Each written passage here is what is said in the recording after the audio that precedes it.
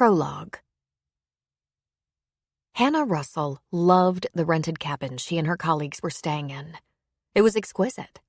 The upscale, relatively new 5-bedroom, 5-bath house was in the woods on a lake and had a huge deck from which there was an amazing view of the Rockies. Well, during the day when the sun was out. Just now, it was raining. Make that sleeting. By morning, there might be nothing but a sheet of ice covering everything. For tonight, there was a blazing fire and a mixture of rain and ice pelting against the roof and windows. The cabin was the only part of this retreat she loved. It was her company's leadership training and team-building retreat. Her third one. And she was over it.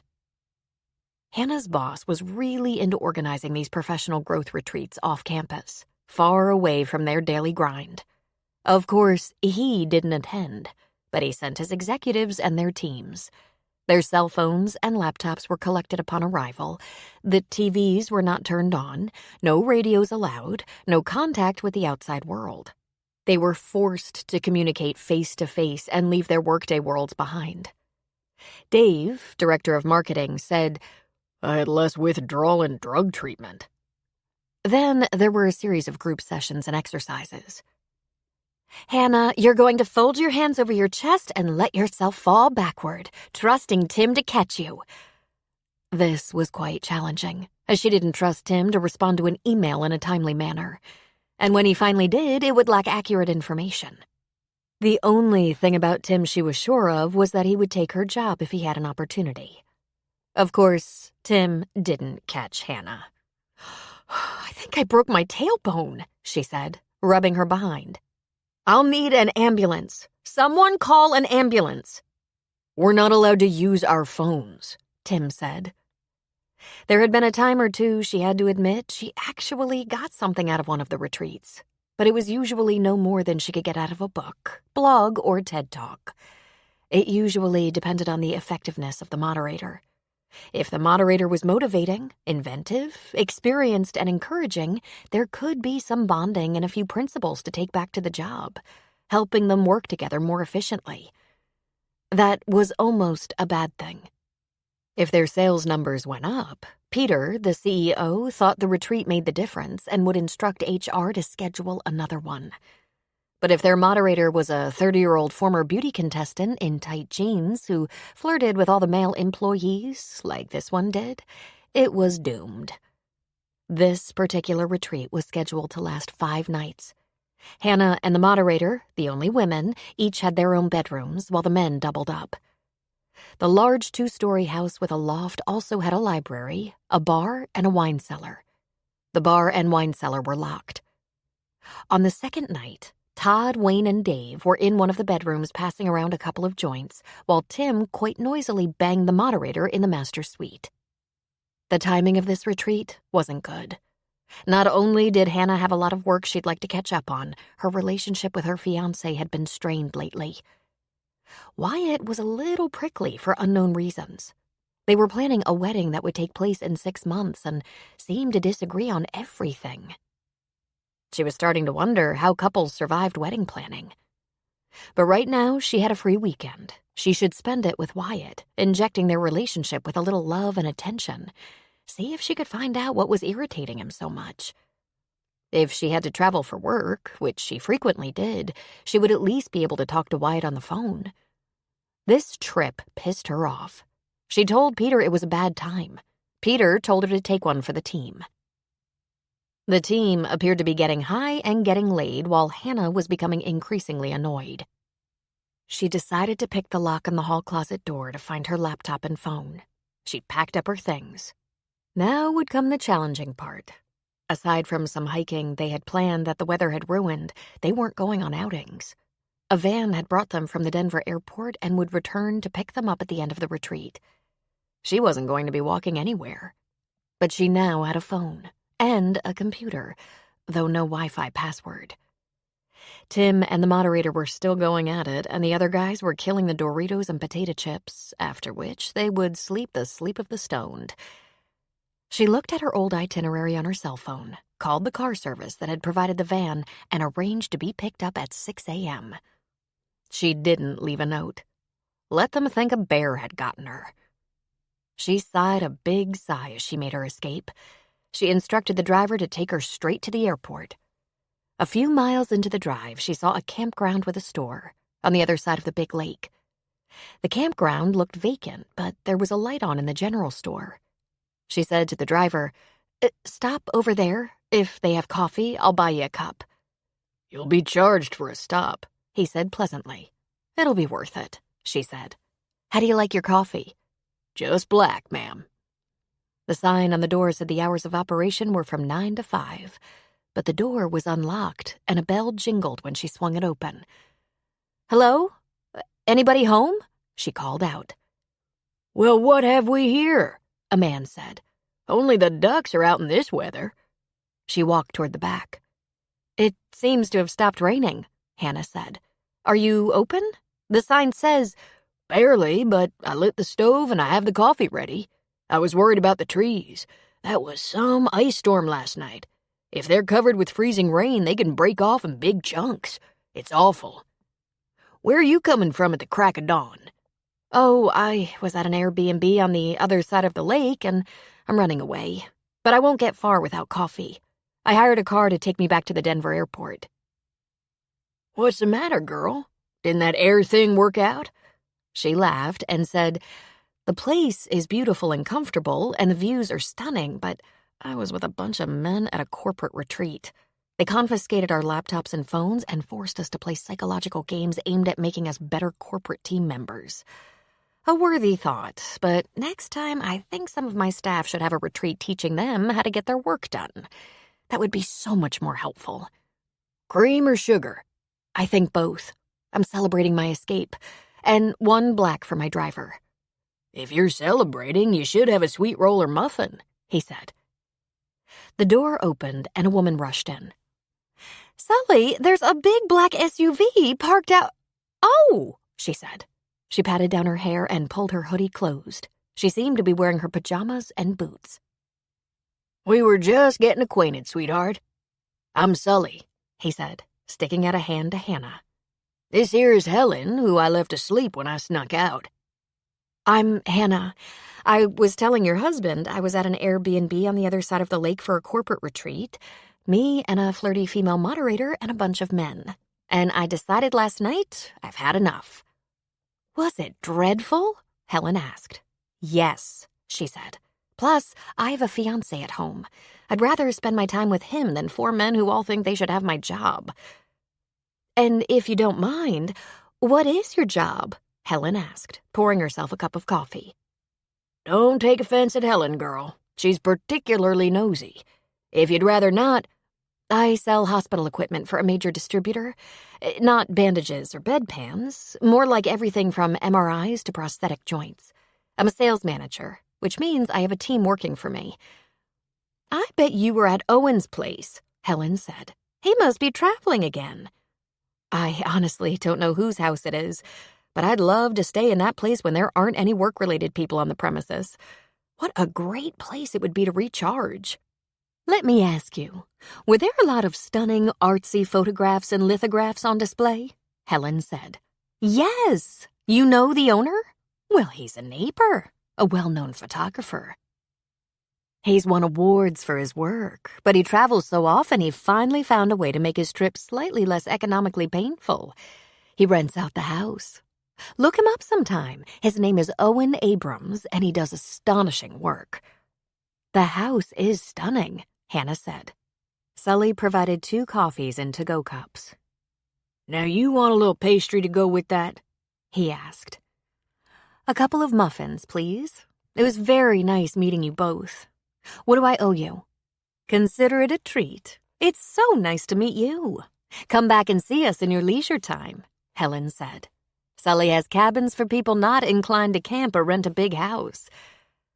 But Hannah was thinking about that house, that lovely, large, beautiful house. The best thing in the world would be to convince Wyatt to take some time off and rent that house for a couple of weeks. It might help mend their relationship. Or, failing that, she had girlfriends. Hannah had been working so hard the last several years. Wyatt had as well, but his job as a pharmaceutical sales rep was considerably less stressful than hers as a sales manager. He had only himself and his accounts to worry about, while Hannah had to worry about her entire team. He made less money, but he seemed more carefree. Maybe because he was living in Hannah's house rent-free. Hannah had been climbing the corporate ladder for years and was a little burned out, yet she made too much money to quit. Wyatt's suggestion was that she see someone about her depression. She hadn't thought of herself as depressed just because she wished they could be alone together and talk the way they used to.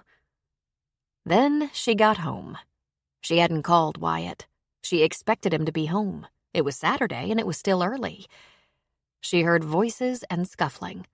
She left her bag and purse near the door from the garage and walked down the hall to the master bedroom.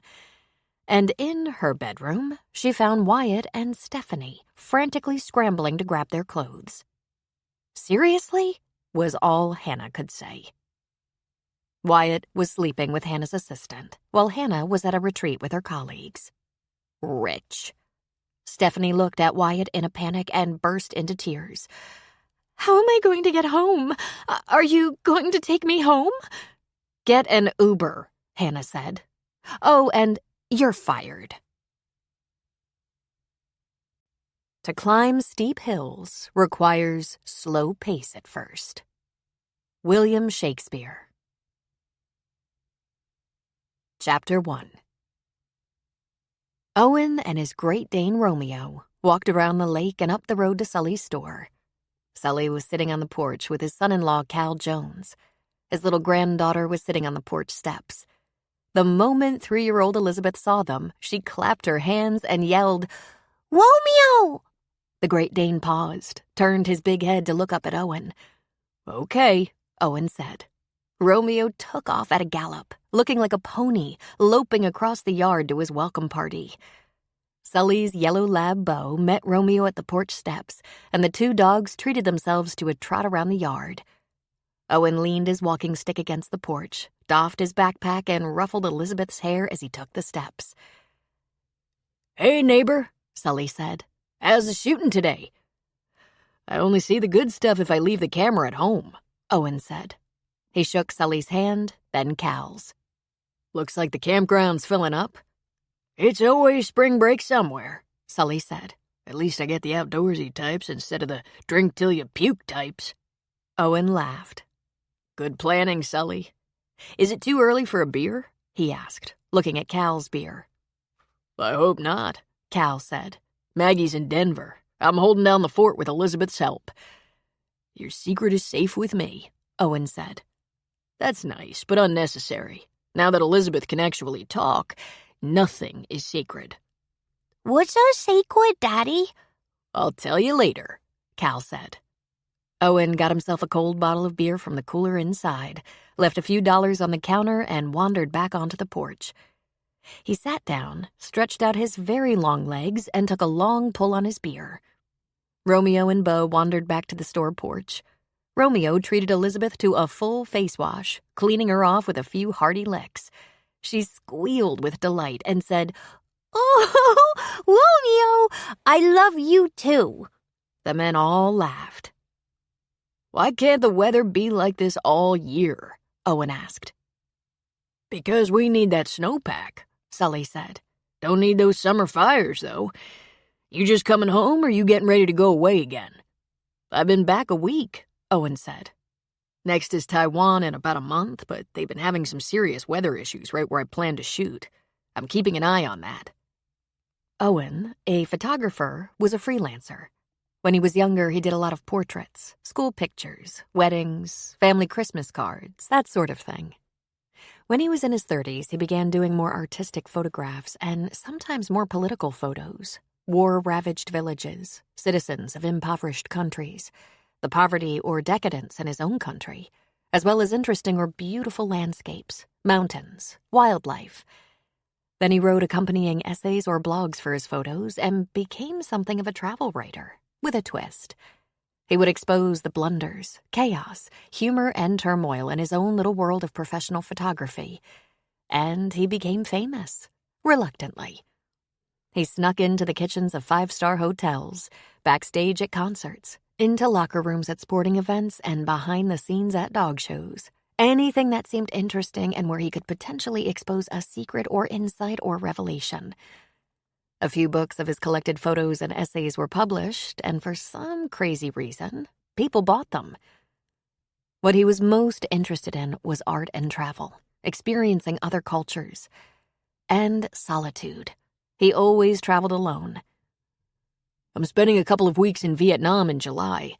I love Vietnam," Owen said. "I can't remember loving it," Sully said. "Exactly what my dad said," Owen laughed. "It's so polite of you to remind me I'm old enough to be your father," Sully said. "Old enough to be mine, too," Cal said. "Oh, that's right. You kind of are. By marriage." "Where's Helen?" Owen asked. "Some kind of writing convention in New York." "And you never go along?" "Not to these book things," Sully said. "She's better off without me. She and the writer friends will whoop it up. I don't have the wanderlust like you and Helen. And someone has to be around here to mind the store. I can't see renting out my place like you do yours." "That doesn't always work out so great," Owen said. "There are times it's a little awkward. Sometimes a trip gets canceled and I end up being on the property. But that's only happened twice. The realtor who manages the rentals around here always contacts the guests and offers a refund or another place, but if they want the house, I just stay in the barn and they mostly ignore me." He took a drink of his beer. "I should probably sell the house and move into the barn. It's really all I need." "Why'd you build that big house then?" Sully asked. "I like that house," Owen said. "I also like the barn." The barn had been converted into a studio and guest house. There was a bedroom and kitchenette behind the studio. The light was good. He had all his camera equipment set up there, plus shelves for his favorite books. There was a bigger library in the main house. Owen loved books. He took people in very small doses and liked his own company. He was drawn to nature, travel, reading, quiet, and his work. He blew up and transferred his pictures onto canvases, mounted them himself, carted them around to a variety of galleries and gift shops, and the last few years he had been contracted to provide his photos to hotels, restaurants, and private buyers. "You know I live in a barn," Cal reminded Owen. "My barn isn't as fancy as your barn. It's a shop, with a bed in it. But my house trumps your house." Then he grinned.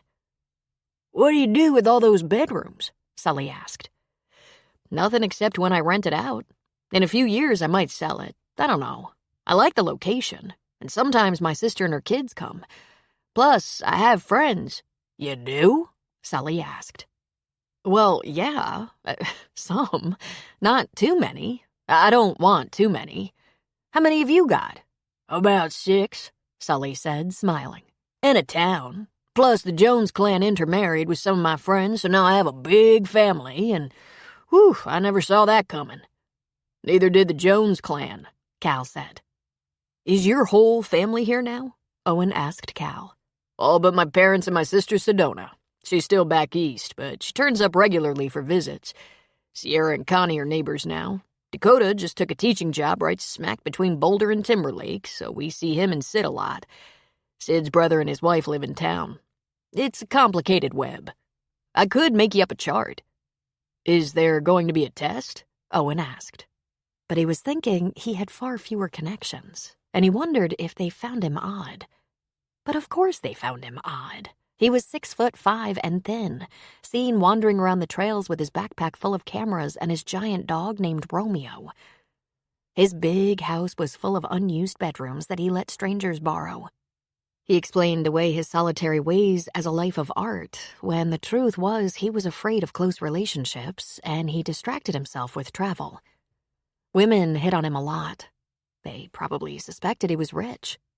From time to time, he let them catch him, just not for long. He was only a little rich. He made a very respectable living. "If you met the right woman, you could have a mess of kids," Sully said. "You think there's any chance of that now?" Owen asked. "I'm 45 and dull." "I didn't know you were only 45, Cal said, grinning. "Another 20 years and you'll be a cranky old man and fit right in," Sully said. "Then again, I only met Helen about a year ago. Still can't figure out what she sees in me." Then he laughed wickedly. Owen was crazy about Helen. She and Sully were living together. Helen wrote mystery novels that Sully said were filled with gore and dead bodies. He claimed to sleep with one eye open. Owen thought they were the cutest couple anywhere. "Maybe when I'm 70, I'll meet the right one. You're a good example. If you can find a perfect woman, anyone can." "Well, good luck to you," Sully said. "But that ain't gonna help use all those bedrooms much by then." The few weeks after finding her fiancé with her assistant turned into a complete nightmare for Hannah. She faced some very unpleasant and immediate chores. Get Wyatt out of her house, hire some temporary admin help at the office, and try to ignore the never-ending gossip about how Hannah came home from a business trip to find her fiancé and assistant knocking boots. Everyone but Hannah was quite entertained by the tantalizing story. Hannah and Wyatt had been together for 3 years. They dated for a year, lived together for a year, and had been engaged for a year. Hannah was 35. He was not her first boyfriend. He wasn't her first fiancé, for that matter. She overheard one of the gossips say, "Maybe 3's the charm." She had to tell her friends who were supposed to be bridesmaids. Except Stephanie, who had also been a designated bridesmaid. That was irrelevant now, though Hannah did wonder if they were still seeing each other. Maybe Wyatt could marry her, since he already had the tux ordered. Hannah also had to cancel everything that had been reserved ahead of the wedding date. Reception hall, caterer, photographer, flowers, band. The wedding was barely planned, and yet there was all this detritus. The last time she'd broken up with a fiancé, they hadn't gotten this far into the planning. All she had to do was give back the ring. Wyatt was not getting the ring back. She'd sell it to pay for a vacation for herself. All that cleanup took a full week. She then called the realtor in Colorado and booked the house near Sullivan's Crossing for the first available 2-week rental. She wanted a quiet, beautiful place to get her head together. It wouldn't be available for several weeks, but that gave her something to look forward to. Spring in the Rockies. And then, just as she was starting to feel like herself again, the world came to an end.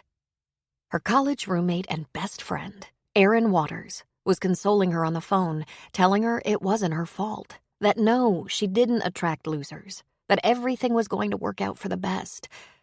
And all the while, she was coughing relentlessly. "You are going to see a doctor about that, aren't you?" Hannah asked. "Absolutely," Erin said. "I feel like shit.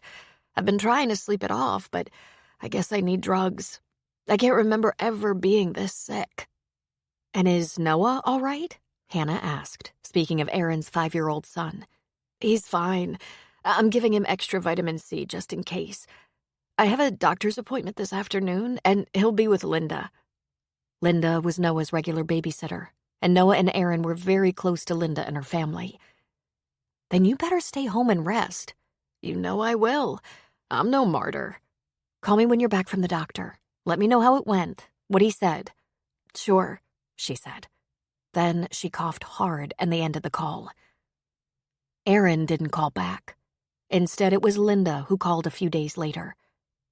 She explained that as soon as she examined Erin, the doctor called an emergency transport. She was taken to the hospital and admitted to the ICU with an advanced case of pneumonia. And in a very short period of time, she had passed away. Just slipped away. They resuscitated her twice and had her on life support for about 24 hours. Devastated and in shock, Hannah headed for Madison at Linda's first call, as did their other 2 best friends, Sharon and Kate. They all stayed with Noah at Erin's house and made the funeral arrangements. They not only made all the arrangements, they paid for everything as well. According to Erin's wishes, she preferred to be cremated and have a celebration of life. You wouldn't think a 35-year-old woman would have articulated such desires, but she had a child, was estranged from her family, worked as a paralegal, and had spelled out her wishes in a very precise will. The 4 women had been very close since college, kept in touch, saw each other regularly, even though 3 of them lived in Minneapolis and Erin had moved to Madison after college. It was a very complicated and unpleasant situation. Aaron and her mother had always had a strained relationship and hadn't spoken in years. The main cause seemed to be a half-brother who had been a delinquent since he was quite young. Aaron said he was abusive, and her mother had always stood up for him, even when she witnessed his horrible treatment of Aaron. There was a time shortly after Hannah met Aaron that Aaron's brother had beat her, though he was 5 years younger. The police had been called. Aaron wasn't too badly hurt, but her mother pleaded with her to say it hadn't happened, claimed she'd fallen so Roger wouldn't be arrested. He'd only been 15 at the time and had already been in lots of trouble. Aaron refused, and mother and daughter, being on opposite sides, withdrew from each other. Their communication from that point on was spotty and never friendly. In fact, something Hannah and Aaron had in common, something that had bonded them in college and later, was their difficulty with their mothers. Hannah's mother had passed away a couple of years ago, but Aaron's was still going strong, still protecting her son, regularly asking Aaron to help Roger. Aaron finally took a job in Madison when she was about 26, mainly to put distance between herself and her family. Despite her troubled relationship with her mother, Aaron was a wonderful, loving, happy person and had many good friends in and around Madison. Aaron's mother was notified of her daughter's death, but it wasn't really a surprise that no family members attended the celebration of life. The place was throbbing with people, all stunned and grieving, for she had always been a healthy and vibrant young woman, so active and positive. There hadn't been a man in her life at the moment, but a couple of exes turned up to pay their respects and to check on Noah, though none were Noah's father. And that was where things got really complicated. Aaron's will indicated that she didn't want Noah to be raised by her mother or her brother. She was afraid her mother would allow Roger near and that he'd be abusive to Noah. Her will was very clear. Calling on a years-old promise, Noah was to go into Hannah's custody. Hannah, who wondered if she'd ever marry, wondered if she even wanted to anymore, and who was slowly getting used to the idea that she'd never have children. Hannah, who had called off not one, but 2 weddings. Sharon and Kate were also named as alternates, but both were married. Sharon was expecting her second child, and Kate was the mother of 2 children and 3 stepchildren. Both women were nurses, one married to a teacher and one to an aircraft mechanic.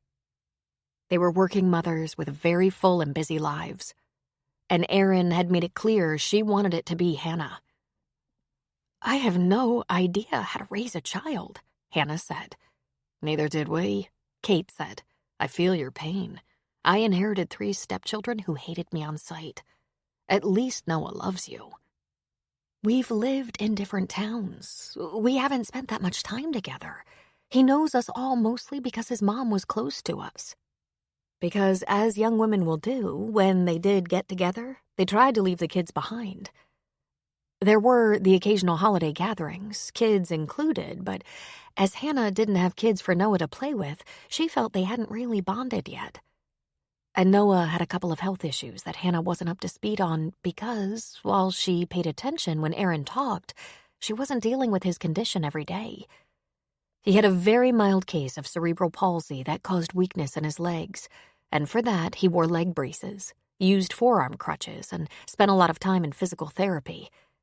Fortunately, he was otherwise healthy. She knew there was every possibility those legs would strengthen and he'd reach his full mobility potential with the proper care. But not only was Hannah not a nurse like her other 2 friends, she was also not a mother. "And yet, when she asked you, you said yes," Sharon reminded her. "The first time it came up, we were in college," Hannah said. "We were talking about our mothers. Both of them were terrible mothers. And she said, if I ever have a family, will you take my children if anything should happen to me and my husband? And I promised to do the same for you. And then 5 years ago, when she decided to have a baby alone, she asked me again. 5 years ago, when I was 30 and I thought I was getting married in less than a year. I thought I'd get married and have a family. I didn't ever expect it to really happen or that I'd be on my own when it did. Oh, God. I love Noah, but what if I fail him?" That was when she remembered Aaron had said the same thing when she was expecting, and she was the best mom Noah could have asked for. Sometimes those physical and health problems are easier to deal with than the emotional ones, Kate said. My kids are all physically healthy, but they have one emotional crisis after another. At least Aaron and Noah had a plan, and he was being treated. The last time we talked, Aaron said he was improving steadily, and she was confident that Noah was going to be strong and able in every way. And grieving his mother, Hannah said. What if I fail him there? All of us are at risk for that, Kate said. We'll help you as much as we can. I think she was depending on all of us. In the end, the three women stayed with Noah for a week, accomplished a very lovely service, packed up his belongings, and closed up Aaron's house, putting it in the hands of a realtor. Burying his mother and leaving his beloved babysitter was hard on him, but Hannah promised him they would be visiting Linda and her children, who had become his friends. Hannah, along with Sharon and Kate, met with Noah's doctors and physical therapists, collected his medical records, and headed back to Minneapolis. There was a trust and insurance money, though it would take a while for all of that to be settled. But Noah was medically insured, thanks to Aaron's diligence, and Hannah could look at a list of good practitioners that his Madison doctors and therapists had recommended. But it had taken her the better part of a half hour to get his leg braces on the first time, and Noah had to help her. Hannah immediately took family leave. She planned to cancel her Colorado getaway, though that was low on her list of priorities. It was already April, and she wanted to get Noah registered for school in the fall so they could spend the next few months getting to know each other before he started his life with a new school. She also needed to find a new babysitter so she could work, figure out how she was going to travel for business, set him up with new doctors, and then Noah said the words that broke her heart. Hannah, is my mom happy? It took every cell in her body to keep from crumbling. She is safe and happy and living the life of an angel among angels who laugh and sing and watch over us. She's happy and she's always near. She lives in our hearts because when we remember her, we know she's close to us. She loves us and we love her. Okay? Okay, he said. It would be better for me if she was here. I know, buddy. I know. She hugged him close. You know what? Screw work and responsibility. We have a vacation coming up. I rented us a huge cabin, a beautiful cabin on a beautiful lake in the Rocky Mountains, and it's amazing. There are lots of elk. I mean, lots. What do you say? Should we take a vacation before we do all this work of settling in? We need time together, you and me. Okay. Hannah, but is screw one of those words you're not supposed to say? Probably. I'll have to read up on that. Be sure you put your feet in the right place. Then stand firm. Abraham Lincoln. Chapter 2. It had taken a lot of planning and organizing to move Noah to Hannah's Minneapolis house. All his clothes and toys were transferred, and Hannah held on to a few of Aaron's things, some everyday dishes, a few books, a couple of cozy sweaters, some quilts and blankets, and her journal. The entries were few and spotty, but one day she would share it with Noah. They had to see new doctors and meet with her lawyer to establish her as his legal guardian. They met with a physical therapist who gave her a pamphlet that showed the at-home exercises they could do to strengthen his legs. During that time, they spent several weekend days and evenings with Sharon and Kate and their families to help Noah get a sense of belonging, to ease his loneliness. Sharon's and Kate's kids were wonderful with him. Some nights were hard. The first time she heard him crying for his mom, she went to his room, scooped him up, and carried him to her bed. They cuddled each other to sleep. But Noah could barely walk without his leg braces and crutches, so if he wanted to get up in the night, Hannah had to carry him. And if he wanted to wander to her room, he put on his braces to get there, then nearly broke her shins with his heavy shoes when he crawled into bed. Sometimes they cried together, and sometimes they laughed. And they talked a lot about Aaron.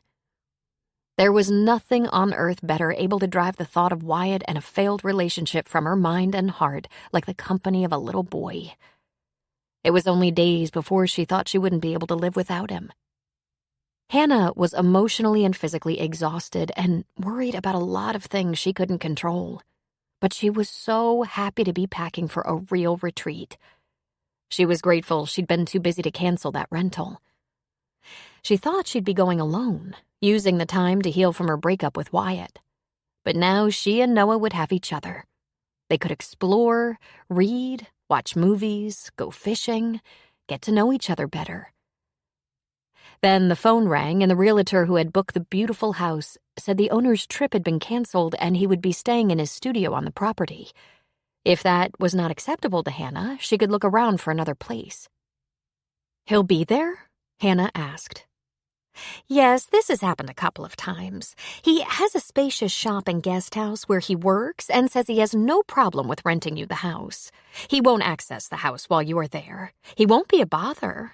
On the other hand, if you have a problem, you can knock on his door. He'll be right across the yard, but it's entirely up to you."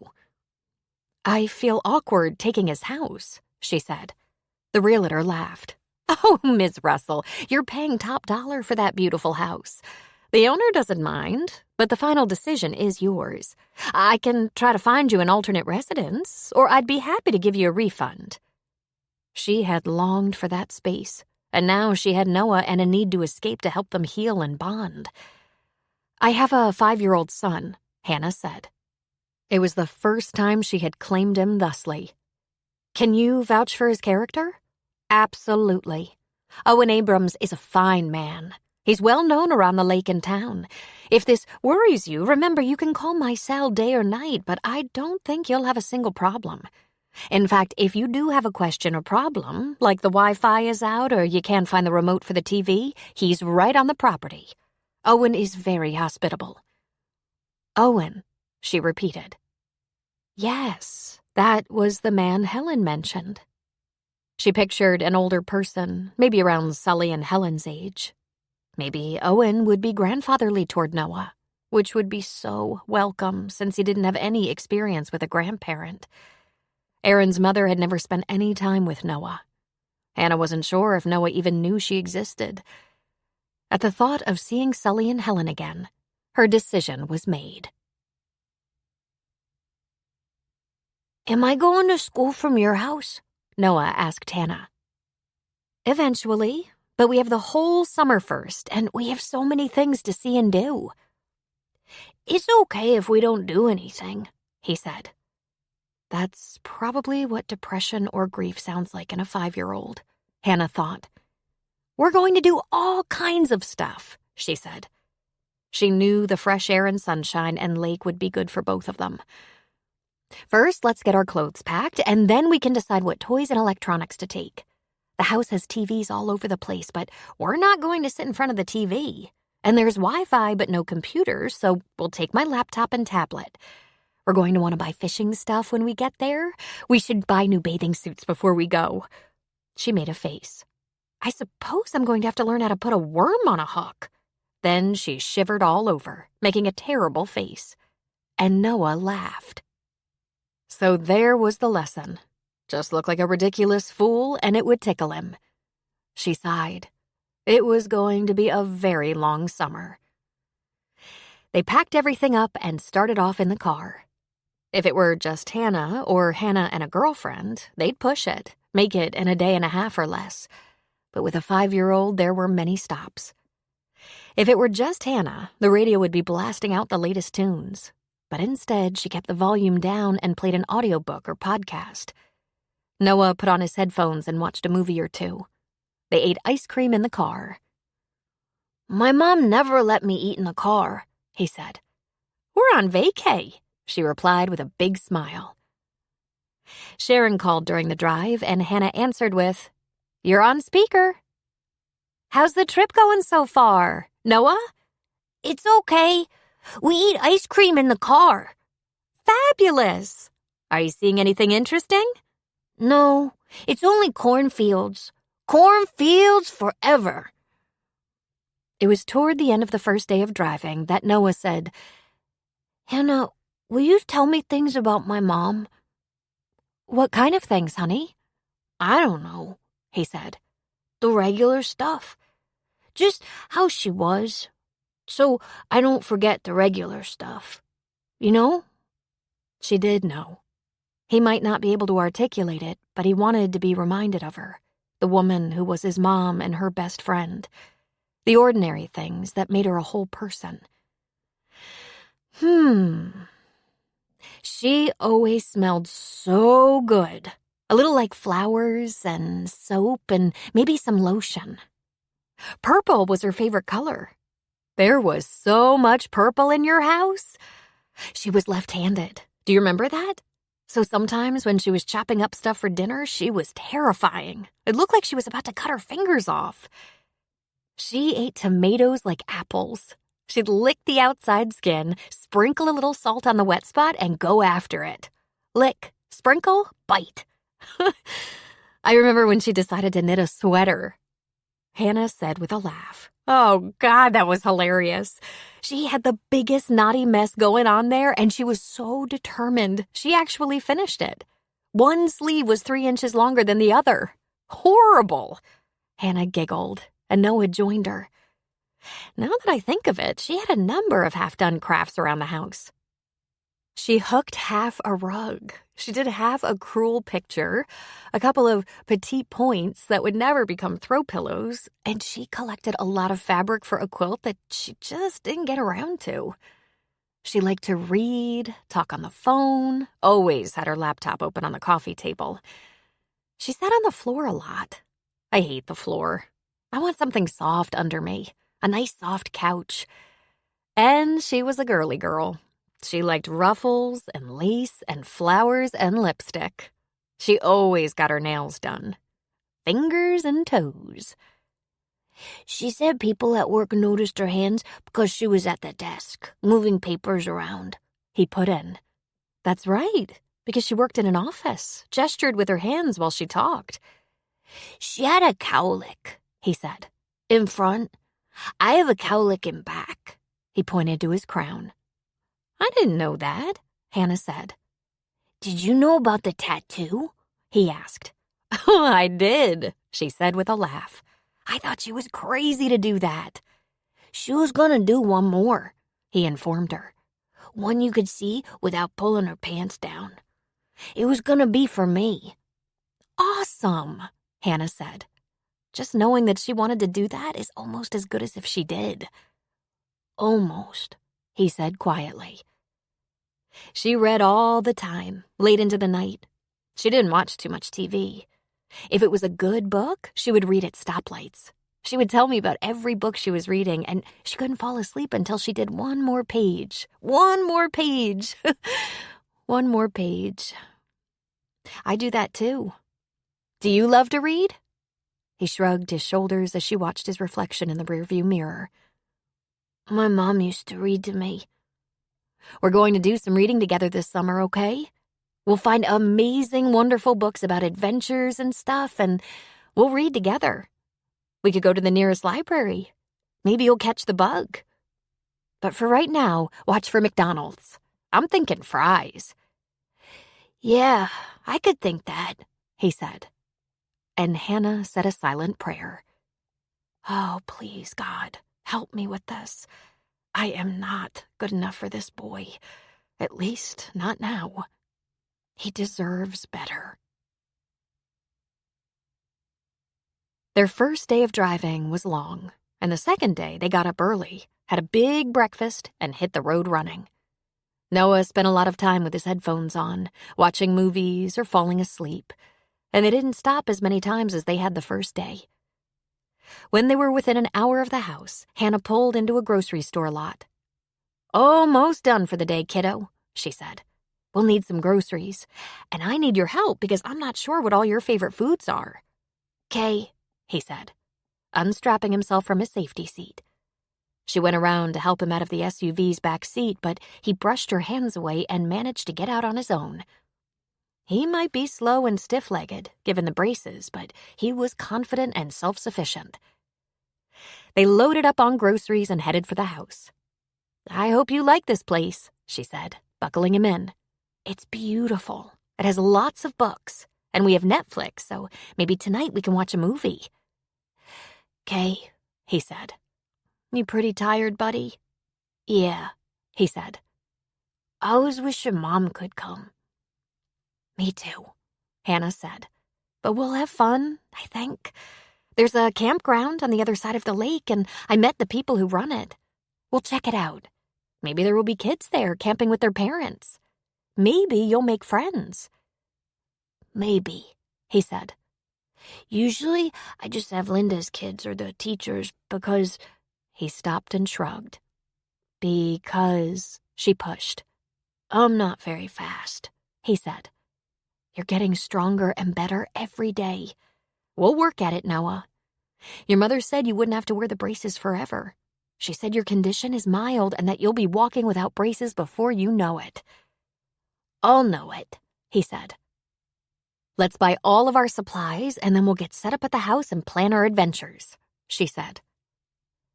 It wasn't long until they pulled into the clearing and she watched Noah's reaction to the majestic cabin. Look at that, he said, straightening.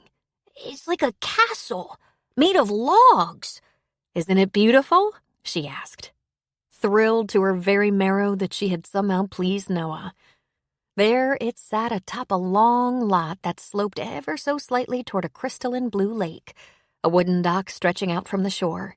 There was a small building that looked a little like a stable that she guessed was the owner's shop and guest house.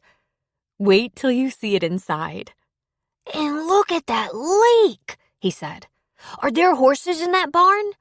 I'm afraid not, she said. That's where the owner works. But at that moment, she'd cash in her retirement for horses for Noah. She came around to his side in case he wanted help to get out. But once again, he brushed her aside. He was happy and excited to be done with the drive. And just as Noah was getting out, a very large dark brown dog appeared.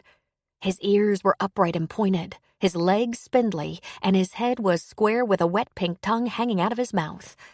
Whoa, Noah said, hanging on to Hannah so he wouldn't fall. Hey, look at you, he said, just as the Great Dane stuck his wet nose into Noah's face. You're bigger than me. There was a whistle and a shout. Romeo! The dog backed away, looking for all the world like he might be embarrassed. Hi, Ms. Russell? A very tall man asked. I'm Owen Abrams. Oh, hello, she said. I didn't know I'd see you today. What kind of dog is that? Noah asked. This is Romeo. He's a Great Dane, Owen said. He's very nice and extremely friendly, but you have to watch out. He can be clumsy, and he's so big it can be a catastrophe. He loves kids, and sometimes he loves them too much. Right on cue, Romeo almost licked Noah's face off, but Noah laughed wildly and immediately put his arms around Romeo's neck. And your name is? Owen asked. Noah, he said, hanging on to Romeo. I didn't never have a dog. He's a good dog, Owen said. He's a rescue. He's been with me 5 years now, and he's almost 6 years old. That's his full adult height, and he's off the charts. But he's gentle and sweet. It's just that he's clumsy, like I said. He sometimes knocks people over just saying hello. Then he said to Hannah, Let me help you get your stuff inside, and then I'll leave you to your vacation. You're living in that barn there? Noah asked. Yes, it's nice inside, and I have everything I need. I love the house, but I admit sometimes it just swallows me up. He pulled a couple of grocery sacks out of the back of the SUV.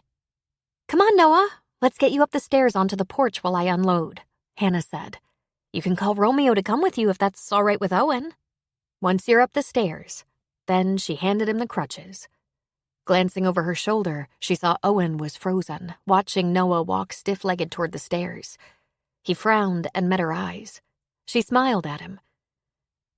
It's all right with me, and I'm sure it will be fine with Romeo, Owen said. Hannah got Noah situated on a deck chair. Then she clicked her tongue against her teeth to call the dog. He lumbered up the stairs and slowly went to Noah, sitting down politely beside him, patiently accepting the boy's petting. Hannah tried the door to the house. It was unlocked, probably because Owen was home. She'd been told the key would be under the mat. Great security system. Then she went down the steps to unload their groceries and luggage. "Don't let that big dog eat you," she told Noah on the fly. It took a few trips, even with Owen's help, to get everything out of the SUV and into the house. She left the bags near the master bedroom door and began putting away the groceries. "Thank you for your help, Owen. Can I call you Owen, or would you prefer Mr. Abrams?" "Owen is great." "And I'm Hannah. I appreciate the help and the use of your very beautiful home. Just what the doctor ordered." "Do you mind me asking about your son's—" "He's not my son," she said in a whisper. "Not yet. He's my best friend's son. She passed away a few weeks ago. It's been very hard on both of us, Noah and me, and on Aaron's other close friends. It was sudden and unexpected. Complications from the flu. I guess that's the best way to explain it. It was a bad flu and went downhill from there. As for Noah's condition, the leg braces.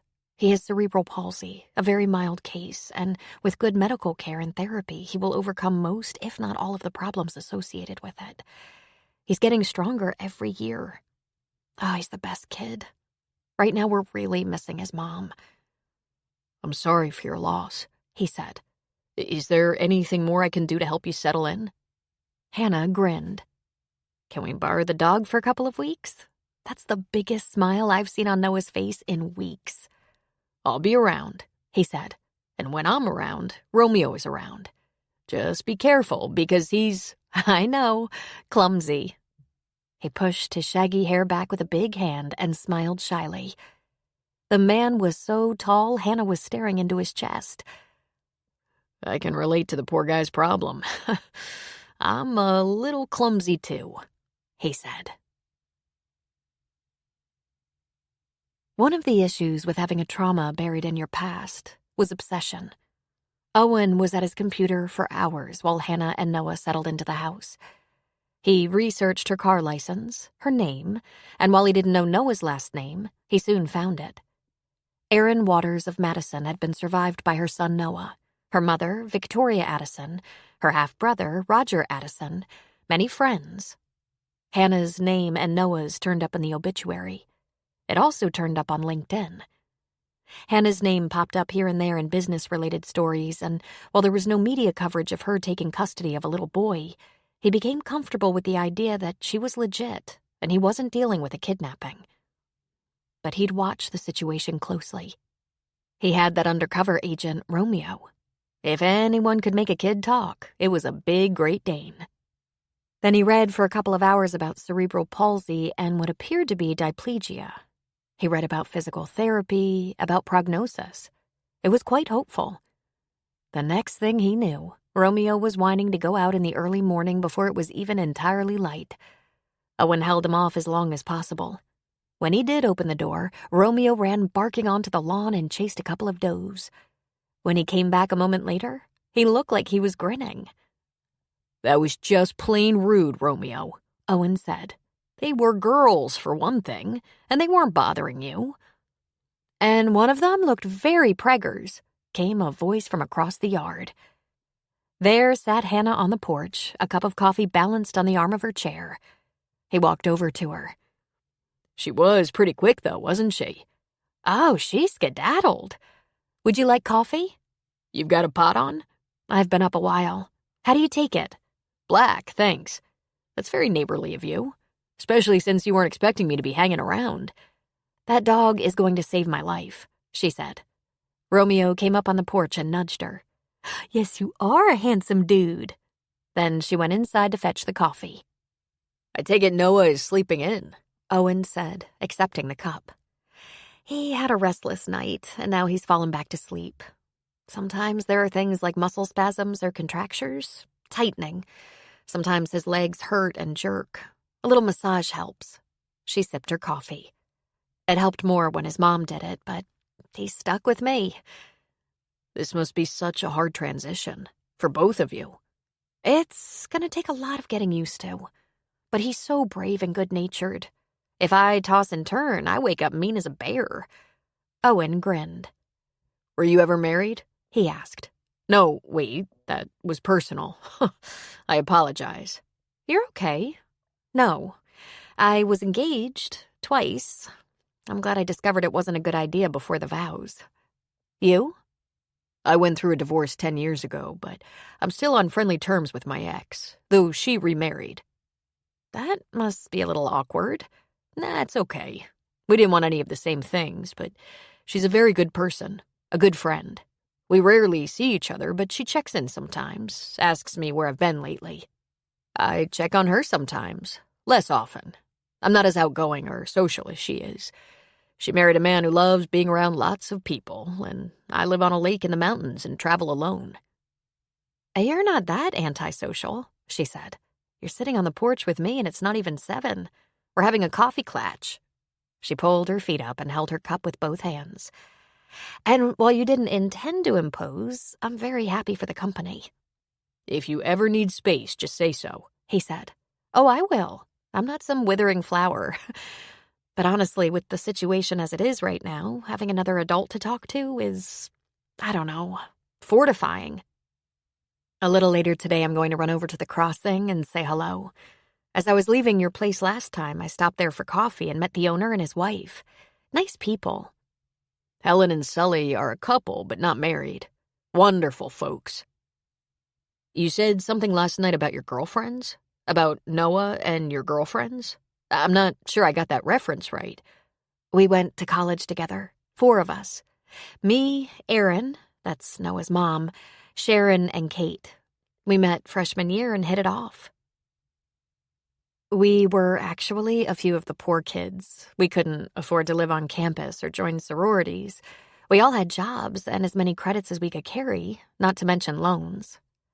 By our second year, we could afford to share a crappy off-campus duplex because none of us could stand living at home another minute. We helped each other study, find jobs and boyfriends, became each other's therapists and confidants. And I swear, without each other, we would not have gotten degrees. Sharon and Kate are both married with kids, and Erin and I were in their weddings. Erin never did get married, and I had to call off 2 weddings. I am not planning a 3rd. But Noah? Suffice it to say, there was no man in the picture.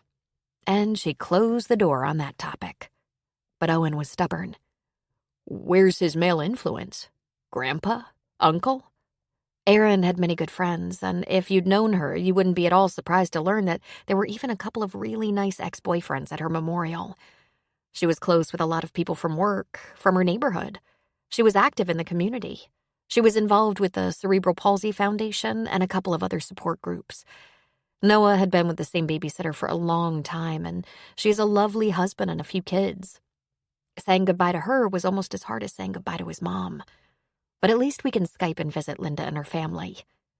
She glanced over her shoulder and lowered her voice. Noah's grandpa is dead, and his uncle is a bad person. Erin was very clear in her will and to her friends. Her half-brother is not to be part of Noah's life. Erin and her mother have been estranged for years. That's all I have to say about that. I didn't mean to pry, he said uncomfortably. She lifted one corner of her mouth in a sly smile. I wouldn't want you to think I kidnapped him. I'm sure you didn't, he said. Then he grinned, and he could see in her eyes that she knew he'd probably checked her out as much as possible. Good for you, she said. A bit of a ruckus behind her caused her to turn and see Noah struggling out the door, using his crutches. Good morning, cowboy, she said, getting up. Oh, good for you, using just the crutches. You feeling kind of strong today? She looked at Owen. The braces give him more independence and freedom, but the crutches help him with the balance. He's building muscle strength in his legs. It's taxing, though. Noah completely ignored her as he went straight for the dog. Romeo sat up and gave Noah a good morning kiss. If you'd been up a little earlier, you would have seen Romeo chase off a couple of deer, Hannah said. It was very rude of him, Owen said. Those ladies were just grazing, not bothering anyone. How do you know they were ladies? Noah asked. You look under 'em? Owen laughed. I didn't have to go to that much trouble. The bucks have antlers and the does don't. Same with the elk. The guys get the headgear and they use it to fight each other or to defend themselves and their does. You're going to learn a lot on this vacation, aren't you? I guess, he said, not taking his hands off Romeo. And then the big dog flipped over on his back, making his belly available. What are you gonna do today? He asked.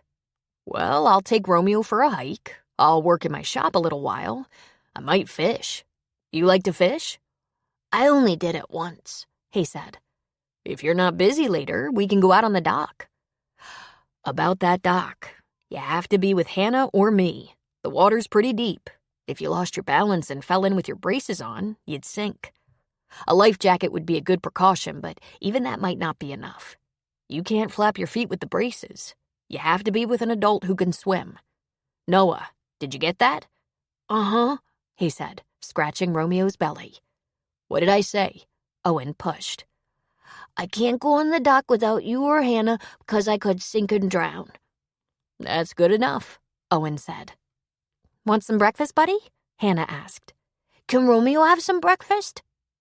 He eats only dog food, Owen said. I've got it at the barn. He doesn't look like he's starving. I'm going to mess up some eggs, Hannah said. Would you like to join us, Owen? In your house? She added with a laugh. Now, it's not my house for 2 weeks. I don't want to get in the way. But okay, I could eat. Then we can start our days. What lies behind us and what lies before us are but tiny matters compared to what lies within us. Ralph Waldo Emerson. Chapter 3. Noah didn't seem at all intrigued by the possibility of going to a campground until they got there.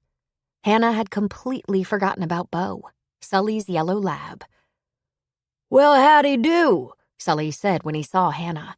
I heard you were coming back, without the executive team this time. Nice to see you again. Good to see you, Sully. Sully, this is my best guy, Noah. We're a team now. Noah, this gentleman, Mr. Sullivan, owns this campground, and this is Bo, his dog. Noah was immediately rubbing the dog behind his ears. Does everybody here got a dog? Nearly, he said. How do you like my lake? Is that whole lake yours? Noah asked. Nope, but I claim the part of it that's up against my land and have the use of the whole thing. Would you like to throw the ball for Bo? Or would you like a cold drink or something to eat? Or would you like to be left alone? Can I throw the ball, please? Noah said. You bet. Sully stuck a hand under the counter at the cash register and pulled out a tennis ball. The second he did that, Bo started to prance. My advice is throw the ball into the yard before you go down the porch steps. Bo sometimes gets ahead of himself and knocks people down. I will, Noah said. Silence hung in the air while Noah and Bo went outdoors. Noah clip-clopped in his heavy shoes that held the braces, and Bo's nails against the wooden floors went tickety-tickety-tickety. Then he heard Noah yell, Go get it! I didn't know you had a child, Sully said. I didn't, she said, keeping her voice down. Right after I met you, my best friend passed away. She got sick, had complications, and in just a matter of days she was gone. Noah was her son. Years ago, she asked me to be the guardian to her children if she was ever lucky enough to have them, and I said yes. Of course I said yes. And I asked the same of her. Neither of us had family to do that. So here I am, a few weeks later. Noah has always known me as Aunt Hannah, a girlfriend auntie he saw a few times a year.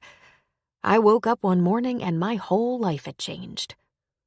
Damn near that same thing happened to Helen, he said. Really? She is Aunt Helen, raised her niece from the age of 4.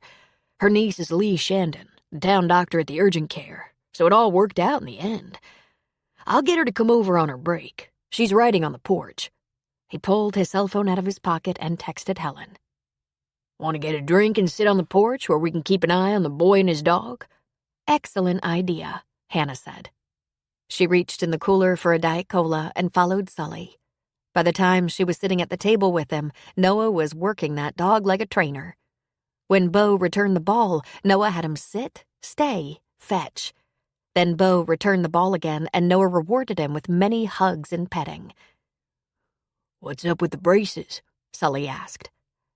She explained Noah's condition, his limitations, but good prognosis. The hardest part for him right now is that he's growing and suffers some muscle contractures and pain, but he's getting stronger all the time. This might be a setback, losing his mom. She was his best cheerleader. Helen walked over from the house to the store and joined them on the porch and chatted for a while, listening to Hannah's story, then briefly telling her own. It was so similar, except it was my little sister, pregnant at 18, then a routine surgery when she was 22 went awry, and we lost her. From that point on, it was the two of us, just me and Lee. It was both the hardest and the best part of my life. I am grateful for every day of it, as you will be, I'm sure. It's a gift, Hannah said. Then, in a whisper, she added, I'm so afraid I'll screw it up. I know, Helen said. Every parent says that. Well, I did screw it up, Sully said. but Maggie turned out great in spite of me. You want a sandwich, sweetheart? Oh, thank you, Sully, Helen said. That would be so nice. Hannah, how about a sandwich for you two? It's probably break time. You guys, Hannah said. You make me feel like a visiting relative. Locals turn into family round here, Helen said.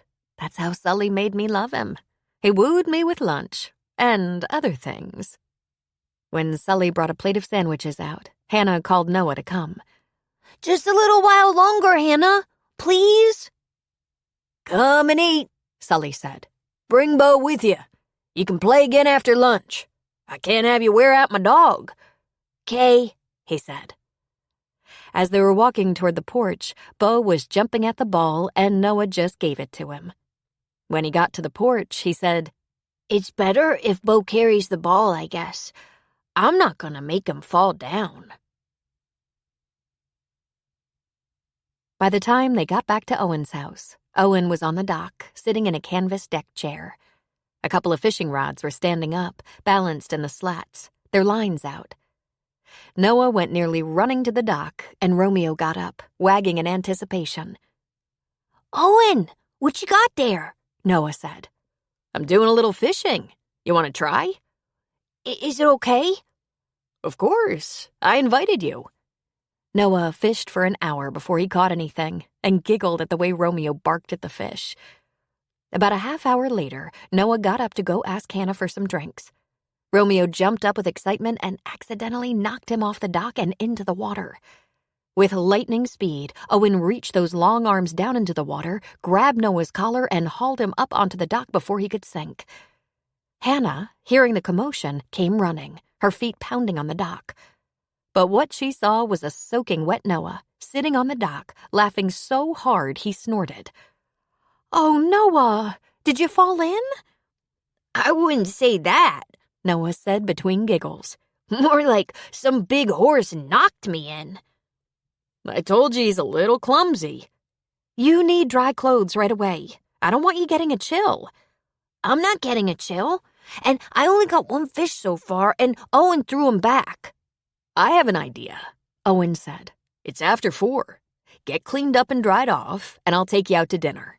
We'll go to town to Shandon's. They have the best burgers in Colorado and the biggest ice cream sundaes I've ever seen. Owen, you don't have to do that, Hannah said. It's the least I can do. Romeo tried to dunk my fishing buddy. I haven't had anyone to fish with for a long time. What do you say, Noah? Want to go out to dinner? Can we, Hannah? If you'd like, but let's please get you dried off and warmed up. Noah squished and laughed all the way back to the house. Hannah made him take a warm bath and helped him get into dry clothes, as much as he would let her help. She had to use the blow dryer on his shoes and muttered, Oh, first thing we're going to do is get another pair of these shoes. They cost $1 million, my mom said. Then I'll have to get a loan, she said. In an hour, Hannah and Noah were sitting politely on the porch, patiently waiting. I could go get him, Noah said. It's only 5. Let's not be over-anxious. But just about then, Owen came out of the barn. He walked across the yard and said, I see you're ready to do the town. Can we take your SUV, Hannah? You've got Noah's booster all hooked in." Owen drove, the seat pushed all the way back, Noah laughing at how Owen had to fold up his long legs and his knees still hitting the steering wheel. It was as if Noah had never been out to dinner before. He yammered the whole way. Does Romeo ever get to go in the truck? Can Romeo fetch? Are you gonna have a hamburger and ice cream? How long you been fishing? How long you been here? Your whole life? Hannah sighed and just chuckled. Once at the pub and seated in a booth, they looked at menus and Hannah said, "I think the burgers are huge. Do you want a kid size or do you want to tell me what you want on your burger and share it with me? Because I won't be able to eat a whole one anyway." Noah chose to share, and in no time their table was filled with the most beautiful food. And it should not have surprised her that Owen knew a lot of people, but then anyone who lived around here for a while would be well acquainted. A few local firefighters were there and stopped by to say hello, which thrilled Noah. They even invited him to drop by the firehouse sometime to sit on the big engine. The pub's owner, Rob Shandon, introduced himself to Hannah and Noah. Owen introduced them as his rental guests. "Aren't you usually out of town when the place has guests?" Rob asked.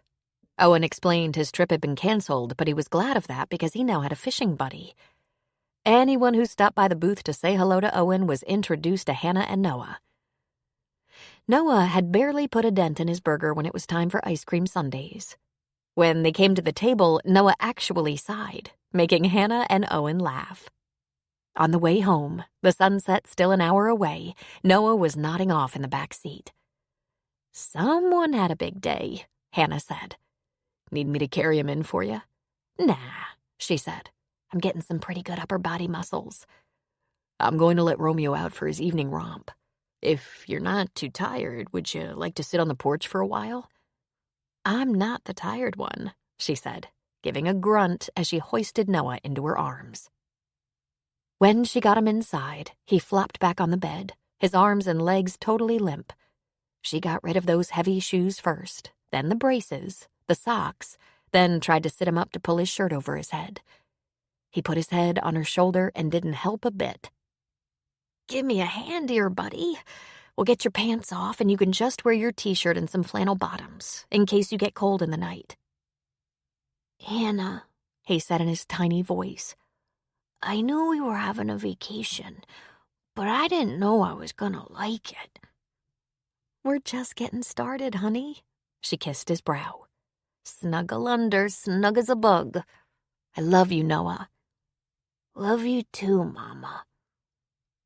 For just a moment, Hannah nearly crumbled in tears, and quickly Noah began to snore softly.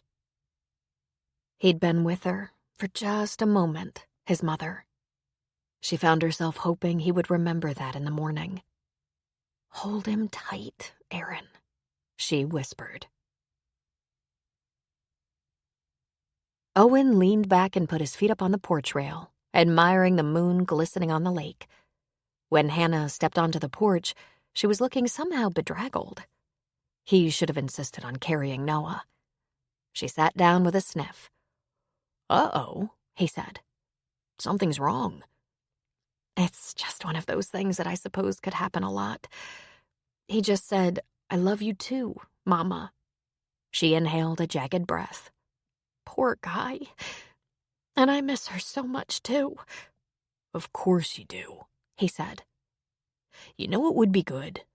We should raid the landlord's liquor closet and wine cellar." He stood. "Oh, that's locked," she said absently. He tilted his head and gave her a sly smile. "Oh, right. You probably have the key." "What's your pleasure? Wine? Cocktail? Brandy? Liqueur?" "A glass of wine. Any red would be lovely. Thank you." He went slowly, giving her a chance to cry a little if that was what she wanted or needed. He returned with a bottle, a corkscrew, and 2 glasses. He showed her the label and she said, "Whoa, I don't know much about wine, but whoever bought that does. Bordeaux 82. "Let's see if it lives up to its reputation. There are a lot of counterfeits running around, and I'm no expert." He pulled the cork and smelled it. I think we'll be okay. Romeo came to the porch and laid down right beside Hannah. She casually gave that big head a massage. Good old boy. You did a good deed today. You made a little boy happy. We'll work on your gracefulness. Owen poured a small amount in a glass for Hannah to taste. She swirled and sniffed and tasted. Oh, Owen, she said. This is so nice. He smiled and added to her glass. Then he poured his and put the bottle on the deck. You know, the melancholy way the day came to an end notwithstanding, we all had a very nice day. Noah had some big fun. Then he brought the wine to his lips. Damn, that's actually wonderful. And I didn't even let it breathe. Owen, I really don't know what to say. You've been so generous with your time, your house, spoiling us. I know you have to work, and this is so unexpected. Look like the two of you could use a little spoiling. You've both been through quite an upheaval. And, selfishly, I had a great time. Except for about 3 seconds when I was really hoping I could grab Noah before he went under. He laughed. I didn't want to go in. That lake is cold. I think we need wetsuits. There's an idea. That might be my best idea yet. You know I'm not expecting you to entertain us while we're here. Make your own plans, he said. I'm flexible. If you two have time, maybe we'll knock around. If not, I know how to keep busy. I like my own company, dim-witted as I am. But I also like kids, and you could use some adult company. It's a shame you and your wife didn't have kids. You're so good with them. It's pretty easy to be good with a kid like Noah. He's dealing with what can be a disabling medical condition and just suffered an enormous loss, and yet he shook his head. He's a bright spot. I guess we're going to have to get a dog, she said weakly. I've always traveled so much for work, I couldn't manage a dog even though I love them. I travel all the time, but I have a sister in Denver. On my way to the airport, Romeo goes to play with his cousins. 2 nephews, a niece and 2 canines, a golden and a poodle. Well, that's convenient. Kudos to you for thinking ahead. I wasn't thinking ahead, he said with a laugh. I saw some jackass dump a dog by the side of the road, chained him to a tree, left a bowl of water, and sped away. It was all I could do to keep from chasing him down and punching him in the face. But instead, I loaded this hairbag into the back seat.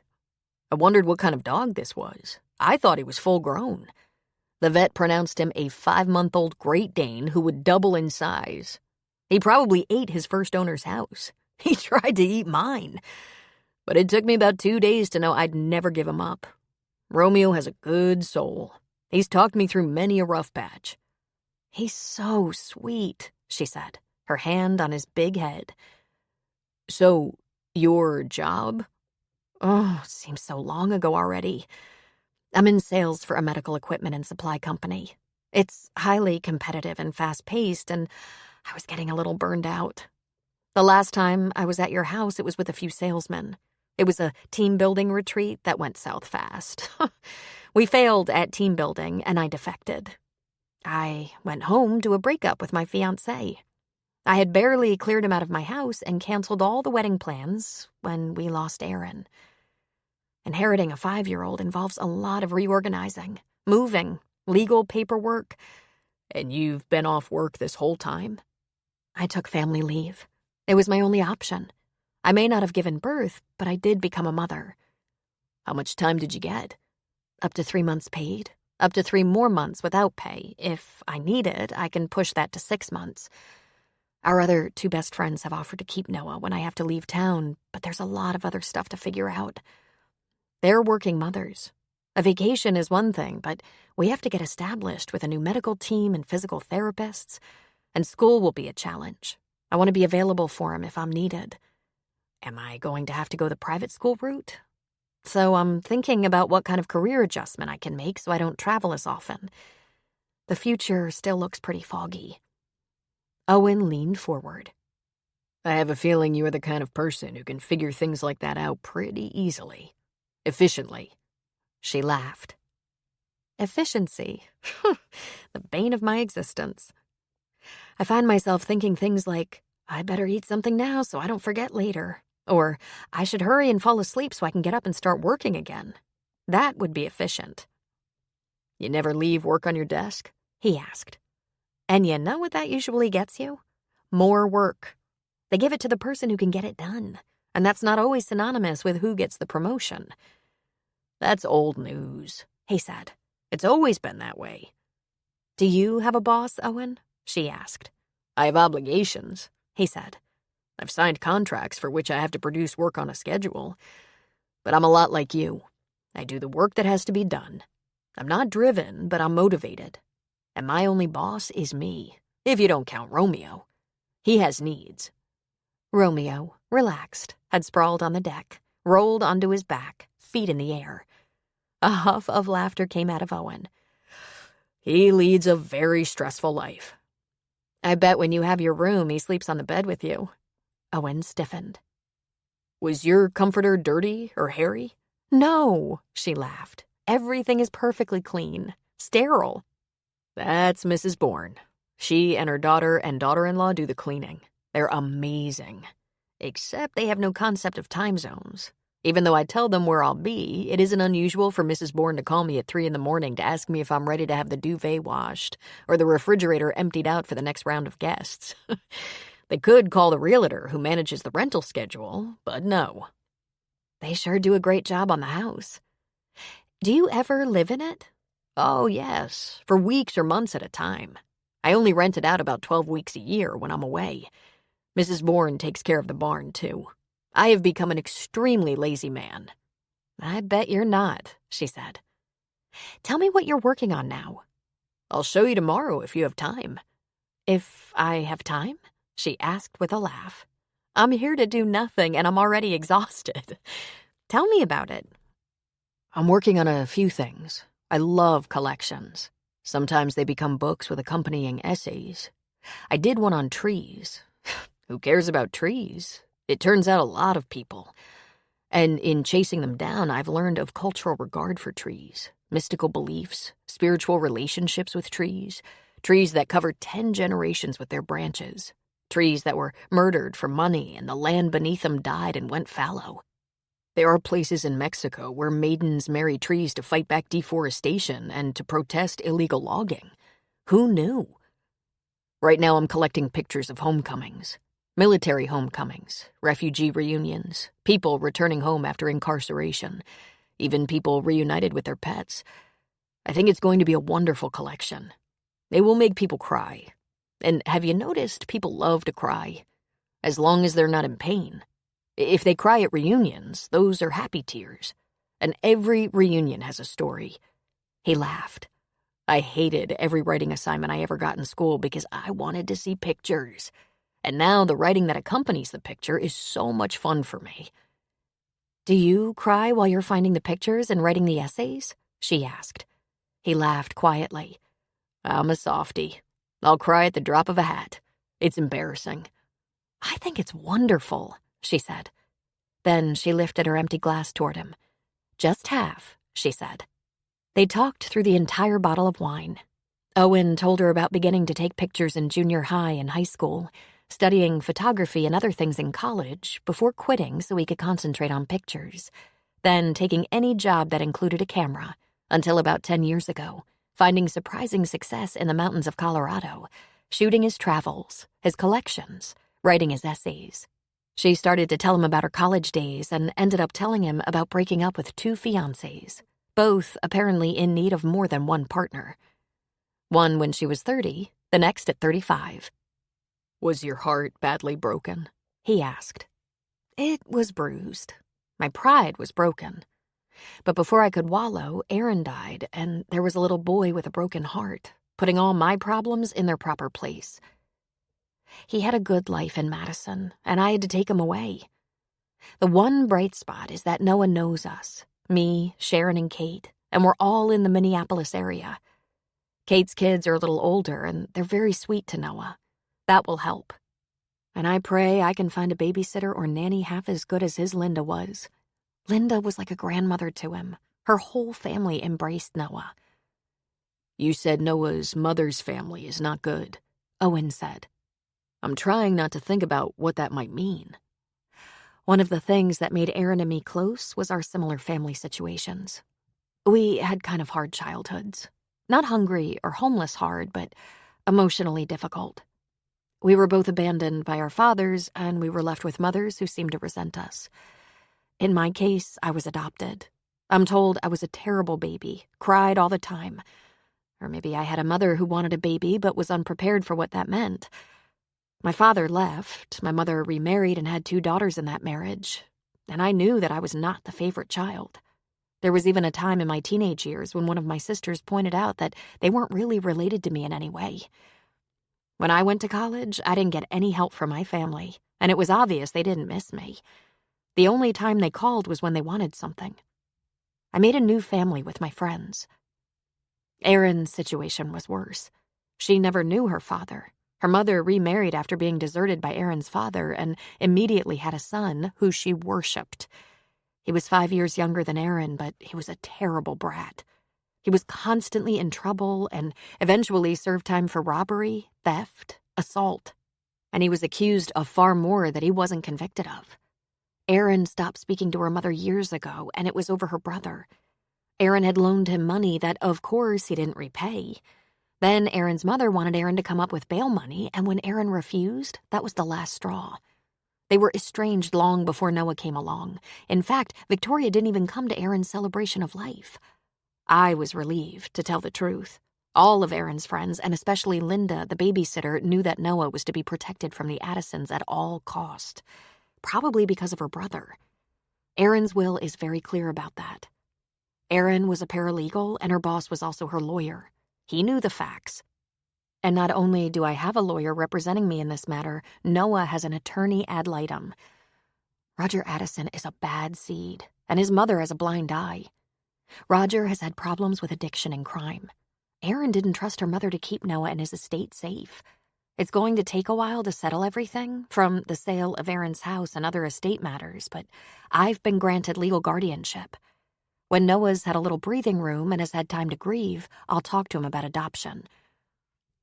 The information about Roger made the hairs on the back of Owen's neck stand up. He hated hearing that. Where do they live? I have no idea where Roger is, but his mother is in Minneapolis. I've met her exactly once, for maybe about 10 minutes. We all grew up there, but didn't know each other until college. You have to be diligent, Hannah. It sounds terrible. I know, but it's not just me. Kate and Sharon are also on high alert. We'll keep Noah safe, whatever that takes. Your friend was smart to put him in your hands. She laughed. I hope I'm up to your praise. What about your childhood, Owen? Was it tainted by trouble like ours? My childhood, he said with a sigh. My childhood was perfect, ideal. My parents were happy people who not only loved each other, they liked each other. They were courteous to each other, helpful and funny and kind. We laughed. My younger sister and I had those days we were horrid, and it didn't throw them at all. I remember having a tantrum and trying to destroy my room, and I overheard my mother say to my father, "He's going to have so much to clean up. Try not to laugh." Even in the worst crises of my young life, they were calm and encouraging. I'm sure if not for them, I'd be destitute and miserable now. I mean, what kind of parents encourage their son's love for photography when he's quitting college to pursue it? They must be so proud of you, she said. My mother is. She brags. I hope she's not giving out my address. She always has someone who needs to talk to me about professional photography and publishing. But I lost my father about 10 years ago. I really miss him. He passed too young. He was 60. He'd never had any retirement. My mom is now 70, living on her own, driving herself everywhere, is in fantastic health, active in the community. After my father died, she moved to Denver to be close to my sister. He thought for a minute. I better visit her pretty soon. Do you stay in touch? Oh, sure. We call and text and FaceTime. She hates that, but I want to see her when we talk, as if it will tell me something about how she's getting along. My sister sees her every week, sometimes more often. They talked until it was pitch dark. You should get some sleep, Owen said. Noah's going to be recharged by morning. I know, she said with a laugh. I'm thinking of trying to find horses. He so loves animals. He'd be so thrilled to have a ride. I'll help you find horses, Owen said. My God, I think you are my prince. Don't get any ideas, Owen, she teased. I'm not planning any more weddings. It's just me and Noah now. Owen puttered around the barn for a little while before going to bed. He would have company tomorrow, of that he had no doubt. He tidied up, not that it needed much. He put things that had run astray in neat piles or in their proper places. He put his few dishes and cups in the dishwasher, clothes he'd dropped or draped in the laundry basket. He gave the bathroom a quick wipe. It didn't take him long. He was by nature tidy. But he could get a little distracted sometimes. He was honest with Hannah when he said he'd had a perfect childhood. But he hadn't mentioned the painful fact that his son hadn't. He didn't ever talk about it. Sometimes people managed to find out, he supposed because of his ex-wife's notoriety. She still worked under the name Abrams, though she'd remarried and had 2 more children. But he didn't like telling people because the tragedy of it was so overpowering that the look of shock and pity in their eyes was just plain unbearable. His 7-year-old boy, Braden, was playing in the front yard 1 minute, gone the next. Owen had been putting out trash and straightening up in the garage while Braden was riding his skateboard up and down the driveway, up and down the sidewalk. He had a 3-house distance limit. Owen was organizing because the mess on the workbench and shelves, tools and photography equipment was all his. It moved around as he slept, he told Sheila. It couldn't have been more than 5 minutes. He had not heard a car. He came out of the garage and there was the skateboard and no Braden.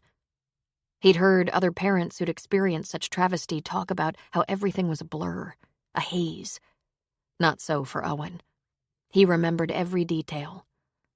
Since Owen had been working in the garage and Braden hadn't passed by to enter the house, he went in search and found the skateboard a couple of doors down.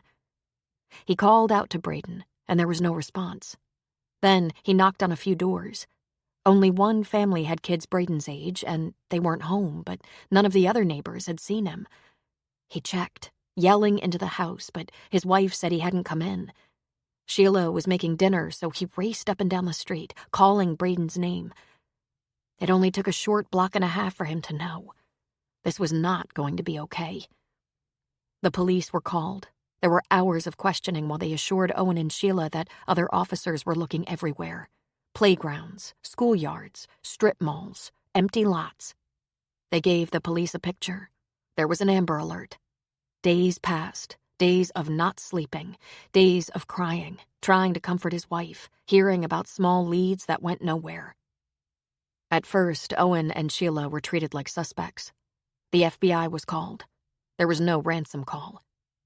Owen's parents offered a $100,000 reward for information that led to the discovery of their grandson, money Owen couldn't imagine them actually having. They all lived in constant fear and pain. Owen and Sheila, their parents, their siblings, the neighborhood, the school, the city. Owen and Sheila made public pleas for information, for help. Volunteers manned phone banks and knocked on doors and walked through nearby fields. Days, and then weeks, and then months passed. All the while, the police and FBI had certain ideas of suspects, but no trace of Braden could be found. Owen and Sheila couldn't hold it together. He withdrew into himself, single-minded about finding his son, but just not up to any public scrutiny. Sheila, on the other hand, became a PR genius overnight and turned to all the help agencies and organizations that advocated for lost and missing and abducted children. She became vocal about trafficking and abuse and was making speeches and televised public service announcements. She was interviewed on all the major talk shows. Even before Braden's remains were found, Owen knew they weren't going to be able to keep the marriage together. And then they discovered that Braden had been buried in the desert outside L.A., in a place that could have been seen from the road. Had anyone been connecting the dots? He'd been dead 18 months. His kidnapper was one of the police's prime suspects and was identified and convicted through DNA testing. That brought a whole nightmare of images that threatened to rip Owen's guts out. Sheila took to the public to stir up the outrage and to work to protect innocent children from this kind of trafficking, and to make the requirements of convicted pedophiles even stricter. She'd brand their foreheads if she could. She left her law practice and became a full-time advocate. She began getting offers from everywhere, from lobbying groups to commercial television. She made the rounds of talk shows again and spoke to larger and larger audiences. Owen couldn't do it. He needed to be alone. He needed to grieve. He didn't have any problem with Sheila going that route, making her grief not only public, but useful. But he couldn't. He went to his sister's house in Denver. He walked through the Rockies and other ranges for a year, his camera in his backpack. He talked to Sheila every few days, cried with her, comforted her, and took her comfort. And then one day she said, "You're not coming back to LA, are you?" And he had said, "No, I'm sorry. I can't." "I understand," she said, "as long as you don't blame me." Blame you? God, if it's anyone's fault, it's mine. I was watching him. "Here's what we know," she said so calmly, so sanely. The monster who took him knew that all the conditions were perfect. No cars, no pedestrians. No one looking out of windows, a tall hedge, a van. He needed 10 seconds or less.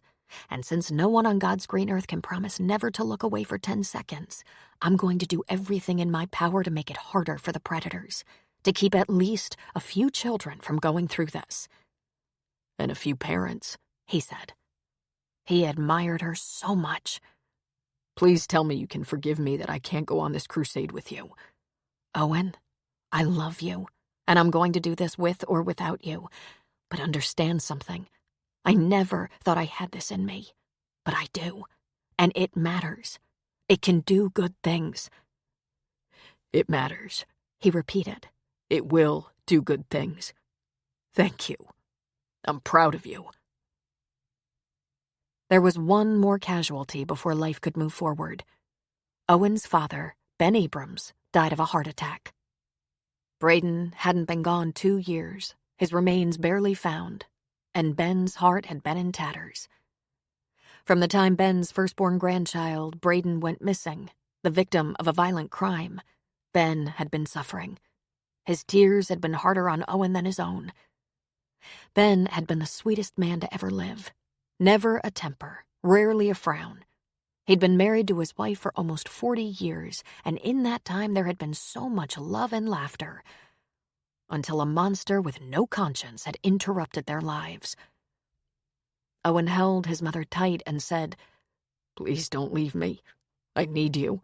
You have to be strong. You have to live. I think one more loss will kill me." "We will live, Owen. We will live the way Ben and Braden would want us to live. We will sleep peacefully knowing that they're together, waiting for us to join them.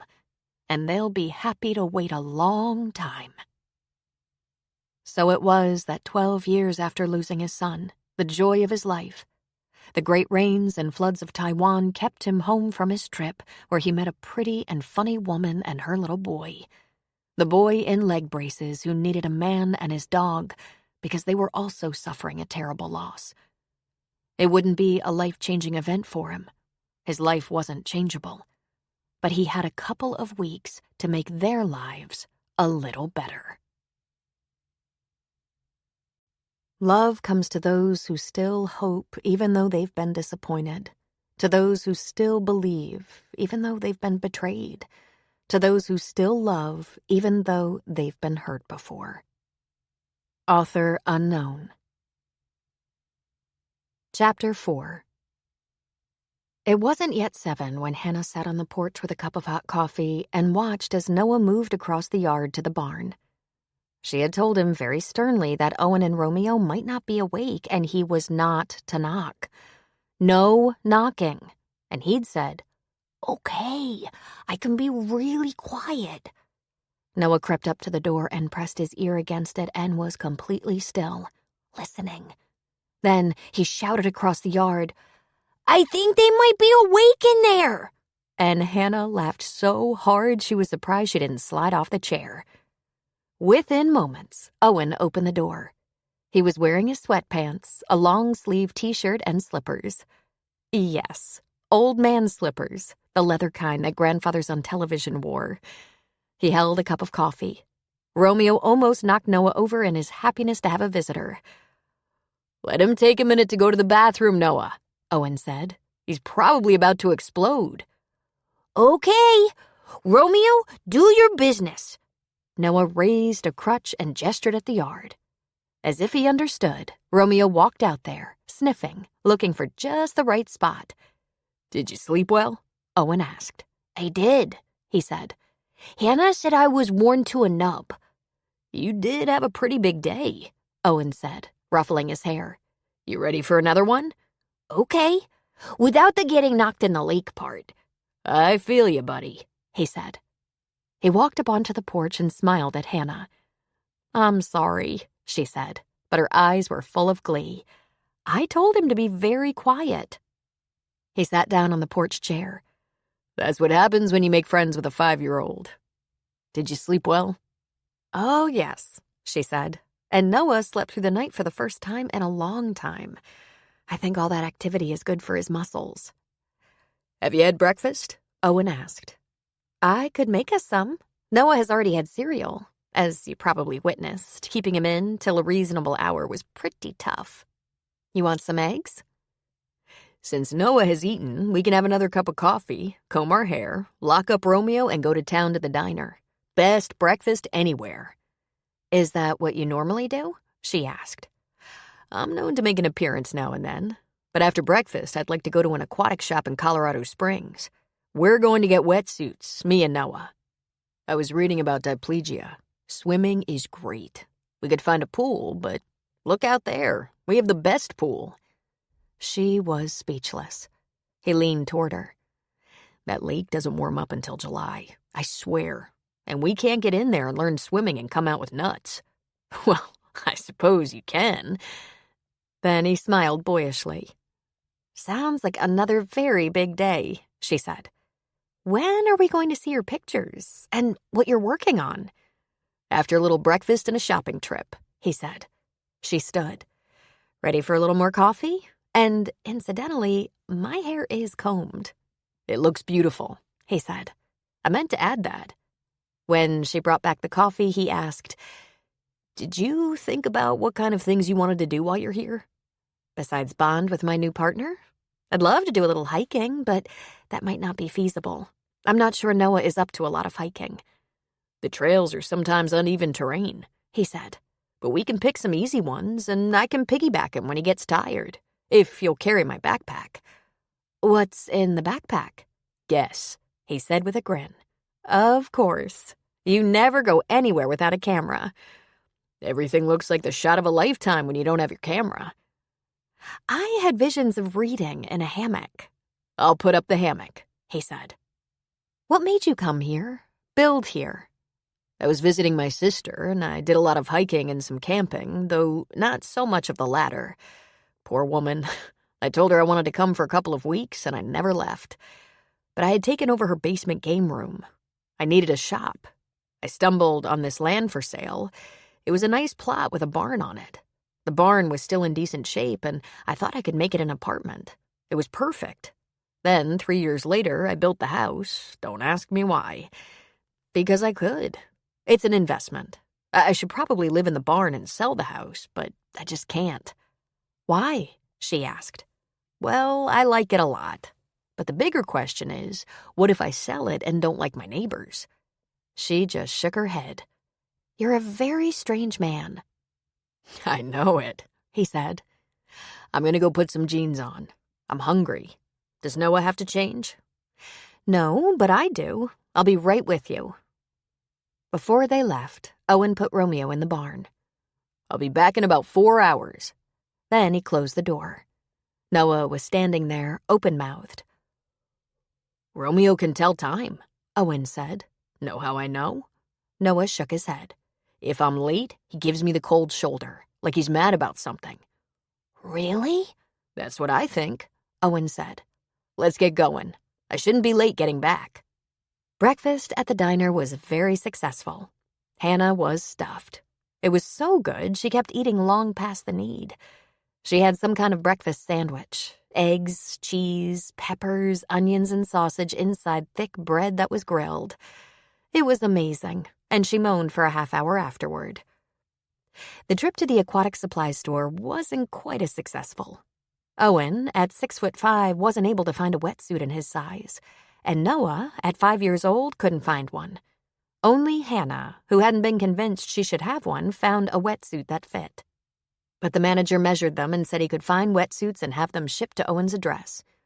Priority, please, Owen said. We only have a little over a week left before Noah and Hannah leave, and we want to get in some serious swimming before that. Then they were off to Owen's barn to see his pictures. Some of them, anyway. Hannah didn't mention that before dropping off to sleep the night before, she had raided Owen's library. She'd had a hunch there would be samplings of his work, and she was right, though they were hardly prominently displayed. Owen's house had a very small library, possibly 8 by 10 feet.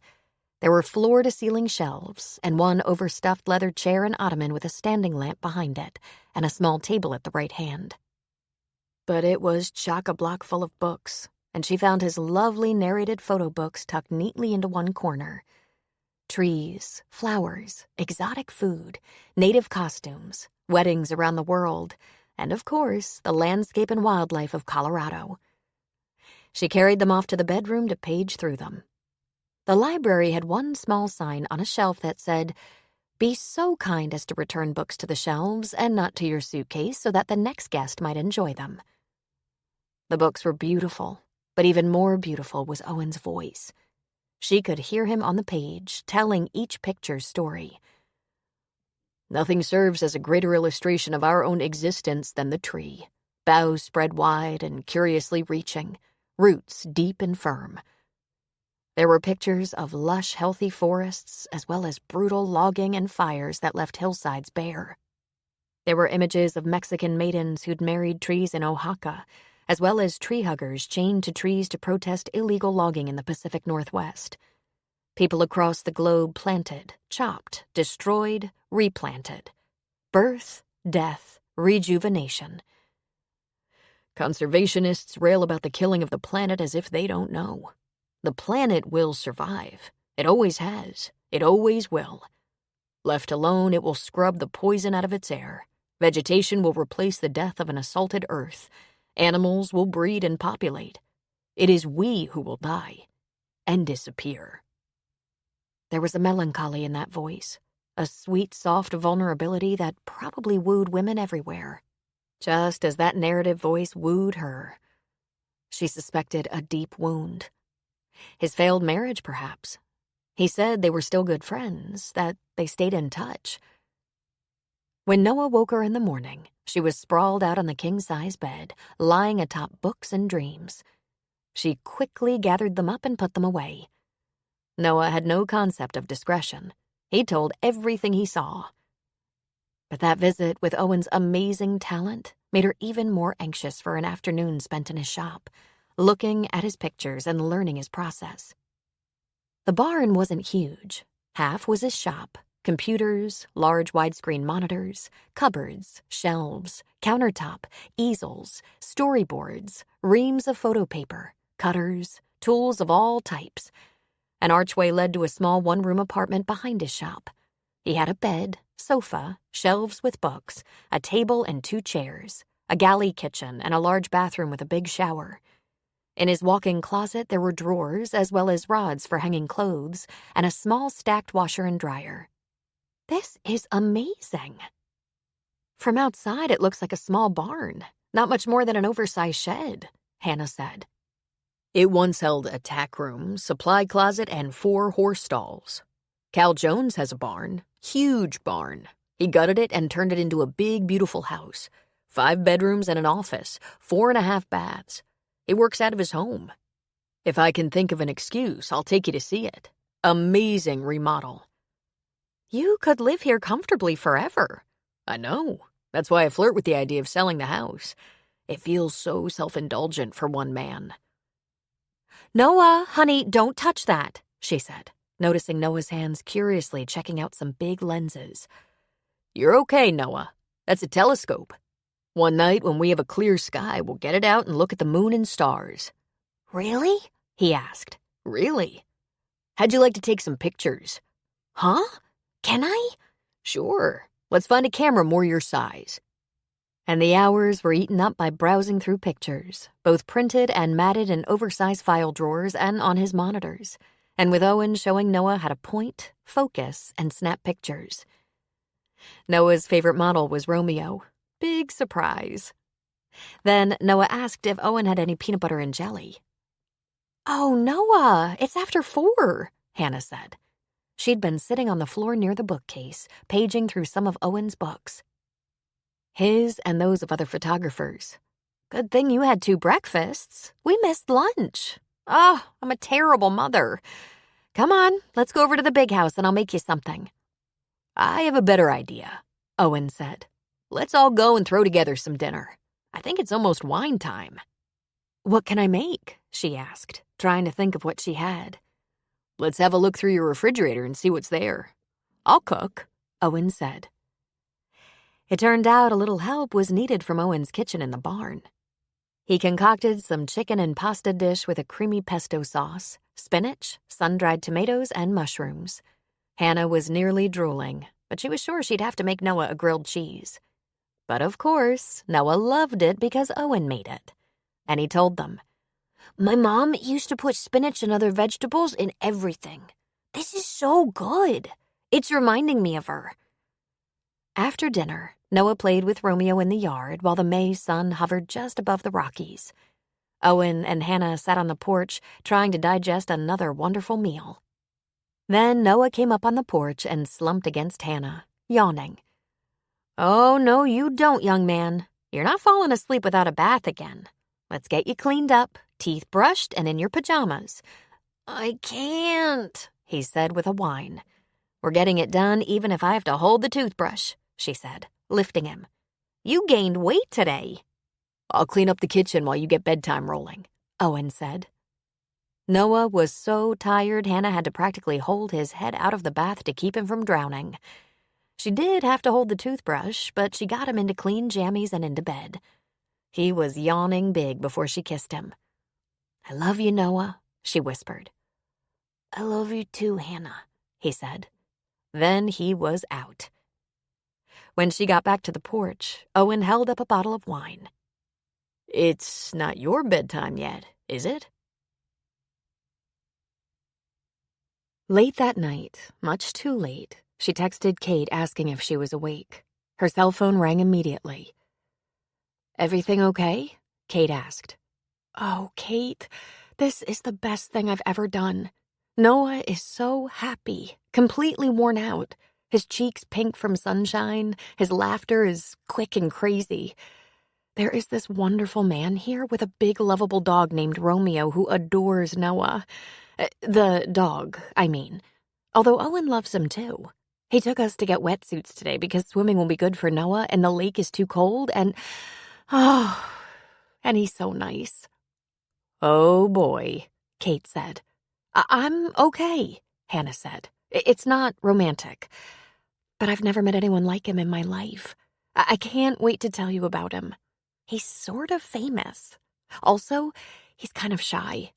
He's published these books. Wonderful, amazing books. I never imagined Noah and I would run into someone like this." The days became a kind of fluid beauty for Hannah. Noah rarely woke up during the night, and when he did, he was able to go back to sleep. He cuddled a lot, especially if he was a little tired. He woke up each morning filled with excitement, anxious to get his playmates across the yard moving. A couple of mornings, Romeo found deer in the yard and chased them. Once there was a buck, and he briefly turned on the Great Dane, though he didn't get too near. But Romeo yelped and ran as though he'd been gored, causing Noah and Owen to laugh wildly. The wetsuits arrived, and Noah and Owen got right into them. They donned their rubber shoes, waded into the lake, and within a half hour, Noah was swimming. They didn't wear flippers because Owen had read that learning to kick using the power of his ankles was better for building strength and stretching out tendons. Hannah couldn't get Noah out for 2 hours, and then only long enough for a brief rest and a lunch break, and then he was begging to go back in. In the afternoons, Hannah read to Noah in the hammock. What she learned right away was that Noah had some powerful reading skills. When she asked him how long he'd been reading, he couldn't exactly remember. "I didn't play outside as much as the other kids," he said. On an early May morning, they woke up to a gentle rain, and Noah begged and begged to go swimming. Hannah was firm that he could wait at least until the sun came out. Since Owen had explained about Helen Culver's occupation as a writer, and since Hannah already knew about Helen's experience inheriting her niece, she thought maybe that rainy morning might be a good time to pay a visit to the crossing. "Let's go to Sully's and you can say hello to Beau," she suggested. "Owen, do you want to come along? I'll just stay an hour or two if Helen isn't too busy." Owen decided that the time would give him a chance to concentrate on some of his work. Hannah stuffed her backpack with diversions for Noah, his tablet, a couple of games, crayons, and pens. "Well, look here. The rain brings you out again," Sully said when she walked into the store. "How's the vacation going, young man?" We have wetsuits, and we can swim in them without freezing our nuts off," he said. Hannah put her hand over her mouth. "I'll, speak to Owen about his choice of words." "Sounds like it's accurate enough," Sully said. "We men tend to speak our minds around these parts." "Can I play with Beau?" Noah asked. "As long as you don't let him out. There's no dog I know who loves rain and mud like this one, and I'm not in the mood to wash him. I have an idea. You want to brush him for me? On the boat about 10 pounds of hair?" "I could maybe do that," he said. "On the porch, then," Sully said. "And don't you let him in the yard." "Do you think I could interrupt Helen's writing?" Hannah asked. I've been wanting to talk with her." "She'd probably welcome it," Sully said. "At least the people she's killing off in that book will be grateful." "Do you mind if Noah stays with you and Beau for just a little while?" "I'd be real happy about that," he said. Hannah shrugged out of her backpack, handing it to Sully. "Well, now I know there's no bottles or diapers in here, so what have we got?" "Games and stuff," Noah said with a little giggle. "To keep me busy." "I see," Sully said. "If you brush the dog, then you can maybe teach me one of these games." "I could do that," he said. Helen looked up from her computer and smiled at Hannah. "I was hoping you were coming for a visit. Are you in the thick of it? Your story?" It's the most boring story I've ever written. At the moment, at least. How's your vacation so far?" Helen closed her laptop and indicated the other chair at her small table. Hannah sat down. "Magic," she said. "I've never seen Noah so happy. I was so afraid that no matter what I did, he might never be happy again." "There will still be those days," Helen said. "Right now, he's too busy to dwell, but that longing for his mother will come and go. You're right to enjoy these days. And your color is so good, too. You've been spending lots of time outdoors, haven't you?" Hannah told her everything they'd been doing, from swimming to piggyback hiking, ice cream sundaes at Rob Shandon's pub. "Rob is married to my niece," Helen said. "That makes him like a son-in-law. My God, this whole town is connected. Talk about a family tree," Helen said. "And Noah is taking pictures now. Owen gave him an old camera and showed him how to focus and shoot. Then they look at his pictures on the computer and he's thrilled." "Isn't Owen the loveliest man?" Helen asked. "The second I met him, I knew he was special. I loved talking to him about his travels, about his accidental success." "Well," she laughed, "accidental in that he didn't plan it or expect it, but when you look at those books of his, read his descriptive prose, it's unsurprising. It was bound to happen. He has the heart of an angel." "I know. I admit I'm thoroughly captivated. He's made such a difference in Noah's life. And mine. He seems like such a pure soul. But Helen, I know you've been in my shoes. Will you please give me your 3 or 4 strongest tips for learning to be a sudden mother? My friend Erin, though a single working mother, was the most wonderful mother I've ever known. There's no way I can ever measure up. Oh, you'll do fine. I had to build a network, not just so I could survive, but so Lee had connections too. Neighbors, mostly. I had to get cozy with her teachers, making sure they all knew it was just the 2 of us. I have 2 other best friends who aren't far away. They were also close to Erin and Noah. They promised to help, and they have kids who are great with Noah. And I'll get him going on a new physical therapy program. Although if Owen has his way, Noah will be walking on his own before we leave. I have something important to tell you. Something I struggled with. You must always remember Noah's mother's death wasn't your fault. He'll need sympathy and reassurance, but don't let a cloud of guilt cause you to make bad decisions. Don't overindulge or let him get away with being naughty just because you feel bad for him. That won't help him. And my best advice, tell him you love him often, but also tell him how much you want him. You miss his mom too, but what a gift she gave you. Yes, Hannah said. The first week I lived with this gift, that first terror-stricken week, all I could think about was how impossible it would be. By the end of that first week, after cuddling him at night a few times, after watching him soldier on despite how much it hurt, I knew I couldn't live without him. How does a person fall in love with a child that fast? A child not even my own? Doesn't take long for that child to become yours, does it? Takes about 24 hours, and you need that child as much as he needs you.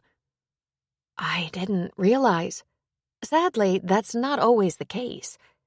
Some people don't bond with their children, even the children that came out of their own bodies. I count myself so lucky in that regard. It was very hard at times, but I was so lucky to fall in love with the child I would raise. Hannah remembered. She always felt her mother didn't love her.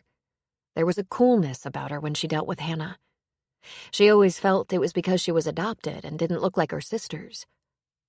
Hannah grew up being the least loved in the household, the only one with a different last name. She was resented, and she knew it. She'd always known it. She had felt it long before she could put a definition to it. It was not going to be like that for Noah. She would be his champion, no matter what it took. How did you manage a full-time job? So much juggling. I was close with my neighbor, who was a stay-at-home mom. On those occasions, Lee had to stay home with a cold or flu. My neighbor would look after her. Sometimes Lee came to my classroom in the late afternoon. Oh, hell, she went everywhere with me. When she was a little older, she could go to a friend's house after school. There was a lot of trial and error the first couple of years while we were figuring things out. Oh, keep an open mind, Hannah. New ideas will present themselves. I bet you were wonderful fun to grow up with, Hannah said. On some days, Helen said. Are you doing all right, girl? You look like you're happy. I dread going back to the real world, but that's where my network is. This has been like a fantasy. Let's walk over to the store and let Sully feed us. Helen hooked her arm through Hannah's. A lot of us live here full-time, you know, and it might seem like a fantasy, but I guarantee you it's real life. It's also real nice. I even made it through winter, and I hate winter. What's winter like here? Not too bad, she said.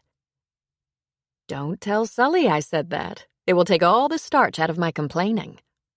He dotes on you, Hannah said. Oh, yes. And all winter he dotes more, bringing in firewood and making soups. He only knows 4 soups, by the way, and they're a lot alike. This next winter, we're going to find some new recipes so I don't go batshit crazy. When they got to the store's porch, Sully and Noah were sitting at a table playing checkers. And it looked like Noah was winning. Owen was all too aware that he was counting the days. Counting down, actually.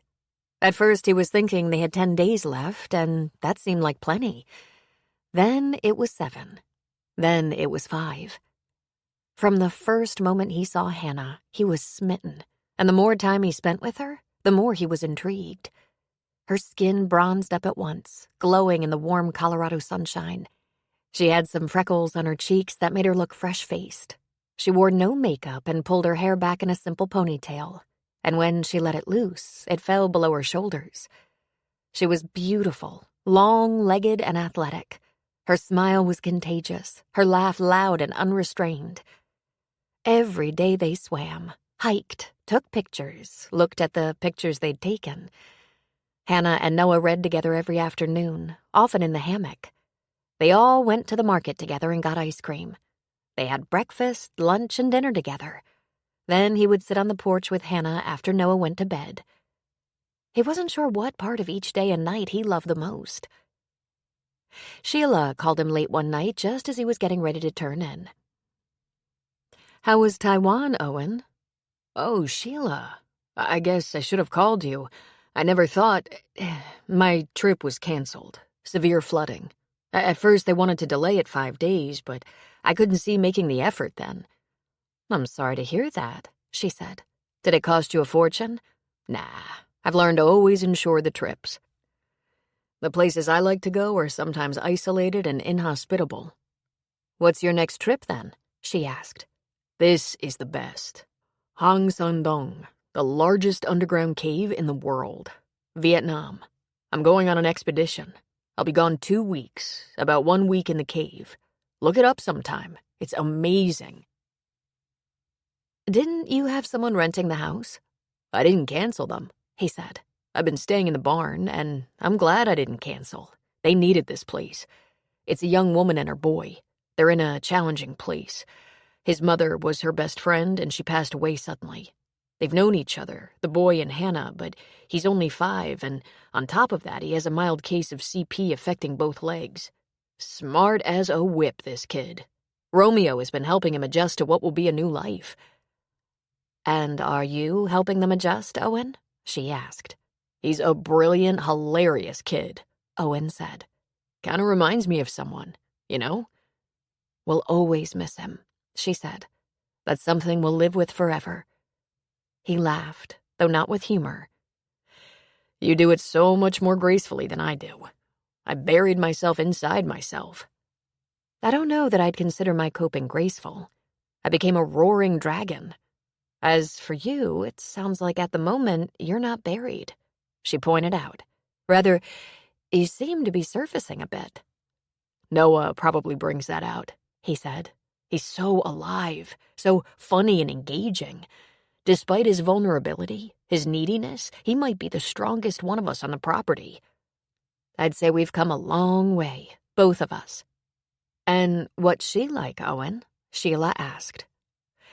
When we first met, she'd only had Noah for a few weeks, and she was still on shaky ground, trying to figure out how to be a mother. She's a single woman, and though she'd promised her friend, this was the last thing she expected. This little retreat has been good for them. I can see the difference in her confidence already. How much longer will they stay? 5 more days, he said. He wondered if his voice lowered in some despair. She lives in Minneapolis. Sheila was quiet for a moment. Maybe they'll decide to stay a little longer, since it's working out to be good for both of them. I don't know, he said. She keeps talking about all the details she has to get in order so she and Noah can get back to school and work and, you know, real life. Sheila laughed. Sometimes real life is way overrated. And sometimes real life is what and where you make it, he thought. How are Lucas and your girls? Lucas works too hard on the foundation, but he's getting so much accomplished. And the girls are busy and happy. We should book some time at your cabin and come for a visit. Soon. Sheila, he said with a laugh. What kind of woman visits her ex-husband? With her new husband? It takes a special ex-husband, she said. Listen, this woman and her boy, Hannah, he said. Hannah and Noah. Maybe you shouldn't let them get away. Life's short. I know. Listen, I was just getting into bed, but I'm glad we got to talk. Ah, that's Owen telling Sheila to mind her own business. Not at all. Say hello to Lucas for me. Tell him to slow down. The work will never go away. Speaking of work, are you getting any good pictures lately? Fantastic pictures, he said. I'll email you some. No, wait, I'll email you some after the cave. Sounds great, Owen. Take care of yourself. Absolutely. He'd been getting some great pictures. Noah swimming beside Romeo. Hannah in the hammock with a book, one leg out to push her into a slight sway. Hannah with some hair blowing across her face. Hannah and Noah with ice cream cones, laughing, ice cream on their noses. A selfie with Hannah and Noah. Noah pitching the ball to Romeo. Noah sleeping against Romeo's belly. He could tell Hannah didn't know how beautiful she was. Her brown hair was so thick and soft it begged for a man's touch. Her eyes were dark with small flecks of gold. She wasn't very tall next to him. He towered over her. She was always concerned about other people. Him, Noah, her friends back home, literally everyone she was in contact with. She was thoughtful and kind, and her humor snapped like a whip. She was so tender with Noah. He knew in one day Noah was in good hands with her. Maybe you shouldn't let them get away. I love the man that can smile in trouble, that can gather strength from distress, and grow brave by reflection. Thomas Paine. Chapter 5. Hannah was doing laundry when Owen found her. Hannah, Helen Culver just called. She asked me to invite you to meet her for lunch at the pub. She would like you to meet her niece, Lee. The niece she raised? Hannah asked. There's only one, Owen said. I think you and Lee are about the same age. Why don't you go? Noah and I can stay out of trouble without your supervision. Don't you have work to do? I hate to impose. Helen probably wouldn't mind if I brought him along. I will always have work to do, he said, and I will always have great excuses to avoid it. I bet Noah would rather have PB&J with me than go to the pub with a bunch of women. But would you stop at the market? I have a short list. Are you sure? Absolutely. We'll have some chicken and grilled veggies tonight. And if you think Noah would rather have something else, get it, okay? Helen said to meet her at noon. Should I call her back and accept? He grinned. I already accepted. Her expression was momentarily shocked. She looked at her watch. I have to shower. Where's Noah? He's waiting for me on the porch, Owen said. I told Romeo not to let him off the porch till I get back. Oh, you and that silly dog. Get back out there and make sure Noah's safe, she said, rushing off to the master bath. I won't tell him you said that, Owen said. Just be sure you watch Noah and aren't just giving orders to Romeo. Yes, ma'am, he said. Hannah hurried to shower, change, and spruce up a little, finding herself really looking forward to this lunch. It would be great to see the adult version of the little girl Helen had inherited. A doctor, no less. What if Noah wanted to be a doctor? How in the world would she manage that? Her salary was good right now, but if she had to change jobs to travel less, that could mean earning less. There was a trust to help, Aaron's estate and insurance money. The more she used now, the less there would be for college. Hannah realized once again she was going to have to plan carefully. When she got to the pub, she found that Helen and her niece were already there, seated in a roomy booth. Oh, I'm sorry if I'm a bit late, she said. I was in the middle of laundry and— You're not late, Helen said. Sit here beside me. This is my niece Lee, and she is holding my great-niece Lily Culver Shandon. Happy to meet you, Hannah. How do you like our little town? Lee asked. The whole area is wonderful. It's been a perfect escape for me and Noah. I told Lee all about your situation. I hope you don't mind, Helen said. It so closely resembles our own. Lee's mother was my sister, but she was 10 years younger, so we weren't exactly best friends. But like you, I suddenly found myself a single mother. And I nearly found myself in the same position, Lee said. How's that? Hannah asked. Well, I had barely started seeing Rob when I found myself pregnant. She took a sip of her water. It was a little ahead of the marriage. I was looking at being a single mom, but fortunately he wore me down and I did marry the most wonderful man in the world. A man with 2 teenage boys and a business.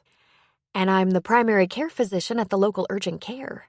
My hours are not short, and I'm afraid his are often worse. Keeping an eye on a business that's open 7 days a week is demanding. How do you manage with a baby?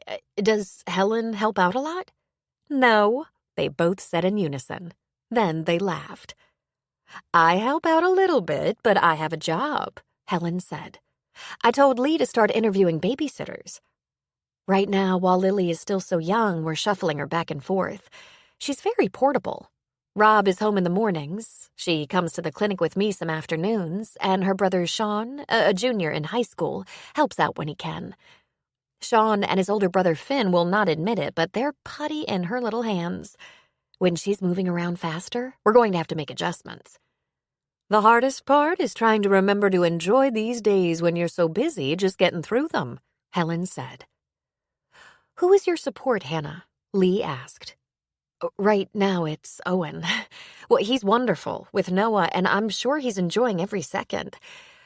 Back in Minneapolis, I have a couple of girlfriends who were also close to Noah's mom, and they've promised to help me as much as possible. But they're working mothers. I'm going to have to reach a little further. I'm on family leave right now. I have a little more time to think, and if I need to, I can extend my leave without pay. Then you should stay here a while longer, Lee said. I wish I could, she said. But I've got a house in Minneapolis, and with that house comes a mortgage. Noah has to get established with new doctors. He and his mom lived in Madison. I have to keep up with his therapy, although, she added with a laugh, I think Owen has taken on that challenge. He bought himself and Noah wetsuits so they can swim in that cold lake every day. Noah is 5, and he told Sully the wetsuit was so he wouldn't freeze his nuts off. Oh, Lord! That's gonna be Lily, Lee said, leaning her head into her hand. I have the worst mouth. And she got it from me, Helen admitted. We're doomed. Rob Shandon was beside their booth. What can I bring you beautiful women today? You know what to bring me, Lee said. And I'll have the diaper bag when you get a minute. I'll have the chicken Caesar, Helen said. I guess I'll have that too, Hannah said. Try the chicken Caesar wrap, Rob suggested. It's a big seller. Whatever you recommend, Hannah said. I hate to brag, Lee said, but I was smart enough to marry a man who cooks. For the past 10 years, he's been going home at dinner time to eat with the boys, to make sure they get nutritious meals. Now he's taking care of me. Owen cooks, Hannah thought. What if you're called to work? Hannah asked. That doesn't happen too often, but I have Sean as a backup when he's around, and Rob is a good assistant management crew. Most of the time he can sneak away from the pub if I need him. And there's always Helen in a pinch, but she has been firm. I'm not allowed to take advantage of her. Helen shrugged. I'm afraid I'm not that flexible, she said. Ask Sully. I like a schedule. I'm a slave to routine. It's what helped me survive when Lee was young and I was working 2 jobs. Old dogs, you know. They talked and laughed all through lunch. Hannah learned sudden single motherhood wasn't all they had in common. Lee and Helen were also transplants from the Midwest area, having made their home in Chicago. Lee wanted a slower pace after years of being on call and fighting traffic to put in long hours. She'd accepted the contract in Timberlake as an experiment, but it turned out to be such an improvement over her city lifestyle. Don't let the size of the town mislead you. Everything you'll ever need is at least nearby. The views are pretty, the air is clean, the people are helpful. It's a healthy place. Now that I have Lily, I'm so happy to be raising her in a place like this. It was one of the best girlfriend lunches she'd had in a long time. She was astonished by the success of these 2 women. Helen, a best-selling author, and Lee, a physician. Both of them had found true love in the year they'd been here. As hard as they worked, they had satisfying personal lives. And so will you, Helen said. I don't know about that, Hannah said. True love seems doubtful, except for my true love with Noah. I'm pretty reluctant to try a man again after calling off 2 weddings. And now I have a child to think about. I think you should stay a little longer, Lee said, just until you feel like you have your sea legs in this new life you're taking on. That would be great, but every night when I close my eyes, I dream about that list of things I have to settle before Noah and I can get on with our lives. Registering for school, returning to physical therapy, establishing with a good doctor, finding the right sitter, getting back to work. When Rob was married to his first wife, he had a big job in a big city. He was an assistant manager in a 5-star restaurant. After her death, his sons were just 5 and 7 years old, and he decided the best thing he could do to make his life manageable was find a small, safe, friendly town where he could open a restaurant. A place that was close to home and school so he could keep an eye on his boys. Now here we are with a little girl, and he's doing it again. Very comfortable with the baby in her swing or napping in his office or in her carrier on his back. I think business has picked up since Lily came along. Everyone wants to see the baby. And it's the same at the clinic. My nurses love helping me care for her. She's become a fixture around there. This wouldn't have been possible in a big Chicago hospital. I can't imagine how the senior staff in the city emergency room would have reacted if I said I had to go home because the baby has a fever. But here, 15 people would offer to back me up. My patients would happily wait while I checked on the baby. It was definitely food for thought. Later that night, after dinner, when Hannah was telling Owen about her lunch, he said, "Why don't you think about staying a while longer? It kind of sounds like you're not sure how this is all going to work out. I don't mean to project, but if you have some anxiety about it, take your time. Here, every day is a good day for Noah, and it's one more day you have to put the pieces of the puzzle together in your head. You still have the whole summer." Owen, I need to face this. I have to get back to earning some money rather than just spending it. I love your house, but... Hannah, I think you know having you here has been good for me too. I wouldn't charge you to stay in the house. In fact, if you hadn't already paid the rental in advance, I'd tear up the bill. Why, Owen? Why is this good for you? It must be the timing. That's all I can think of. It's been a little over 10 years since my divorce. I can honestly say I haven't been too lonely. My relationships with women were few and brief. I haven't spent this much time with a woman and child in all that time. My wife remarried, a very nice fellow. I like him. They have a couple of little girls. He laughed with some embarrassment. I talked to her a couple of days ago, and she suggested bringing the family out here for a visit, and I asked her what kind of woman visits her ex-husband. He shook his head. But from the day you and Noah got here, it's felt so ridiculously normal. I understand if you need to go. Maybe we'll stay in touch. Maybe you'll come back. I think it's less odd if you and Noah visit than if my ex-wife and her new family visits. Don't you? She laughed a little. I suppose. I'm used to feeling odd, he said. I'm known around here as that skinny guy with the camera. For some reason, I don't feel that odd with you. But you're not odd. You're the most real person I've met in too long. And I don't think you're skinny at all. I could get things off the top shelf for my mother when I was 12. I can get things off the top shelf for you. I can swim with Noah. He's thriving here. I think it's my responsibility to help him thrive in his forever home, in the place we're going to live from now on. I have a plan. I should stick to the plan, no matter how uncertain I might feel. This is usually an uncomplicated place, he said. You have a couple of days before your plan says it's time to go. Think about it, okay? Think about giving yourself this gift of time. It's working for all of us. Please tell me you won't hold it against me if I feel I have to go, she said. Of course not, he said. We've become good friends. I only want you to be happy, to be doing exactly what's best for you. She smiled at him. Why do I have the strangest feeling those were your words when you decided to divorce? Were you polite and supportive even then? His shoulders shook with a silent chuckle. Found me out. he said. It was very much like that.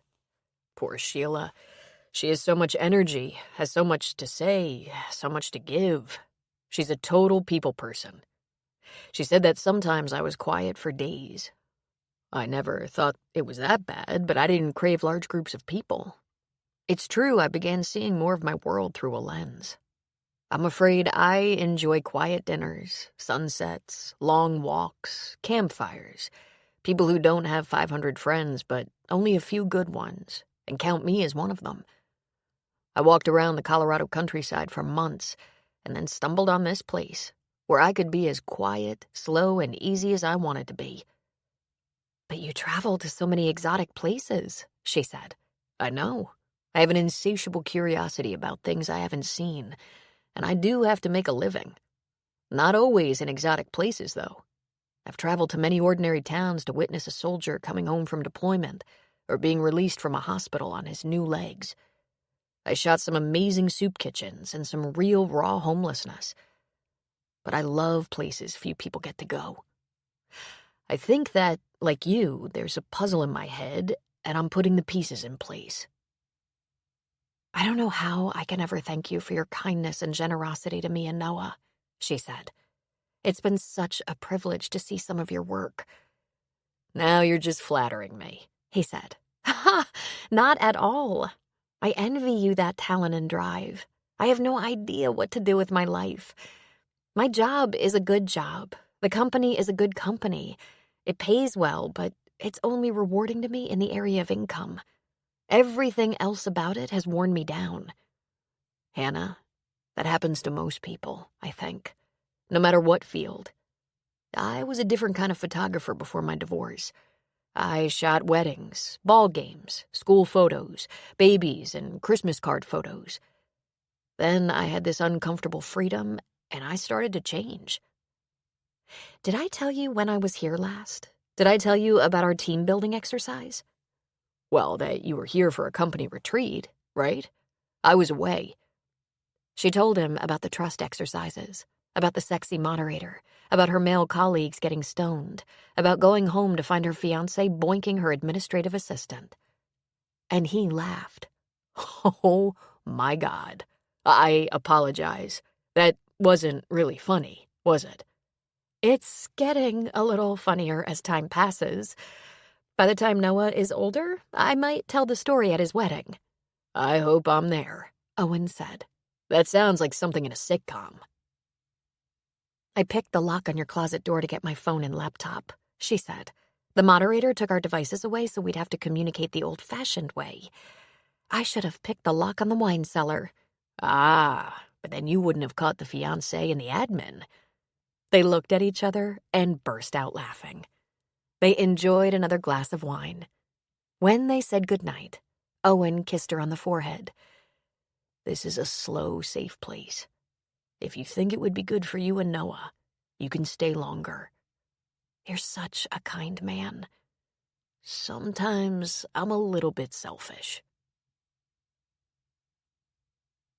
Kate, Hannah said into the phone. Can your life change in 2 weeks? Completely? Can everything you once wanted become things you'd like to be free of, and things you thought you'd never want mean everything? Hannah, that can happen in 2 minutes. Haven't we learned that much? Are you okay? This place is like heaven, and I dread going back to Minneapolis, she said. I'm afraid I'll be so lonely. I'm afraid Noah will somehow slip through my fingers, that I won't be able to do my job and keep tabs on him. What if I can't find a good babysitter? What if I find out I got a bat? You don't have to rush back to work, Kate said. You can take all the time you need to make adjustments. Sharon and I will help you as much as we can. We're pretty well connected in the kids' arena. Experienced, too. We can help you find the right support system. But you don't have to rush back if you don't want to. It's only been 2 weeks. Owen offered me another 2 weeks if I want it. He said that our being here is working for him, too. Why don't you take it? Kate asked. It's not that long. You'll still have the whole summer to settle in. Does Noah need any medical attention? He seems to be fine. Improving, in fact. And I've gotten friendly with the town doctor. If I need anything, I'm sure she can direct me. So you and Noah are getting along? Oh, yes, absolutely. I adore him, and I think he's growing to love me. Then trust yourself. Take a little more time, then come home. We'll have all summer to adjust, and we're here to help. It's going to be all right. You're right, she said. I want to stay, not just for Noah. I need this too. And you're more than a little curious about the man, Kate said. Might as well see what you can learn about him. Hannah chuckled with a tiny spasm of embarrassment. Yes, that too. The next morning, Hannah told Noah first. I've decided we can take another 2 weeks, since Owen offered. But then we absolutely have to get back to Minneapolis. We have lots to do. Yay, he said. What did Owen say? I haven't told him yet. Do you want to tell him? I'll tell him, Noah said. Noah got dressed and into his braces the fastest he ever had, and with the help of crutches, he was practically running across the yard. He was careening like a drunken sailor and so cute. Hannah readied herself to run and pick him up, but he made it all the way without falling.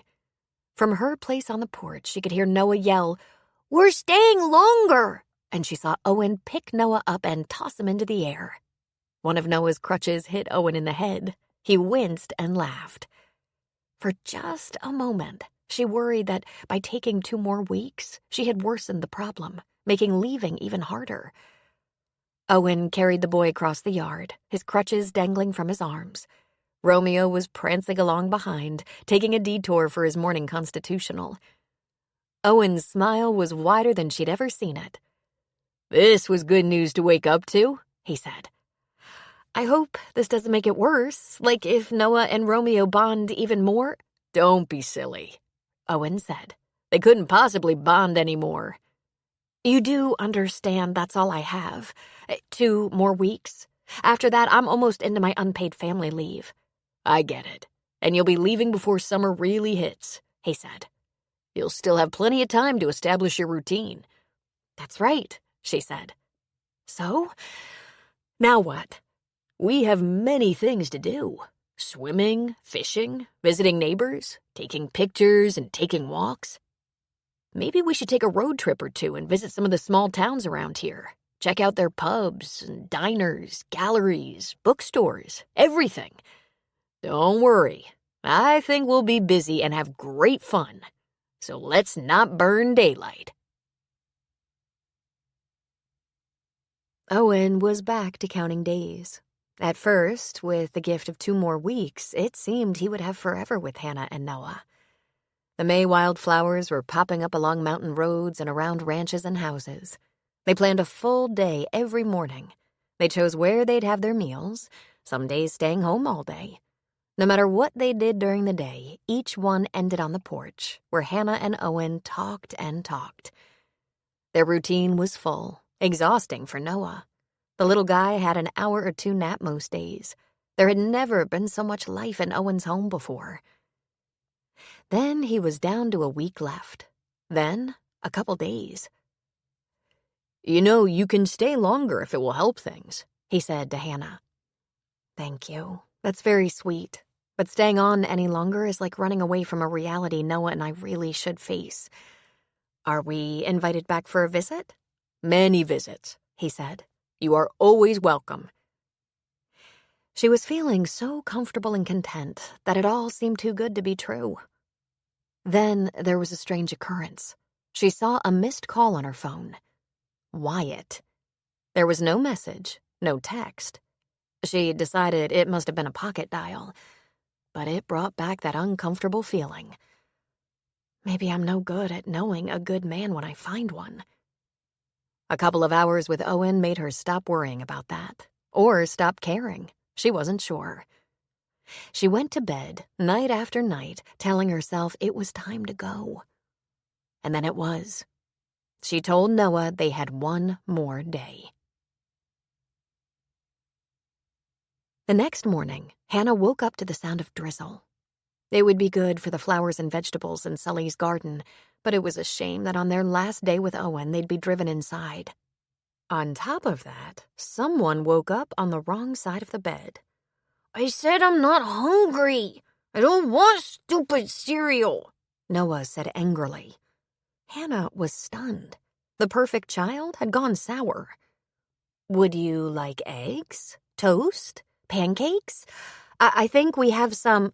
I'm not hungry, he yelled, hitting the table with his fist and tipping the cereal bowl so that milk and Cheerios ran all over the table and dripped on the floor. I guess what you want is a timeout. Go to your room. I'll be in to talk to you in a minute, after I clean up. I want Romeo. I don't think they're up yet. If I have to drag you to your room, I will. Let's move it. I don't want to, he said. Then he burst into tears. Hannah left the spilled milk and crouched beside Noah's chair. She felt his head. Are you feeling sick? She asked. Do your legs hurt? Are you still tired? Nothing, he said, grinding his little fists into his eyes. Why are you in a temper? She asked. I've never known you to be so awful and mean. You're mean, he said. Okay, she said, picking him up. You need a little time alone, and I need to clean up the mess you made. I don't want to see you until you're ready to apologize, and I know you know what that means. He started to struggle and kick. He had his heavy tennis shoes on and got her a good one in the shin. Oh, boy, you might be in here all day, she said, depositing him on his bed and closing the door on the way out. She vigorously rubbed her shin, then limped to the kitchen. A couple of minutes later, there was a knock on the door, and she opened it to Owen and Romeo. Romeo had a towel draped over his back, sopping up the drizzle. Was that Noah screaming? He asked. Yes, Mr. Cranky Pants came to breakfast this morning. Is he like that often? No, I have no idea what's wrong. I hope he's not coming down with something. We've been together 24/7 for over 2 months, and I've never seen behavior like that before, not even with losing his mother. Maybe it was bubbling up, Owen said. If it was, it's good to get it out. Romeo sat beside Owen, quiet and stoic. In fact, it looked to Hannah as if the dog frowned slightly. Want some Cheerios, Romeo? She asked, standing aside with a rag in her hand. The dog very happily cleaned up the rest of the mess on the floor. Hannah poured Owen a cup of coffee, and they sat at the table. Why does your coffee taste so much better than my coffee? He asked. Because you didn't make it. You want me to mess you up some eggs? I'll wait a while. Maybe eat with Noah. When he recovers. What are your plans for the day? I was hoping Noah would play outside and I could gather up our stuff. We're going to get our bath and shower tonight, and in the morning we'll just dress, have a little breakfast, and hit the road early. I can entertain him in the barn with pictures, Owen said. Hopefully it'll clear up later. I want to go over to Sully's and say goodbye, she said. You'll come back here for a visit, won't you? Of course, yes, I promise. I'll look forward to it every day. I don't know when, Owen. I have to figure out some things at home first, you know. I have to find my comfort zone, our comfort zone. Then I can try to plan a visit with you. That will give Noah something to look forward to. And me, he said. I'll be sure to give you the dates I'm going to be away, so you... Come when I'm here, okay? I can help with Noah, and Romeo won't be with my sister, and you know Noah wants Romeo here. You take his wetsuit in case you want to take a dip in one of those icy Minnesota lakes. I know I seem crazy, but I'm not. They stopped talking when Romeo got up, dropping his towel on the floor. The dog walked across the great room to where Noah stood, holding his blanket. Sorry, he said very quietly. Feeling a little better? Hannah asked. When he nodded, she said, Come here, honey. He shuffled over to her and let her draw him up onto her lap. Romeo was right there, his big head on Noah's lap. She kissed his temple. Owen waited to have breakfast with you. What would you like? What's Owen having? I'm having eggs. Messed up eggs. I could do that, Noah said. Good, Hannah said. You sit right here. I'll make you boys some breakfast. While she was in the kitchen, she listened to them talking. Let's have some fun today since you have to leave tomorrow. What kind of fun? Well, while it's rainy, we'll go to the barn and tinker with some pictures. You took a lot of pictures, and I could put them on a flash drive for you to take home. I showed you some flash drives. You can plug it into Hannah's computer or tablet and look at your pictures. Can I have some of yours, too? Of course. You can show me which ones you like. Then maybe we should have lunch at Sully's place. Can Romeo go? If it's not raining. If it's still drizzling and the ground is all sloppy, Romeo has to stay home. He's a very bad influence on Beau. And Sully doesn't feel like washing him. And I don't feel like taking a muddy Great Dane home in the truck. Or Hannah's car. Thank you for that, Hannah said. She brought over 2 plates. Here you go. If you want something more, just say so. Thank you, Noah said. That was very polite of you, Owen said. I'm glad your manners are back. Noah shrugged and sank his fork into some eggs. I had a temper before. I heard, Owen said. It was awful. Don't give Romeo eggs or he'll poop all over. Eggs give him the trots. Noah laughed. He cleaned up your cereal mess and I'm bracing myself, Owen said. Yet another reason Romeo shouldn't go for a ride in my car, Hannah said. After we get back from Sully's, when all your stuff is gathered, I'll help you load up your car, Owen said. Noah instantly dropped his gaze and started stirring his eggs. Buck up, kid. Hannah said you guys will be coming back for a visit this summer. Don't spoil it by being angry. We are? He asked Hannah. Sure. We'll figure out a good time. But we have things to organize at home first. Then we'll come for a visit. Will that help you enjoy today? Yes, he said. Except, that's not really where I live. Hannah lifted his chin. I'm sorry about that, Noah. But it's the way things are now, and we're going to make it good. We're going to make new friends, just like you made friends with Owen and Romeo. And we'll visit Owen and Romeo as soon as we can. We have a big job to do, and we can't be on vacation forever. Will you help me? Just help me by trying to get along. Noah locked eyes with Owen, and at Owen's very slight nod, Noah said, I can do that. That's my guy. Now I'm going to do the dishes and clean up the house while you and Owen and Romeo pick out some pictures. 'Kay, he said meekly. Once they left, Hannah, alone in the kitchen, cried into the sink. Because she didn't want to leave either. She wanted to stop the clock, burn the calendar, and just make this the rest of her life.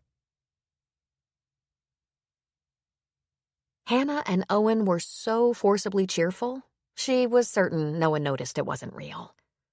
They went to Sully's and had lunch on the porch. The sun came out and Romeo loped around the campgrounds with Beau. Sully and Noah threw the ball for them for a little while. Hannah was able to thank Helen for all her help and advice. Back at Owen's, Noah and Owen did a little fishing while Hannah gathered up all their things and packed everything except what they would wear to bed and then put on in the morning. Owen helped her load up her car, and she proved to be very controlling about how things were arranged, making them both laugh. Owen cooked dinner. He made Noah's favorite meal of hot dogs and mac and cheese, except his mac and cheese was rich and thick and made from scratch. Hannah had the passing thought that if she were to stay longer, Owen would make her fat. Nothing stuck to him. He ate all the most fattening things and was still thin. They played a rousing game of Candyland after dinner. The sun just didn't want to go down, even with the help of the Rockies to the west. Finally, Hannah told Noah it was time for his bath and bed. She even allowed that Romeo could help him go to sleep. It took about a half hour for bath, book, settling in. When she got back to the porch, Owen had lit a couple of candles, opened a bottle of wine, and had some soft music coming out of the walls. She had no idea how he'd done it. This house he'd built, it had everything. It was a magic house. "Would you like me to clean out the refrigerator?" she asked him. "There's not much, and nothing's gone bad." "Leave it all and sit down." She sat and accepted a glass of wine. "I'll strip the beds and toss the sheets in the washer before we leave in the morning." "Please don't," he said. "Please leave me things to do. I think I'm going to want to be busy tomorrow. And can you check in sometimes? Let me know your progress and how the drive's going? Sure, but please don't worry. It was a very good vacation, he said. I hope you feel refreshed. The weeks leading up to you coming here were so hard for you. It's been a wonderful escape. She sipped her wine. My fiancé's name was Wyatt. He betrayed me. I had to cancel a wedding. I lost hundreds of dollars in deposits, and I haven't given him 2 thoughts in 4 weeks. A huff of laughter escaped Owen. That really was a close call. I'm going to think about you a lot, she said. Good, because I want you to come back, or summon me to Minneapolis. We spent every day together, and yet there are so many things left to talk about. I'd like you to meet my mother and sister. They're probably the best parts of my life. I'd even like you to meet my ex-wife. She's a remarkable woman. I'd like to work as your assistant and go on some of your trips with you. His eyes lit up. It just so happens there's an opening. When can you start? She smiled but shook her head. You know I have to go. I have to get Noah settled. We have to find a routine. A routine will help him a lot, I think. You're going to be a wonderful mother, he said. You're already a wonderful mother. Everything has changed now. I was on the fast track to become regional director of sales. If I performed well in that capacity, I stood a chance of eventually being vice president of sales. Now none of that seems important. The only thing that matters is having enough time for Noah. Enough time and money to do right by him. I'd quit working altogether, but that's just impractical. We need medical benefits and income.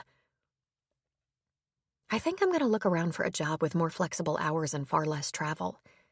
Maybe there's something in my company. Transfer to a different department? He asked. I don't even know what to look for, she said. Maybe you should see a counselor, he said. I don't think I need counseling, she said, bristling a little bit. Not a therapist, he said, laughing. A career advisor. Your circumstances might be special, but lots of people reach a point when their work is less than satisfying and they want to make a change, but they just don't know where to turn. Huh, she said. I never thought of that. You could take your time. There's no deadline. You make everything sound so easy. Hannah, it won't be easy, but it doesn't have to be an emergency. You and Noah can move forward at your own pace. You'll find your groove. They talked through 2 glasses of wine each, like every other night. Then he took her empty glass, set it aside, and pulled her to her feet. He kissed her brow, a tender smooch that didn't quite live up to the feeling she had. I want you to get a good night's sleep, but I don't want you to wake up with a hangover. You have so far to go tomorrow. He wrapped his arms around her and pulled her close. I'm going to miss you. And Noah. I think poor Romeo might sink into depression. You'll have to give him extra attention. What time are you getting up? He asked. About 6, she said. That should be early enough. We'll dress, have a quick breakfast, hit the road. I'll be up, he said. He lifted her chin and pressed his lips against hers in a sweet, firm kiss. Then he rubbed a knuckle along her cheek. This isn't really goodbye. We'll talk all the time, probably every day.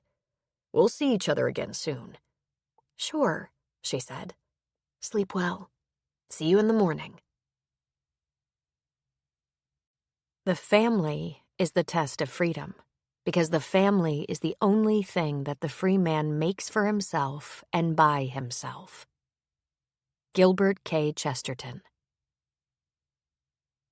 Chapter 6. Hannah feared it was goodbye. Owen lived a somewhat adventurous, reluctantly famous life, and in between his travels, he hid out at his cabin and put together his photos in collections. What did she really know about him? She loved his temperament and his humor, loved the way he related to Noah and even Romeo. But she had no way of knowing if he had that occasional dark side. His ex-wife, who he described as a fun-loving extrovert, said he could be quiet for long periods. She hadn't noticed that in the time they'd been together. Would that be okay after a while? Or would it become tiresome and lonely? Still, she felt the threat of tears while she was in the shower.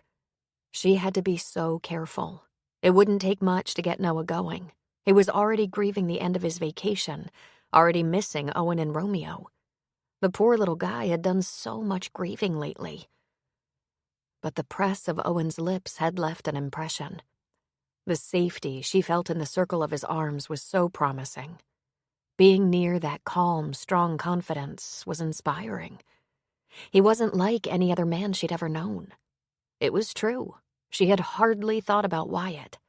If she hadn't gotten that errant phone call, the one she hadn't even answered, she might not have thought about him at all, not even in the dark of night. Close call. There was one thing that left her unsure. It was clear that he adored Noah, but how did Owen feel about her? In 4 weeks of constant companionship, Owen had hugged her a couple of times. Very polite and platonic hugs. He'd kissed her brow a few times. He'd kissed her lips only that once, and it hadn't been a passionate kiss filled with longing. With the exception of his kindness, his generosity and warmth, she didn't get a strong sense of desire from him. He'd said since his divorce, relationships had been rare and brief. She dried her hair so it wouldn't be all wonky in the morning and slid into bed. She thought about keeping Owen in the back of her mind, handy, waiting. They would get to know each other better on phone calls. She would visit him again. If she didn't learn what she needed to know after another visit, she might plan to visit him the following summer. After all, she'd reconciled herself to the fact that she was going to be a single parent. She'd called off 2 weddings, proof she wasn't a great judge of men. Morning came too soon, and she was tired. She'd slept, but not well. She was relieved to see the clock read nearly 6. She wouldn't have to fight it any longer.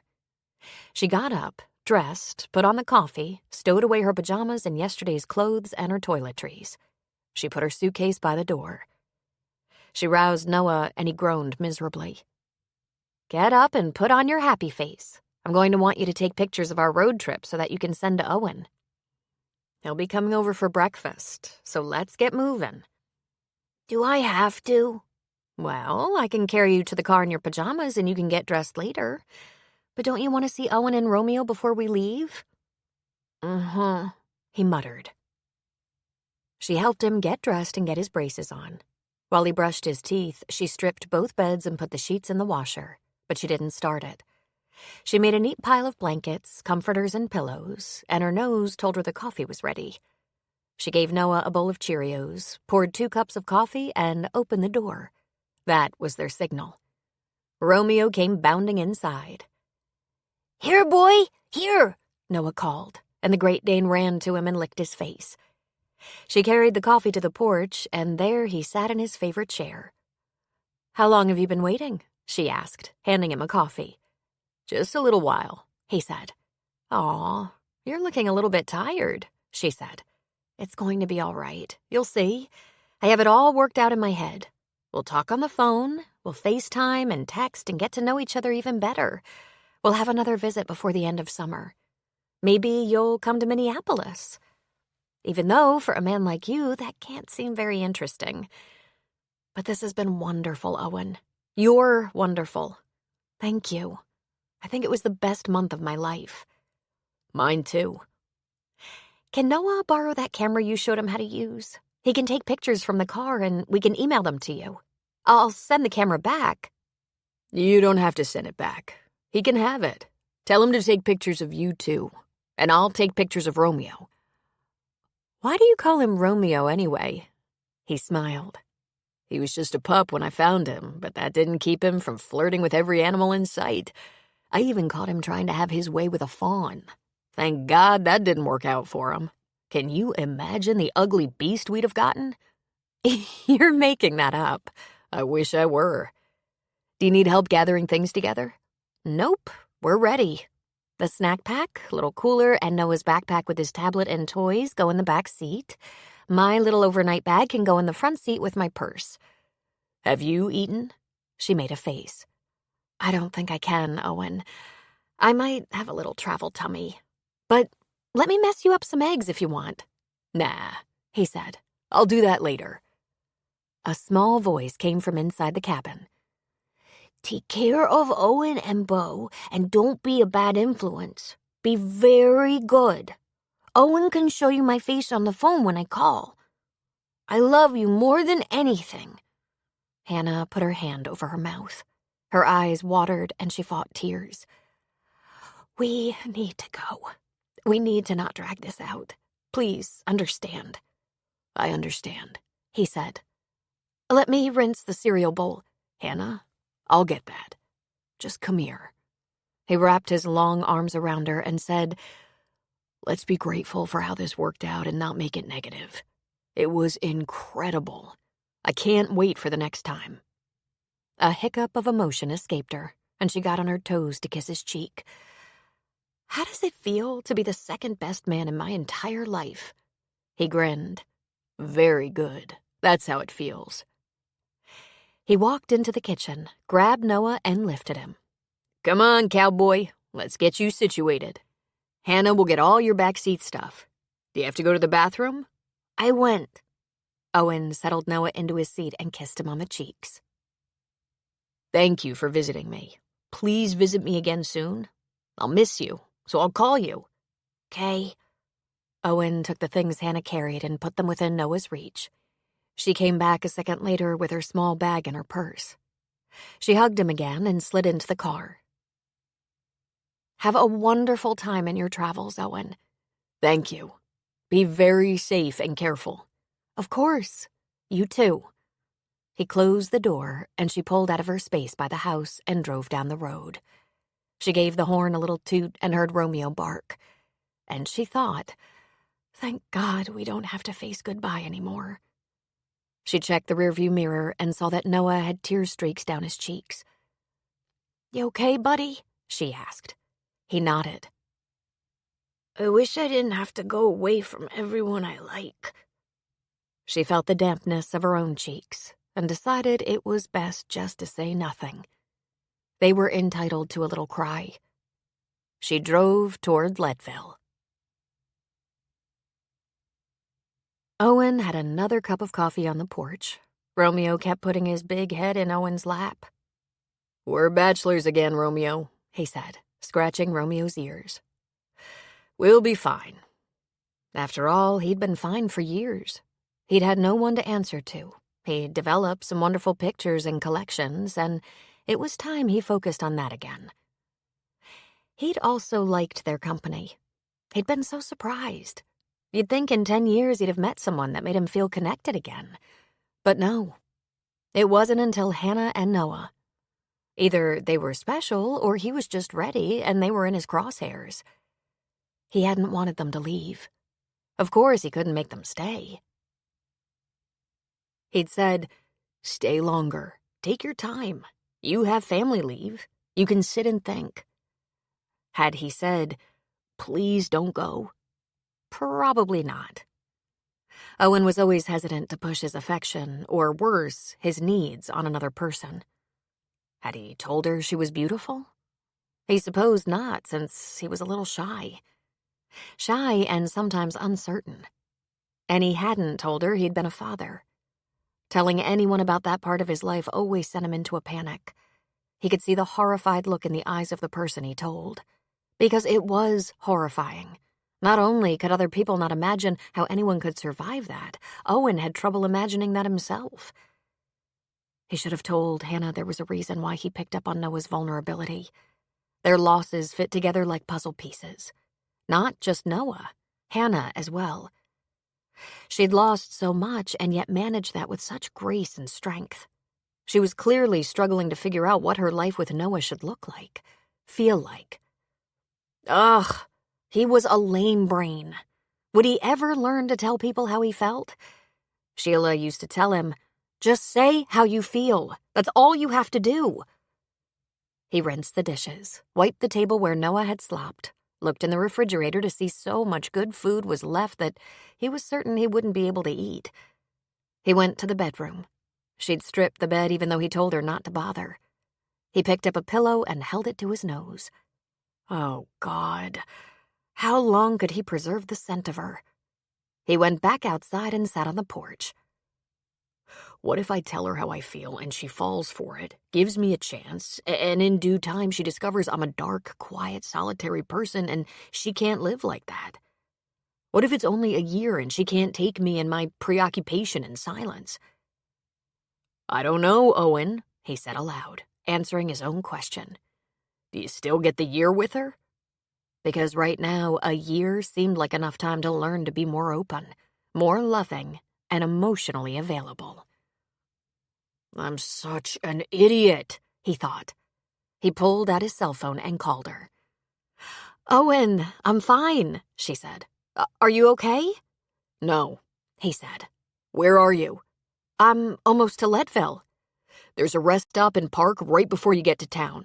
Pull over. I'm coming. Why? Why are you coming? I have to tell you something. Will you wait for me? It's very important. Well, sure, but are you all right? I'm fine. I'm only 15 minutes behind you. He disconnected. He shuffled Romeo into the house, but he had to stop and put down water for him. Behave. I'll be gone an hour.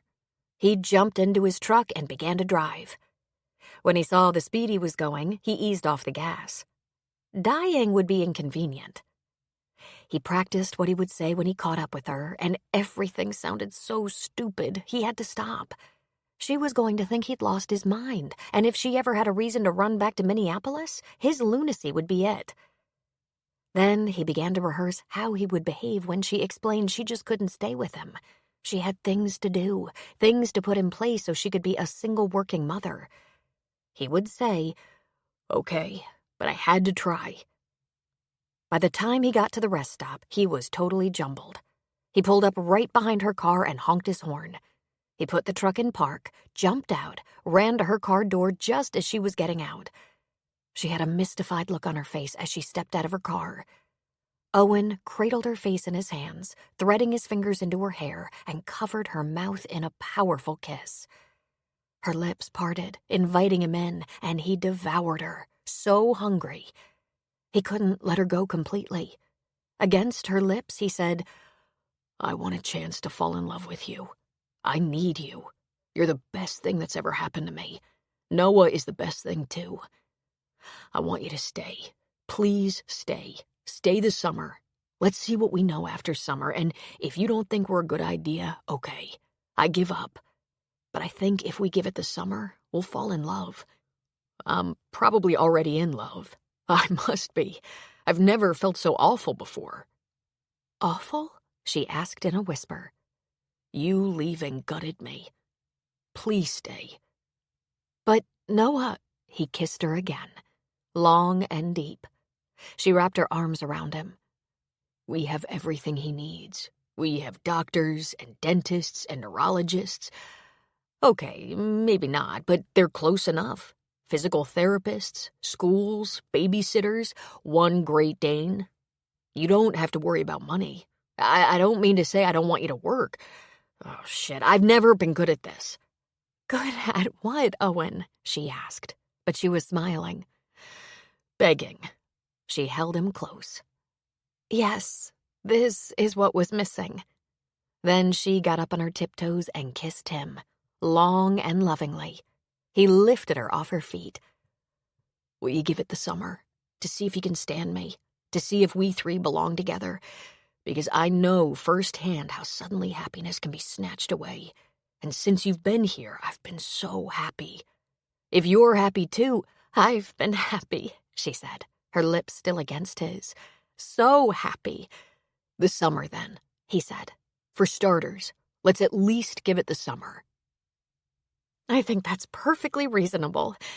Yes, I want to find out.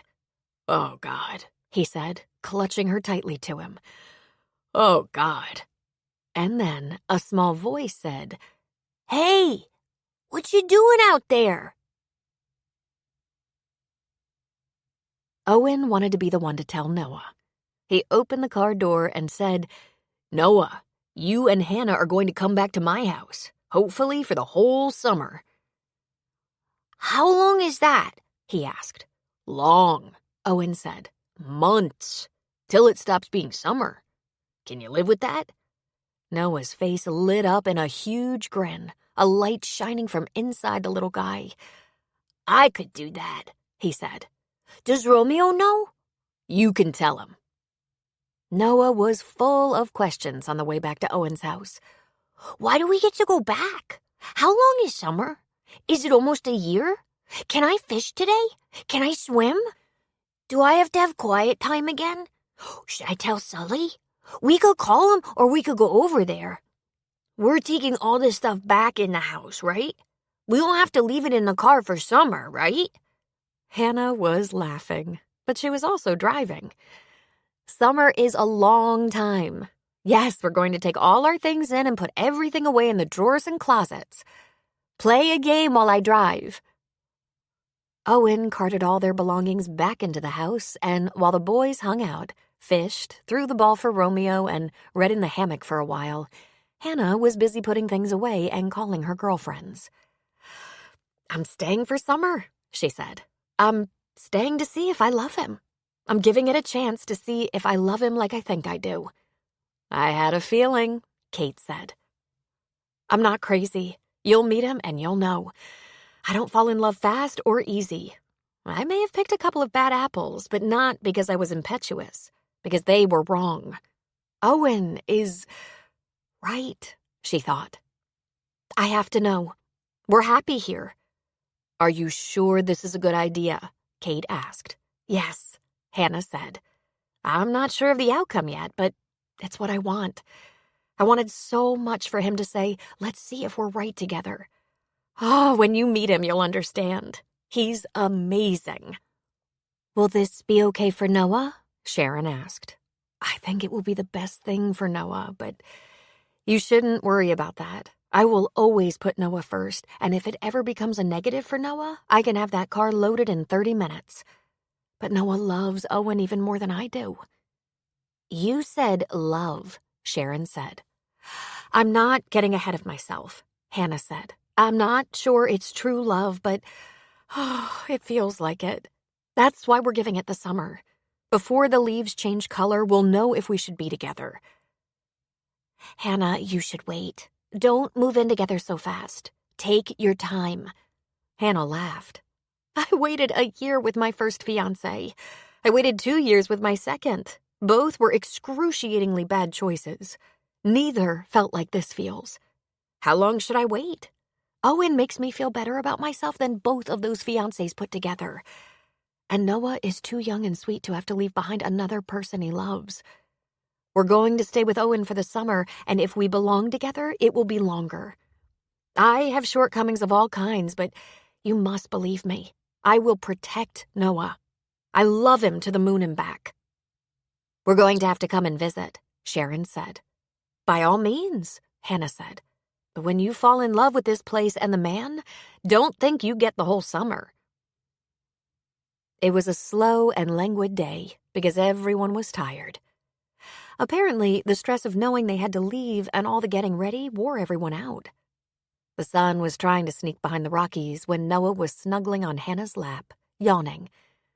I think you need a quick bath and bed, she said. Can Romeo come? Owen? If he wants to. And if I know Romeo, he wants to. By the time she got back to the porch, he had opened a nice bottle of wine. Instead of sitting on her favorite chair, she slid onto his lap and put her arms around his neck. I hope you don't regret this, she said. I almost didn't catch you in time, he said. I almost let you get away. My girlfriends are worried about my judgment. They'll come for a visit, check you out, decide whether I've lost my mind. How soon will they be here? He asked, nuzzling her neck. I get a couple more days to seduce you, don't I? She laughed. She also shivered at the sensation of his lips on her neck. You don't need all that much time, Owen. But when did you discover you felt this way? I had no idea. It was pretty quick. Not immediately, but within a day I was asking myself, what is this feeling?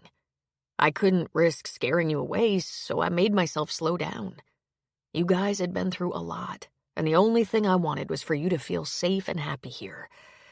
And with me. Here with me. Owen, maybe you should have told me how you felt when you were offering me a chance to stay longer. It's been such a long time since I was in love, Hannah. You're going to have to be patient with me. I'm a solitary old dog. But what I want is to be part of a family like yours. What I really want is to not let go of you for 24 hours, at least. Are you offering to tuck me in tonight? I could do that, he said, aping Noah's best-known phrase. You'll have to have pajamas, she told him. Noah sometimes wakes up in the night. Do you own any? There's a trunk in the master closet filled with my more personal items that I don't bother to pack or move into the barn. There are some t-shirts and boxers in there. Will that do? That would be nice, she said, giving him a kiss. Do you have pajamas? He asked, pulling her closer. Of course. I don't think you're going to need them for a while, he said. Then he kissed her with every fiber of emotion running through his veins. His hands wandered under her shirt, stroking her back, sliding under her bra to fondle her breasts and tease her nipples. His tongue made a playful tour of the inside of her mouth, and both of them were breathing hard. He lifted his hips slightly. Do you think he's asleep? He was almost asleep when I tucked him in, but I'll check. She laughed softly. I'm not going to get a glass of wine, am I? I'll bring it. We'll have wine and other things. He lifted her up so he could stand, placing her on her feet. Come with me, sweetheart. Tiptoe. No need to wake anyone. The front door was locked, the lights turned off. Noah and Romeo looked in on, the covers on the large extra-long bed pulled back. The bedroom door had to be closed. A bottle of wine and 2 glasses sat on the bedside table. Have you missed your bed? She asked him. It wasn't the bed I've been wanting, he said. He pulled her shirt over her head and kissed his way from her neck to her shoulder and down her arm to her wrist. He pulled his own shirt off and pressed her close against him, letting her soft breasts tease him. He pulled her down on the bed and lay facing her, leisurely kissing her and running his fingers through her hair, tucking a lock behind her ear.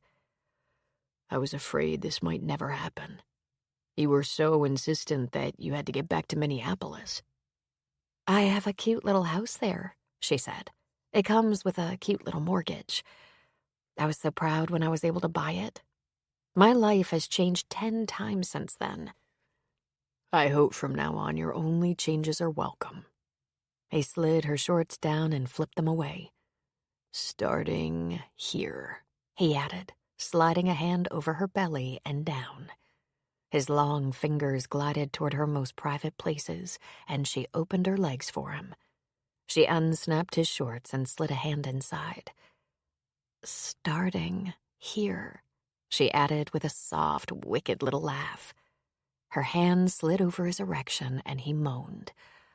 Owen, she whispered, get rid of these shorts and let's get under the sheet. He rolled with her right, then left. He pulled her under him and settled himself between her legs, gently prodding her. How's your birth control? He asked. I guess that means you don't have a condom. I have some mighty dated ones in that trunk in the closet. If I wasn't prepared, it's because I didn't expect to be this lucky. How is this so far? Almost perfect, she said. I'm on the pill and it served me well. She pulled his face down to hers and kissed him while her hands roved all over his back and butt. He was so beautifully put together, his muscles long and lean, his male butt solid and round. He pampered one nipple, then the other, then licked his way down her stomach again, this time not stopping until he reached the center of her body. He spread her legs and briefly buried himself in her soft flesh, his tongue torturing her. Her fingers were in his hair, gently massaging his scalp. Thankfully, he didn't waste a lot of time because she was struggling. He came back to her lips and whispered against them. Anything you want, he said. Anything. I want you inside me. Thank God, he said, immediately sliding into her. He pinched his eyes closed and was still a moment, then began to move. She moved with him, clutching him tightly to her. She whimpered slightly, reaching for that moment. Her legs came around his waist, and he grabbed her butt, pounding into her with hard strokes, pressing into her, reaching deeply. She had a powerful, blinding climax in his arms. He opened his eyes, looking down at her. She closed her eyes and bit her lower lip, riding it out. "Honey," he whispered. "Hannah." Then, unable to wait her out, he pumped a few short times and exploded with her. When he stopped panting, he covered her lips with short kisses, leaning on his elbows to keep his weight off her. "I hope that was okay," he said in a rough whisper, "because I think after that one time, I'm addicted." She laughed softly. "It was very good," she said. "Can you do that again?" "In a little while," he promised. "Right now I want to feel your whole body against mine. Oh, you're so soft, so sweet." He turned her a bit so he could spoon her. He nuzzled her neck. "I'm so happy my trip was canceled." She chuckled. "Me too." "What do you suppose people will say when they notice I'm still here?" "I don't know what they'll say about you, but I think they'll decide I'm less strange." "I'm not sure anyone thinks of you as strange," she said, holding on to the arms that held her. "They must. I even find myself strange. But right this moment, I find myself to be the luckiest man alive." "We should put on our pajamas and open the door to listen for Noah." "In just a little while," he murmured.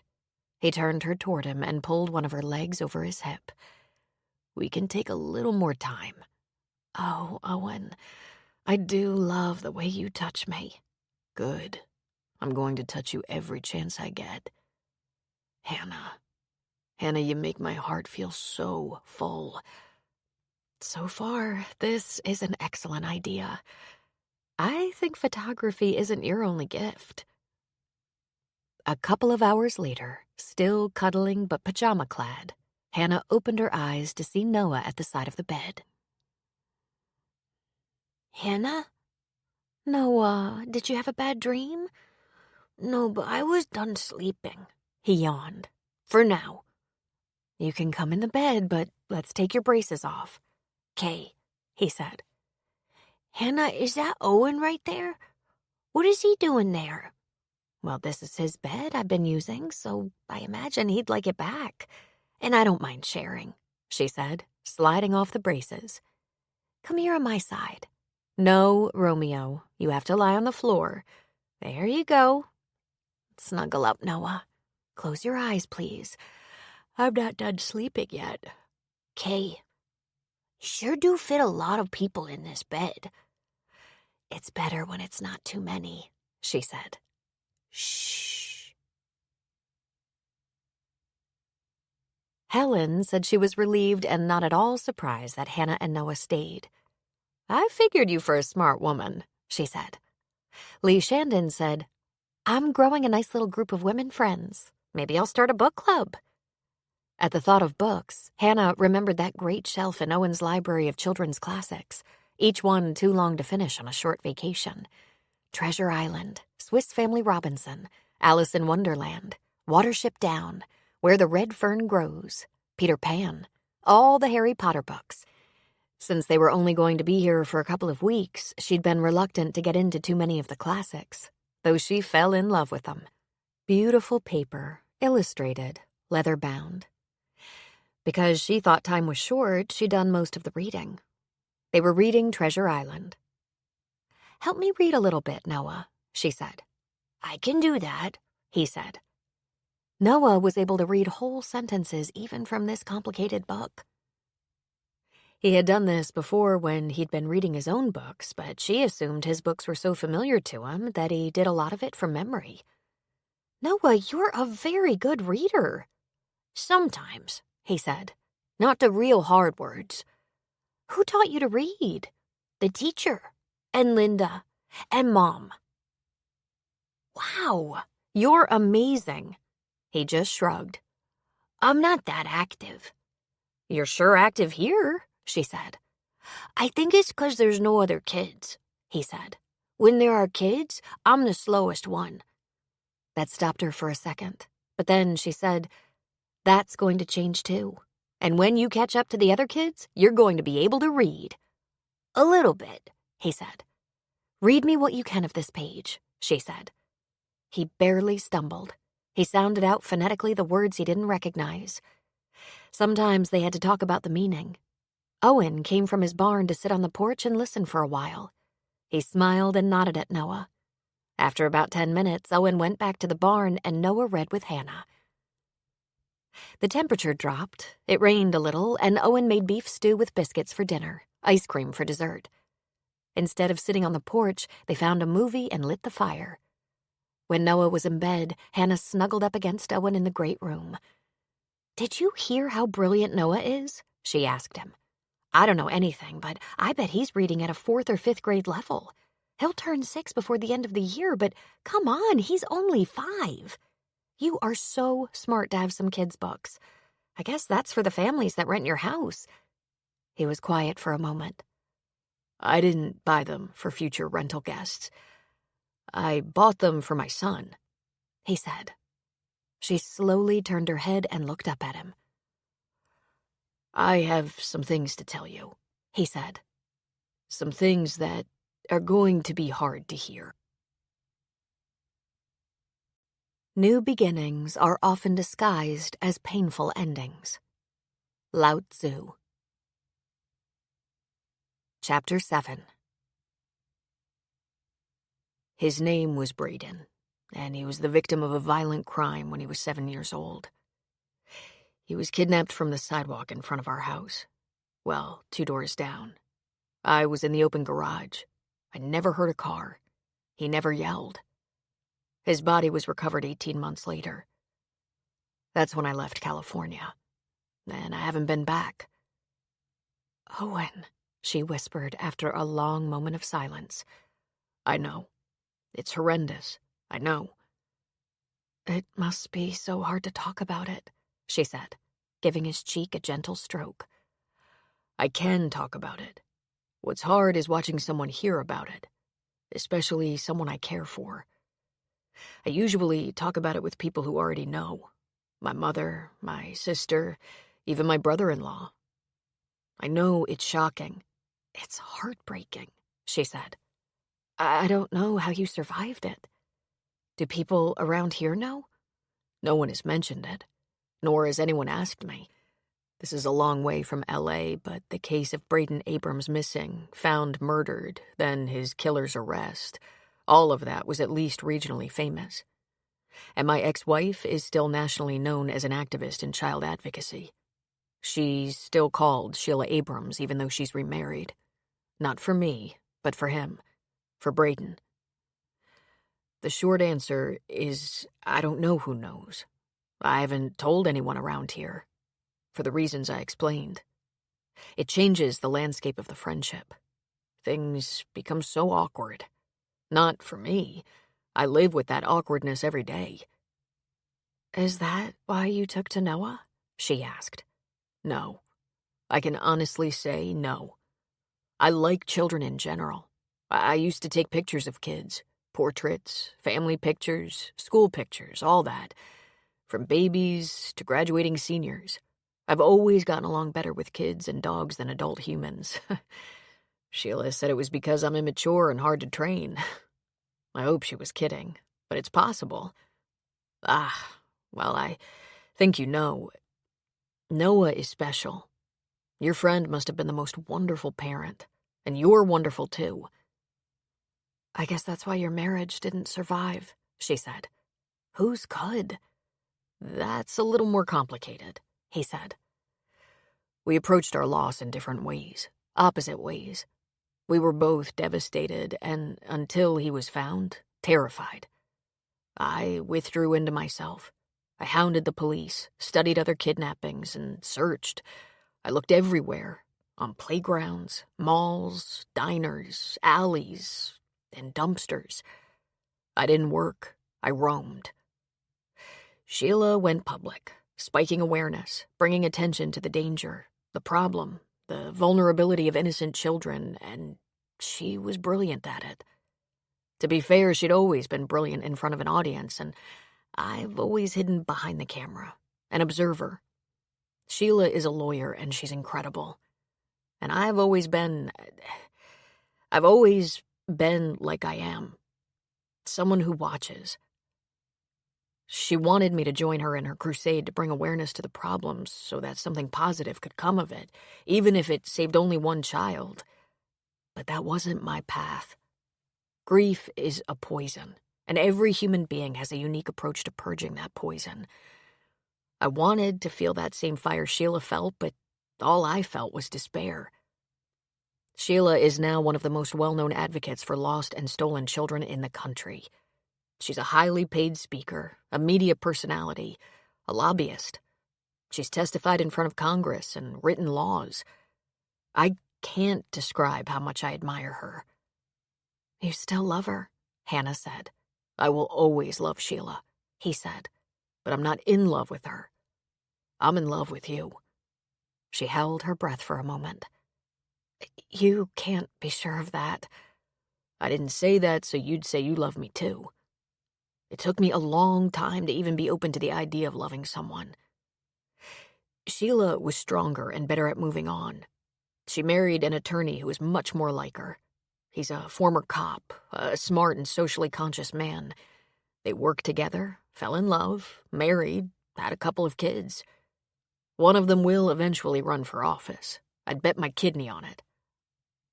But when I met you and Noah, I knew in a day I had found a woman to love. I wanted to love and protect you both. But would you love me if I didn't have Noah? She asked. Because you lost a child and Noah is so smart and vulnerable and funny and sweet. And that's the scariest part for me. Can you imagine what would become of me if we lost him? It's almost enough of a reason to deny myself a relationship with you. But I can't. I knew in 24 hours that if I could somehow manage to be the man you wanted, I was in. But I also knew you'd have to be willing to live with this ghost of mine. I believe it's called baggage, and it's hefty. I'm damaged. No, you're not, she said. No more than any of us. In fact, I think it's what makes you special. I'm so sorry for what you went through, but I don't think of you as wounded. You're gentle and kind and stronger than anyone I know. You're good for Noah, but you're also good for me. Still, I think giving it at least the summer is a good idea. Who knows what we might discover about each other once we dig beneath the surface. We deserve a chance to see if we can be good for each other. I know you'll be good for me, he said. The question is, will this broken man weigh you down? Because I'm tired of feeling crippled and sore. I want to be good for someone. I want to be good for you. You have been so far, she said. Promise me, he said, lifting her chin with a bent finger. Don't accept me out of pity or because you think you can fix me. I was quiet and a little moody before I lost Braden. That didn't bother Sheila. She said she was happy to do all the talking. Hannah smiled. I can't wait to meet this woman. Is there anything else you want to tell me? Not that I can think of, thank God. I'm sure that was a big enough load. Good. Then let's go to bed and hold on to each other. I need some rest. I have to go into town tomorrow and get some referrals from Lee Shandon. Even though I've kept up with Noah's exercises the past few weeks, it's important not to ignore his therapy protocol. We have to get back in the program. Good. Even though we've been having fun, I haven't forgotten he needs routine therapy. And listen, if you'd rather have some space tonight to think over all the stuff I just dumped on you, don't push it, Owen. Come to bed. Love me. I could use a little reassurance. He grinned at her. Amazing. I didn't scare you off. It happened to her again. A missed call from Wyatt. Well, when you were having summer at the lake with your best guys, you didn't look at your phone much. The only other calls she'd gotten were from Kate, Sharon, and a couple of other friends who just wanted to check on her and see how she was doing. There were also a couple of numbers she didn't recognize, which she chalked up to telemarketers. No messages, no texts. She'd looked at her email about once a week. She didn't miss it at all. Wyatt must have lost control of his phone. Another pocket dial. If he wanted to reach her for some reason, he could text or leave a message, but he hadn't. And she found she had no desire to text him, hear from him. She definitely had no desire to see him. She'd been prepared to marry him, and now, because of Owen, she realized she hadn't had the depth of love and trust a lifetime commitment required. She had let it be enough that she usually felt happy when they were together. Usually. Then Owen came along. Owen made her feel brand new, fresh, happy, and utterly safe. She felt as though anything was possible. With each passing day, it was easier for her to ignore Wyatt's accidental call and not give him a thought. She was exactly where she wanted to be. Hannah took Noah into Timberlake to visit the doctor, giving Owen some time to work. Lee was very encouraging by echoing what his neurologist had told her before they left Madison. His case was very mild, and with the right therapy, possibly medication, possibly Achilles tendon surgery after puberty, he would probably walk without leg braces. He might have a lifelong hitch in his step, or not. But he was so fortunate that was all he was dealing with. A large percentage of those afflicted with CP had seizures, had full body involvement, had other affected areas of the body from speech to mobility, and would never leave a wheelchair. Lee called Maggie Sullivan, Sully's daughter, who was a neurosurgeon, to get her recommendations on doctors and therapists, and Maggie also suggested a counselor she knew. Someone to help Noah with grief counseling and adaptation to relocating and dealing with a disability. I'm prone to do too much as opposed to too little. We'll drop out some of the players as we go along, Lee said. I agree, Hannah said. Let's cover all the bases, especially now when it's summer and school is out. Hannah thought that Romeo was probably the best counselor of all. What luck that was.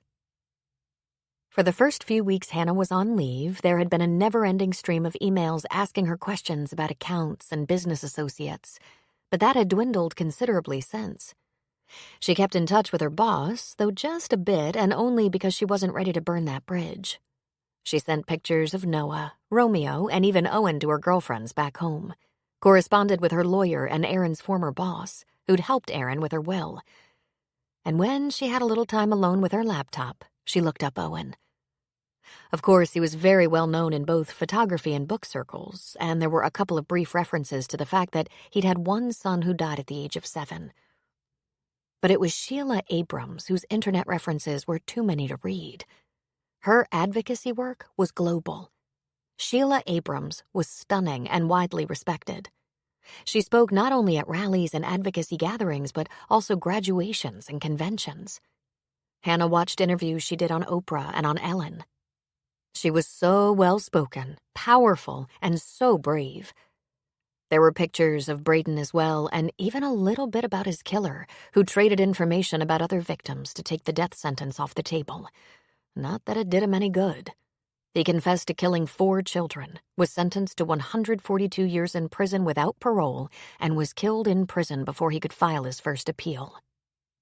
There were 2 pictures, a mugshot at his arrest in which he looked like pure evil, and a picture taken just outside the courtroom in which he looked like a perfectly safe guy from church.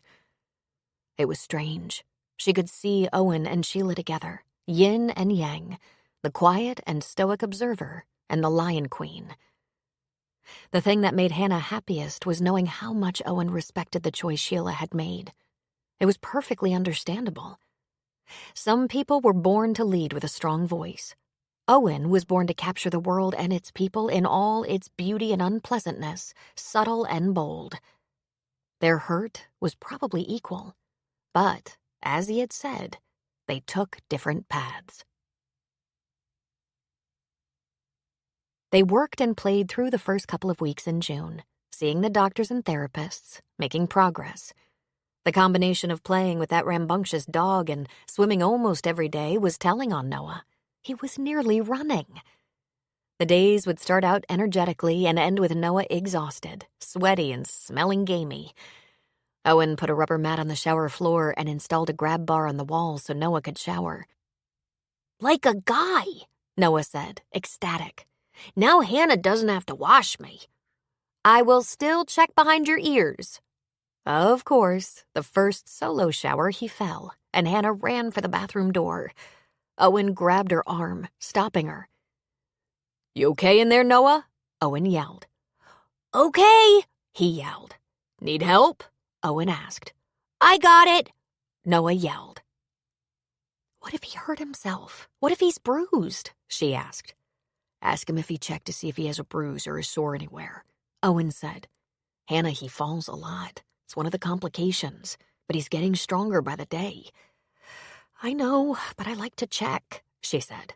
Check behind his ears for dirt and check his teeth to see if he's brushing. And let him be independent. She looked up into Owen's warm and smiling eyes. He has a loose tooth, you know, she said. Hey, that's great. What does the tooth fairy pay these days? I have no idea. Call Sheila. Ask her. He laughed and pulled her into his arms. I haven't exactly told her you stayed. Are you keeping me a secret? She asked. Actually, I can't wait to tell her. But there's something we have to talk about. Noah says he doesn't have a father, that his mother got him at the store. Oh, crap, she said. This might be above my pay grade. Hannah, even though it's hard, you have to tell him the truth. We can talk about it, and I'll help if I can. But he needs to know. That is the truth, she said. She got him at the store. Sort of. He just looked at her for a long moment, holding his lips in a straight line. Then he slowly shook his head. Tonight's fireside chat is going to be so revealing. The bathroom door opened. Noah was hanging onto the door handle for balance and assistance, the towel wrapped around him, a big grin on his face. Look at you standing all on your own, Hannah said. I'm just about done doing that too, he said. I've got this, Hannah said, scooping him up. You can sit down on the bed to get into your pajamas. I can help you if you want me to. I can do this, he said. But I'll take a ride. Romeo and Owen just about wrecked me today. Are you too tired to read for a while? She asked. He yawned. Maybe, but I have a little listening left. She snuggled him close and carried him the rest of the way. When she got to the porch, Owen had lit a couple of fat candles and was comfortable in his favorite chair. Would you like something to drink? He asked. I think tonight deserves something a little strong, she said. How about a crown if you have it? Water? He asked, lifting an eyebrow. Not too much, mostly ice. Look out, Owen, he said. She's drinking hard tonight. Who can blame me, she thought. When he brought back the drinks, she lifted hers in a little toast and said, Here's to motherhood, on-the-job training. You're doing fine, you know. I have to clear up that little misunderstanding about where Noah came from. I know what happened. Erin told me about it. She had a pamphlet about explaining eggs and sperm to young children. I think Sharon or Kate gave it to her. It wasn't that long ago, a year or so, when he wanted to know where his father was. Erin told him he didn't technically have one, at least not in the usual way. Usually married ladies make their babies with their husbands, but Erin didn't have a husband, and she still wanted to be a mother more than anything. She explained that not all married people are lucky enough to have babies. Not all women have the eggs, and not all men have the sperm, and it takes those two things every time in almost all animals on Earth. But for human men and women, sometimes when someone has more than they need, they donate for people who don't have enough. So even though she didn't have a husband, there was a place she could go and get that donated sperm. She told him she went to a sperm bank to find a father for her baby, and she must have picked the best one available because he was perfect. She explained it as a little like adoption, except this way she got to be pregnant and feel him grow inside her, which was so special. She tried to explain that it was private business, and if anyone wanted to know where his father was, he should just explain that that's private family business. Somehow the bank turned into a store in his mind, and he forgot it was private. And isn't it a wonder no cabbages were thrown in as well? Well, that's just remarkable, Owen said. What an amazing mind he has. I know. He's teaching me things every day. I think he's done letting me see him in his underwear now. Kinda sounds like it, Owen said. I have a huge, huge favor to ask you. No, I'm not going to explain the sperm bank to Noah. Not that, she said. Even though I didn't get a clear job description, I know what I have to do. No, my girlfriends, Sharon and Kate, they want to see us and get a look at you. Can you stand a lot of company? I could ask them to wait until you go to Vietnam, but Sharon doesn't have much time to screw around. She's due to have a baby in about 6 weeks, and they do want to get to know you. Bring them on, he said. How many of them? Kate, Phil, and only 2 of their kids. Phil's 3 kids from his first marriage will be with their mom. Sharon, John, their 3-year-old, and Sharon's big belly. So, not counting the belly, 7. He smiled reassuringly. If I pass this test, can I keep you a while? You might be stuck with me either way. I can do that, he said. Hannah was conscious that for the first time she wasn't at all nervous at the prospect of introducing her best friends to her boyfriend. Not only was she completely confident in Owen, she also didn't care what they thought. She adored him. The 3rd weekend in June would bring the friends for a long weekend, from Thursday to Tuesday. Owen asked her to go shopping with him to stock up. He wanted to fill up the kitchen with food, drink, plenty of ice cream, and needed her input. The kids were 3, 4, and 7. Add in Noah, who was 5. When she tried to help pay, he wouldn't have it. Come on, let me play the host. Unless my sister or ex-wife visits, I'm mostly alone or on the road.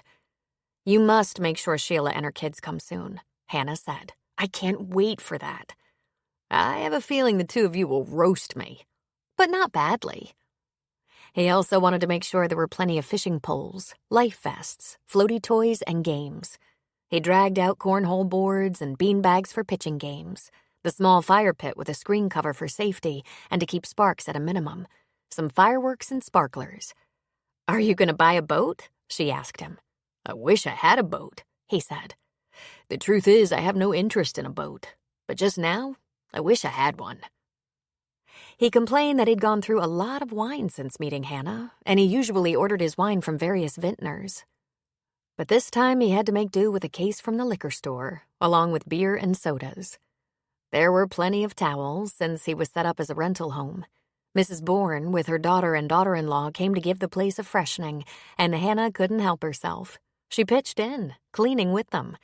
Mrs. Bourne chattered the whole time. So you've been here over a month, is it? And staying on, are you? Oh, with that cute little boy of yours? You and Mr. Owen must be working out just excellent then if you're still here. Well, I've been looking for a woman for that kind man, and I have to say he did right well with you. Oh, and little Noah will go to school in Timberlake. Oh, and maybe take some trips with Mr. Owen, I suppose. And I guess I'll be cleaning up for a wedding one of these years. No pressure. You should be sure, but I don't know how much better you can do but Mr. Owen. Hannah found if she said nothing at all, Mrs. Bourne didn't notice. At one point, her daughter Rebecca said, "Mama, stop talking before her ears fall off." Was I talking? Oh, never mind. Hannah don't care. Do you, Miss Hannah? Everyone arrived in the early afternoon on Thursday. They'd had an easy flight from Minneapolis to Denver and rented a van large enough for all of them and their luggage. Owen and Noah had been hanging out on the dock fishing to pass the time. And at the sound of a horn and Romeo's welcoming bark, Noah got himself up and made noisy running thumps down the dock. He was getting steadier and faster by the day. They might as well have been aunts, uncles, and cousins. There was so much hugging going on. Hannah glanced over at Owen and saw that he hung back a little. She smiled at him, for no one could look quite so alone in a crowd as Owen. His hands were sunk into his pockets, and he had this little bit of errant hair that fell over his brow. He tended to always look like he could use a haircut. Today he was clean-shaven, probably in deference to guests, but usually he was just a little scruffy, and Hannah loved it. She gestured him over. John was first, grabbing Owen's hand. How you doing, man? I'm John. This is Sharon and the bump. And this is Mandy, he said, picking up a 3-year-old girl. Then Phil stretched out a hand. Hey, this is great of you, Owen, letting us invade like this. Kate, my wife, Jess and Alexa, our daughters, aged 4 and 7. I guess the first thing to do is get the luggage in. Then you tell us what to do and we'll do it. Chop wood, hunt for food, fish for dinner. Owen just laughed. We get luggage in, then break out snacks. Hannah will show you which room she picked out for you. After that, the kids might want to swim or fish. I have plenty of life jackets and poles. Look at this place, John said. It's a resort. You have ponies in the barn? Unfortunately, Romeo is the only pony. That's my shop where I work. If you're interested, I'll show you later. Romeo was in the middle of 4 kids, tasting each face. Don't worry, he's had his shots, Owen said. He's very nice, but a little clumsy, Noah told them. He knocked me off the dock, and I almost drowned. You didn't almost drown, Hannah said. Come on, you guys, let's get you moved in. Chips and salsa, potato chips and dip, and a big bowl of fruit were put out for everyone to put a dent in their hunger so they could play. The kids chose swimming over fishing while the sun was out, and Romeo was happy to join the kids, chasing his ball out into the water. Everyone wore their life vests, even though Alexa was becoming a pretty good swimmer. Noah showed them his stuff. With the buoyancy of the water, and since this wasn't exercise time, he had flippers on his feet. He was doing some powerful kicking, chasing Romeo through the water. He might be slow on land, but he was as fast as any fish in the water. Owen and the dads were in the lake too, tossing kids around, throwing the ball for Romeo, laughing and taking revenge when they were splashed. Owen put chicken and corn on the grill while Hannah managed deviled eggs.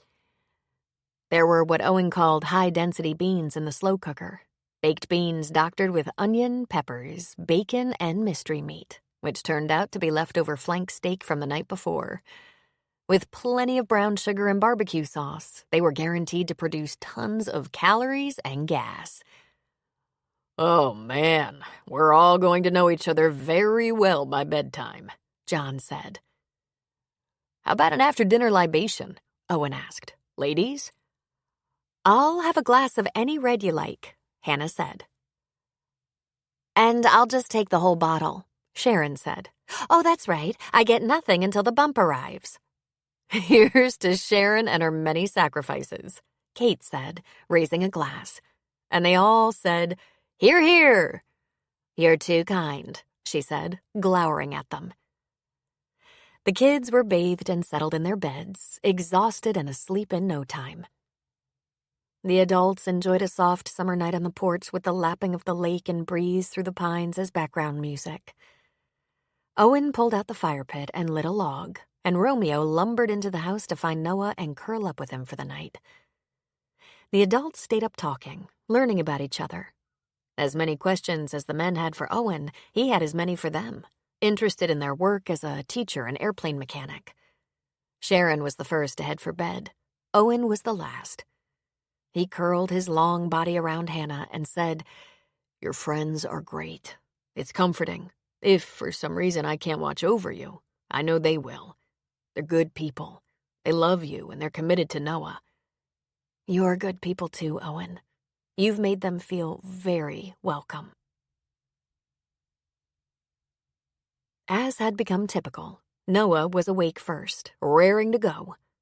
He had the other kids and their parents up with the sun. Their days were filled with swimming, fishing, food, and fun. They all went to visit Sully and Helen and exclaim over their garden. The women went to town to poke around one day, and then the whole crowd had burgers at the pub followed by ice cream sundaes. They spent most of one afternoon looking through Owen's books and pictures, and from that point on, someone always had one of his books in hand. Every evening found them on the porch with a fire. This is the life, Owen, Phil said. I know, it's hard to believe I actually do work. In fact, sometimes it feels like I work hard. But I admit, It's fun." "What's the best part?" John asked. "There are so many best parts," he said. "The freedom to wander, discovery.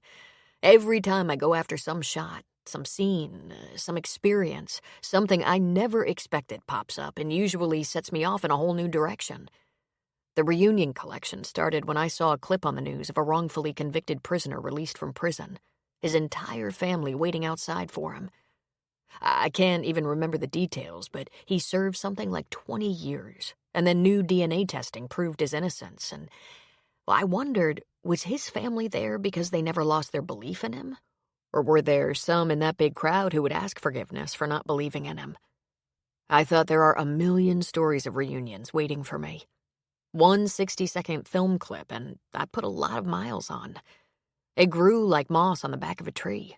Soldiers reunited with their families, or how about their war dogs? But usually one photo per story. Never more than 2. Photo stories. "His writing is breathtaking," Hannah said. That caused Owen to turn sharply toward her. "It is?" Owen asked. "Yes," Hannah said. "So personal, so invested, so captivating. Heart-tearing drama and out-loud laughter. Since you claim to have hated every English class you ever had, you must be something of a natural." He chuckled. "If you knew about the stomach cramps I get when I have to describe the moment, you wouldn't say that. Natural." "I love those books," Hannah said. He told them about some of his trips, about the trip to Vietnam coming up, and about some of his collections in progress. And then he did something that stunned Hannah. He told them about Braden and how his death changed Owen's life and turned him into a completely different photographer. "I'm sorry if I threw a damper on your vacation, but you're here to check me out, to see if I'm a nutcase. You should know about me. I don't tell people often because I can talk about it, but it's hard to look at the eyes of the people who hear about it. So, sorry for that. But it is a fact that after 12 years, after meeting Hannah and Noah, I feel myself changing again. This time, it's a nice change." There were a lot of muttered condolences and reassurances, and Hannah looked at him and let him know with her smile that she was proud of him. He had done that for her, and she knew it. The night before everyone had to leave, Kate asked if she could tuck Noah in.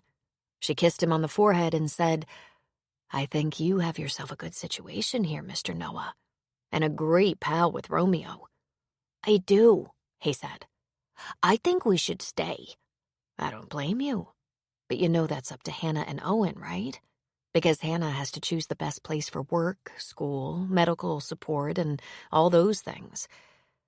But I did bring you something. My favorite picture." Kate pulled it out and gave it to him. It was a picture of the 4 best friends in a nice 5x7 frame. "This was taken when you were just a year old. We were on a holiday, a girls' weekend, the 4 of us. You were still a baby and stayed overnight with Linda. There's your beautiful mom. And Hannah." He held it and just looked at it. She'd noticed he had a picture of his mom on the bedside table, but this was the group. "Do you miss her sometimes?" he asked. "I miss her every day," Kate said. "I miss her a lot," he said. "That's why I brought you the picture," Kate said. "I don't have any proof, but I bet she's near enough to hear your whispers. I bet she's watching over you, over all of us." He looked at the picture a moment longer. Then he hugged it to his chest and lay down in the bed. "Sweet dreams, little man," she said. She stood just outside the slightly open door for a long moment. Then she heard his sweet little boy voice whisper, "Night, Mommy. Night." Hannah's cell phone chirped with an incoming call, and it took her a moment to identify the sound. She no longer carried her phone around with her every minute of the day. It was in the bedroom on the bureau. Her best friends were with her, so she wondered if it was another Wyatt misdial. Her friends had just started packing to head back home. The caller was Judd Tamaris, Aaron's former boss and lawyer. She closed the door to the master bedroom to listen and ask a few questions. Then she came back to the kitchen. Kate and Sharon were sitting at the table. "Where are the kids?" she asked. "Outside," Kate said, getting in the way while Phil, John, and Owen load the luggage in the van. "Hey, you look like you've seen a ghost." "Something has happened." That was Judd Tamaris, the lawyer who handled Aaron's will and the custody order. "It seems Aaron's mother has contested the guardianship.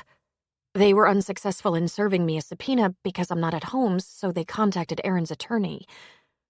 "Now what?" Kate asked. "He knows we're in Colorado for the summer, but I'd come back if he needs me to. He said he's been in touch with my lawyer and they're going to try to handle it without going to court. He wouldn't give up my address without a court order and told me to stay put. He'll call back tomorrow." On just what the hell grounds does she contest it? Sharon asked. "She's Noah's only family," Hannah said. "Oh, God. She can't take him away from me, can she?"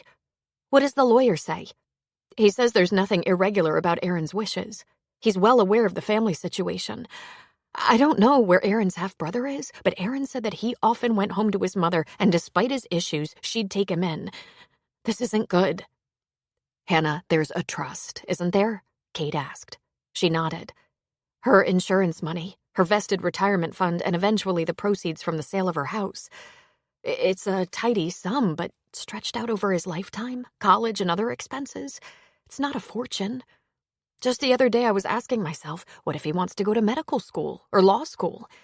Of course, I don't care about any of that. I don't plan to touch a cent until we know where we stand with school and our future.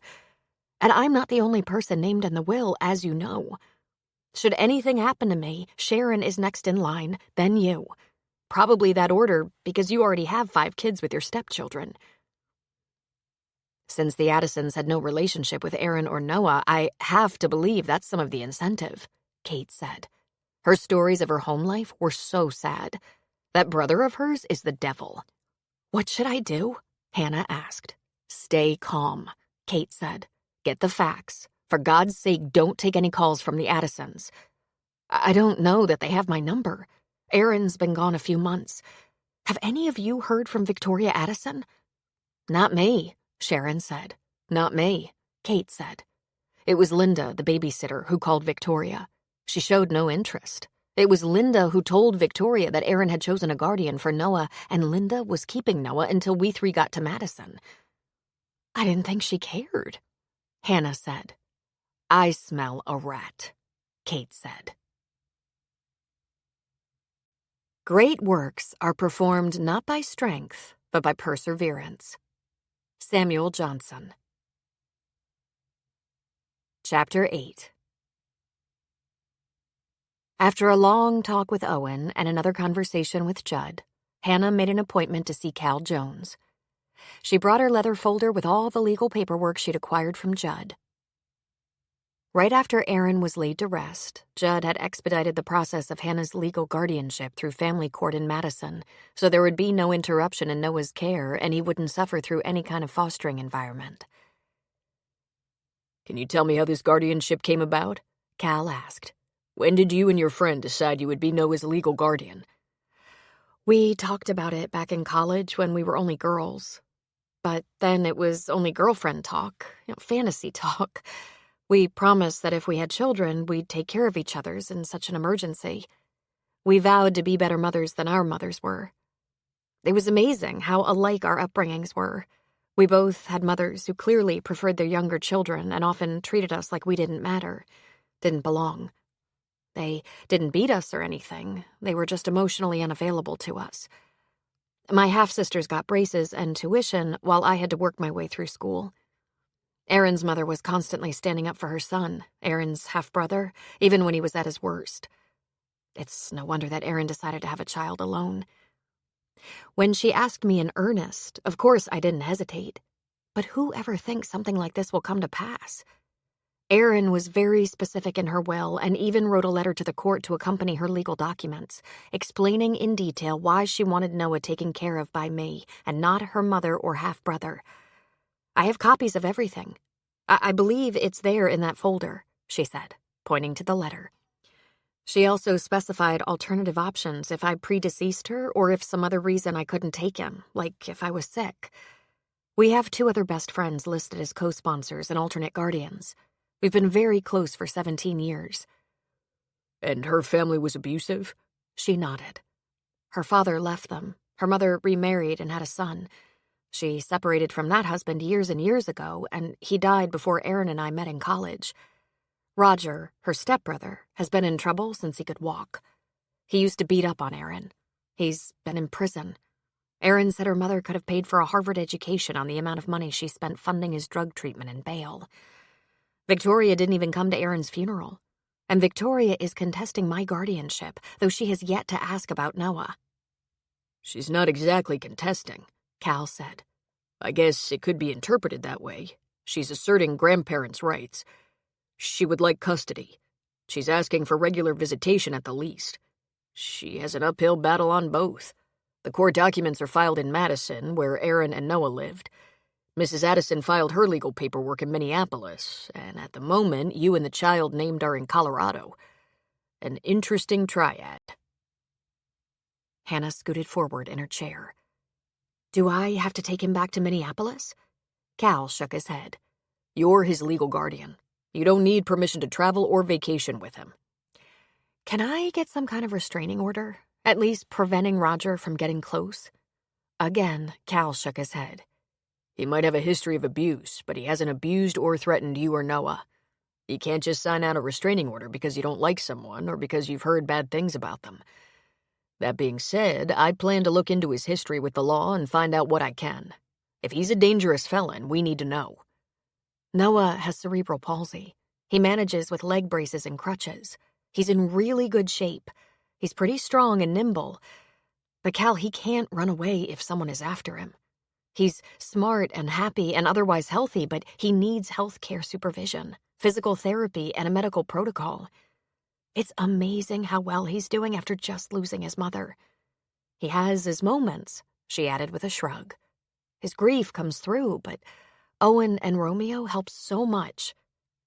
The thought of him going to an abusive or uncaring home, even for a day or weekend, just fills me with panic. Given the facts and Aaron's meticulous planning, I think we're going to avoid that. Let's save the panic for later. It might not ever become an issue. Are you still planning to stay the whole summer? Of course. We'll talk about the next steps in a couple of months, she said. Are you considering adoption? Cal asked. I am, but I don't want to rush Noah. I want to be sure he understands he's not giving up his mother. I also want him to know I want him forever. Before this complication, I thought we'd just take as much time as we needed to get to that conversation. Would it help if I doubt it would make much difference. But unless you are subpoenaed or there's a warrant and extradition, which is almost impossible, stay here. If you need something from your house, do you have a friend who can get it for you? Yes, I wasn't planning to go back before the end of summer. Good. If there's a court willing to hear Mrs. Addison's case for custody or visitation, we should get Mr. Tamaris to step in. Given he not only represented Aaron, he'd known her for a long time. And the court appointed an attorney ad litem to represent Noah, she said. The name is in the paperwork. Excellent. Give me a few minutes to copy all of this. I'll have a conversation with Mr. Tamaris. Tell him that I've agreed to represent you, and I'll let you know where we are in a few days. I'll also do a background on both Roger and his mother. Meanwhile, it might be best if you told your Minneapolis contacts not to share your current whereabouts with the Addisons. Oh, believe me. Try not to worry, Cal said. If Mrs. Addison has been involved in Noah's life from the start, if she'd filed for her rights before the court granted your guardianship, she might have a case here. But if you've told me everything, I can't imagine what leverage she would have. Blood, Hannah said. She's using the fact that she's his only blood relative. Hannah, the family court judge generally likes to keep families together when possible, but also does not hesitate to remove children from abusive or negligent homes to put them in foster care. How is Noah's grandmother going to care for him? Is she gainfully employed? Independently wealthy? There's a trust, she said. Is it large? Cal asked. Substantial? Depends on how you look at it, Hannah said. When you consider what college might cost in a dozen years, When you consider any special needs he might have because of his condition, it's probably not enough. If I didn't have to think about Noah's future, it would seem huge. Over $1 million. Cal sat back in his chair. Hello. That's what terrifies me, she said. That she could somehow get custody, get control of that trust, ignore Noah's needs, and... She couldn't finish. Over the years, she's given her son a fortune to help him get out of trouble, and I'm afraid that's all she wants. Aaron used to say, if you met my mother, you'd like her, but she isn't really who you think she is. Please help us, Cal. Noah shouldn't have to shoulder any more disappointment. He's been through so much. Don't worry, Hannah, he said. We've got this. Have you known Cal a long time? Hannah asked Owen. I met him shortly after he and Maggie married. We run into each other sometimes. He hangs out at Sully's with his daughter, and I've seen him on the trail a few times. And in the way of this neighborhood, I know about him. People talk about him, about being helped by him, about helping him work on that barn. And there's this understanding among the locals that Sully, while maybe the friendliest guy around, has an uncanny instinct about people. And Cal wouldn't be married to Maggie if Sully had a bad feeling about him. He made me feel so much better, Hannah said. Do you think he's actually a good lawyer?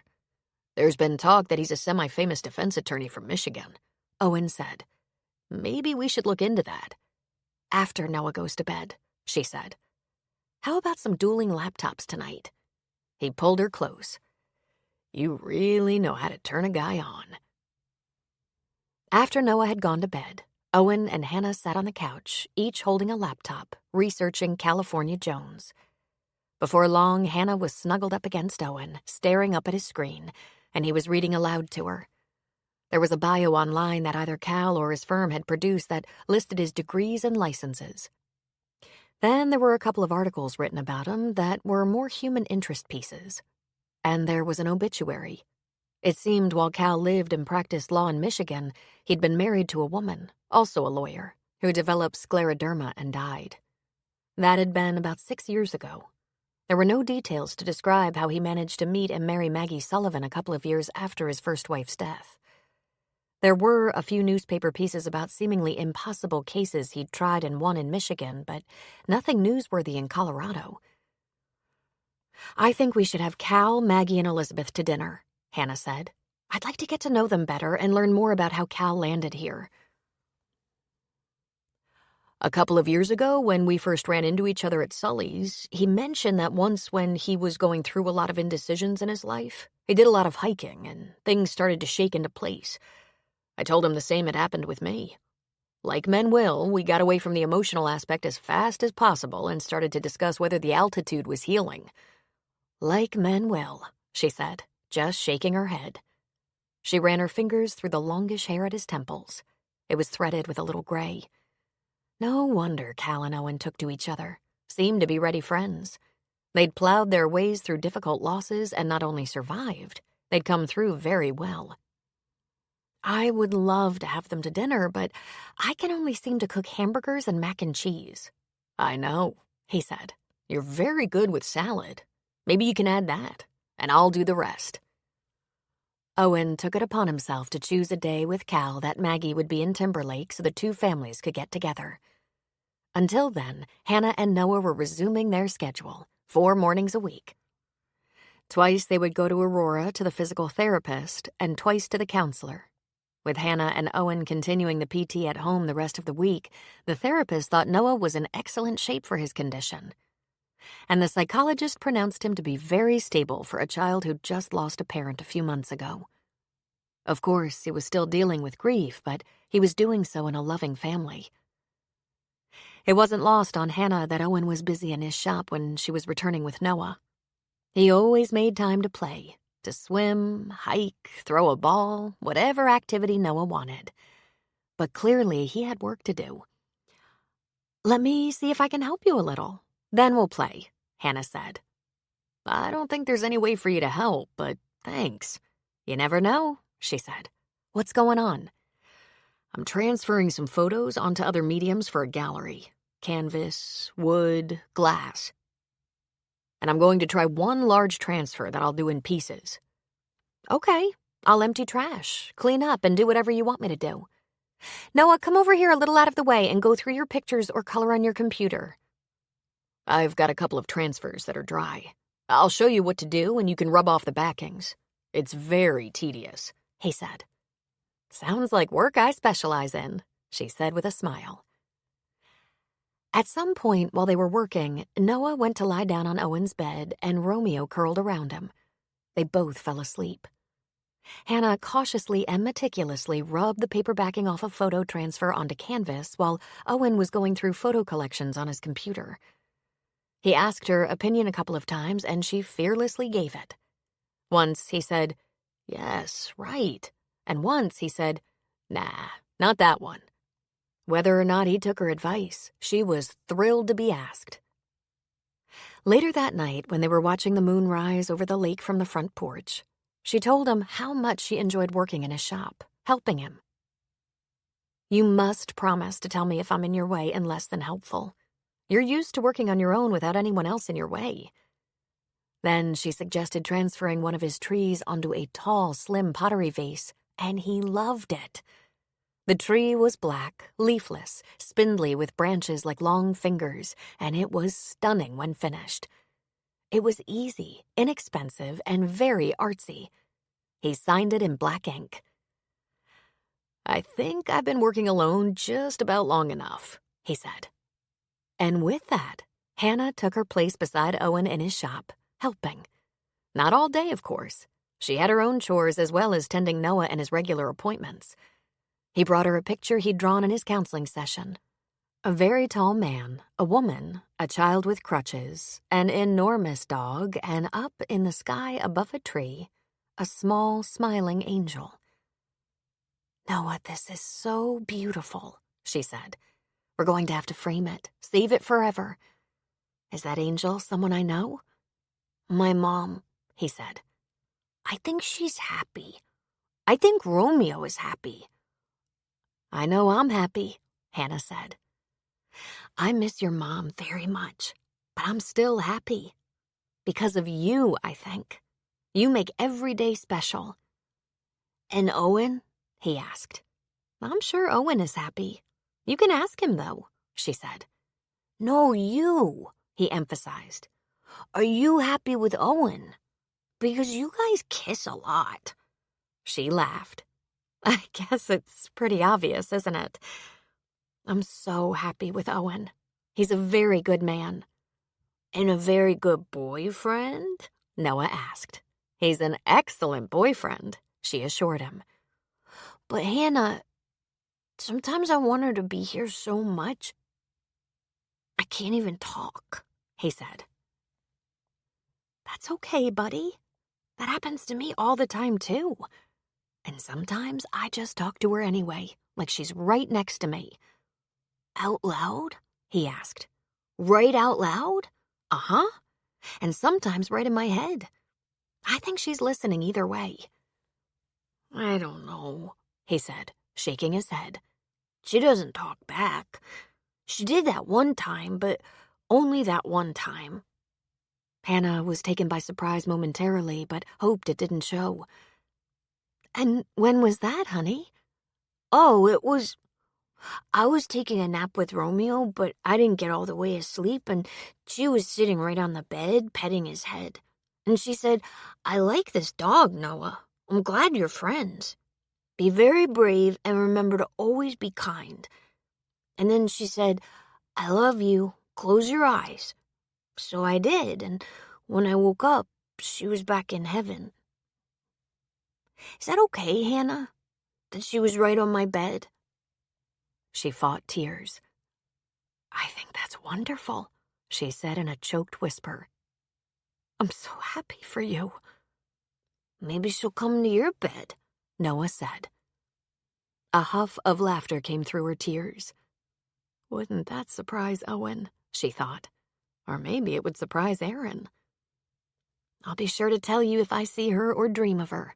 I promise. And I have an idea. We should make some cobbler for dessert one of these days, just like your mom used to do. Mine might not be as good as hers, but I'll try. Would that be nice? Peach? He asked. I'll have to find peaches. It might be a little early for them, but I'll look. That would be good. Late that night, while they hovered under the covers, Hannah shared that conversation with Owen. He drew back and chuckled. Maybe I should put my pants on? He asked. Erin is very discreet, Hannah said. She'd never peek. A few days later, they had Cal and his family over. They didn't talk about the custody issue during dinner, but when Noah and Elizabeth, watched over by Romeo, were settled with a movie and they moved their party onto the porch with nightcaps, Hannah asked if he'd heard anything. I haven't been holding out on you, Cal said. Late this afternoon, the judge in the Minneapolis family court threw out the custody case, dismissed it for lack of standing. What that means is he wasn't going to overrule another court, especially since you and Noah weren't present. That's done. This issue might not be completely resolved. Mrs. Addison asked how she was to go about finding out where her grandson was. The judge said her lawyer could walk her through that process. We'll face that if we have to. Meanwhile, do you know Roger Addison or his mother? I met Erin's mother once, very briefly, years ago. I've never met Roger. And Erin's stepfather is deceased. Why? I've been looking into Roger Addison's criminal history, and it's ugly, starting when he was a minor. He is a serial felon and has served time for battery, fraud, felony drug possession, and theft. But his arrest record is worse. Those are crimes he was indicted for but not convicted of. Armed robbery, more battery, rape, more theft. Young Mr. Addison, a mere 30 years old, is a criminal, and not a very good one. From the time he was 14 till the age of 26. He hasn't had any run-ins with the police in the last few years. He's either getting better at his crimes or has cleaned up his act. He's been steadily employed, though in a number of different jobs, and no recent arrests. I checked Mrs. Addison's background, and she appears to have a clean record. That doesn't mean she's a good person, but if she's committed crimes, she hasn't been caught. And yes, she's been very supportive of her son, paying bail money, drug treatment, etc. Hannah looked over her shoulder, making sure the kids weren't in the doorway. She's not a good person, Hannah said. She hasn't even asked about Noah. None of us have heard from her. I don't know how anyone can think she has Noah's best interests at heart. But it's Roger who scares me, and I don't even know him. He's the main reason Erin moved to Madison. She was done putting up with him taking advantage of anyone when he was in trouble. She and her mother would fight when Erin refused to help him. It was a complicated family. Their last blowout was before Noah was born, which is why Erin has always been so adamant about how Noah should live, and with whom. Roger Addison's name doesn't appear on Mrs. Addison's court documents, but given what Erin described about their relationship, he might be driving the notion of custody for money. If you hear from either of them, refer them to me and hang up. If you see either of them around, call the police and then me. I don't think I'd even recognize either one of them. And what am I supposed to tell the police they've done? Given me the willies? I'll text you a couple of photos, and I'll tell Stan I'm representing you in a custody case with a woman who has personal ties to a felon who has a long criminal history. Roger Addison might be hoping if his mother can get custody and control of that trust, the money will somehow flow to him. Or maybe he thinks he's smart enough to talk her out of it. It wouldn't be the first time a delinquent kid outconned his parents. I'm just being cautious, Hannah. I've handled custody cases that involve people with criminal histories before, and it can get treacherous. It's hard for me to believe that a woman who was completely estranged from her daughter and has no relationship with her grandson wants custody of him. There's more to it. I don't want to be right, by the way. I'd rather this just fizzle out. Me too, Hannah said. I asked Noah if he'd ever met his grandmother, and he said he couldn't remember. There's obviously no history there. Enjoy your summer, and pay attention to anything unusual. Let me know if you're contacted. A couple of days later, they were all together again when Owen, Hannah, Noah, and Romeo went to the crossing for a 4th of July picnic potluck. I apologize for bringing a Great Dane to the party, but Romeo doesn't enjoy the sound of fireworks when he's home alone. He's counting on Noah to protect him. Owen said. I'm glad you brought 'em, Sully replied. The 4th of July gets some of these animals all riled and sends them on the run. Connie and Sierra brought fireworks like usual. The kids love 'em even if the dogs don't. Cal's sister Sierra and her husband Connie also brought their 2 little ones, a little boy they'd adopted and a little girl about a year old who'd been their surprise biological baby. Hannah made a mental note to talk to Sierra about adoption when there weren't so many people around. During the afternoon at the crossing, Maggie and Hannah talked about Hannah's job and when her family leave would expire. Being a neurosurgeon, Maggie understood the role of a sales rep of medical equipment quite well. My leave expires in September, Hannah said. The problem is sales involves a lot of long days and travel. As you would know, we spend a lot of time with radiologists, surgeons, ER docs, and other MDs who use our equipment. We take them out to dinner to discuss how to better meet their needs, follow them into surgery and treatment, confer with them constantly, and, well, I don't think those long days and a lot of travel are going to work out for me. I'm no longer a woman alone. I was thinking about that, Maggie said. Have you thought about working in a hospital or clinic? It probably wouldn't pay as well, but you never know until you look around. That's an idea, Hannah said. I'm looking for a change. A few days later, Owen mentioned his upcoming trip. It's time for me to get ready for Vietnam. If you're at all uncomfortable being here by yourself, just say so. I can reschedule. I can't let you do that, Hannah said. Not only are you looking forward to the trip, I'm excited to see the pictures when you're home. Things are a little rocky right now, he said. It's uncertain with the Addisons. A bit, but so far Mrs. Addison has been taking her issues to court, and for that I have Cal and Judd. I'm going to talk to Cal again before I leave, Owen said.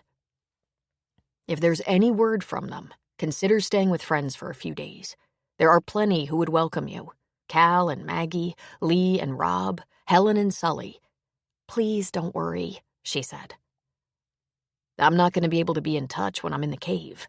Owen, I'll be very cautious. And Noah won't be outside alone for 1 second, not even on the porch. And by not alone, I won't leave Romeo in charge. But I bet he'd come in real handy if any uninvited guests showed up. He's never been put in the position of protector. And hopefully he won't have to be the protector. But he looks huge without even trying. She reached up to palm his cheek. After his experience with his own son, of course he would be feeling nervous. We're going to miss you, but we want you to explore that cave. While I'm gone, think about something, he said. I don't want to make you feel rushed or cornered or pressured, but I want you to know this works for me. I'm ready, finally. Ready for a family. You don't have to worry about a job. Not for money, anyway. If you want to work because it feels good to be productive, there must be something around here that can fill that space. I love you. I want you and Noah to stay. What about my house? She asked. He shrugged. Rent it? Sell it? Let it sit for 6 months or a year while you give yourself time to be sure? While you see if this is as good as it feels. I'll pay the mortgage. Owen, you're acting a little crazy. Hannah, I'm pretty well off, he said. It's meaningless without a family. Shit. I was trying not to say anything that would pressure you. She laughed a little. Owen, the last few months have been life-saving for me because of you.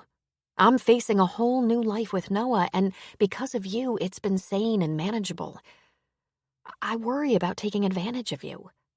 But since I've been helping in the studio a little bit, I'm less worried about that.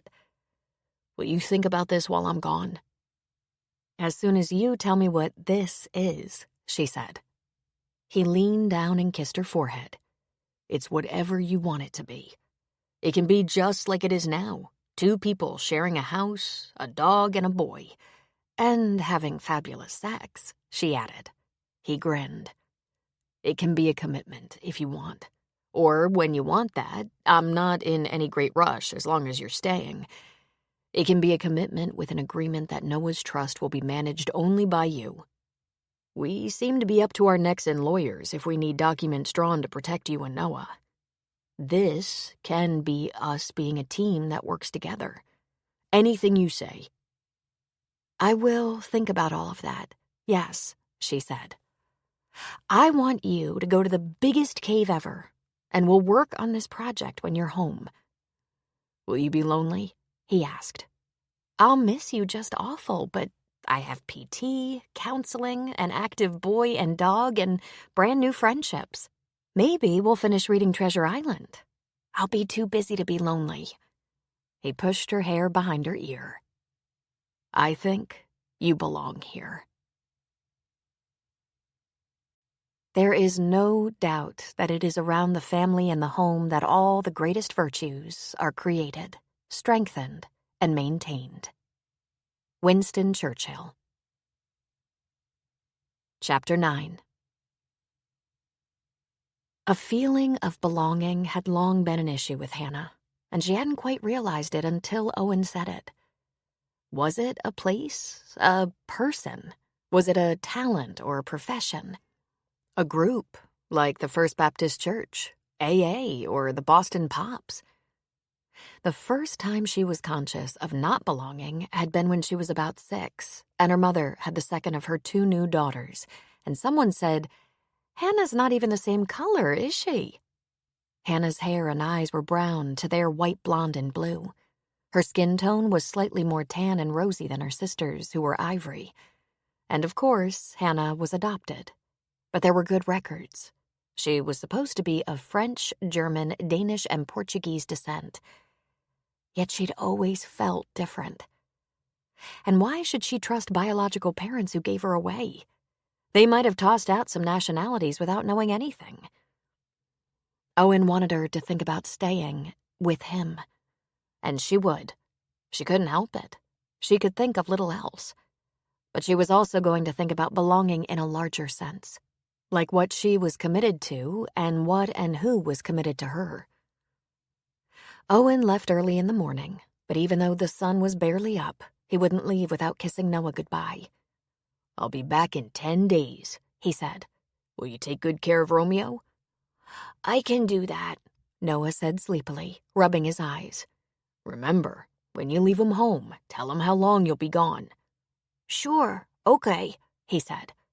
Owen rubbed the big dog's head. "You take care of Noah," he told the dog. "I'm counting on you."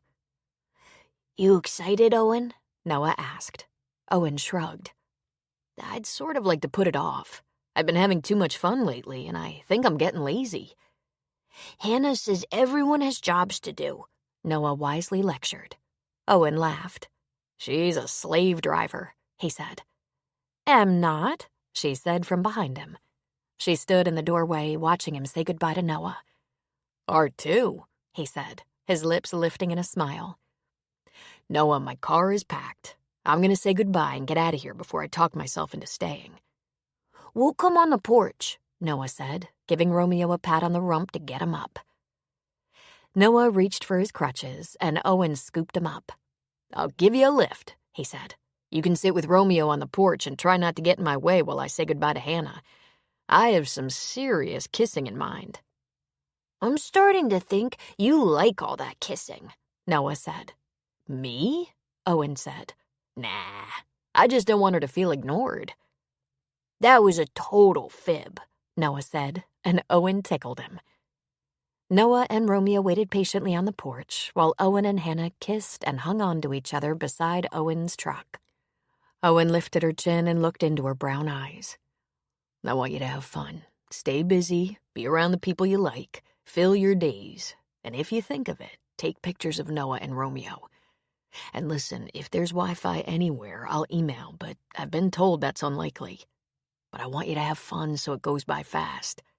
She laughed at him. "I plan to. And yes, I'll be very careful and lock the doors. But we're going to be fine. I think we said everything last night." "Last night," he whispered, pulling her close. "That was amazing." "I think that falls into the royal send-off category." "I will admit I haven't been bid farewell like that before," he said. "It almost makes me want to plan more trips."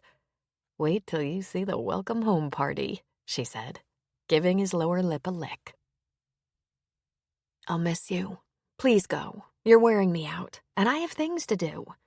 He gave her a last quick peck, whacked her on the butt, and climbed into the truck. Romeo let out a mournful yowl, but he didn't move away from Noah's side. Once the truck disappeared down the road, Hannah turned to Noah. Breakfast? She asked. He gave a nod.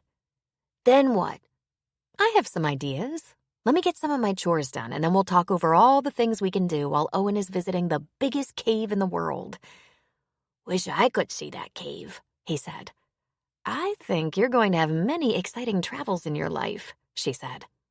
We should look through Owen's books and make a list of all the places you'd like to go. That first day that Owen was gone, Hannah and Noah went to town and met Lee for lunch at the pub. Then they went to the firehouse. Connie Boyle was working and was more than happy to show Noah all the fun stuff. Noah sat behind the wheel in the big fire truck, and Connie showed him how to turn on the lights.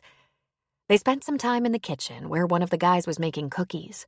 They went out to the crossing, and Helen convinced them to pluck some fresh fruits and vegetables from the garden, but then talked them into staying for dinner as well.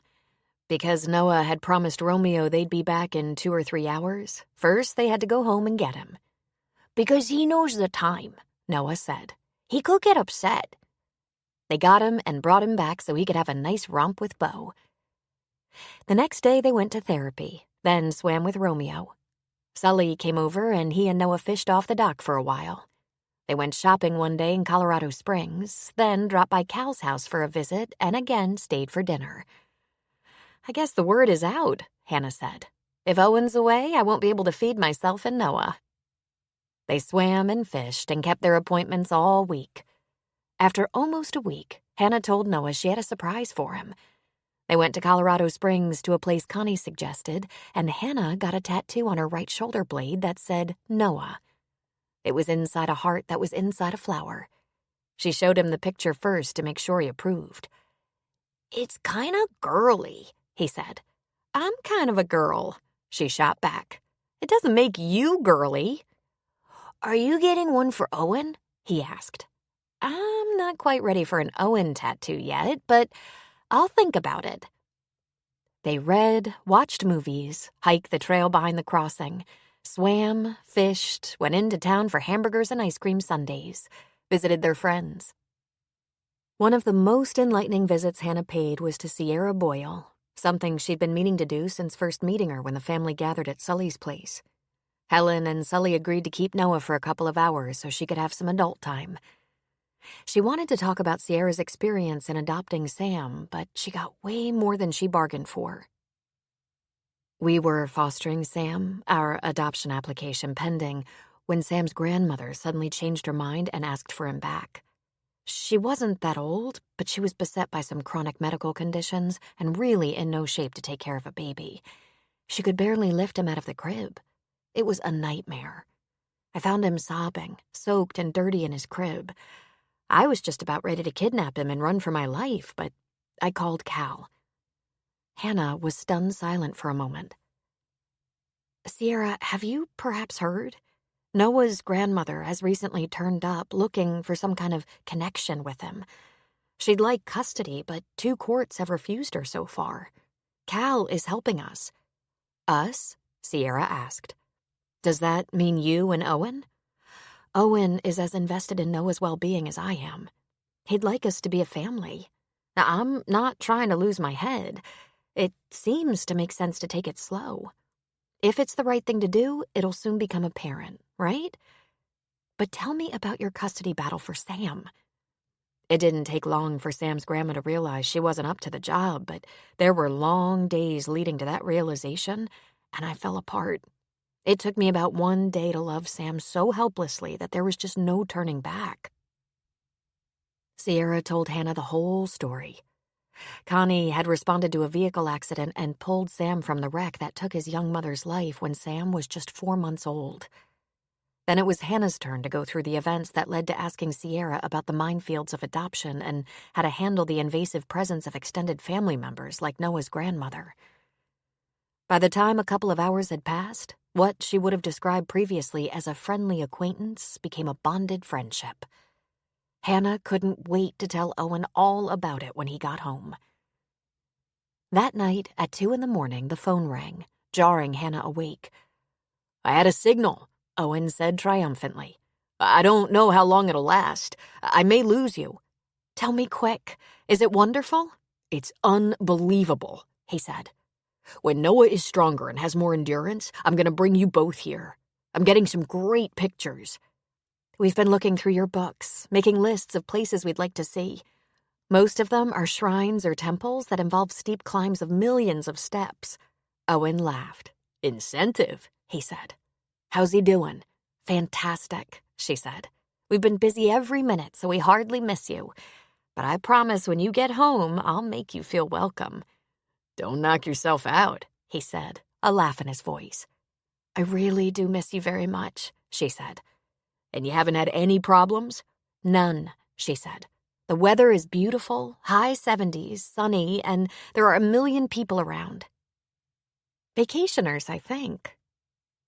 Most of the long-distance hikers on their way to Banff have passed through, but there are a few stragglers. We've been spending time with all our friends. The one thing missing is kids Noah's age, but he doesn't seem to be bothered by that. He has Romeo, his best friend. And I have a nice surprise for you. The connection was suddenly lost. She had no way of knowing how much of that he might have heard.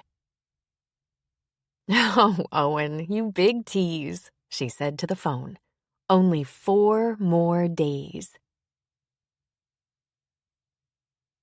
She was thinking about a lazy day around the lake anyway, but Owen's middle-of-the-night phone call made that even more desirable. She took her coffee onto the porch in the early morning and caught a couple of young deer grazing on the big lawn that separated the house from the barn. She'd been there only about 3 minutes before the sound of a car disturbed the deer and they scattered. She squinted. She didn't know the driver. She was just about to run into the house and lock the door behind her when the driver stopped in the drive, got out of his running car, and stood behind the door. "Hannah Russell?" he asked. "Do I know you?" she asked. "I doubt it," he said. "I have something for you." He held up a piece of paper.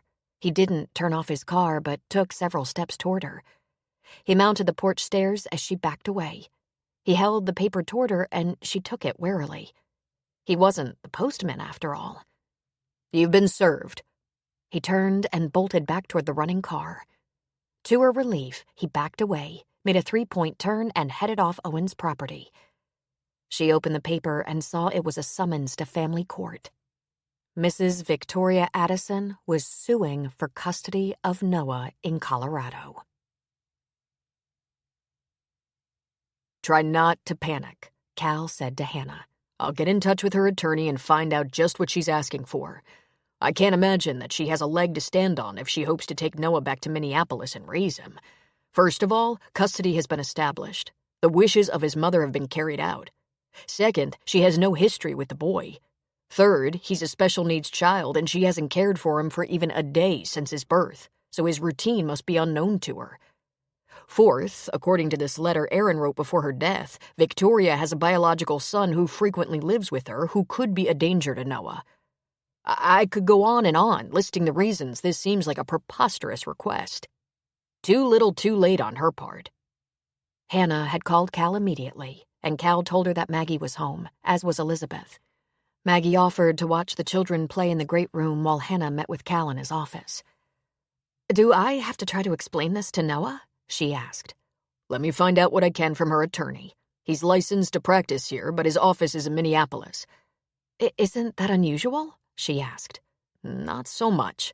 It's possible he has vacation property here and made sure he was licensed to practice law here. Or maybe he plans to retire here. I was originally licensed in Michigan, but Colorado has licensing reciprocity with Michigan, which means I didn't have to take the bar again to practice here. But I did have to apply, fill out a lot of paperwork, and get credentialed here." "So if I ran back to Minneapolis, I wouldn't escape this suit?" "Her custody has already been denied in Minneapolis, remember?" he said.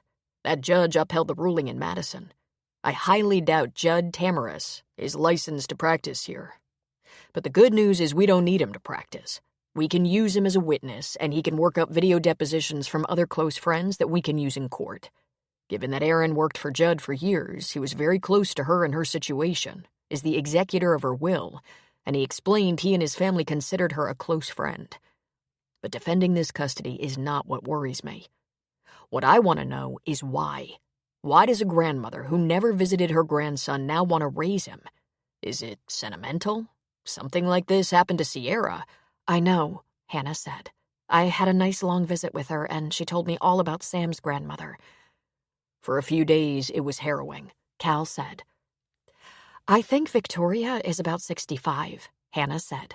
I don't know anything about her state of health or fitness, but Noah isn't very able. Owen had to install a shower bar for him, and he still fell a couple of times. I'm strong, and these arms have complained some at the weight when I've carried him from room to room, but I'm getting stronger. If he's not that easy for a young, fit woman to manage... That's what I mean, Cal said. Something more might be going on here. Later that evening, when all was quiet and Romeo had had his romp around the yard, Hannah pulled Noah onto her lap. I have a question for you. Do you remember your grandma? No, but I think I have one, he said. Do I have one? Yes, you do. In Minneapolis. Your grandma and your mom didn't agree on much. I think it's safe to say they didn't agree on how to take care of a little boy. That's why your mom specifically asked me to be your guardian. Okay, good, he said. I'm pretty happy that I got to be the one, Hannah said. Me too. When is Owen coming home? A few days. Are you excited? I'm very excited, he said, grinning. Is he coming home late or early? I think he's coming late, like after dinner, but he'll call and let us know when to expect him. Then I think we should wait for him to eat and make him something that's his favorite, like ice cream. He loves ice cream. So much for the grandma subject. Noah thought he had one, but hadn't seen her. He wanted to be with Hannah. Wasn't that good enough, even though he was only 5? Owen texted Hannah that his initial flight out of Ho Chi Minh City had been delayed, but they'd be taking off at the soonest possible moment. He'd given Hannah his flight information so she could follow his progress on the computer. She texted him back, "Get sleep if you can. Be safe. We're waiting for you." The whole way to Vietnam, he kept thinking about canceling, going straight home. While preparing for the expedition into Hang Son Dong Cave, he thought about changing his mind and leaving. Once he started into the cave, he made a pledge that he just wouldn't do this anymore. No more long trips. He wanted his family, Hannah and Noah and Romeo. He missed them to distraction, finding it so hard to concentrate on his photography. He had to carry several extra battery packs for his cameras and tablet, and was surprised at the end of each day to find some amazing shots. He couldn't wait to show them to Hannah and Noah. There were about 20 civilians on the expedition, plus 5 guides, 2 park rangers, 2 chefs, and a bunch of porters. Owen was the only American. Though there was a slight language barrier, he made friends with a Brazilian couple and a Chinese man. There was an Australian woman who must be independently wealthy because she'd been traveling the world for a couple of years, particularly taken with biking tours. Yet she was in her early 60s and fit as a boxer. The trek through the cave was safe but challenging. It took 2 days of jungle hiking to get to the cave, 5 days to get through to the end, then a turn that took them to the second entrance. They camped at night. 7 straight days of hiking and camping. Food and water was either carried or had been delivered prior to them entering. The cave had its own ecosystem. The Vietnamese guide spoke Vietnamese, Cantonese, French, and some pretty impressive English. Hang Son Dong wasn't open to the public yet, and it might be years before it would be. But these special expeditions, booked years in advance, were gaining in popularity. The cave was incredible. There was a large lake and a sandy beach on which they camped 2 nights, parts that were dark and narrow, a rainforest, an area that was so high a 50-story building could fit under the dome. A Vietnamese guide who Owen was sure had never been to New York City said that a New York City block could fit inside the cave. The flora was magnificent. There were exotic birds sighted. When Owen was asked about his life at home, he said that he had a woman and her little boy living with him, and he assumed they would be together forever. Marriage? They asked. I will do anything to make her happy, he said. After emerging from the cave, he cleaned up in a visitor's center, showering and changing clothes. He headed straight to the airport. He carried on his camera and computer equipment, checked his backpack full of mostly dirty clothes. He was exhausted. Ordinarily, he would spend a couple of days resting, hydrating, sampling local cuisine, and getting back to his fighting strength.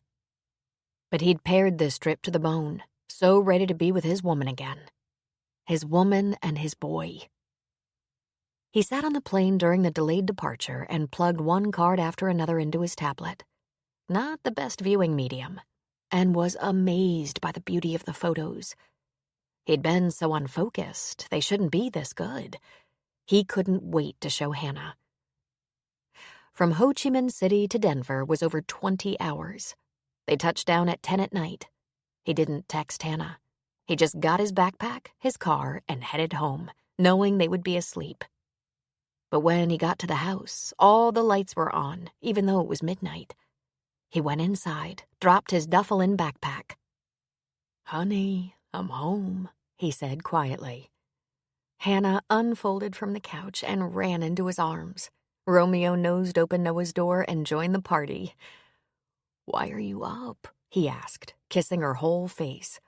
I was watching your flight online and knew you were on your way. Noah couldn't make it. I carried him to bed a couple of hours ago. You feel so good, he said, his lips going to her neck. Did you have a wonderful time? She asked. I'm having a wonderful time right now, he said. Romeo was trying to edge between them, pushing until Owen gave him some attention. That done, he was kissing her again. There was a sound of bump, shuffle, bump, and they turned to see Noah coming toward them on his crutches. Hey, buddy, did I wake you? Owen asked, bending to pick him up. Noah dropped the crutches and looped his arms around Owen's neck, hugging him tightly. It's okay, Noah said. We got you some ice cream. Would you like some? Owen asked. Ice cream at midnight? I could do that, Noah said. Owen ruffled his hair. I'm going to want something a little stronger. I'm not sure what day it is. I think it's yesterday. He maneuvered over to the couch, sitting with Noah on his lap. My legs are about a foot too long for sleeping on airplanes, even in first class. Hannah, will you play waitress just this once? Got you covered, she said, heading for the kitchen. Was the cave good? Noah asked. Was it hard? The guides and porters were outstanding, but there were places we had to crawl or climb or even swim. It was like a difficult hike. One of the friends I made was a 68-year-old man from China, and he was stronger and more able than I was. I won't ever be able to do that. Actually, I think you will, Owen said. It's going to take some more good muscle and training, but you have time. That cave isn't open to the public yet, and they're not letting kids go on that expedition. But you will do everything you want to do. I wouldn't be surprised if you climb Mount Everest someday. The way you're training and exercising now? Yes, sir. By the time you're grown a little more. Hannah delivered a bowl of ice cream and a Crown Royal on ice. Then she curled up on the sofa against Owen and just listened to him talk about the cave. They were a big pile. Noah on Owen's lap, Romeo's head on Owen's thigh, Hannah pressed against them. We'll look at the pictures tomorrow, Owen said, and I think we're all going to have to sleep in. Hear that, Romeo? That means you too. What was the best part of the cave? Noah asked. There were lots of best parts. The cave is so big. There's a lake and a sandy beach inside. We camped on the beach. We had cooks making our meals, and night on the beach was so beautiful.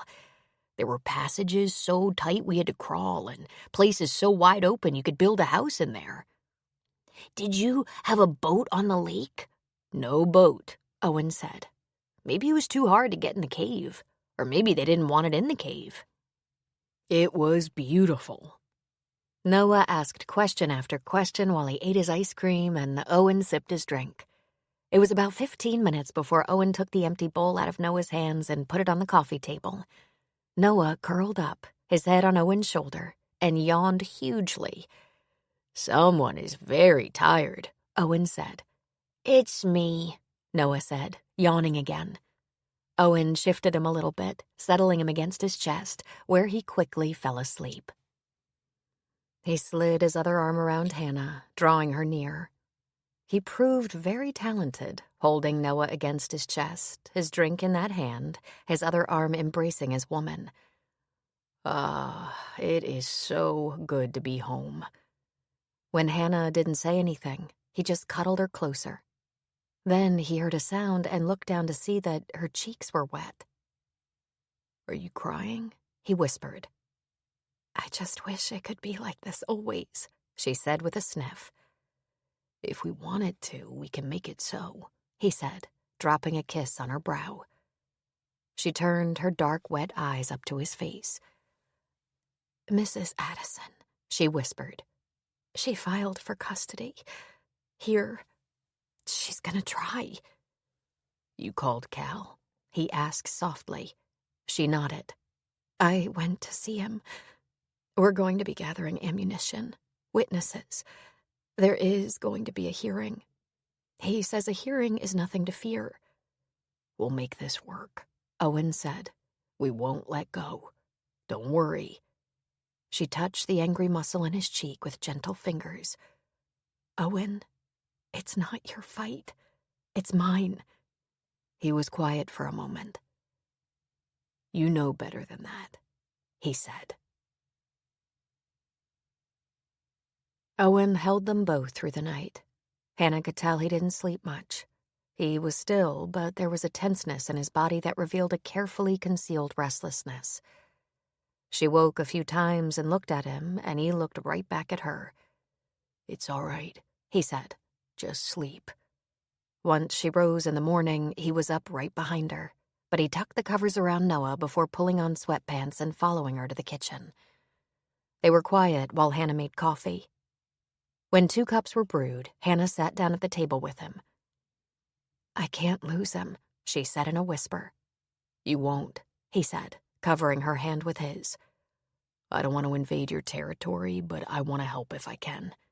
You have to speak up, Hannah. You have to tell me what you can allow me to do." I don't understand," she said.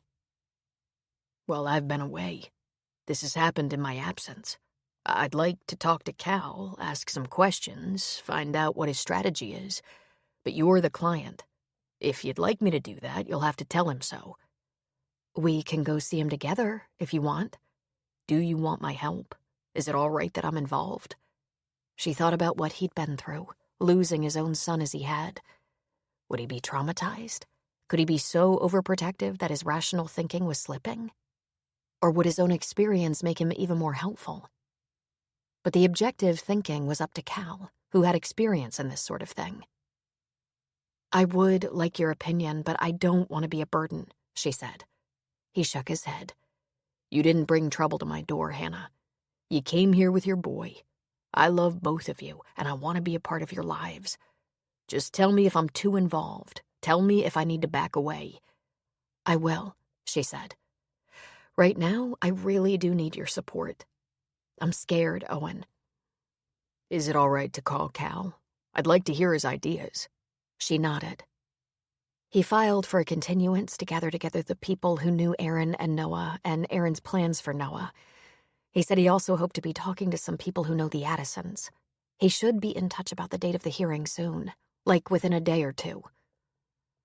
Owen talked with Cal, but had very little additional information to report to Hannah. The court date was set for just 3 days later. There was a rush to get plane tickets for their witnesses. Judd was able to put together a deposition from the babysitter, Linda. Kate was on her way, but Sharon had to be excused as her due date was upon her. Sharon was deposed at home. Kate was bringing clothes from Hannah's house, business attire for her to wear to court. Then there was Noah. Some kind of explanation had to be made, but she didn't want him to be worried. While they were reading in the hammock, she broached the subject. "Aunt Kate is coming tomorrow for a very short visit," Hannah said. I have to go to the court to wrap up a few loose ends about my legal guardianship of you. Just some minor legal details." "Are you sure?" he asked. "Because you and Owen whisper a lot." Oh, he was so smart. "I'm not worried about anything, but I do have to go to court, and you really can't go. Court can be long and boring, so Sully said you can spend the morning with him. And if it takes longer than the morning, he'll bring you back over here to let Romeo out. We've been talking about going to court because Owen wants to go with me." "Why?" Noah asked. "Because he cares about you, and he cares about me, too," she said.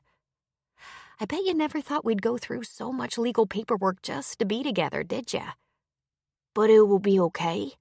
"It will be okay because I love you so much and I'm so proud of you," she said.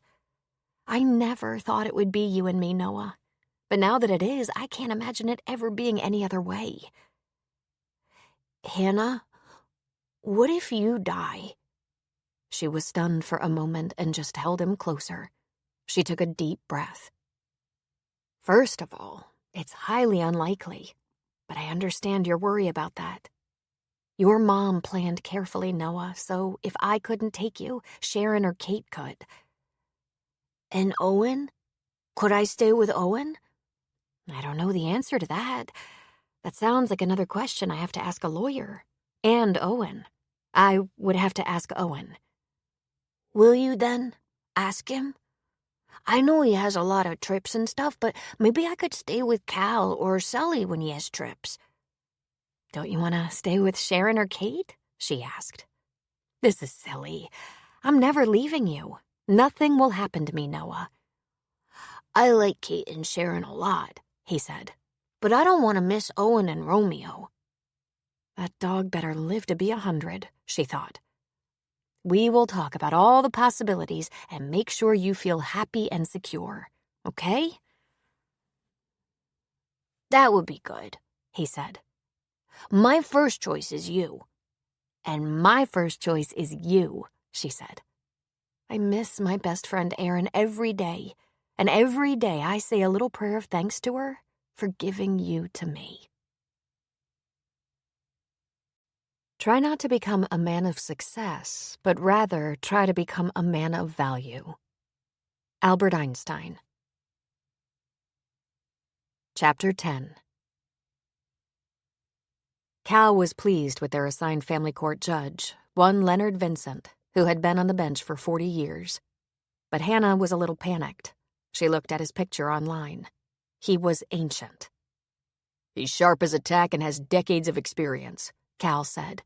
"I've only been before him once, but he has a very strong reputation. He's respected. He comes across as a kind little old man, but he has a very sharp edge and nothing much gets past him. That was both my experience with him and what I've heard about him." "Why is he still on the bench at his age?" Hannah asked. "Isn't he long past retirement?" "He obviously loves his work," Cal said. "This is a small county, and he's been around a long time. His record is exemplary. He's never been overturned in appeal. He appears to be a simple country judge, but there's nothing simple about him. He has a sophisticated knowledge of the law and its applications. And he's fair." The courthouse was small and newer than most of the other buildings in Leadville, and yet it was probably 50 years old. The hardwood floors were scuffed, the spectator benches few. There weren't many cases being heard, and Mrs. Addison was nowhere to be seen. Hannah and Cal took their places at the defense table at the front of the courtroom. Kate and Owen sat in the spectators section right behind them. There was a sheriff's deputy, a court stenographer, a clerk, and a woman who appeared to be a security or corrections officer. Then Hannah saw Helen walk into the room. She gave a little smile and wave and took a seat next to Kate and Owen. They all chatted quietly for a moment. Then Mrs. Addison and her attorney entered the room and walked down the short aisle to the front. Mrs. Addison smiled and nodded as if she knew the people around her. She didn't look like her picture. Her picture hadn't done her justice. She wasn't a little old lady by any means. She appeared much younger than her years and sophisticated. Her hair was short and stylish in a salt and pepper cap. Her figure was fit and trim. Her makeup was expertly applied, and her black pantsuit was runway perfect. She ran her fingers through her hair on one side, briefly drawing attention to diamond earrings. She smiled at Hannah. She stood out in the room because of her beauty and attire. Her lawyer was young, perhaps around 30, and he was very sharply dressed as well. "Do you know any more about her lawyer?" Hannah asked Cal very softly. No, but I looked him up when his name appeared on the paperwork. He hasn't had time to get much experience, but he has a good record. Hannah couldn't imagine this rich-looking creature wanting custody of a 5-year-old on crutches, nor could she envision Mrs. Addison rolling around on the floor with Noah, fishing with him, piggybacking him along a mountain trail. It must be about the trust, Hannah thought. What else could it be? Erin said her mother would never see the truth about Roger. Could she want the inheritance for Roger? But surely no one could be that foolish, that cruel. Everyone in the courtroom stood as the judge entered and settled himself behind his large desk. He was smaller in person than in his photo. She felt a rising panic. She wasn't sure what she'd hoped for in a judge. Maybe a powerful Santa-like figure, someone who would be both kind and protective. "Good morning, ladies and gentlemen," he said. "I've read through all the documents, the suits and countersuits, reviewed the in loco parentis petition, also known as grandparents' rights, the will, the bequests, and have listened to and read all the depositions. I chose a hearing this morning because it's a good opportunity to hear all sides of the argument in the form of a discussion, a conversation. Perhaps there's a solution that hasn't presented itself yet, but once we hear each other, something will materialize. But let me begin this conversation by removing some of the suspense. I will not be reversing guardianship. The will and accompanying deposition are very clear and very reasonable. It was Ms. Waters' wish that in the event of her death, her son be raised by Ms. Russell. It appears she had very sound reason for making that decision. I won't object to that." Hannah let out her breath audibly, nearly collapsing against Cal. But Mrs. Addison broke down and began to sob. She cried against her folded arms, head down on the table. Her lawyer patted her back. "Mr. Renwick, do we need a recess?" The judge asked Victoria Addison's lawyer. Please give me a moment, Your Honor," the young man said. He stroked her back and whispered to her. Everyone in the courtroom seemed to hang in suspense, waiting. Finally, Mrs. Addison lifted her head very dramatically, dabbing her wet cheeks, giving her nose a dainty blow, sniffing back emotion. "It's okay, Your Honor," she said, a quiver in her voice. "I apologize." "Let me know if you need time to collect yourself," the judge said. "As I was saying, the issue of legal guardianship appears to be settled to the court's satisfaction. By my count, this will be the third court in these United States to settle it. Ms. Waters did an excellent job of seeing to her son's future welfare. I've learned that she was familiar with the law and she followed it to the letter." Cal stood. "Your Honor, in that case, can we dismiss these proceedings so my client can get on with her life? Not so fast, Mr. Jones. Not everyone here is satisfied quite yet. My primary concern is with our minor child, 5 years old." He clucked and shook his head. "And he has suffered an enormous loss. If you'll indulge me, I'd like to hear from the grandmother. According to sworn testimonies, you have not been a part of this young man's life. Do I understand that correctly?" Mrs. Addison nodded, eyes closed, her chin quivering. "I have so many regrets, and now here I am, begging. Noah is my last living family, and I'm being shut out of his life." "I was given to understand you have a son." "We are estranged, Your Honor. He's She cleared her throat. "He's been in trouble, and he stole from me. The problem is drugs, I think. I had to cut ties for his own good." The judge's face remained expressionless. He said, "First your daughter, and now your son. What prevented you from being a part of your grandson's life before, ma'am?" "My own shortcomings, Your Honor. My daughter and I had a falling out over my son, her half-brother. He was in trouble. He did not treat her decently. No matter what I did, he was always in trouble, and I tried my best to help him. Erin, my daughter, she gave me an ultimatum, insisting that I cut all ties with him or with her." "And did she give you a reason for that ultimatum?" the judge asked. The same reason I had for finally giving up on him. Roger was arrested a few times and even served time in jail. He called Erin for help a couple of times. She gave him money once and was never repaid, and she was done with him. I can't say I blame her, but at the time I begged her to be patient and generous. In the end, I suppose it was my mistake. But a mother is stubborn. I wanted to help him straighten out. His father was a terrible influence, Your Honor. Needless to say, the family is split apart. My ex-husband died years ago. My son can't be trusted, and now my daughter's gone. And my grandson is being held away from me. And what measures have you taken to attempt a relationship with your grandson? She looked shocked. He was given to someone else to raise, Your Honor. I filed a request for guardianship and was denied. Did you contact your grandson's guardian? Did you attempt any kind of reconciliation? I don't know what you mean. The judge sighed. Did you ask to visit with your grandson? No, Your Honor. It was made clear to me by the boy's nanny that the boy was placed in the care of someone else, that my daughter stipulated he wasn't to be a part of my life. You can't imagine how that hurt. I regret not begging my daughter for another chance. I always thought there would be more time to make amends. I also thought Roger would grow up and straighten out, but I was wrong about that as well. Ms. Russell, the judge summoned. Does Mrs. Addison's story match what you've understood to be true? Not exactly, no, Hannah said. Erin didn't describe it as one falling out that caused them to be estranged. Erin told us her mother was emotionally abusive and her brother was sometimes physically abusive. Before her death, even before her will was written, she was adamant that she would never be in the same town, much less the same house as her mother and brother. That's the main reason she made her home in Madison and not Minneapolis, where we all grew up. And it wasn't as though Roger was in a little trouble. He's been arrested and convicted on felonies and imprisoned multiple times. He's scary and dangerous. Erin didn't trust her mother to keep Noah safe.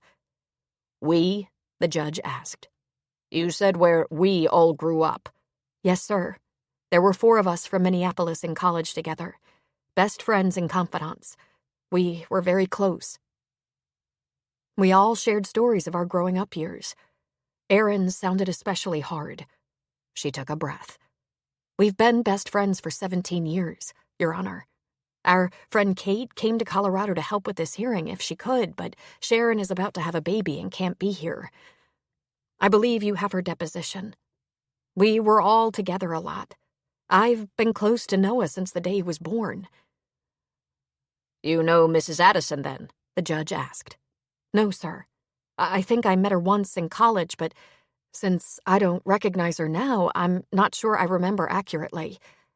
Even if we did meet once, I can't say I know anything but what Erin told us. She didn't come to the funeral. And you, young woman, Kate, did you know Mrs. Addison? I met her once when we were in college, Kate said. We were all at the funeral, of course. We were pretty disappointed that Mrs. Addison didn't even come. The judge frowned and looked at Mrs. Addison. I wasn't even informed until the day before the event. I was completely devastated, Your Honor, the woman said. I couldn't get out of bed for days. My deepest sympathy, ma'am, he said. Then he looked at Hannah. Since her next of kin didn't even attend, who made the arrangements? You? Of course, she said. We, the 3 of us, planned it according to Erin's wishes. Took care of the details and took care of Noah. Your Honor, Noah is doing well. He's in physical therapy for his cerebral palsy and in grief counseling, and he misses his mother, but he's coping very well. We're managing better every day. He didn't even know he had a grandmother.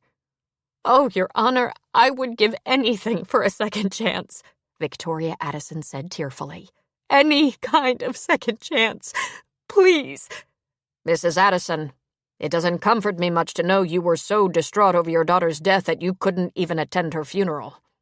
I would be concerned about a child in your care if your constitution is fragile. I was afraid to go, she whimpered.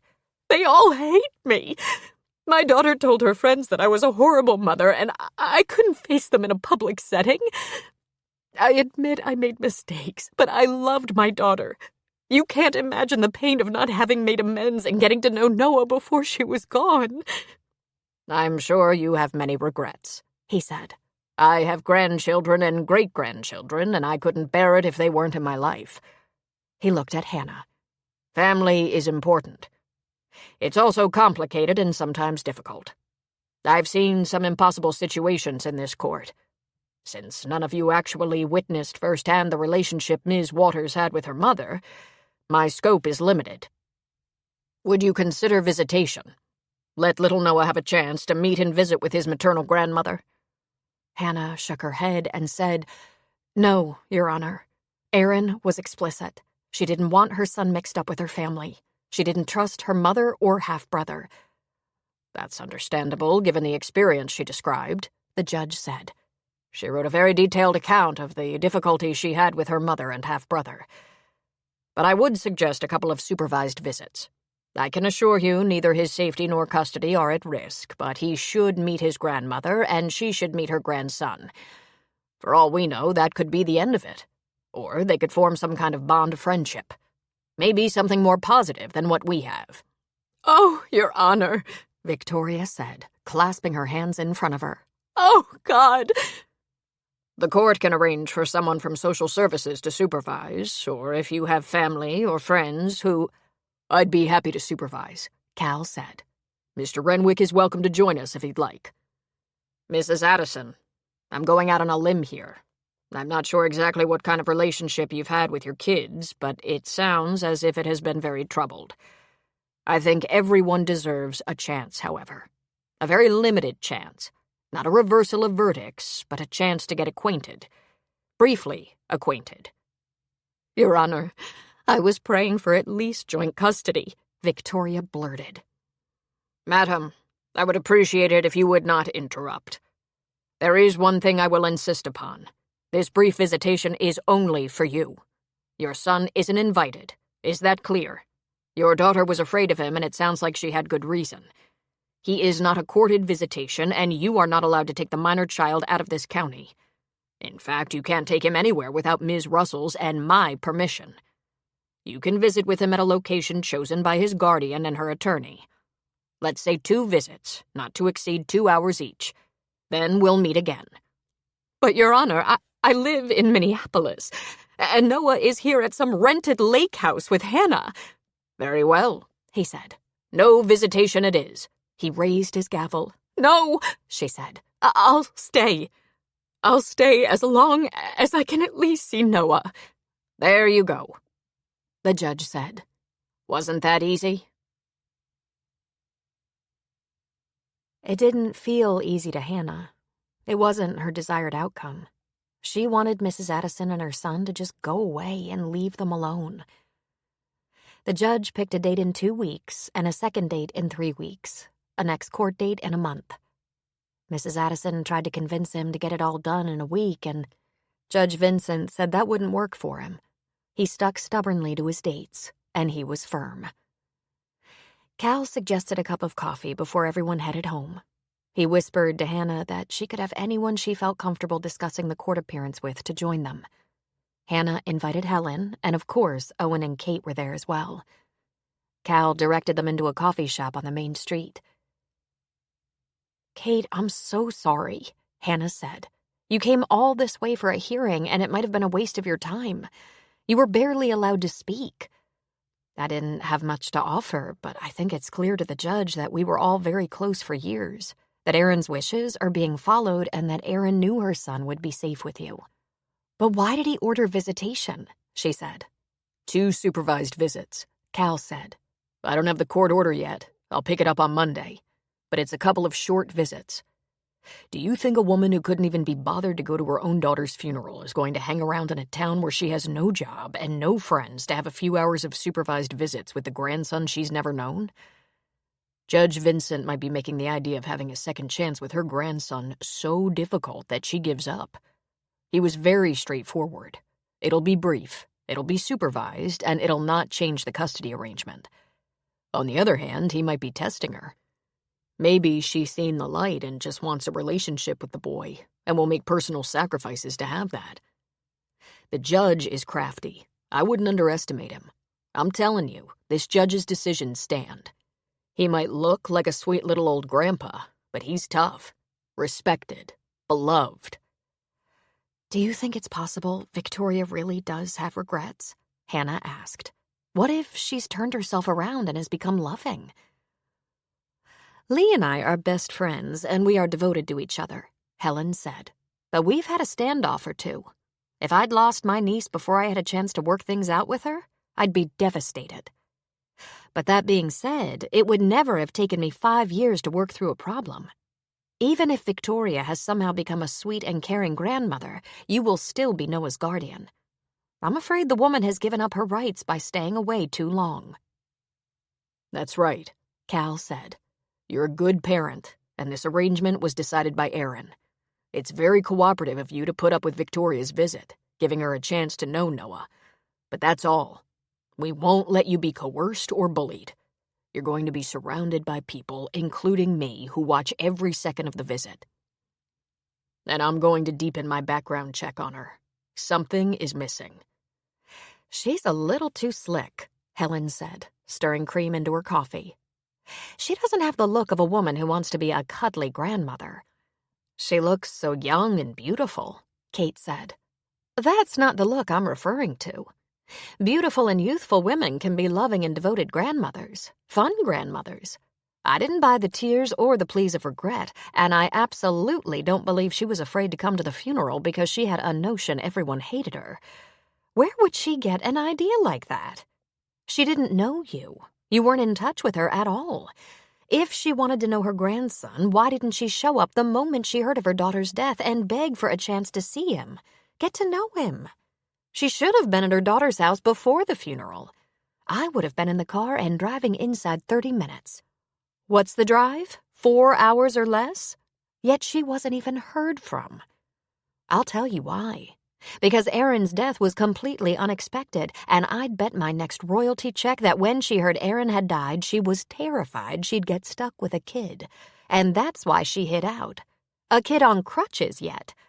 I bet she was worried about what Aaron's death might have cost her. Then something changed. Could she have found out there was an inheritance? The custody is a matter of public record, but not details like that, Cal said.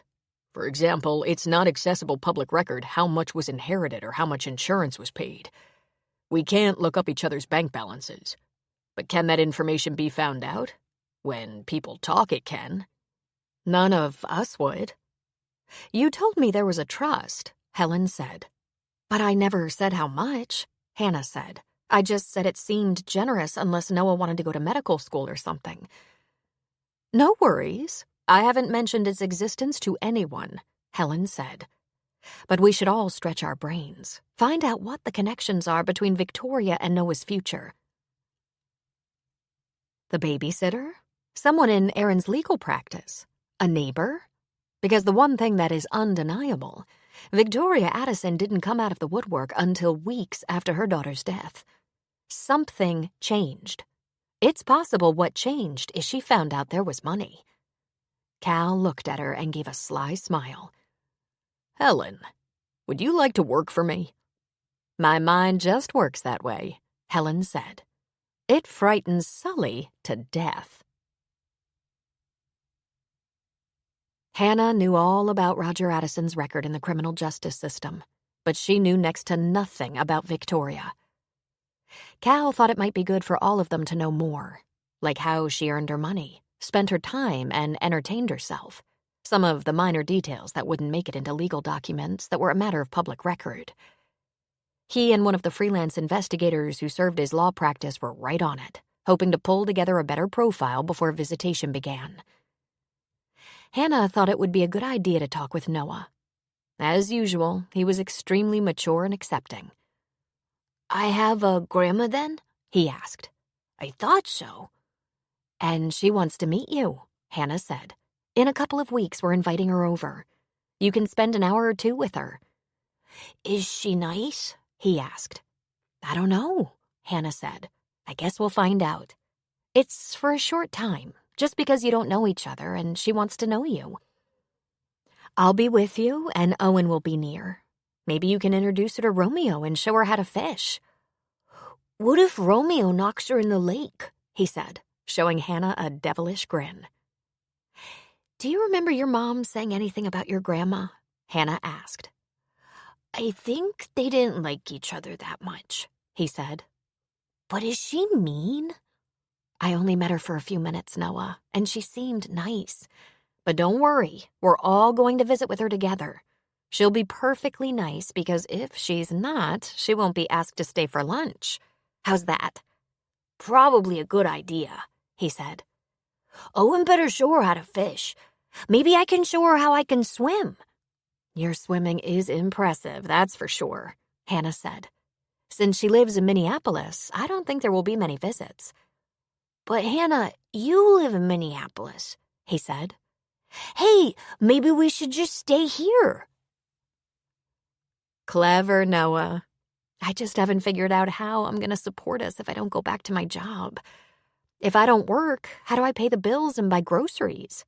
How much do you like food? Not that much, he said, grinning.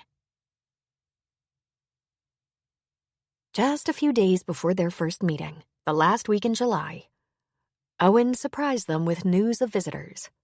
I hope this doesn't complicate an already complicated situation. Sheila, her husband Lucas, and their daughters want to come for a quick visit. That's great, Owen. I'll welcome the distraction, won't you? I won't let it distract me, he said. This is new territory for me, she said. I've never met an ex-wife before. No? Well, there's a chance you're going to like her more than you like me, Owen said. I promise I won't, she said. But as the visit approached, she found herself feverish with excitement. When they pulled up to the house, Owen and Noah were on the dock. Owen secured their lines and poles and followed Noah safely off the dock. Romeo was barking at the car and dancing around in excitement because he believed anyone who was coming to the house was coming to see him.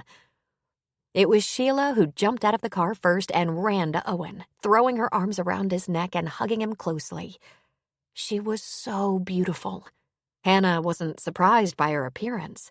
She'd Googled the heck out of Sheila Abrams and had watched a couple of YouTube videos of her on talk shows, so she already knew she was breathtaking and extremely well-spoken. The sight of her in the flesh did bring a few surprises, like her height.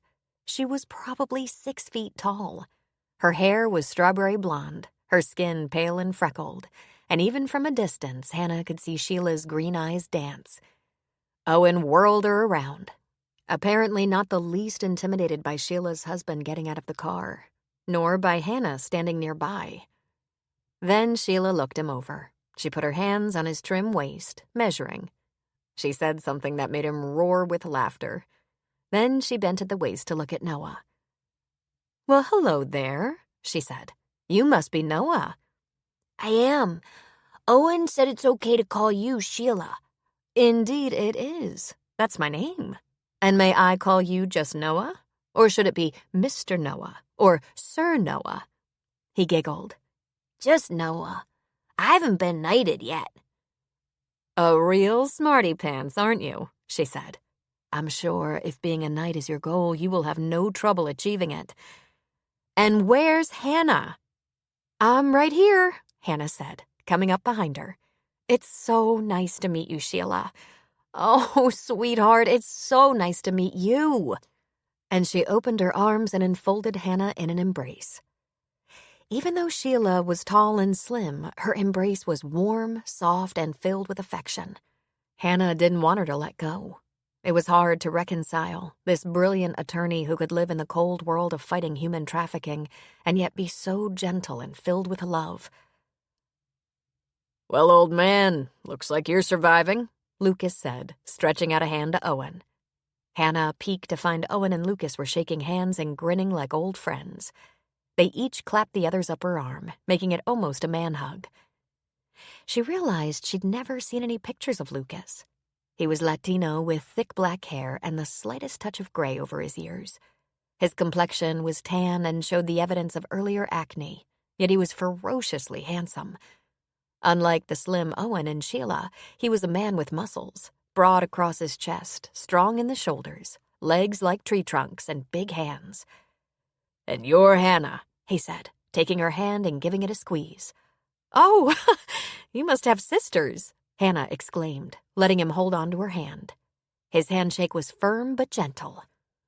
"4," he said, grinning. He had a lot of large, straight white teeth. "They made sure I was educated in how to never crush a woman's hand." The little girls, occupied with Romeo, slowly made their way over. Introductions were made. Jenny was 6 and Amber was 7, and both of them had their father's dark good looks and black hair. After having seen pictures of Braden, it was obvious that he'd inherited a lot of his mother's fairness. But these girls favored their father. They had an exotic beauty. There were suddenly a million things Hannah wanted to know about these people. How had they managed to keep their relationships in the right spaces and remain close after all they'd endured? How had this couple managed to divorce and recouple on such lovely terms? They carried on without jealousy or misery, without longing or anger, yet they'd been through so much hardship. Hannah had never seen the like. "How about something to eat? To drink?" Owen offered. "We stopped for snacks for the girls, and they've been eating non-stop since we left the airport. But I will arm wrestle you for a cold beer." "No need to get physical, Lucas. I'm all stocked up." "And madam?" "Any cold and very expensive woody Chardonnay will keep me from complaining," Sheila said. "She's always had expensive taste," Owen told Hannah. "I hope you're prepared," Hannah said, looping an arm around his waist. "I have a wine cellar." "I hope it's full," Sheila said. "I'm on vacation." "Let's get your stuff," Owen said. "Work before pleasure." It was as though they'd all known each other for years, Hannah thought. Well, in fact, they had, except for Hannah and Noah, who were newcomers. Sheila and Lucas put their things in their room, and then, while the adults settled on the porch, the kids were all over the place. Noah was keeping up, though he used his crutches. They were inside, outside. They even tried going onto the dock until the adult voices yelled, "Hey, off the dock!" Noah can't be on that dock without an adult. With his braces and heavy shoes, he'll sink like a rock, Owen said. And he has. Romeo knocked him in the first day he was here. Jenny and Amber can swim. A little, Sheila said. I've got plenty of life jackets and fishing poles. When the weather warms up tomorrow afternoon, we can all fish and get wet, Owen replied. Owen had been thinking ahead and had a spaghetti casserole ready for dinner. Kids always loved spaghetti. By the time that was devoured, all 3 kids were in need of baths or showers, so dirty and gamey from play. By the time they were in pajamas, the dishes were done and Owen had lit the fire in the yard. The 3 kids were inside sharing the couch in front of a movie. Now the conversation among the adults was quieter, relaxed. I love this place so much, Sheila said. Owen, how do you get any work done? Living like this is the only way to get anything done. There's no unnecessary pressure. The weather cooperates more than not.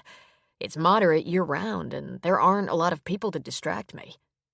And you enjoy your own company, Sheila reflected. Lately, I just put up with my own company. Hannah's been helping me map pictures and frame and even do some photo editing, and I found working with someone is pretty great, too. But how does Hannah like that? Sheila asked, looking at Hannah. It's fun, she said. It gives me something to do. I have to think about working again. I've been on family leave since March. And what's your line of work? Sheila asked. Sales, Hannah said, then went on to explain her product and territory. I like sales, and I'm good at it, but I'm a little bored with it after a dozen years. I'm a sales manager now, so I'm not in the field as much. I manage sales reps. What's that like? They're all young men, so it's a little like herding cats, and a whole lot of paperwork, Hannah said. The upside is I don't have to constantly worry about my commissions and sales figures. But the downside is I have to worry about the sales figures of the whole team. I make more money on a salary than I did as a sales rep. But I have to run herd on a bunch of men with a lot of personality. Are they successful? Lucas asked. They are, Hannah said, and also rambunctious. I feel like a house mother sometimes. Sheila laughed. Great training for inheriting a son. I guess so, she said. I hadn't thought of that. They had 3 days of fun before Victoria's visit. When the men had the kids in the lake, Hannah and Sheila went into town for a little tour and lunch. Hannah asked Sheila if she was up to company, and Sheila said she was. So Hannah called Sierra and Lee, and they all met at the pub. When Sheila explained who she was and the reason for her visit, Sierra and Lee were fascinated that exes could be so friendly. The next day, Hannah took Sheila on a hike, and they visited Helen at the crossing. Helen quizzed Sheila more about her work. The kids swam and caught fish, ran and played all day, and ended each day with dinner cooked by Lucas and Owen, then a movie for the kids and a fire for the adults. And tomorrow is Victoria, Hannah said. Even though the judge promised her visit would have no impact on our custody arrangement, I'm nervous. And I have some news, Owen said. My sister called, and when I told her Sheila and family were here, she invoked sister rights. Mary's coming the day after tomorrow, just for the day, with at least the kids and maybe her husband, too. That will be wonderful, Sheila said. Have you met Owen's sister yet? She's fantastic. This family, Hannah said. You are so remarkable. I have 2 half-sisters I can't even get along with and rarely even talk to. And the reason I have Noah is that Erin and her mother had been estranged for years. Yet you guys, after all you've been through. We're very lucky to be good friends, Sheila said. Maybe it's because of losing Braden. We couldn't waste energy on divorce squabbles. It was like that was the least of our problems. We had more serious concerns. We had no idea what our lives would look like without being together, without Braden. What will your life look like, Hannah? She closed her eyes to think. I keep trying to see it, and all I see is sunshine on the lake, snow on the mountains, deer in the yard. She opened her eyes. I can hear Noah and Owen laughing together, so I know they're part of my new life, but I don't know what work I'll do or where I'll find the instincts I'll need to raise Noah. But he's there in my future everywhere I look. When I think about Noah facing Victoria, I feel a lot of warrior tendencies. Sheila laughed. That's a good sign. For you, not necessarily for Victoria.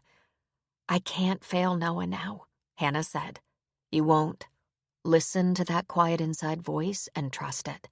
If you start to smell an ill wind, wrap your strong mother arms around him and keep him safe.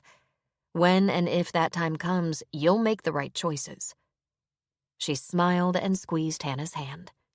I'm so glad Owen found you, and I can't wait to meet Victoria, Sheila said. Are you sure it's all right that we're here? We can take the kids on some outing for a while, just to give you privacy. We don't want privacy, Owen said. It's a supervised visit. The lawyer will also be here. We'll make sure she gets her time with Noah, but not be alone with him. If Noah's mother didn't trust her, neither should we. Sheila smiled. Oh my, the grandmother has no idea what she's gotten herself into with you. And that suits me fine, Hannah said. I can be very brave when I have to be. But I'll be the first to admit, I haven't always been skeptical enough. I'm inclined to be too trusting. Not this time, though. We are all travelers in the wilderness of this world, and the best we can find in our travels is an honest friend. Robert Louis Stevenson. Chapter 11. Victoria Addison arrived at Owen's house at 10 in the morning, looking fresh for a day at the lake. She wore denim capris, a sleeveless shirt with a sweater over her shoulders, and a straw hat on her head. She carried a large canvas beach bag. Hannah had been waiting on the porch with her gallery of friends: Owen, Cal, Sheila, Lucas, Jenny, and Amber. Cal explained that for the visit to be useful, someone had to be with Noah and Victoria, listening to their conversation and observing their behavior. To that end, Hannah went down the porch stairs to meet her as she approached the house. "Hello, Mrs. Addison," Hannah said, sticking out her hand. In her head, she was pretending Victoria was a difficult manager from the Human Resources Department. That was the only way she could work it out in her mind. When someone from Human Resources visited you at work, they might be wearing a pleasant expression, but something was up. Like maybe you were getting fired. Or maybe just disciplined or warned of a complaint directed at one of your staff. On the other hand, they might be coming to tell you about a complimentary letter from a customer that would go in your file. "It's nice of you to visit. This is Noah." "Oh, Noah," Victoria said, a little surprise in her voice as she took in the crutches. "I'd know you anywhere," she said, bending at the waist even though Noah was still on the porch. You would? Noah asked. I wouldn't have knowed you. "Of course," she said. "Your mother used to send me pictures." She did? You never came to our house, he said. Hannah thought, I don't even have to be sneaky. Noah didn't even realize it, but he was astute. Nothing got by him, including the lovely Mrs. Addison. "Well, that's a complicated story," she said. "But I'm happy to be able to spend time with you now. I've brought some things for you." She looked around with a slight frown. "Where shall we go to have our visit?" Right at that moment, Romeo loped down the steps to the yard and nosed right up against Victoria. She gasped and retreated, giving the big dog's head a shove away from her. Romeo sat, looking dejected. "This is Romeo, Mrs. Addison," Hannah said. "He's very sweet and friendly."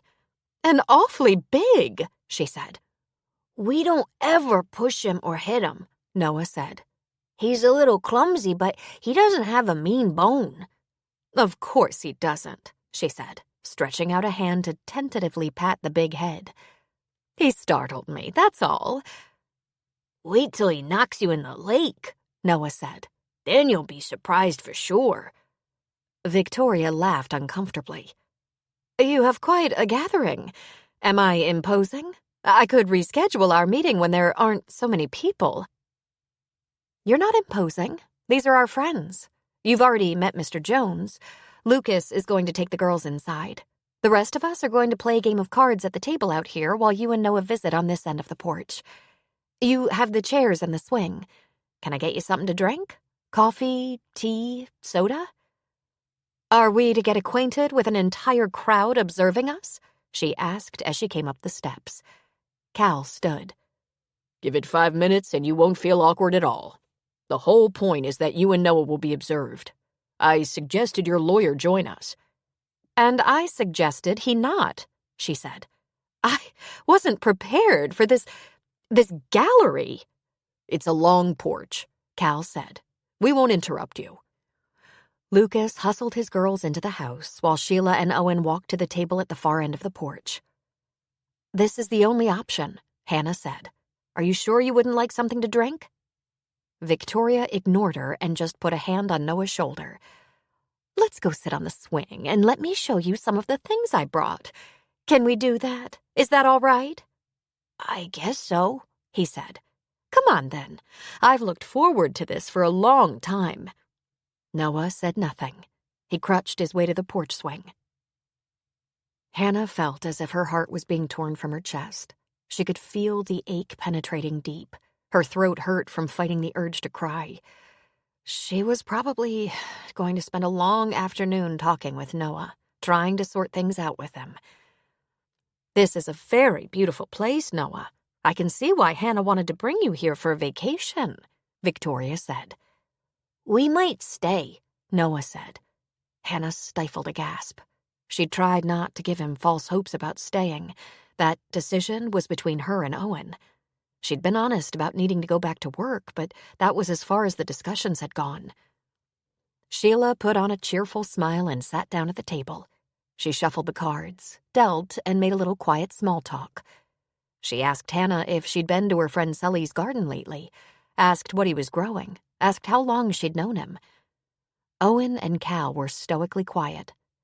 Hannah was just nervous, trying to hear what was being said between Noah and Victoria. She picked up little things. "It's all right if you want to call me Grandma," Victoria said. I'll just call you Mrs. Addison, Noah replied. "Maybe when we know each other better," Victoria said.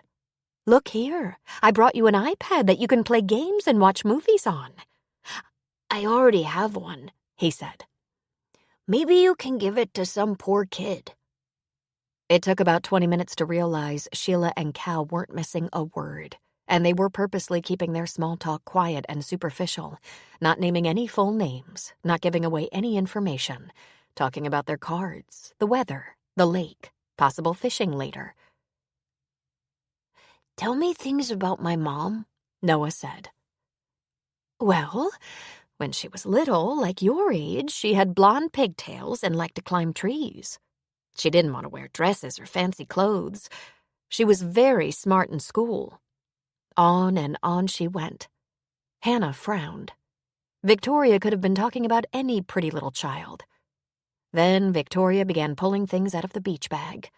She had brought him clothes, a couple of baseball hats, some books, a few games, and shirts emblazoned with the logos for the Minnesota Vikings and Twins, football and baseball teams. Tell me some things about my mom when she was older, like before she was my mom, Noah said. Well, she loved cookies and candy. She loved to bake pies, cakes, and bread. Since she worked all the time, she wasn't able to do it too often, but when she felt like it, she baked up a storm. She loved to go to the state fair. She loved the rides, especially the scariest ones. She used to love all the food at the fair. Corn dogs, cotton candy, barbecue, and popcorn. She liked to stay up late and watch scary movies. Oh, and I remember she used to love to dress up for Halloween. A witch or a wizard or Alice in Wonderland. Did she have pets, like Romeo? He asked. She had a little dog when she was in high school, but when she went off to college, she left him behind. She didn't have a pet after him, at least not that she ever told me about. She was independent. She liked being alone. Until you came along, that is. She loved being a mom. She did? Oh, she did, Victoria said. She used to brag about you all the time. But Noah, tell me more about you. What do you want to be when you grow up? I'm planning to be a photographer, he said, or a doctor, or I'd like to be a firefighter like Connie. Connie? She asked. He's our friend, Noah said. He's a mountain climber and a rescuer. He's the coolest guy. Victoria was quiet for a moment. Would you like me to read to you for a while? I brought some books. What was my mom's favorite color? He asked. I'm not sure. When she was a little girl, she liked pink and then blue later. She loved puzzles and music. You know, rock music, like all teenagers do. Let's read, okay? Sure, he said.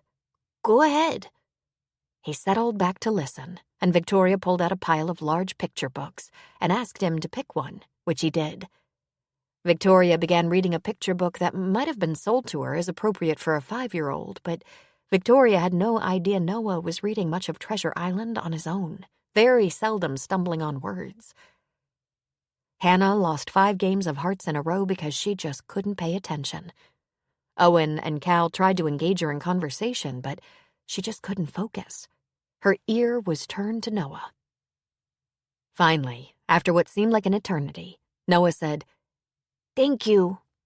Hannah, can we be done now? Hannah looked at her watch. It had barely been an hour. She turned her questioning eyes to Cal, who gave her a slight nod. Okay. She got up and walked to the other end of the porch. Thank you for coming, Mrs. Addison, and thank you for bringing all these nice things for Noah. Our time can't be over already, she said. I guess our little guy is worn out, Hannah said. Maybe next time we'll last a little longer. Is there going to be an entire congregation for our next visit? Because that would make anyone uncomfortable, and I don't know how I'm expected to make a good impression with everyone staring at me. That's all right, Mrs. Addison. You were very nice to all of us, and we didn't have any expectations. I guess we'll see you at your next scheduled visit. Thank you for everything. You were so generous." Victoria merely grunted. She stood, leaned over to put a gentle kiss on Noah's head, and briefly patted his hair. "I'll see you next week." Romeo stood and stared at her. He didn't growl or snarl. He was not imposing. He just stood and stared as if making certain Noah was safe. Victoria departed without another word of goodbye to the adults present. She got in her car, backed out, and drove away.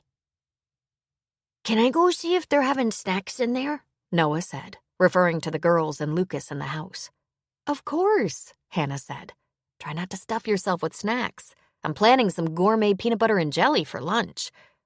"Right, like you ever do that," he said. He grabbed his crutches and headed inside. Then he turned. "Does she have to come back?"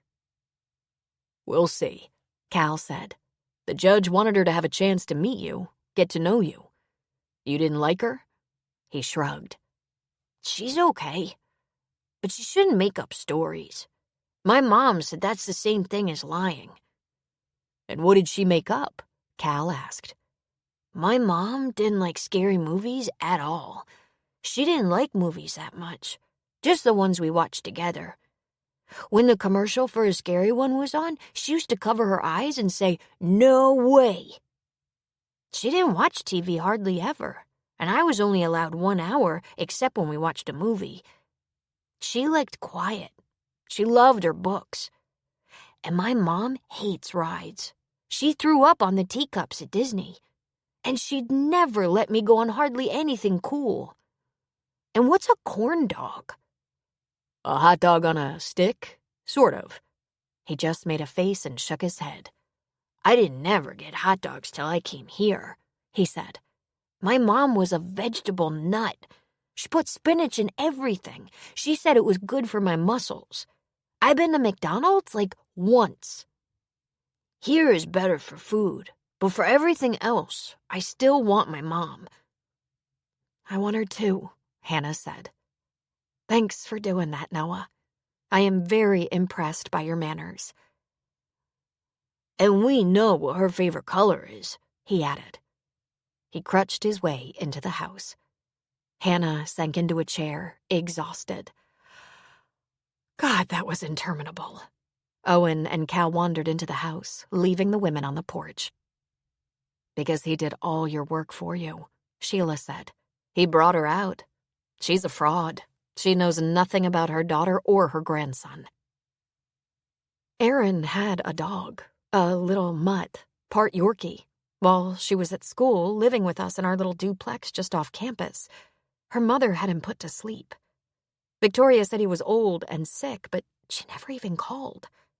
Erin went home to her mother's house, and the dog was just gone. I hope Noah doesn't know about that. He's just a little boy. That was a good first visit. You learn things in a safe setting, Sheila said. The judge will want to be told if the visit doesn't go well. And it didn't go well from the standpoint of making Noah quite sad because his mother was so erroneously remembered. What was her favorite color? Variations of purple or violet or lilac. She wore it constantly. She painted her bedroom pale purple. We teased her about it. It was so gaggy. But she didn't force it on Noah. And Victoria read him baby books. What a trooper. He sat and listened. First time I pulled a little kid book off the shelf in Owen's house, Noah informed me that he already knew that one, that it was a baby book. I started reading him bigger stories. We're working on Treasure Island. He can read a lot of it himself. He doesn't know what all the words mean, but he can sound them out. At 5, Shayla gasped. He doesn't play outside as much as the other kids, Hannah said, repeating what Noah had told her. He sure plays outside here. The 3 of them have been running wild. Since we've been here, he's been very active. A glass of wine appeared before Hannah, and she looked up into Owen's eyes. What's this? A little sedative, Owen said. Noah's already bouncing around, yelling and laughing with the girls. Evidence he's not at all traumatized. They're playing Uno. and he's eating all their pretzels. Want wine, Sheila? Of course. I'm on vacation. What did you think of the visit with Victoria? Owen asked Sheila. It doesn't really matter what I think, Sheila said, but it matters what Noah thinks and what Hannah thought. I didn't get a good feeling from Victoria. If she really wants a relationship with her grandson in spite of the fact that her daughter was opposed to that, then she'll accept the judge's decision and ask permission to phone him or text him or email him. She could get to know him a little and send appropriate gifts for his birthday and Christmas. Did you notice she seemed surprised by the crutches? It kind of looked like Victoria didn't know about his CP or what it meant. Just another little piece of information. Owen put a glass in front of Sheila, and the other men joined them at the table. I'm anxious to hear what you thought, Cal, Hannah said. Well, she didn't do anything wrong or even suspicious, he said. I had a case a long time ago in which a young child's mother died prematurely, and the divorced father had returned to Mexico. The judge wasn't going to send a small child to a country he didn't know, to a language he didn't speak, but the father wanted his son and was entitled to him. The judge set up a series of supervised visits between father and son over an extended period of time, and eventually the boy and his father were well acquainted and returned to Mexico, where the man's parents and siblings lived and were anxious to help out. A visitation schedule with his American grandparents was worked out. I don't know how they're doing now, but it was a very rational plan at the time. But the circumstances are a little different in this case. Erin went to a great deal of trouble to select the guardian she preferred, and in addition went to a lot of trouble to be sure Noah wouldn't go to his grandmother. She made her reasons clear. She explained in detail why it wasn't a good idea. Clearly, Hannah has been closer to Erin and Noah the past 5 years than Victoria was. Did you ever find out more about her? Hannah asked. I learned a few things, and not at all what I expected. First of all, she's a cancer survivor. Wait, what? Hannah asked. She told a neighbor and a coworker she'd been cancer-free for 7 years, but neither knew what kind of cancer. But Erin would have known. Even though they didn't have a good relationship, even though Erin said she called her mother periodically just to check on her, just to make sure she was okay. They didn't see each other for years, but they were somewhat in touch. Erin made that dreaded phone call every now and then. I got the impression it was a couple of times a year or once a year, but said that her mother never called her. She once told me her mother hadn't called her in 4 years. I'd known Erin for so long, I can't remember how often she said she talked to her mother after Noah was born. Maybe never. She said every phone call ended in an argument. Either Erin wasn't doing enough for her mother, or there was some issue with Roger, like he needed help or money. But if you'd known Erin, she was too tender-hearted to have ignored something like cancer. She wouldn't have risked having her mother die without seeing her. And from what she said of Victoria, she would have asked Erin for some kind of help. Hannah shook her head. She couldn't have known. But if they were estranged, Hannah shook her head. There were at least a few times Erin talked of being tempted to go see her mother or give her mother money after she moved to Madison. She said she had to be very careful. She said her mother wasn't above using her.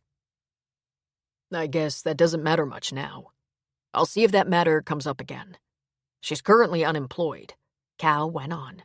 She's had a variety of jobs, many of them in the human services area. Apparently she was known to be giving, generous. She worked for a consulting business that provided seniors services. They offered healthcare options, financial services like reverse mortgage, financial planning, long-term care insurance, investment counseling. They went out of business about 6 months ago, so follow-up there was impossible. She's also worked in nursing homes as a volunteer and in hospital administration. A long time ago, she was in property management, in sales for an extended care facility, and a rehab facility. If that didn't tell me much, add to that her volunteerism. She obviously has accounting skills because she's worked for several nonprofits in that capacity. She's also been a companion to a few elderly people. She's dabbled in real estate, possibly for supplemental income. At first glance, it appears she enjoyed helping people. At first glance, Hannah said. We haven't turned up many personal contacts. She's moved a lot, renting places around Minneapolis and St. Paul for a couple of years or less, and it seems she either wasn't close to her neighbors or they've moved just as much. There have been very few references, only a couple of coworkers who said she was very nice and well-liked. She's a single 65-year-old woman, and yet I can't seem to find her friends. But a couple of neighbors from years past seem to know all about Roger. And while they didn't know Victoria very well, they were sympathetic. She had a troubled adult son who took advantage of her. That's a tad unsteady, Sheila said. No long-term commitments. Who does she shop with, play canasta with, go to water aerobics with? And she's a liar, Hannah said. She told the judge she wasn't contacted about Aaron's passing until the day before the funeral, and that's not true. No one knows she doesn't remember the true facts about her daughter. I did learn that Roger Addison is still in Minneapolis, but there's nothing to indicate he was staying in Victoria's home, according to a neighbor. He hasn't lived with her recently, though he has visited for a couple of hours occasionally. Apparently he cut her grass a couple of times. He has a noisy truck, distinguishable by dents and peeling paint, Cal said. I'll do a little more research. Maybe I can file an injunction, bringing this visitation experiment to an end. On the other hand, we might want to ride it out, then meet with the judge again. Before you make a final decision, let me have a talk with Noah, Hannah said. If he's upset, we might need to step in. In the early morning, Owen was holding Hannah closely. It's our last day with our extended family, she said with a sigh. How do you like the idea of establishing a commune?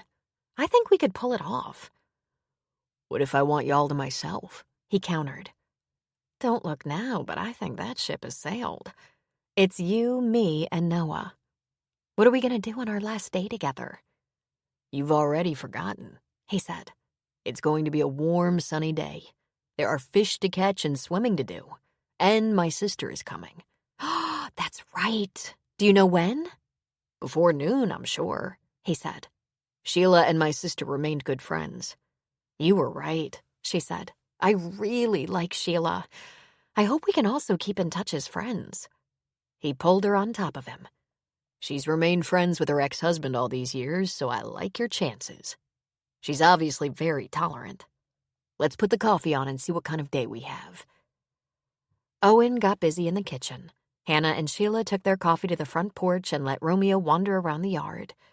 The kids were soon making noise in the kitchen, and Lucas escaped to the porch. He informed them Owen was making pancakes and eggs. There's food coloring involved, he said.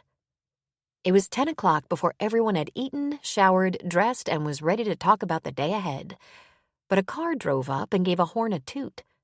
Hannah just watched as Sheila recognized the occupants at once and let out a shriek of joy, covering her face with her hands. She ran to the vehicle as people started to emerge. An elderly lady, a woman about Sheila's age, and 3 kids embraced Sheila, then raced toward Owen. They were sidetracked by the dog and hugged him instead. Then Sheila's kids rushed to the kids from the car. Lots of hugging followed. It was clearly a reunion. Owen put an arm across Hannah's shoulders. The rest of the family, he said. My mom, Janet, my sister Mary, nieces Suzanne and Corby, nephew James. My brother-in-law wasn't able to come, but you'll meet him soon, I promise. They're just here for the day.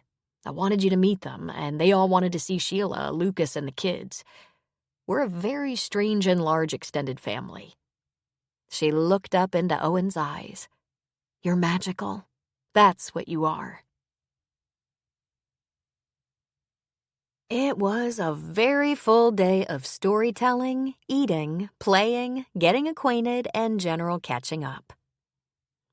For much of the day, the women were either sitting on the porch talking or in the kitchen putting together potato salad, deviled eggs, a veggie platter, and condiments, while Owen and Lucas had the kids either fishing or in the lake swimming. It was still pretty early when Owen and Lucas lit the grill and a feast of hamburgers and hot dogs was served. Everyone crammed around the big dining table. The sun had barely begun its downward path when Mary rounded up her mother and kids to make the drive back to Denver. The day quieted quickly after that as the exhausted kids got showered and settled in front of a movie. Owen and Lucas sat at the dining table and played cribbage, and Hannah and Sheila sat outside in the deepening shadows. Full disclosure, I suggested to Owen that we invite you to stay and we could form a commune, Hannah said. I'm really going to miss you. How crazy is that? My guy's ex has become one of my favorite people. Sheila laughed. And you're one of mine. But a commune is not in our future. Please don't say anything in front of the kids, but we're going to make a change. It could take as long as a year, but we'll be relocating the foundation and the advocacy to D.C. I've been asked to serve on a national council for children's safety. It'll give us a greater reach into the national network of child advocacy, and it'll make me a full-time activist. I'm ready. Plus, all the national lawmakers are there, and I plan to be their worst nightmare. Oh, that's so exciting. Are you looking forward to moving? Hannah asked. I am. Lucas has a lot of family around Southern California, so he's a little unsure, but he wants to grow the foundation, and this is the most practical way to do it. I'm sure the girls will have trouble with the change, but in the end, it'll be good for them. It'll add experiences to their lives. But what about you, Hannah? What are you and Noah going to do? I've never been happier than I've been since we've been here, and Noah is doing so well. But my work is in Minneapolis. And even though Owen wants us to stay and says he isn't worried about whether I work, I don't know what I'll do without work. It's not just the income, it's the feeling that I'm doing something useful, that I'm contributing. Not that being Noah's mother isn't useful. Sheila laughed. You don't have to explain to me, of all people. Mothering is a blessing and rewarding, but you should have something to give yourself, too. Something you're not giving to someone else, but filling your own well. Owen talks about his well a lot, she said. I've been helping him in the shop, transferring pictures onto other mediums. It's fun, but I don't know if it would keep my interest over the long term. You know what Owen really needs? A business manager, Sheila said. Someone with PR experience who could set up shows for his work, keep the books, write press releases, make his travel arrangements, interact with his agent and publisher, help him sell his work. I bet his financial books are a wreck by now. I used to take care of all his billing and receivables. He used to keep everything in a leather binder, completely disorganized. He's almost paperless now, Hannah said. I'm a little reluctant to get into his personal business. That's not personal, Sheila said. It's his business, and it has many very bothersome details, from his corporation to his taxes and pension, and he hates it. Owen was made to wander with a camera and dream. He's not practical, and he doesn't like practicality. He'd be happiest if he could just take pictures. Hannah was quiet for a moment. I was in sales. Then I was a sales manager, which put me in charge of several salesmen. But I would never presume. Maybe the subject will come up and you can let Owen know that you're qualified, if he's interested. She smiled coyly. You wouldn't be the first family business on record. You are an amazing person, Hannah said. How did you do it? How did you divorce, keep a great relationship with Owen, and build yourself a new life? I think you still love him, and it seems perfectly natural. I will always love Owen, she said quietly. But we were bonded by tragedy, and then, in order to survive, we moved in opposite directions. I threw myself into child advocacy, my role growing by the day. Owen just wanted to be out of the public view, to find his peace, his own peace. He's great with people. He's a fantastic neighbor and a good friend. He was a wonderful husband and father. But I went to one of his shows in Denver a few years ago, and a lot of strangers looking and judging his work put red splotches on his neck. He's not a hermit, but being the center of attention doesn't really sit well. Me? I'm okay with being the center of attention. Ha! She laughed. I've testified before Congress, though I was terrified. The high I was on after doing a good job kept me afloat for days. Owen would have to sleep for a week just to recover after something like that. She smiled. We each have our own gifts. We're better with people who understand and are a little like us. The secret is learning to accept people as they are, not as you wish them to be. You and Owen are good together. You seem to be a lot alike and just different enough to balance each other out. I haven't had the best of luck in relationships, she thought, but none of them were anything like Owen. The next morning, there was a lot of commotion getting Sheila, Lucas, and the kids breakfast, the car loaded and on the road back to the airport. There was a lot of hugging and promises of future visits. And when they were gone, trundling off down the road in their leased van, Owen, Hannah, Noah, and Romeo just stood in the yard watching them go. A bird tweeted, and a fish jumped. Sure is quiet, Noah said. He looked up at Hannah. What are we gonna do now? We're going to have a day of rest, she said. Victoria Addison fixed herself a drink and phoned Roger. Mother, are you all right? He asked by way of greeting. I'm doing all right. I'm in Colorado. I tracked down my grandson, Noah. This Hannah, newly appointed guardian of my grandson, is going to be difficult. And she has hooked herself up to a man who is emotionally connected to the boy. Do you remember Hannah? I'm sure I never met her, Roger said. It's not as though Erin shared her friends with me. Do you intend to make trouble for her? Don't be ridiculous, she snapped. I only want to help her out and get to know my grandson. I should have known Erin would do something like this. Give my grandson to someone outside the family. I can't believe you would want to be tied down to a child, Roger said. You don't actually like children. But then you've tied yourself down to old people, and you don't like them either. What is that noise? She asked him. The radio. Where are you? At home. You're lying to me. Where are you, and what are you doing? He sighed into the phone. I'm at home. A couple of friends came over. I'm not out. I'm not at your house. I was last there a month ago to cut your grass, and I haven't been back since. I'm at my place. I have friends over. We're playing poker. Get yourself and everyone else out of my house. What did I tell you? I'm not supposed to have any contact with you. I've told everyone I haven't seen you or let you stay with me for a long time. Then she disconnected. If Roger was in her house with friends, word could get back to the landlord, and she was dodging the landlord. She took a sip of her drink. She knew this day would come. She would be officially breaking ties with Roger. Never mind, she'd already told the judge they were estranged and had been for a long time. But this was inevitable. Roger was no longer of any use. Their relationship had always been stormy, fluctuating from highs to lows. There was a time she could count on Roger to listen to her. Now they managed best when he was in jail, because when he wasn't, he struggled with drug and alcohol abuse. And when he was using, he made foolish mistakes.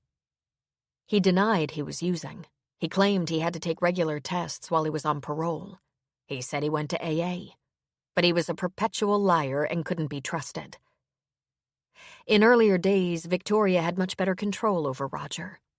Lately, he'd become defiant, and she couldn't fathom it. He owed her. She stood by him through every piece of trouble he'd gotten himself into. Well, she wasn't about to tolerate this now. She had no margin for error at the moment.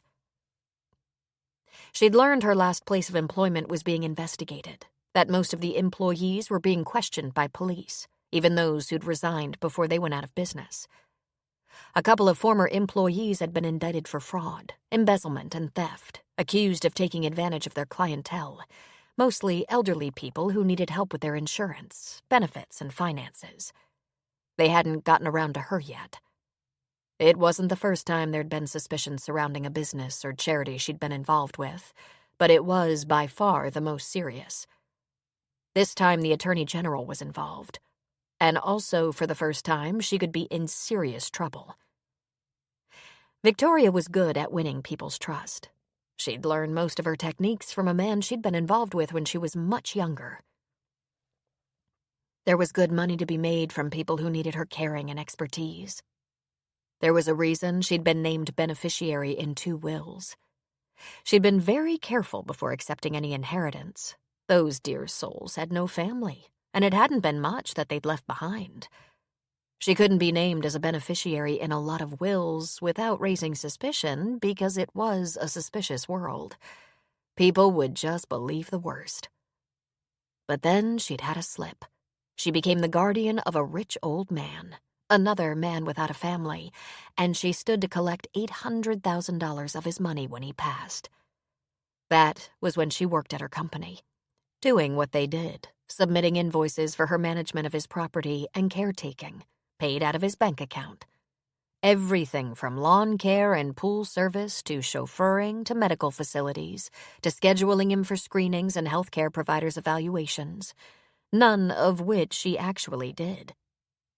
He passed at home, the dear old soul, and she was just waiting for the paperwork and probate to clear when there was a hitch. It wasn't a family member, but a library. The man was a patron and had given a copy of his will to the librarian, saying all of his money would be left to the library. They objected to this guardian stepping in and claiming to be the new beneficiary, even though she had a copy of his will, one that had been hastily written while he was in hospice care. A public library. That began a lot of poking around, so she quit her job and made herself scarce. She needed money, but was afraid to show her face while the authorities were questioning the validity of the will. Aaron had not been deceased long, and all she could learn was that everything had been left to Noah. She had no idea how much, but Aaron was stingy and clever with her money. Victoria made a bold decision. She would argue for custody. If there wasn't much inheritance, she could make the magnanimous gesture of letting Hannah keep the boy. She didn't have a lot of time, and she had ideas but no plan. And so far, it wasn't going well. This Hannah had surrounded herself with lawyers and protectors.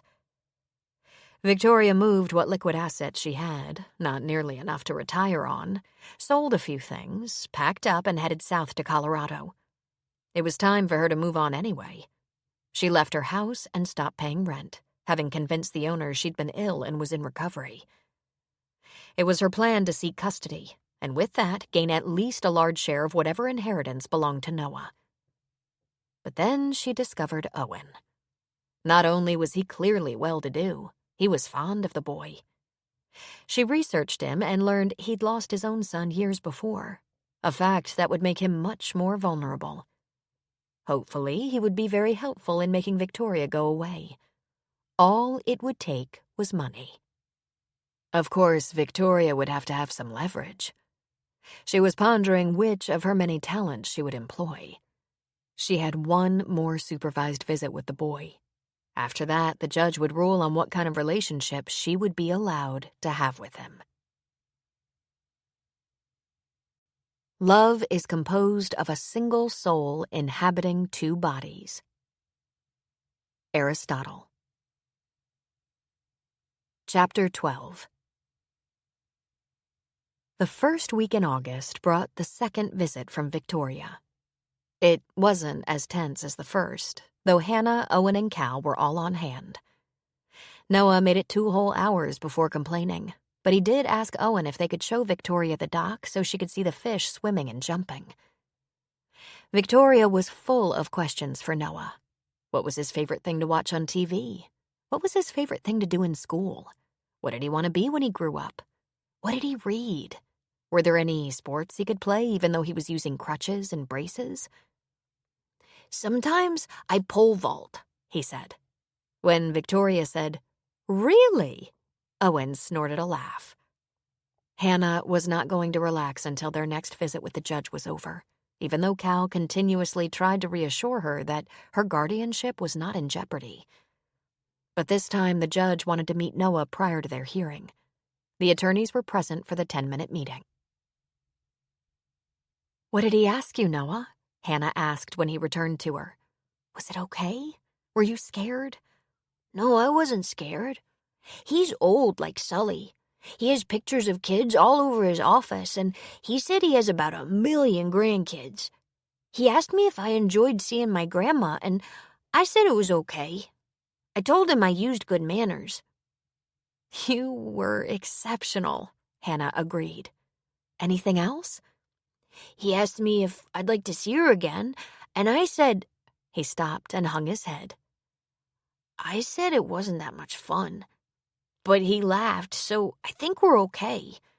Then he said it was very nice to meet me and asked, was I looking forward to school? And I said I didn't know because I would be in a new school. Have you decided yet, Hannah? Because I know what I want to do. She laughed. I know what you want to do too, she said. Don't put pressure on me yet. It's a hard decision. So the day came that they went back to court. There were only the original complaints, the suit for custody and motion to dismiss. Judge Vincent's courtroom was pretty low-key and casual. Did you have a couple of nice visits with your grandson, Mrs. Addison? He asked Victoria. I tried, she said. It was a little difficult being watched as if I'd steal something or beat my grandson. I hope you're satisfied that he's happy, healthy, and in good hands. Here's where I'd like to leave the whole issue, unless your attorneys want to throw a lot of paper at me. Hannah Russell will retain sole custody, just as I told you would happen. Ms. Russell will provide her cell phone number to you, and you may use it to inquire about Noah. Not to harass her, but to politely inquire. Perhaps you'll even want to say hello to him. Maybe you'd like to see him sometime in the future. But that is at the sole discretion of his guardian, and under only the conditions in which she feels comfortable. Be sensitive, Mrs. Addison. Ms. Russell also needs time to bond with Noah. I've been in situations like this before, Mrs. Addison. Different details in the circumstances, of course, but similar in many ways. If you tread carefully and respect the boundaries Noah's guardian has established, there may come a time you can see or talk to Noah more often and establish some rapport. Remember him at Christmas and on his birthday. Have you done that before? Of course, Victoria said. But my daughter was angry with me and probably didn't tell him I sent gifts. Judge Vincent frowned.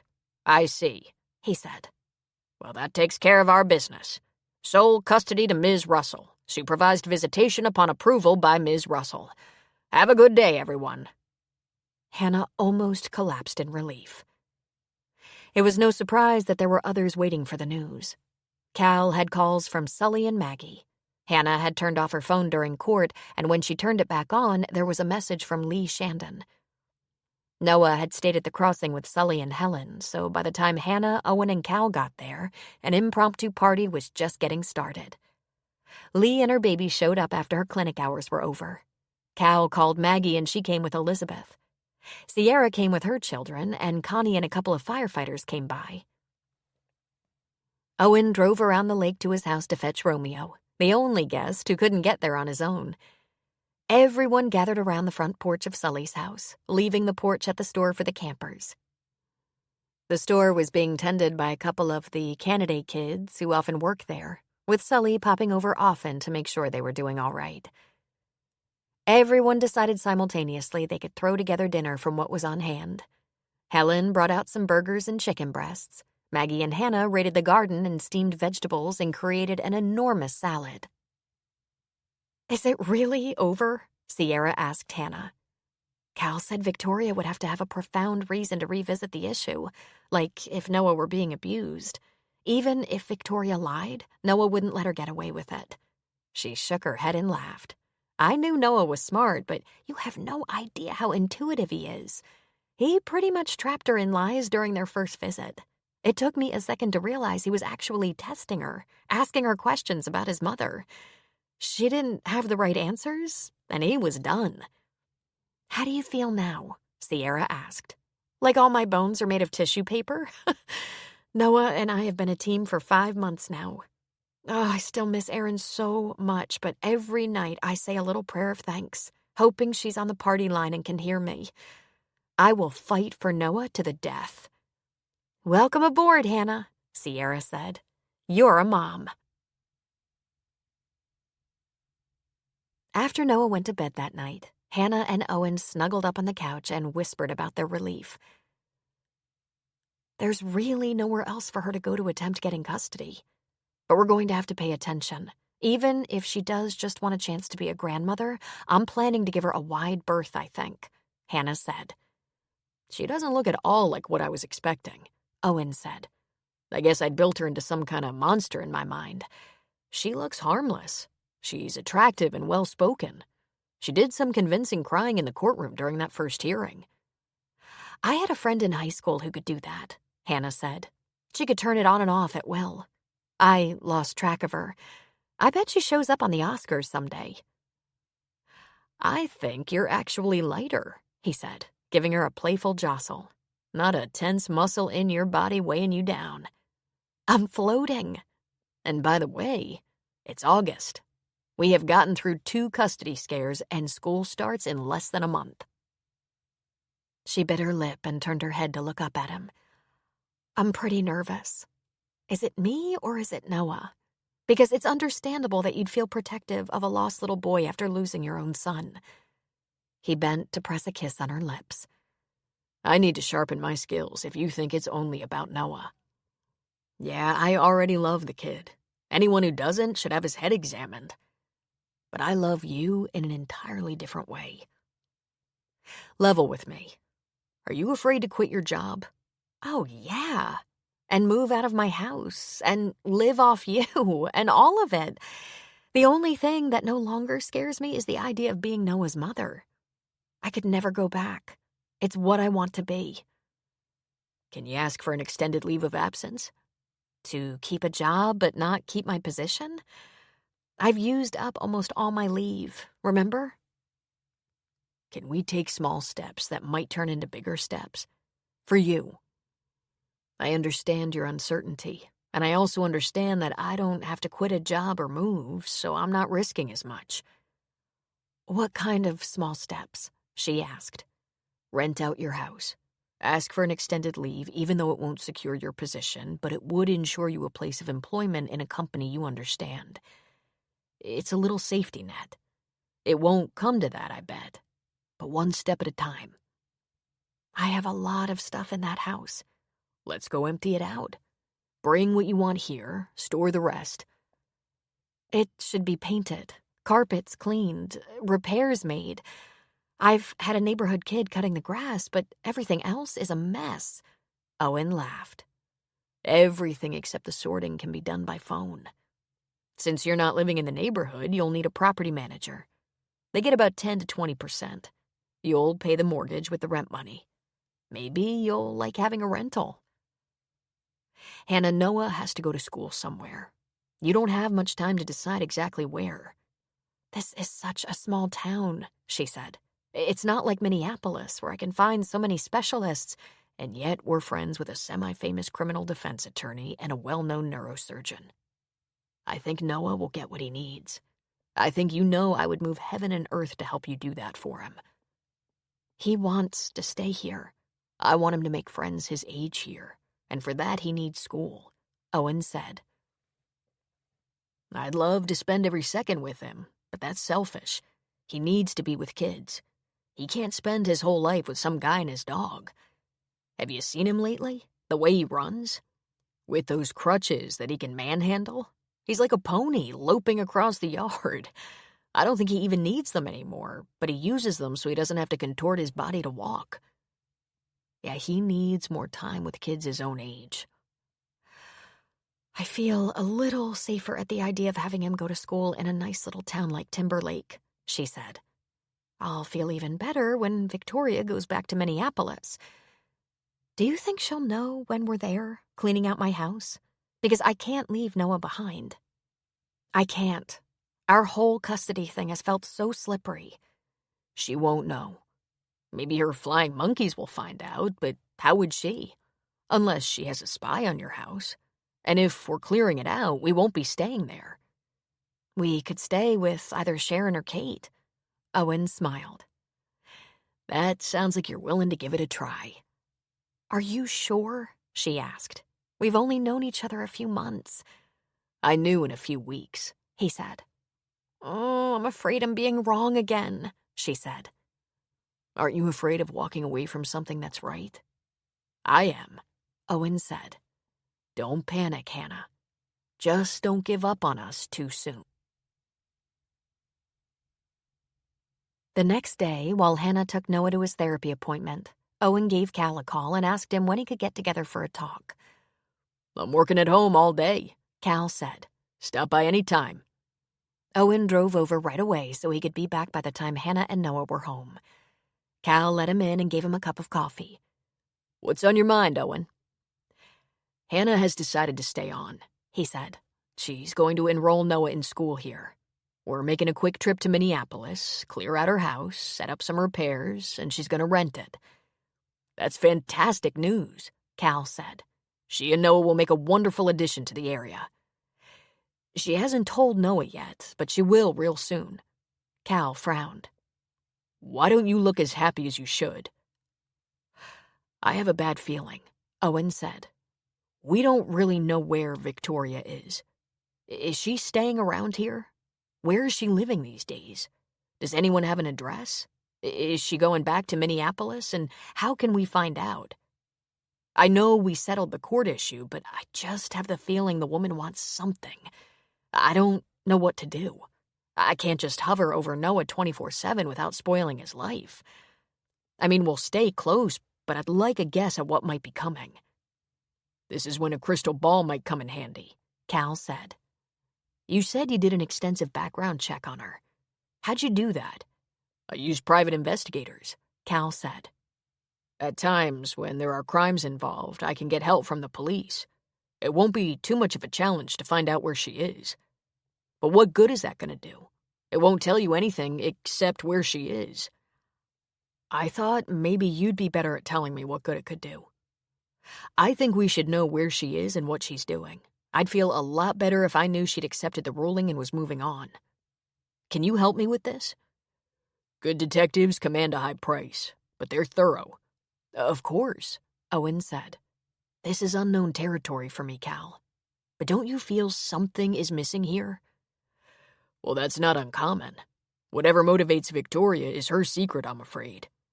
After seeing her with Noah, it's hard for me to be convinced she wants a close and loving relationship with him. I suspect it's about money, but unless Erin told her mother about the trust she'd leave behind in the event of her untimely death, there's no way for her to know. From what I've learned about their relationship, that seems unlikely. Oh, I don't even know, Owen said. I just know Hannah doesn't want to use it for living expenses. She wants it available to Noah. She said, what if he wants to go to medical school? She's thinking way into the future. So this makes me wonder about this brother. He's a felon. He could be dangerous. But he's in Minneapolis. He's on parole. If he leaves the state, he'll be put back in jail. Can you arrange to take a closer look at this dysfunctional family until it feels like there are no questions left to ask? Do you feel threatened, Owen? Cal asked. Owen took a breath. It could be paranoia. Of course, I wouldn't break the law or ask you to break the law, but, well, there's something we've never talked about that I should tell you. Just so you know, I'm not really overthinking this. I'm cautious for a reason. You see, I had a son. After Owen and Hannah had discussed all that had to be done, they told Noah they'd decided to continue living together in the house on the lake. He had a stunned expression. For real? He asked. We both decided we want a little more time together, Hannah said. Do you agree? Oh, I definitely need more time. And then he hugged Romeo. It's going to be a very busy couple of weeks. I have loose ends to tie up in Minneapolis. We're all going together. We'll get to see Sharon's new baby and visit with Kate and her family. We'll be counting on a lot of cooperation from you. Noah hugged Romeo tighter. I can do that, he said. Is Romeo coming? I'm afraid not, Owen said. He'll take a little vacation with Aunt Mary. Hannah was feeling some anxiety about Victoria, wondering if she'd return to Minneapolis, if she'd be lying in wait for them. But his grandmother apparently never crossed Noah's mind. He didn't mention her even once. And while Hannah had complied with the judge's request to share her phone number, she hadn't heard from the woman. Hannah and Noah went to visit the local elementary school when she registered him. They looked around a little bit and visited with the office staff, but since classes weren't in session, there wasn't much to see. The teachers weren't even present to set up their classrooms yet. The principal invited them back the week before school was in session to meet the teacher and see the classroom. They began organizing a move long distance. Kate was able to recommend a good property manager, and Owen lined up and scheduled packers and movers. The property manager offered to arrange for the repairs, cleaning, and painting once the property was empty of furnishings. Plane tickets were purchased, lists finalized, appointments made. One of the first appointments that Hannah scheduled was with her boss, Peter. She didn't talk to him personally, but rather made the appointment with his secretary. Once they'd arrived in Minneapolis, that was the first thing on her agenda, and she dressed for the occasion, wearing her business attire. Peter stood from behind his desk as she entered the office. Then he smiled and came around the desk to give her a hug. Hannah, you look great. Thank you, she said. A lot of sun and summer fun. Sit down. I'm glad to see you, but I'll be honest, I'm bracing myself, hoping you're here to tell me you're ready to come back to work. She smiled at him. I'm here to ask if you would consider an extended leave of absence. My life has changed so much, so fast. I'm not ready to take on a full-time job yet, but I love this company and hate the idea of giving it up. First, tell me everything, he said. Peter knew about her reason for taking family leave and then extending it, but she was happy to have a chance to give him all the details anyway. And then there was the fact that she rented the Airbnb for a 2-week vacation and hadn't left yet. I think you met someone, he said, grinning at her. The most wonderful man and his big dog. Noah's been thriving there, become so healthy and strong. We talk about his mother a lot, but he's happy. I'm happy. Then she went on to tell Peter all about Owen, his work, his travels, his lifestyle. Next, she began to mention Timberlake and the crossing and some of her new friends. Then she glanced at her watch. Oh my gosh, I've kept you so long, she said. Though if memory served, Peter was never one to rush a meeting. He was focused, very present in the moment. Despite his addiction to executive retreats, he was a very good boss, and working for him had been pleasurable. It wasn't just the sunshine that has you looking so healthy, Peter said.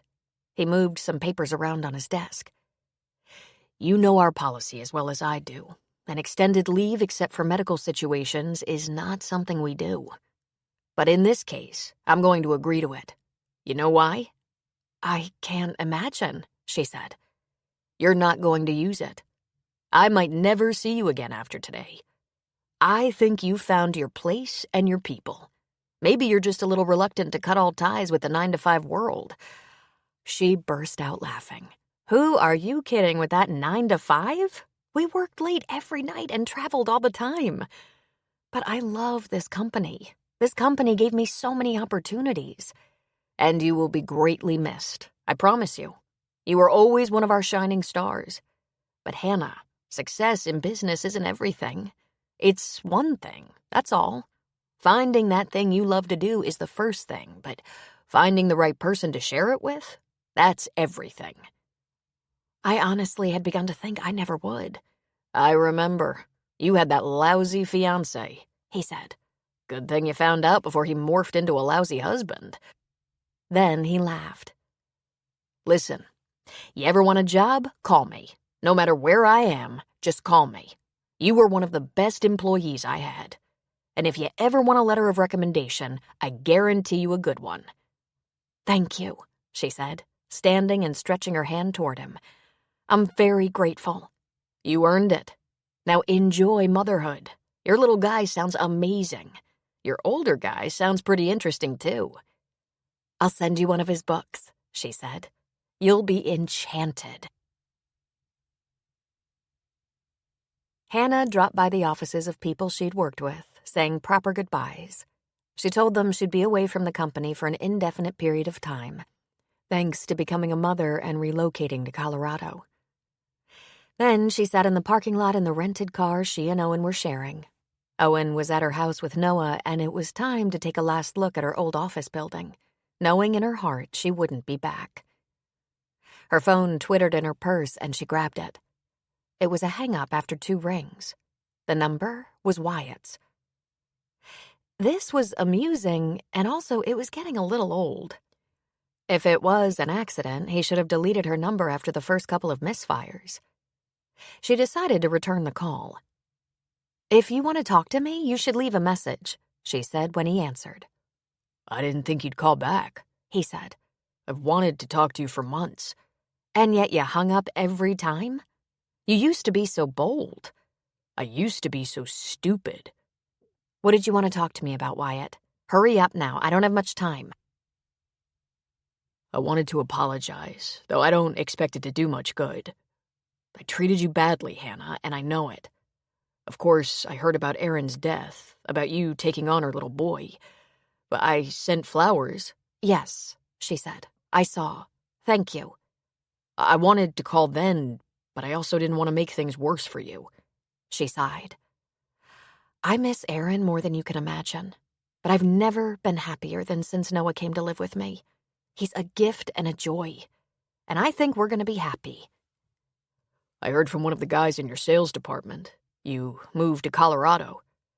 "I'm actually in Minneapolis right now, closing up the house. Noah and I like Colorado. I registered him for school, and he has new doctors and new friends. It's a big change, but a positive one." You sound good. You sound good. Listen, I have to say something. I made the biggest mistake of my life. I cheated on you, and I lost you. Apology accepted. But there's no going back. I'm in the right place now. I met someone, and I realize, you and me, that was my mistake too. We obviously weren't right for each other. Hannah, you didn't do anything wrong. It was me, impatient, and maybe a little bored, and completely immature. "I can't argue with that," she said. But she added a little laugh. "You and Stephanie?" That didn't last, of course. Is there any chance I can see you? She was shaking her head at the phone. "No, Wyatt. That part of my life is over. I'm not looking back. I'm certainly not going back." I don't blame you, he said. but I wanted you to know I regret my actions. I'm really sorry. "Forgiven," she said. "I think this is where we say a friendly goodbye and you stop calling me. I'm committed. I don't want calls from old boyfriends." Committed so soon? He asked. It's only been a few months. We were together over a year before. "Like I said, this time is different for me. Plus, I'm a mother now. Noah is my first priority." Okay then, he said. I want you to know, if I could get a do-over, I'd take it in a heartbeat. "There's no do-over, Wyatt. Just so I'm clear, I hold no grudge. But it's all behind me. I wish you well. The right woman will come along. Here's a tip. The next time you make a promise to a woman, just keep it and see if your boredom or whatever it is doesn't just pass." I look at things a lot differently now, he said. I wouldn't believe that for 1 second, she thought. "Goodbye, Wyatt. Go ahead and delete my phone number. It'll be simpler that way." I guess I should be grateful you aren't blocking my calls. "Oh, that's a good idea. Thanks. When you run into our mutual friends, please say that I'm quite well and very happy. Bye then." And she clicked on her directory and blocked his number. When she got back to her house, she found that Noah and Owen were packing up Noah's toys. "How'd it go?" Owen asked her. "Very well," she said. "My old boss was supportive and gave me an extended leave that he doesn't expect me to use. And I got an apologetic call from the ex-fiancé. He's called a couple of times and left no messages, so I thought it might have been an accident. A pocket dial? Working up his nerve, I guess." "What a gutless wonder." Owen grinned. Did he ask for another chance? "He did, but that's impossible. I told him he was forgiven, told him better luck with the next one, and blocked his number." He put his arms around her. Poor dope, he whispered.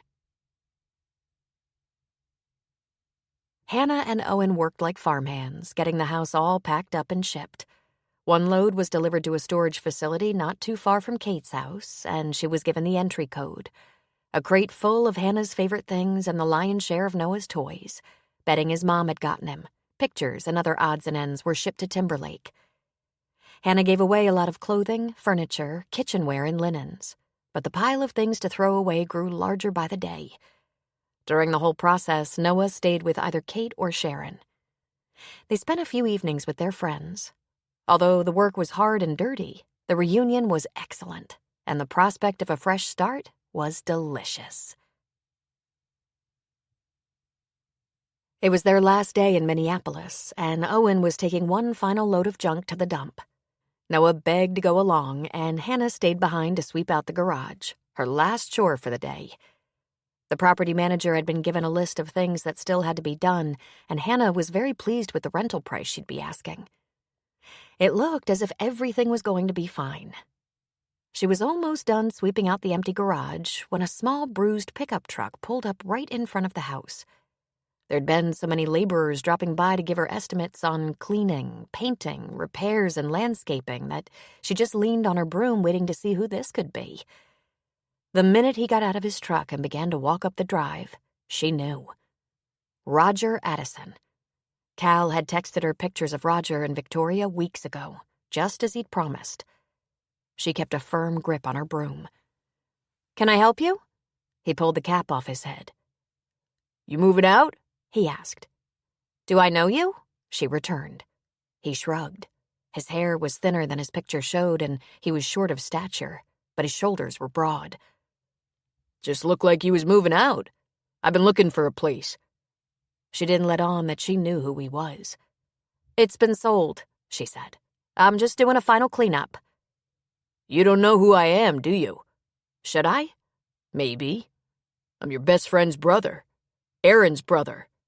He looked around. "I wanted to check on my nephew. He okay?" "I think you better go now," she said. "I'm busy here." "I thought I should come over and at least say hello to you and my nephew," he said. "I don't know if we met before. I sure never expected you to be my nephew's mother." "Roger, you have to go," she said, pulling out her phone, "or I'm going to call the police." "The police? For what? For me being friendly? Saying hello? Asking how my nephew is getting along? Listen, there are a few things you should know." "How did you even know I was here?" she asked. "I knew this was your address," he said. "I asked one of the neighbors if he'd seen you around and left my phone number with him. Mr. Handelson, down the street. I asked him to call me if he saw you." She shook her head. "I don't even know him." "Listen, there are a couple of things I want to tell you since you're raising the kid now," he said. "I was in trouble a lot as a kid. Erin pretty much hated me, and I don't blame her. But we're still family, and I always meant to make amends. I guess I just ran out of time." "No, I think she did," Hannah said. "Yeah, I feel terrible about that. I didn't even know about her until about a month after she was gone. I'm sorry for your loss." His hands were tucked in the pockets of his loose jeans as he just watched her. "I didn't treat her right. I didn't treat a lot of people right. And I would never hurt the kid." Just then, Owen's SUV turned sharply into the drive. Owen got out and slammed his door. "What do you want?" he said, recognizing Roger at once. "Oh, man, you people are not friendly at all," he said, backing away a little. "I guess you probably heard all the bad stuff about me. But I wanted to tell you that was a long time ago." God bless Owen's tall frame, all 6 feet 5 inches of him. He looked down on the much shorter Roger. "You have no business here," Owen said. "You weren't invited. You'd better leave now." "I just came by to see if you needed any help," he said, holding up his hands, palms toward Owen. "I drove by a few times, and I can see you're moving out. I just thought I'd check on my nephew, see if there's anything I can do. Maybe I should take him for a McDonald's or something. You know, a little family time." Owen got very close. "You listen to me. We're not family, all right? You don't go near the boy under any circumstances. In fact, stay away from all of us. If I see you again, you're going to be sorry." "You threatening me, man? Because I didn't do anything to you. But I thought since you have the boy, maybe we should talk. Maybe there are some things I could tell you that will help you." "Hannah, call the police," Owen said. "For what?" Roger asked. For harassing us, Owen said. You're a felon on parole and you've been told to stay away from us. I wasn't told no such thing. You're being told now, Owen said. When the police come, they're going to hold you long enough to find out what your purpose in coming around here is. I'm willing to bet they find you guilty of something. Just go away before there's trouble. I don't know what your deal is, Roger said, but he turned to go. Did your mother send you here? Hannah asked. He whirled around. He scowled. My mother doesn't tell me what to do, he said. I told you, I thought I'd check on the kid. With Aaron gone, I don't have much family. But Aaron hated him, Hannah thought. Aaron said she hadn't seen you in years, Hannah said. That was her choice, he said. And now it's mine, Hannah said. I want you to stay away and let her little boy recover and build a new life. He just lost his mother. He doesn't need more trauma. He has no idea who you are. That's the way it has to be. Good luck to you, and please don't harass us. Listen, I know I deserve that cold shoulder. I earned it. But I haven't been in trouble in a long time. I'm in a program. I'm turning my life around and making amends. I just wanted to check on the kid, Noah. Is he okay? He lost his mom. Is he doing okay now? He's okay. So there, you checked, Hannah said. He's adjusting pretty well, considering. It was Erin's decision that he be placed with me and not her family. Please don't push it. Okay, but there are a couple of things you should know. Important things. Like what? Hannah asked. Hannah, let him just go, Owen said. I'm going, he said. Be careful of my mother. She isn't who she seems. Roger backed away while he talked, then turned toward his truck. I'm not going to bother you. If you met my mother, you'd like her, Erin had said, but she isn't really who you think she is. It rang in Hannah's memory. Roger got in his truck and drove away. Hannah ran to the SUV and opened the back door. Where's Noah? She shouted. I took him to Kate's, Owen said. He was dirty and tired, and I wanted to get back here to pick you up. We'll have dinner with them, then head back to the hotel. I think we're all done here. Let's lock up. Owen, what was he doing here? She asked, tears in her voice. I have no idea, Owen said. But damn, doesn't he just look like trouble? I'll be glad to get us back on home turf. Romeo might not be mean, but he knows how to look scary. A coward is incapable of exhibiting love. It is the prerogative of the brave. Mahatma Gandhi. Chapter 13. It was a great relief to get back to Colorado. Hannah took Noah to check in with the doctor and physical therapist, both of whom said he was doing great. They shopped for some school clothes and a few supplies, went to the Meet the Teacher Day before school started, and got back into their routine. Victoria called and asked when it would be convenient to see Noah, and Hannah politely told her it was much too soon, that Noah was very busy getting ready for school. But it's been a couple of weeks, Victoria said, and I miss him. That just plain rang false to Hannah. She hadn't seen him in his life till now. How could this have suddenly become so important? She knew the excuses, regrets, mistakes, etc. I'm sorry, but we can't fit you in just now. I'd love to hear about his first week of school, she said. I'll give you a call and let you know how it goes, Hannah said. I was hoping to hear it from him, she replied. Hannah paused dramatically. We'll see, she said tiredly. Hannah was trying to get her things settled into Owen's beautiful house, and she ran into even more things she didn't need. Her giveaway pile grew as she let go of things that really had no place in Owen's house. But that locked trunk in the master bedroom closet was emptied of Owen's things, and Hannah was invited to use it for her sweaters or wraps. It took her the better part of a week to settle in. This is as lived in as my house has ever felt, he said. I love having your clothes in the closet and your pretty soaps and lotions in the bath. I have work to do in Noah's room, she said. I saw. I think that room needs another bureau and some shelves. Don't you have work to do? She asked.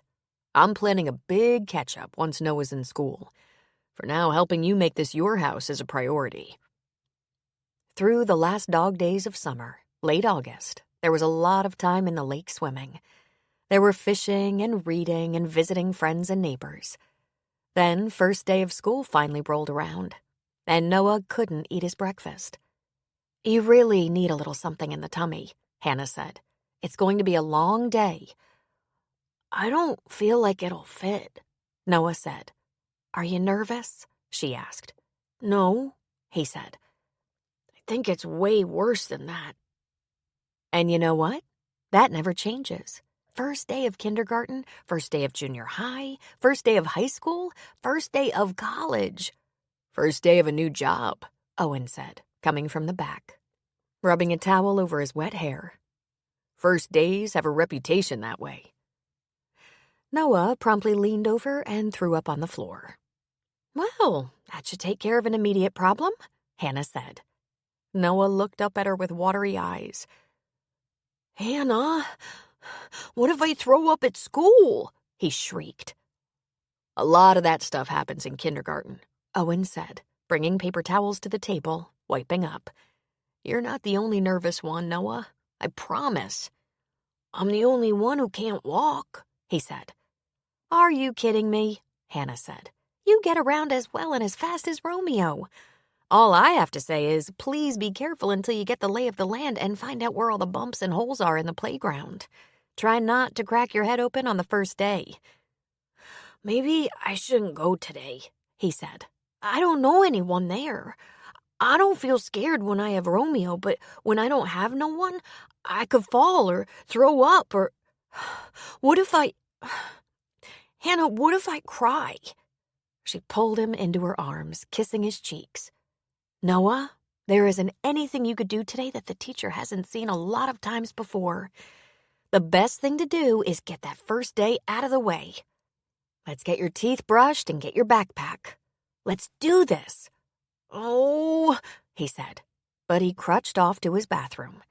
And Hannah leaned against Owen and said, Oh, he's gonna be fine, Owen promised. We'll take Romeo. The atmosphere around the school was festive and charged with excitement of all sorts. Kids running, reuniting with friends, small children clinging to their mothers or fathers, older kids walking younger siblings to the door, teachers waiting near the doors to welcome children. Owen parked in the lot and got out of the car with Romeo on a leash. He bent down to kiss Noah on the head. Knock 'em dead, Noah. Then, to be manly, Owen gave him a fist bump. "'Kay," he said. Then he gave Romeo a loving stroke. "Hey, that's your dog," someone said. A child of about 7 or 8 came over and got close. "He bite?" "Nah, but he sometimes steps on people," Noah said. "Can I pet him?" "Sure," Noah said. "He doesn't have a mean bone." The boy started running his hand from Romeo's head down his back. Romeo obediently sat. "He's cool. What teacher you have?" "Mrs. Dempsey," Noah said. "I had her. She's cool. Now I'm in 2nd grade." A young couple migrated over and introduced themselves as Rick and Lydia. Then suddenly a firefighter they knew stopped by with one of his kids. "Hey, Noah," Rafe Vadas said. "First day, good for you." Then Rafe shook hands all around. A couple of other kids approached, making a fuss over the dog, and Romeo was in his element. It clearly gave Noah some confidence. "Let's get going," Hannah said. "I want to walk with you to the classroom. Make sure you find your seat and cubby for your backpack. Did we forget anything?" He shook his head. "Can Romeo come?" "Not in the building," Owen said. "I'll wait here, but I'll bring him this afternoon when we pick you up." "'Kay," he said. Then bravely started off toward the doors. Children poured in. It was noisy and disorganized. A couple of little ones cried noisily and begged their mothers not to make them go. There were women with babies bringing their older children to school. Older kids who knew the routine jumped out of cars that were dropping them off. Some rode bikes to school, and they were stowed in a long bike rack. Some women were dressed for work. Owen spied a woman in hospital scrubs taking her son into the building. Lots of passers-by stopped to say hello to Romeo, and he thanked many of them with a face wash using his oversized tongue. Owen opened the back door of his car and asked the dog to get in, but he stood by the car waiting for Hannah. Then he saw her on the other side of the parking lot, Victoria. She stood outside her car, hands clasped in front of her. She lifted one hand in a brief wave. Owen didn't return the wave. He watched while Victoria slowly got in her car to leave. He watched her drive away. That was intimidation, plain and simple. He knew she'd called Hannah, asked to see Noah, and Hannah told her they had too much going on. Damn, he hated to do this to Hannah, give her any more cause for worry than she already had after dropping Noah off for the first time. When Hannah finally arrived at the car, she was wiping the tears from her eyes. "Is he okay?" Owen asked. "He's fine. He made friends instantly. The boy sitting next to him wanted to try his crutches." Owen smiled. "I'm afraid there's a small complication. We're going to have to take Romeo home and come back. It's too hot to leave him in the car. Maybe things will quiet down by then." "Why?" Victoria was standing on the other side of the parking lot, watching. "Why would she do that? I told her it wasn't convenient to see Noah right now. I didn't make plans with her for another time." "She knows what you want," Owen said. "I don't know what she's trying to do. Wear you down? Show how determined she is? It doesn't matter. We need to have a talk with the principal and let her know we have a custody issue with his biological grandmother. Even though we were very specific about who he could be released to, we didn't tell the principal there's one person who might be a danger to Noah." "A danger?" Hannah asked. "What in the world?" She got in and Owen started the car. "Anyone who tries to spend time with Noah without your consent is suspicious and could be dangerous. Would she try to check him out of school and take him? I can't answer that." "Stop! Stop the car!" She jumped out and ran over to Rafe Fadas, who was just leaving the building. Then both of them came back to the car together. "Go ahead and park. Rafe said he has time to stay with Romeo while we talk to the principal. I'm not leaving Noah here without doing that." "Everything all right?" Rafe asked. "Is Noah okay?" "Oh, yes, he's fine, but there's a grandmother who met Noah for the first time a few weeks ago, and she tried to get custody. She's been granted supervised visitation at my discretion, and the last time she asked, I told her we were too busy. She doesn't know him. He barely knows her, and Owen saw her standing in the parking lot watching the children go into school. We really should tell the principal." "You really should," Rafe said. "This is so uncomfortable," she said, waiting for Owen. "She's probably harmless, but I'm not willing to take any chances." "Hey, don't let that worry you," Rafe said. "I'm sure they hear about these issues with the non-custodial family members all the time." By 10 in the morning, Hannah was stir-crazy and bound to drive Owen crazy as well. She finally decided to go see Helen and Sully. Helen was so calming, so worldly. Labor Day having passed, the campgrounds at the crossing didn't seem to be very busy. The weather was still warm, and a couple of campers were sitting on Sully's dock, soaking up the sun. Helen's laptop was open on the table on Sully's porch, so Hannah went to the store first. Sully was putting up stock, wiping the shelf clean of dust as he went. "Hey, Sully," she said. "Hey, girl. I haven't seen you in about 2 days. Today's the first day of school. We dropped Noah off, and he made a friend before I even left the classroom." "And now doesn't that make you happy?" he asked. "Sure, I'm just so nervous. Do you think I'd be a huge pain in the butt if I interrupted Helen?" "Might cost me the Pulitzer," Helen said from the doorway. "Come over and I'll put on some water for tea. It's just finally cooling off enough." "I promise not to stay forever," Hannah said. Helen slipped her arm through Hannah's. "Stay long enough for me to get an idea, will you please? It's been sheer drudgery this morning. It feels like I have a rock in my head, not a brain." "I don't know how you do it in the first place," Hannah said. Once they were seated at Helen's table on the porch and her laptop was closed, tea in front of them, Helen pulled the trigger. "Something's bothering you." Hannah took a sip of her tea. "Today is Noah's first day of school. He was so scared to go, but he sucked it up and off he went. By the time I left him, he'd already made a friend, and the teacher is a dream. But I'm a wreck. I realize that Noah hasn't been away from me unless he's been with you and Sully, Owen, or one of my two best friends who've known him since he was a baby. I thought you, being a teacher, could talk me through it. Oh, my. I remember being a little distracted when Lee started school, but I was much too busy to let it bother me. How's Owen holding up? Very well for someone who should be paranoid. Do you know about Owen's son? I didn't know Owen had a son, Helen said. He died 12 years ago. He was only 7. Then Hannah proceeded to tell Helen the story. By the time she got to the end, Helen was wiping away tears. Hannah, already in a sentimental and emotional mood, shed a couple herself. Owen admits he doesn't talk about it. I can't blame him for that. It's not a secret, though. I was researching Owen when I first met him, and I found only one brief mention that he'd lost a son, but I didn't see many details. However, if you were to look up Sheila Abrams, his ex-wife, you'll see that she's been an advocate and activist for over 10 years. And she's the most wonderful woman. She must be. And I already know Owen is an amazing man. I can't imagine one ever gets over something like that. I'm sure he'll never be over it, Hannah said. But you know what's so powerful about Owen? His understanding.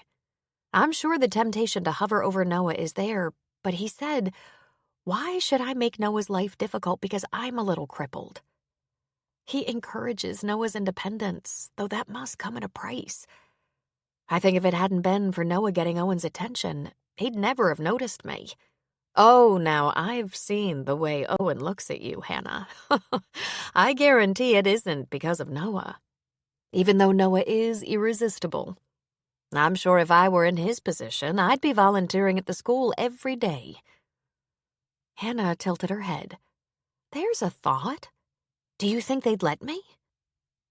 Now, you don't want to be that mother, Helen said.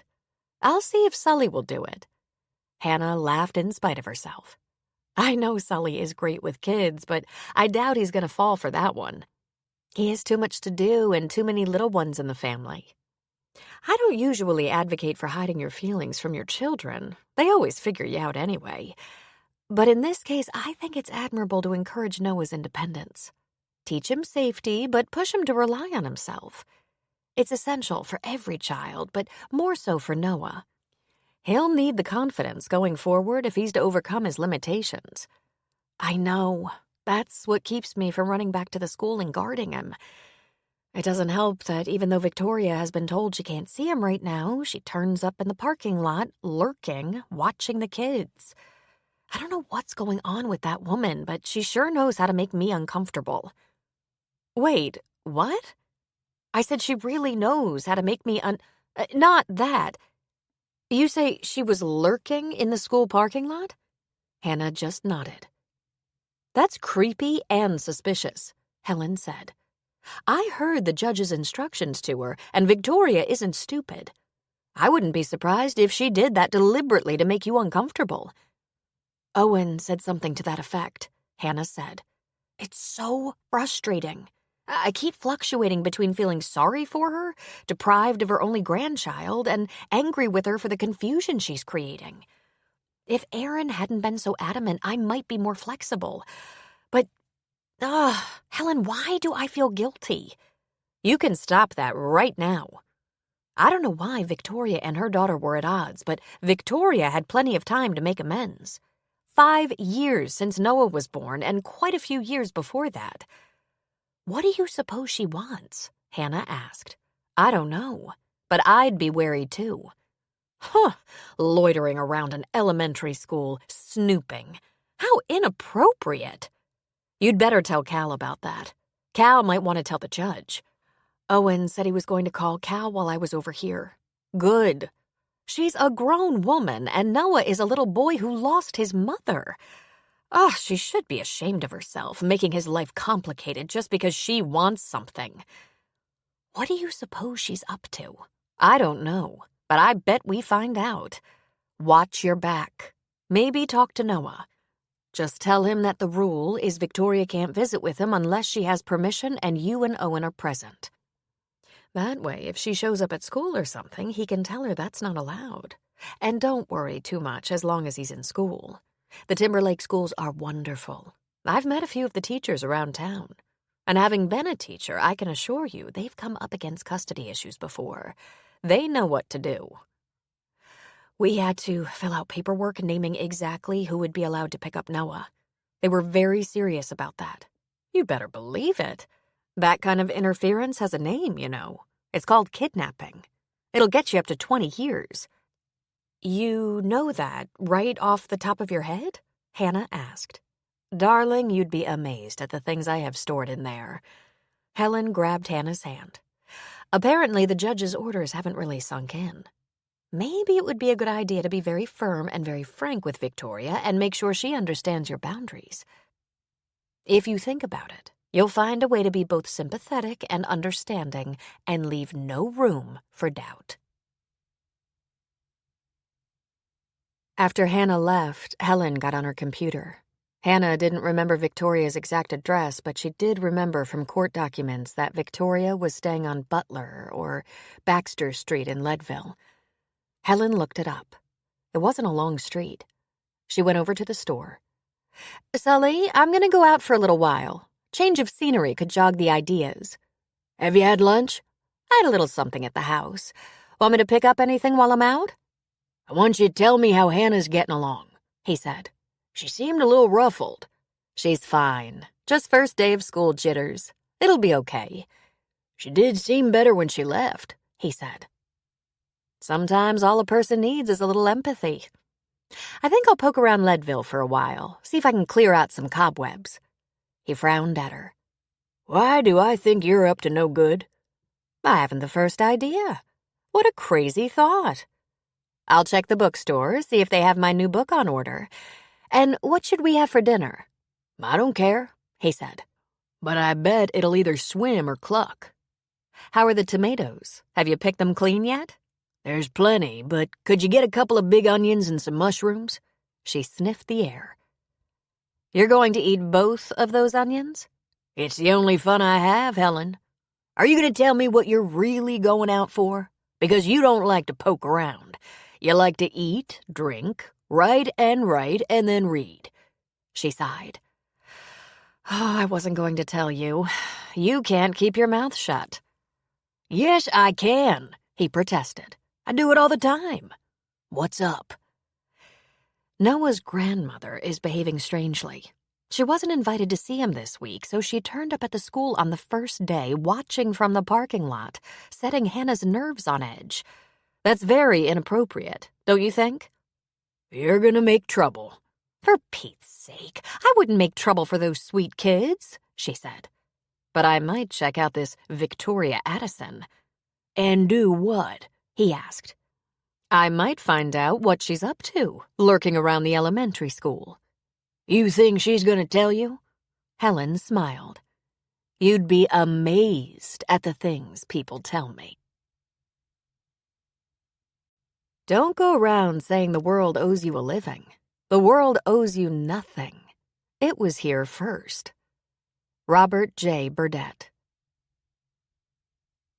Chapter 14. After spending some time talking with Helen, Hannah began to think about how she might shift the axis of power. By being unpredictable, Victoria had taken control of their lives. They were scrambling around trying to anticipate her and how to make sure they were making the rules for their family. Or more specifically, how Hannah could be sure she was protecting Noah. And on her terms. Noah had a successful first day of school. He was very happy with his new friends and didn't sit out, even when they had playground time. He could maneuver expertly, and with the assistance of the crutches and braces, he had no trouble keeping up.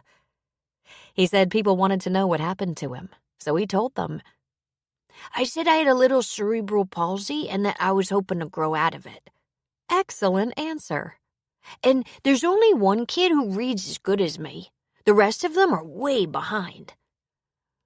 I think it's more likely you're way ahead, Owen said, because you got lots of special attention from Linda and your mom.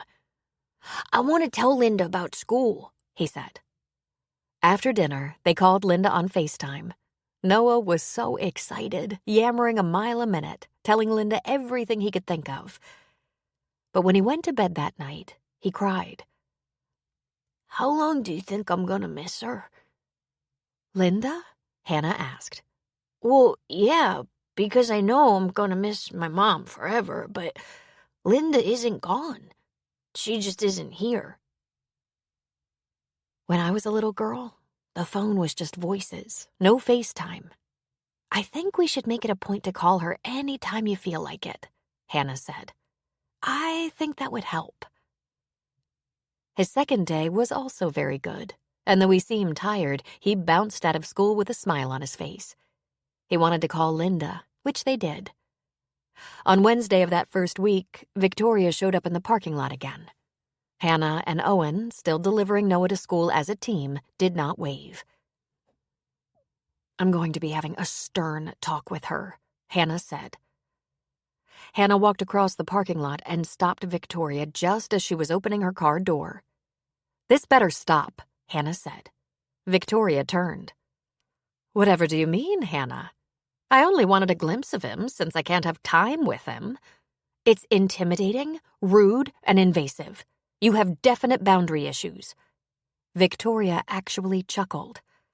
Why in the world would you be intimidated by me? I lost my case. I have no place in my grandson's life. I'm just a grandmother standing on the sidelines, out of the way, hoping for a glimpse of my grandson. The only one I will ever have. We both know you're pushing it. If I see you here again, I'll talk to the judge. I've already warned the school principal to watch out for you. Now that was rude, Victoria said, but she got into her car. Victoria didn't show up the rest of the week, and Noah's first week was very positive. On Friday night, when Hannah was snuggling him at bedtime, he said, I wish I could tell my mom. I wish we both could, Hannah said. But I always feel like she's near. When I start to think about her, I feel her. My heart feels a little bigger. She smoothed back his hair. I get the feeling that she's kind of happy about the way things are going. We're all happy, healthy, and trying hard to live the kind of life that's good for us. This was what she wanted for us. I miss my mom, but I never had anything like this, he said. It's kind of like a family with a mom and a dad. I know you're not really my mom, and Owen isn't really my dad. And Romeo isn't really your brother, Hannah said with a laugh. Noah giggled. But it's like he is, he said. We're doing all right, aren't we? We're making the best of things. I like it like this, Noah said. Even if it's not really... Noah, if it's really a family to us, then it's really a family. I love our family, and Owen loves our family. We'll stick together, the four of us. That's how we'll be okay. We'll stick together. My mom would like it, he said. It's what she wanted. That's why she wrote it down. I just can't figure out how she knew about Owen and Romeo. Hannah felt a catch in her throat. Those darn angels, she said. They know everything. Noah said the sweetest things at bedtime, Hannah told Owen. She buried herself in his embrace. He said this was what his mom wanted, and that's why she wrote it down. Sometimes that kid baffles me with his understanding. I know. He said he liked our family even if we're not really one. We are as far as I'm concerned, Owen said. We might not have the usual documentation, but it couldn't feel closer to the real thing for me. And maybe when you and Noah are ready, maybe we'll make it legal. It might give us that extra solidarity we need when someone like Victoria comes along. Is that what you want, Owen? She asked.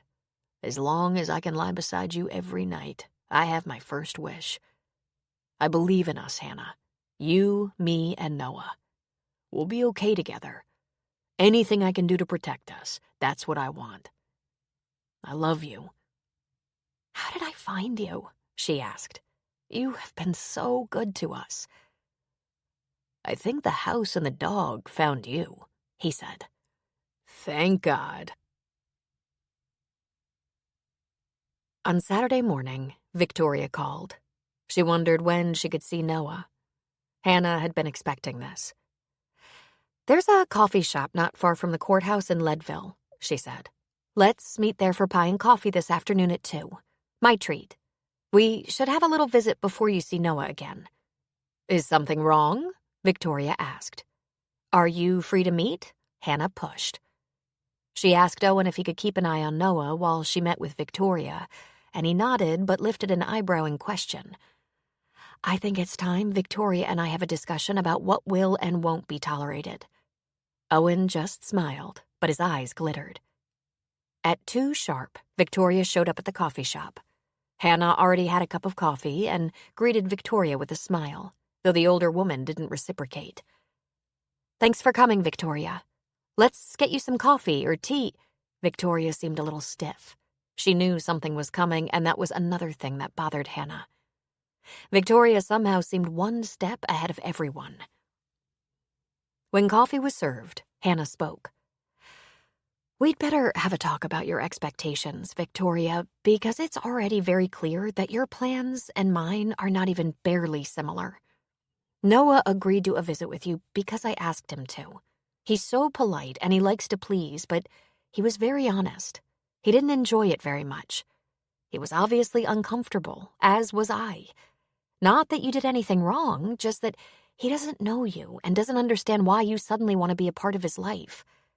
And lurking around the elementary school when you don't have permission to see him, that has to stop. Fortunately, Noah didn't notice, but frankly, it creeps me out. It's like you're stalking this innocent little boy." "I only wanted a glimpse of the grandson who has been denied me." "Well, it has to stop. I don't know when you last had a friendly relationship with Erin, but I know you hadn't seen her in years. She said she called you now and then, and that's all. Noah is the priority here. He's recovering from his loss, but—" "I lost my daughter," she exclaimed hotly. "And I lost my best friend. And we were best friends up to the day she died. Never an unkind word between us. But Noah is a child, and he's the priority. If you'd like to call me to ask how he's getting along, I'll be happy to take that call. No more than once a week. When can I see him? I don't know yet. Maybe in a few weeks, provided you don't try anything tricky like stalking him. What a ridiculous thing to accuse me of. I stayed here to see my grandson. It's very inconvenient. Then go home. It could be months before we're ready to have you to lunch. You can't do this to me. I have rights. Not as many rights as you apparently believe. I'm not opposed to letting you see Noah, but you have to be patient and appropriate. He's grieving. He's coming along, but we still have rough patches. If you care about him, you'd better give us time. His birthday is coming up in a couple of months. Send him a gift. Call to wish him a happy birthday. Be gentle with your approach. Be understanding. He wasn't even sure he had a grandmother until you took us to court. You'd better lighten up. I will not hesitate to go back to the judge if I feel pressured or harassed or threatened. Now you're being paranoid. I haven't done anything to— Victoria, I don't know you. I don't know you at all. I only know that Erin didn't want you involved with Noah. Your pushy and inappropriate behavior makes me nervous. If Erin didn't trust you, why should I?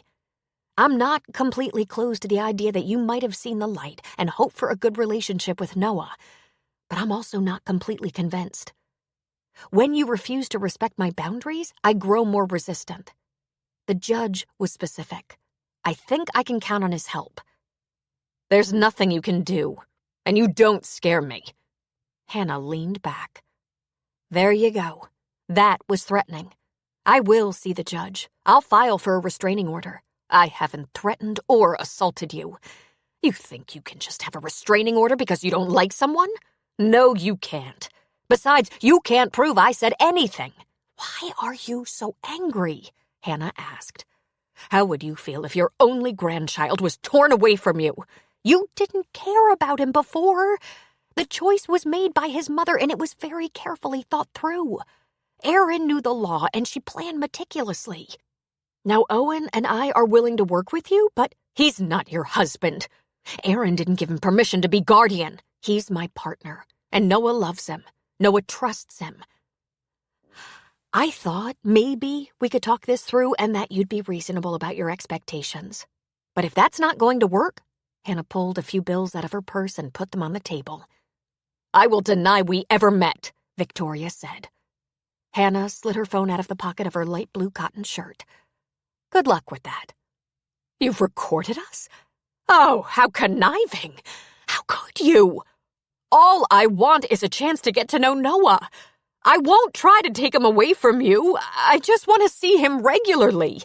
And I'm telling you, from everything I know, his mother would not be in favor of that. But I'm willing to be flexible. Every few months, maybe. You can go home, we can stay in touch by phone, arrange a visit now and then, and maybe later, when there's more trust between us. I worry that I won't survive that long. I'm not young, and all I want is that he remember me, she said, tears coming to her eyes. What are you talking about? I haven't been feeling the greatest. It's probably just the stress. The doctors suggested some tests. I'm seeing a doctor in Denver, so I'm not going anywhere until I have some answers. Not feeling well how? Hannah asked. Don't worry, it's probably nothing. Women my age have complaints, you know. I'll have a few tests, get some answers, and go from there. I'm sorry to hear that, Victoria. But I won't change my mind about the boundaries. I'm trying to parent a little boy, and it's my job to protect him, help him get through it as best I can. You're going to have to be cooperative, or I won't make any further effort. Victoria narrowed her eyes. I really hadn't figured you as someone who played hardball. That's where we differ, Hannah thought. I finally realized you would. Helen didn't know that Hannah and Victoria would be meeting for coffee at the cafe in Leadville, but she recognized their cars parked outside. She'd been haunting Leadville for the past week, looking for an opportunity to run into Victoria. A chance meeting. Oh, Sully might be right. She might be making trouble. But she was going with her gut instinct. Her gut was going with the obvious. Any self-respecting grandmother who longed for her beloved grandchild began that longing when he was a baby. A new baby. She browsed in the bookstore near the front window, watching the coffee shop. Hannah left first and didn't notice Helen or her car. Victoria left second. She drove a few blocks to the market. Oh, this was perfect. Helen could kill 2 birds with 1 stone. She needed a couple of things for dinner. Inside the market, Helen grabbed a small cart and crept down the aisles like the super sleuths she was always writing about. When she saw Victoria poking around the produce, she made a sharp turn, drove her cart around an island piled high with fruit and melons, and smashed right into Victoria's cart. "Hey!" Helen fairly yelled. "Oh, Mrs. Addison! Excuse me." Victoria glowered at her. "What an oaf I am. Oh, I'm so sorry. You're all right, aren't you?" "I'm fine," she said. "Do I know you?" "I'm sorry. It's Helen Culver. I'm a friend of Owen Abrams, and I was in court the day you argued for time with your grandson. Oh, I wanted to reach out to you just then, but you seemed so upset. I'm so sorry that didn't work out better. I'm a grandmother myself. Well, not technically. It's my niece, who I raised, who just had a baby. And I know only too well how difficult it can be, wanting more time with your grandchild." "Do you now?" Victoria asked, clearly cynical. "Well, let me rephrase. My niece would have me take care of the baby full-time if she could, but that wasn't exactly on my agenda. But if anything happened to my niece, I can assure you I wouldn't want my great-niece given to another family." "Are you doing all right, Mrs. Addison?" "I've been better," she said. "What did you say your name was?" "Helen," she said. "I know Owen because he's a neighbor. I live on that same lake." She looked at her watch. "You know what we should do? Maybe get a coffee, or better still, a glass of wine. I hardly ever meet women in my same generation. I don't know, she said. I have to grab some broccoli and onions for dinner. Then I'm free for a couple of hours. I'm taking the afternoon off from work, and I admit I wouldn't mind a little gossip time with a woman. What do you say? Coffee or wine? I suppose, but I don't have much time. Let's finish up here and meet at that little pub across the street. How's that? All right. Helen quickly tossed some broccoli and onions into her cart. She was momentarily at a disadvantage. She had expected Victoria to know who she was. Helen wasn't universally well known, but in some circles she was a bit impossibly well known. At book fairs, conferences, and conventions, people sometimes stared and were afraid to approach her. When someone knew she was a moderately famous author, they were anxious to talk about themselves. Oh well, she'd have to prime Victoria a bit. All she really hoped to get out of this meeting was a clue as to who this woman really was and what motivated her. It was impossible for her to believe that all Victoria's maternal feelings suddenly bubbled to the surface a few months ago. Even more important, Helen wanted to know what kind of mother Victoria had been. Things must have been quite awful for Aaron to go to such lengths to be sure her child wasn't raised by his grandmother.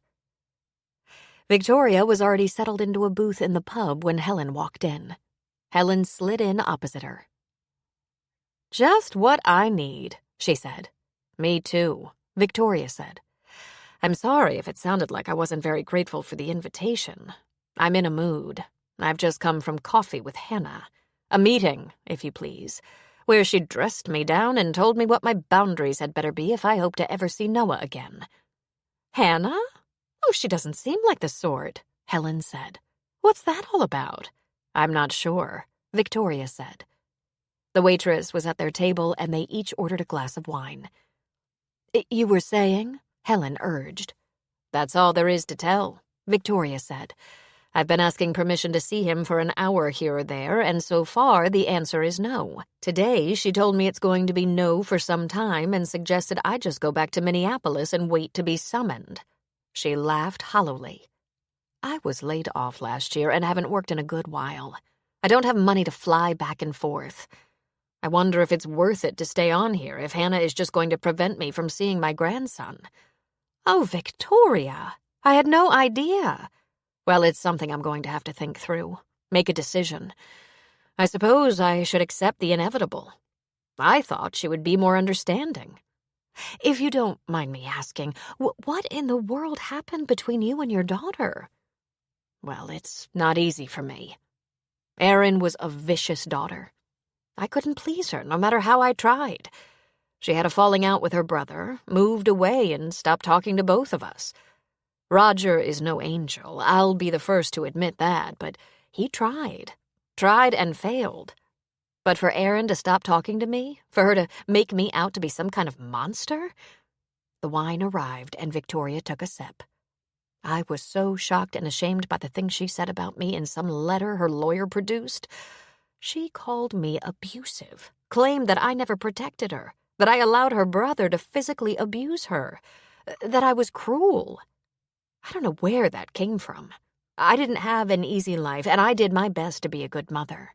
"Of course you did," Helen said. "And I do my best to be a good grandmother. But Hannah has hooked herself up to a rich man, and she won't budge. She isn't going to give me a chance, and her rich boyfriend is going to back her up no matter the legal cost." "Owen?" Helen asked. "Oh, Victoria, I'm sure Owen isn't rich." "I saw that house," Victoria said. "Yes, it's something, isn't it? He rents it out when he travels on photo shoots. You have to understand about writers. Hardly any of them make money. Most barely squeak by. Owen has made a comment or two about spending too much on that house and wondering if he should sell it." "Is that a fact?"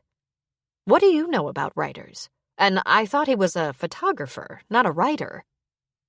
"He publishes photo essays, coffee table books. They're beautiful, and he's well known for them, but they're not runaway bestsellers. They sell a respectable number to libraries. The real money is in popular fiction." "Huh," she said. How does he get this fancy Wikipedia page and everything? If you Google him, he's all over the place. That doesn't cost anything, Helen said. You can put yourself out there in a big way, too. Just by spending some time on the computer and generating some photos and content. I do it all the time. For what? I'm a writer, too. A little luckier than Owen. I've been at it a long time, and lucky for me, my books are popular. But don't get me wrong, I love Owen's work. He's very gifted. I just don't think he's rich, that's all. Maybe he will be one day. Now tell me, Victoria, what kind of work were you doing when you were laid off? Oh, that. I've done every kind of work imaginable. I've worked in real estate, in mortgages, home health care. You're a nurse, Helen said. No, not that kind of care, she said with a laugh. I don't like to mop up. I'm more of a counselor, the kind of overall care needed by the elderly or disabled. Everything from arranging long-term health care to reverse mortgages, that sort of thing. I'm best at helping people. I'm good at taking care of the details so these poor folks with no one to help them aren't completely abandoned. It's all very ordinary and doesn't exactly pay well, but it's satisfying. But tell me about your writing. I can't believe I know a real writer. Helen wasn't above laying it on a little thick, glamorizing her profession more than was accurate. The truth was, she pulled on jeans and a top, sat on the porch and typed every day, had a light lunch with Sully, had a little exercise, messed around in the garden, had dinner, read in the evening, and then repeated. She'd never spent so much time out of her routine as in the past week, stalking Victoria. It was frankly driving her bonkers. Sully was right. Helen didn't like to poke around. She did like research, however. So she told Victoria about her travels and vacations, the few famous people she'd met, and plans she had for renting a condo in San Diego for a few months come winter. And she thought it might be about time for a new car. Victoria chattered on about how much she liked Colorado, but wasn't sure she could afford to stay. And then she asked Helen a lot of questions. Helen was looking for important talking points. Victoria wanted to know more about Helen's travels, like where and when and what hotels she stayed in. She asked about Helen's books, of course, and asked where she got her ideas. They talked about The Crossing and Sully and his garden. Victoria wanted to know where in Chicago she'd lived and whether she had any good friends besides Owen. I'm very close to my niece, Helen said, but she's married with a baby and quite busy with her husband. I'm something of a loner while I'm here. It's when I travel that I see my women friends, and I have some wonderful ones in the writing community. It's nice to have met you. Finally, someone closer to my age I can talk to. Victoria asked if Helen had a secretary and who managed all her business details. She said she hoped Helen had experts to help her protect her assets. That's what I did for a living, you know. I connected people with the right agents and managers to make sure they got the most out of their retirement or disability funds. Every now and then, she turned the conversation back to herself and drop in something a little emotional. With Aaron gone and Roger pretty much out of the picture these days, she felt she had no family at all. She longed for her daughter's company, but it had been so long since they were on good terms. She'd had a hard life, twice widowed, though Helen knew that would actually be divorced, and struggling to raise 2 children alone. Sully called her cell phone and Helen sent him to voicemail. I'll have to go soon. Sully's probably restless and hungry. But we'll have to do this again. Let me give you my number. You don't feel awkward, do you? Victoria asked. Hannah and Owen are trying to keep me as far away as possible. If we're friendly, it has nothing to do with them, does it? Helen said. An occasional coffee clatch or glass of wine? That's just what the doctor ordered. Don't even bring up doctors, Victoria said. That's a particular problem right now. Oh? Helen asked. I need to see my oncologist, she said. It's a long story. We'll talk about it next time. But you know my niece is a doctor, don't you? Family medicine and emergency medicine. She runs the urgent care in town. Unfortunately, that's not the kind of doctor I need. Let's put that subject on hold for now. Of course, Helen said. But where is your doctor? There's more than one. Primarily the Mayo Clinic. Now, when can we get together again? I absolutely must work the next couple of days. How does Tuesday look for you? Helen asked. What on earth do I have to take up my time? Tuesday would be perfect. Same time, same place? 3:30 right here, Helen said. See you then. They hugged in parting, girlfriends. Helen went to her car. Now Victoria had a couple of days to research Helen. She called Sully from the car. I'm on my way. Did you think of anything else you need? Not a thing, my dear. Have you caused any trouble? Not yet, I haven't, she said. Helen did a lot of writing about heroes and heroines, but she also had to write about the bad guys and gals. Over the years, she'd learned a lot about how they played out. She studied interrogation techniques and body language. Victoria hadn't said or done anything obviously suspicious, and her body language was appropriate to their discussion. Except those few times her eyes strayed, as though looking up or askance in search of the next comment or answer to a question. And it was the weirdest thing. Her damn ears got a little red when she lied. Helen was going to have to look that up. When she said her daughter was vicious, pink ears. When she said she would be a wonderful grandmother, she pursed her lips. When she was asking Helen questions that directly related to how much money she could spend, she got a hungry look and crossed one arm over her chest protectively. Helen didn't know much, but she knew Victoria was lying, and she was after something. She wondered about her work as a counselor for seniors, but Hannah said Cal had learned that. And this business about an oncologist? When a woman of a certain age had a condition that required a cancer doctor, it was usually impossible to shut them up. Yet Victoria wanted to save that conversation for later. When she got home, Sully was marinating some chicken breasts in the kitchen at the store. Oh, you sweet man. You couldn't wait for me. I brought us some broccoli. Why do you have such a satisfied look on your face? He asked. I finally ran into Victoria Addison. Literally. I took her to a pub for a glass of wine and the story of her life. It's a bit different from the story Hannah told us. If you think she's not a good person, should you be spending time with her? Someone she doesn't suspect has to, Sully. Besides, there's an old saying, keep your friends close and your enemies closer. And what is it you hope to gain? Her motivation, Helen said. It's exactly the way you'd construct a novel.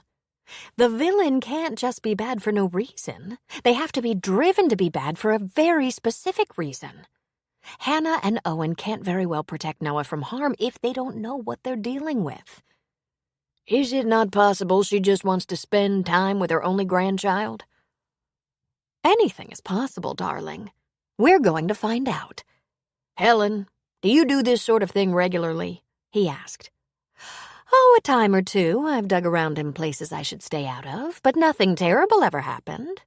Oh, there was that one time. I called the police department, and after explaining who I was and what I did for a living, I asked them how a person would dispose of a lot of heroin. This was before Google, you know.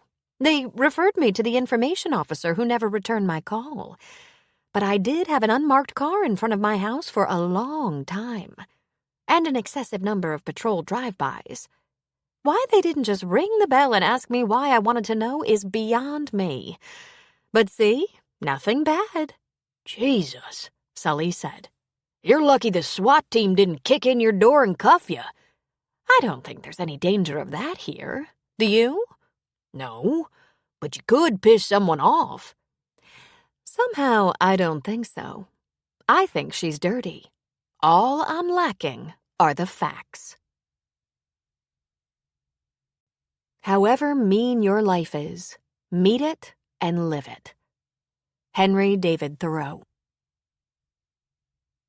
Chapter 15. Hannah watched as September gently settled over the land, just as she settled into her new life. The leaves were just starting to turn, and Sully's campground had fewer campers. Noah had come a long way since that first day of school when he thought he was too sick to go. Now he was happy each morning and even wanted to see some of his friends outside school.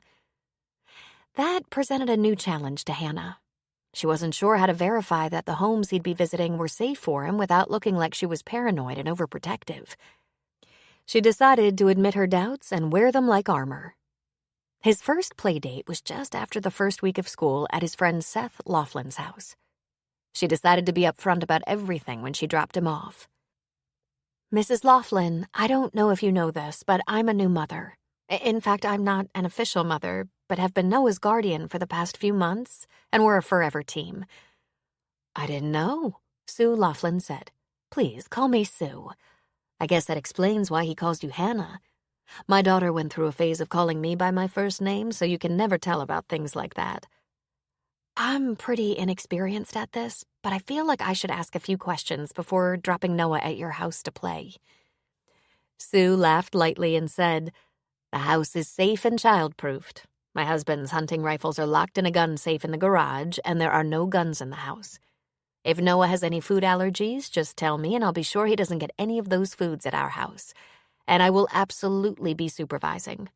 They can play in the rec room or the fenced backyard. There's no pool, and they aren't allowed in the front by the street unless I'm out there with them." Hannah smiled. "Do I have any other questions?" she asked with a laugh. "If you think of something, call. You plan to pick him up after 2 hours, right?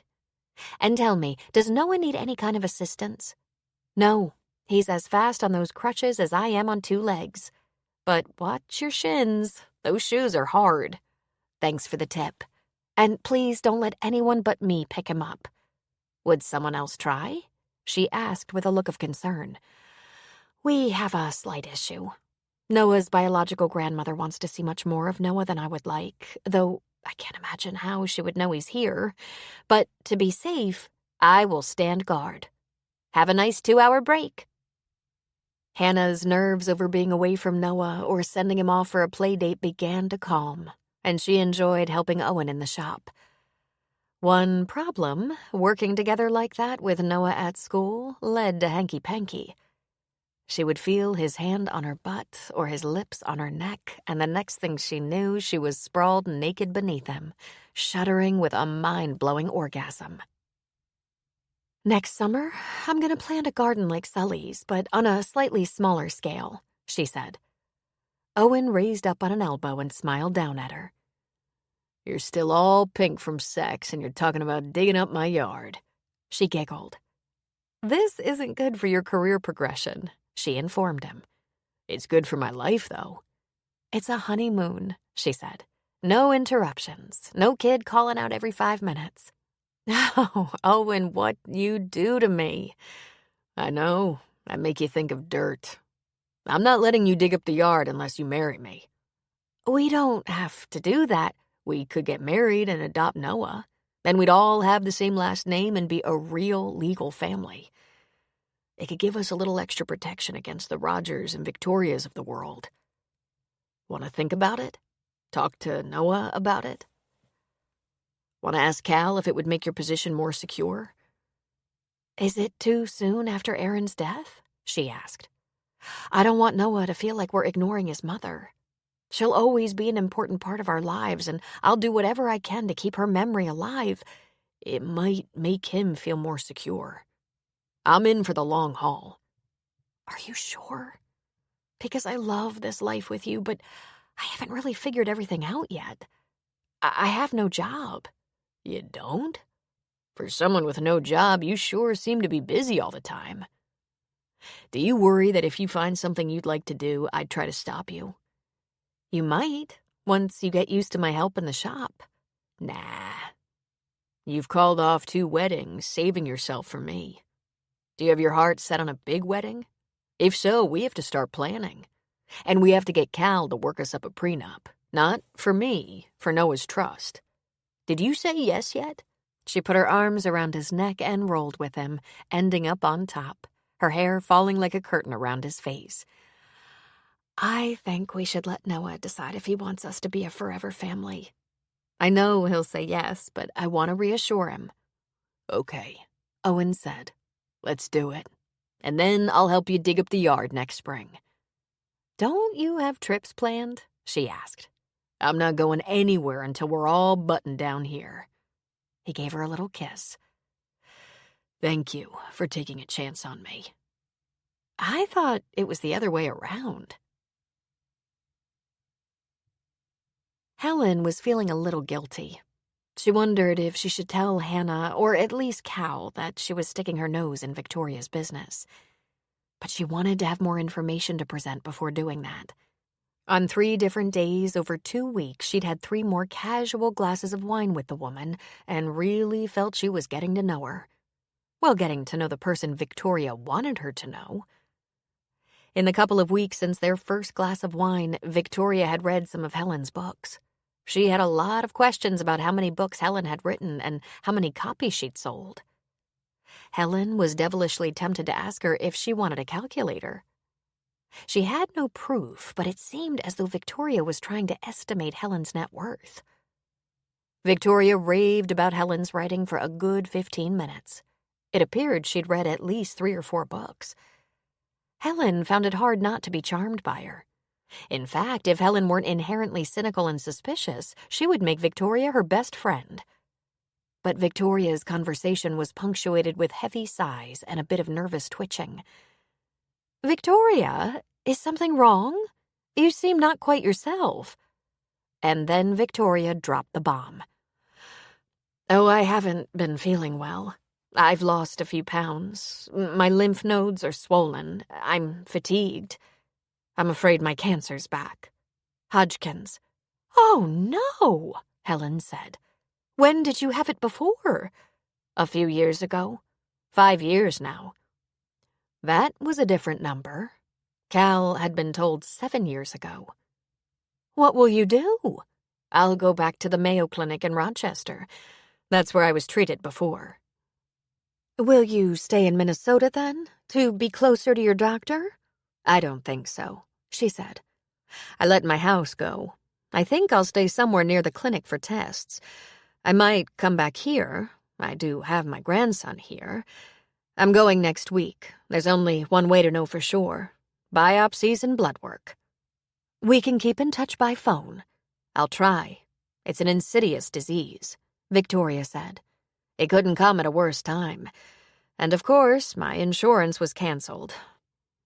Fortunately, I have enough saved to get through the biopsy." Helen could see where this was leading, and she was very cooperative. "But what about the treatment?" she asked.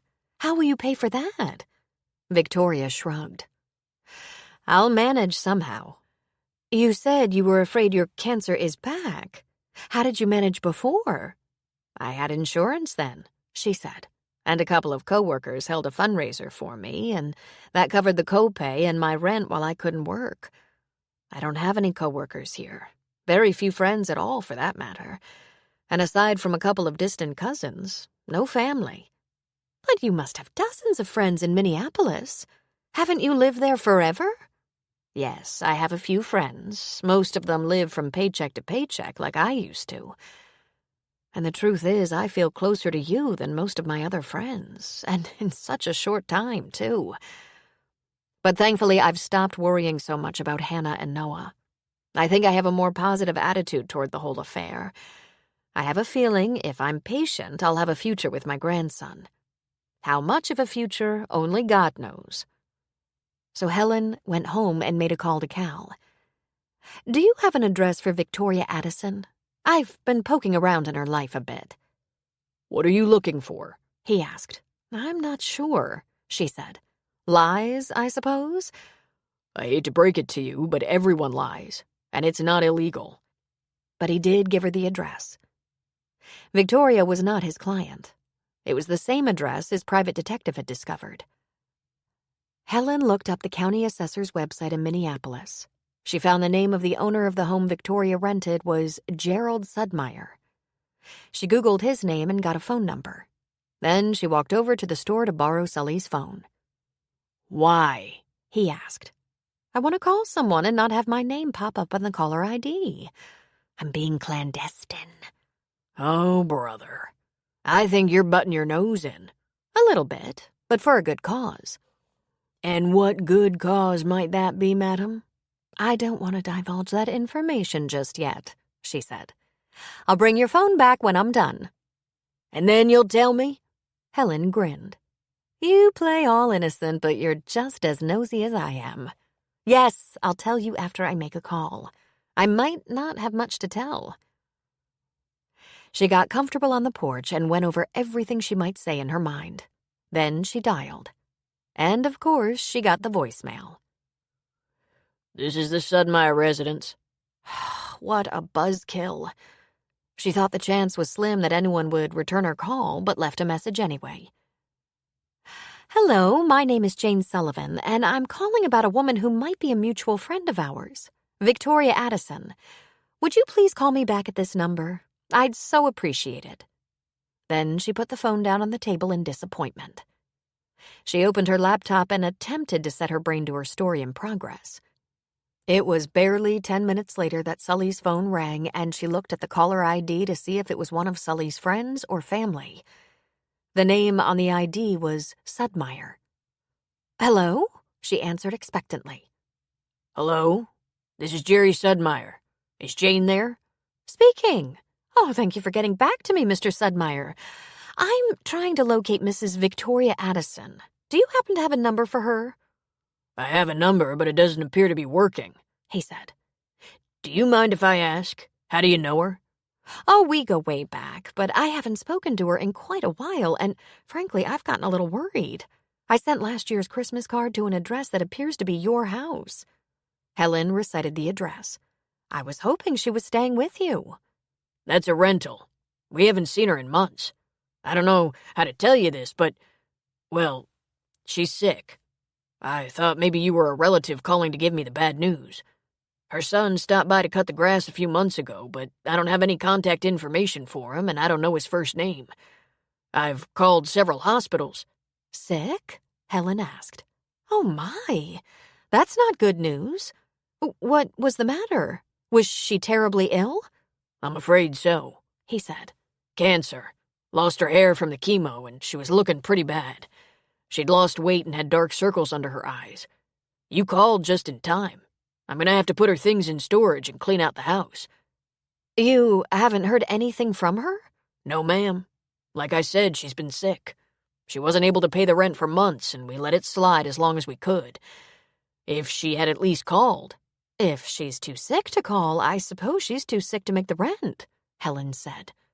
I have a storage locker. Large. I can hold her things for 6 months. That's in the lease, by the way. But I can't hold it any longer than that. Our rentals are for our retirement. I'm sure she'd understand. How long has it been since you've heard from her? At least 3 months. But she was sick a lot longer. We worked with her, you know. I wouldn't turn out a sick woman. I'm afraid she might have... You know, it's possible she passed. Mr. Sudmeyer, births and deaths are public record. You can look at the obituaries. Oh, I did. But she said that she'd lived in Minneapolis for 10 years, but wasn't from Minnesota. And I'll be damned if I can remember if she even said where she was from. I suppose I could search all 50 states, but the wife and I were not that slick on the computer. I could ask my granddaughter. She hasn't passed, Helen thought, and she's a master with makeup. She was a petite woman, and it was possible she wore clothes a size or two larger than she needed, so it looked like she was wasting away. But what was the point? You can't make a living by dodging the rent. Oh dear, Helen said. It's been almost a year since I talked to her, and she promised... Oh, I'm ashamed. It's just plain selfish of me to think of that loan when poor Victoria might have... You loaned her money? He asked. It's been quite a while ago now, Helen said. We loaned her money too, a good amount. She needed it for medical expenses. Not that we really had it to spare. Pow, Helen thought. I'm 65, Helen said, and I'm not made of money either.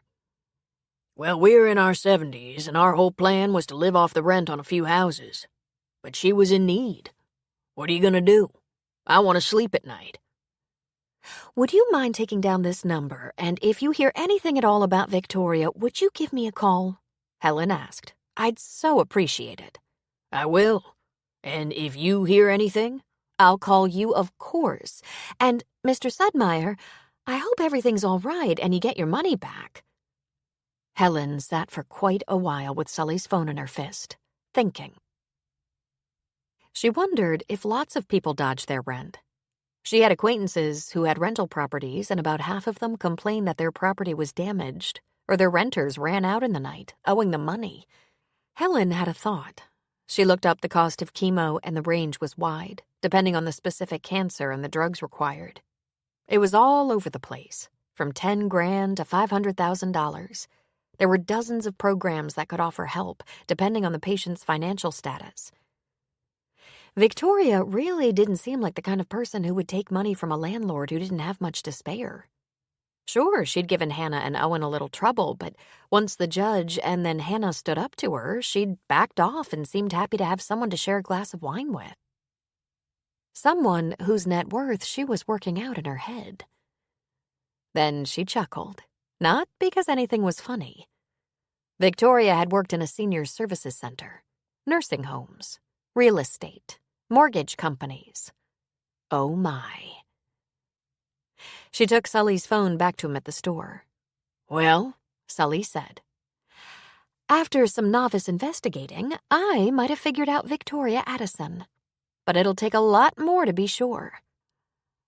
I think maybe she's a grifter. Victoria called Helen just to say hello, her voice sounding weak and thready. It's just the pain medication, Helen. That's all. I'm really doing just fine. I don't have the results just yet. Oh, drat, Helen said sympathetically. And when do you suppose that will happen? Tomorrow or the next day, she said. So did you have to stay overnight in the hospital? Helen asked. Yes, I've been here 2 days, but I'm very sure I'll be discharged right after I see the doctor tomorrow. Tell me, Helen, do you think Hannah is a good person? Kind? Sure, Helen said. She's very sweet. Bit of a tiger about keeping me away from Noah, Victoria said. Then she coughed dramatically. I think she's just trying to honor her friend's wishes, and I'm sorry about any misunderstanding between you and your daughter. But that's not Hannah's fault. You know I speak the truth. It's such a strange feeling being here, waiting for test results, and feeling, oddly enough, that because of Noah, Hannah is like my nearest relative. I wonder if she'd take pity on me now. Helen hummed, saying nothing more. I wonder, Helen, if it turns out I need a little help, would you consider a loan? Helen said again. I could look into it, depending on the circumstances. Shall we wait and see what happens? Victoria coughed again, and then said she'd better say goodbye and get some rest. Helen went to the internet again. Looked up every hospital within 100 miles of the Mayo clinics in Rochester and Minneapolis. She asked to speak to Victoria Addison, a patient. They had no such patient. She told Sully she was going to dash over to Cal's and visit with him a bit. Do you mind running by the store in Timber Lake and getting us some batteries? He asked. We're running low and I still have some hikers coming through. Just get a couple of big packs of AA's and C's and I'll order a larger supply. Be happy to, Sully. In fact, I'll do it on my way to Cal's. Anything else? Pie? He asked. I think you know better. Maybe some frozen yogurt, she said. But when she got to the store, she was unable to pay for her batteries or yogurt. Her wallet was gone. Other than slipping her phone in and out of her purse, she hadn't been in it once since she met with Victoria for wine several days ago. And Victoria had paid the wine bill. I'll be damned, she said. Who is that woman? I think your detective might have missed a few things, Helen told Cal. Or maybe he didn't come to the right conclusions. I can't say I understand Victoria's plan, but I'm getting a pretty clear picture of who she is. I got a very clear picture when I noticed my wallet was missing from my purse, and the last time I had it was with her." "You think she's a pickpocket?" Cal asked, eyebrows raised. "More of a petty thief with the occasional windfall. I've learned she can get by faking illness and dodging rent. She probably has a lot of scams she was never arrested for, large and small. I talked to her last landlord, and he said he believed she was very sick and didn't evict her. But you can't make a living that way. That's pocket change. But she also got a loan from him, and, of course, she hasn't attempted to repay him, or even call him. Remember when you learned she was 7 years cancer-free? She told me it was 5 years, and she's afraid her cancer is back. She also mentioned friends held a fundraiser to help her with the bills. I bet that's happened more than once, the poor darling. She thinks I'm wealthy and asked me if I could float a loan if she needs treatment. She assumed Owen is wealthy, and I played him off as just getting by as a writer. But she was calculating the value of his house. Here's the thing. I'm very good at snooping, but just along legal channels. And I think I'm clever about figuring things out, like what she might be up to. Like we've all thought all along. I think she wants a piece of Noah's trust. But here's what I'm not good at. Getting the proof. "Banking records might help," Cal said. "For that we need a warrant. I don't think any judge would give me a warrant because she lied about when she had cancer." Is it possible she's been ripping people off for years and hasn't been caught even once? "It's possible she has no arrest record in Minneapolis," Cal said. "And if the police have looked at her, questioned her, watched her movements, there wouldn't necessarily be a record of that. And some records are expunged if there's no action.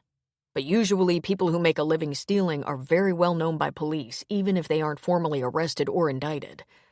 We always look first at public records, warrants, arrests, convictions. We like a snapshot. Where she lives, what she drives, where she works, divorces or deaths, approximate income level, credit scores. We also like to know who her friends and family members are." She called me and told me she was hospitalized for tests at the Mayo Clinic. I called every hospital within range of the clinic. She was not a patient. Cal, I think she might have stolen my wallet out of my purse.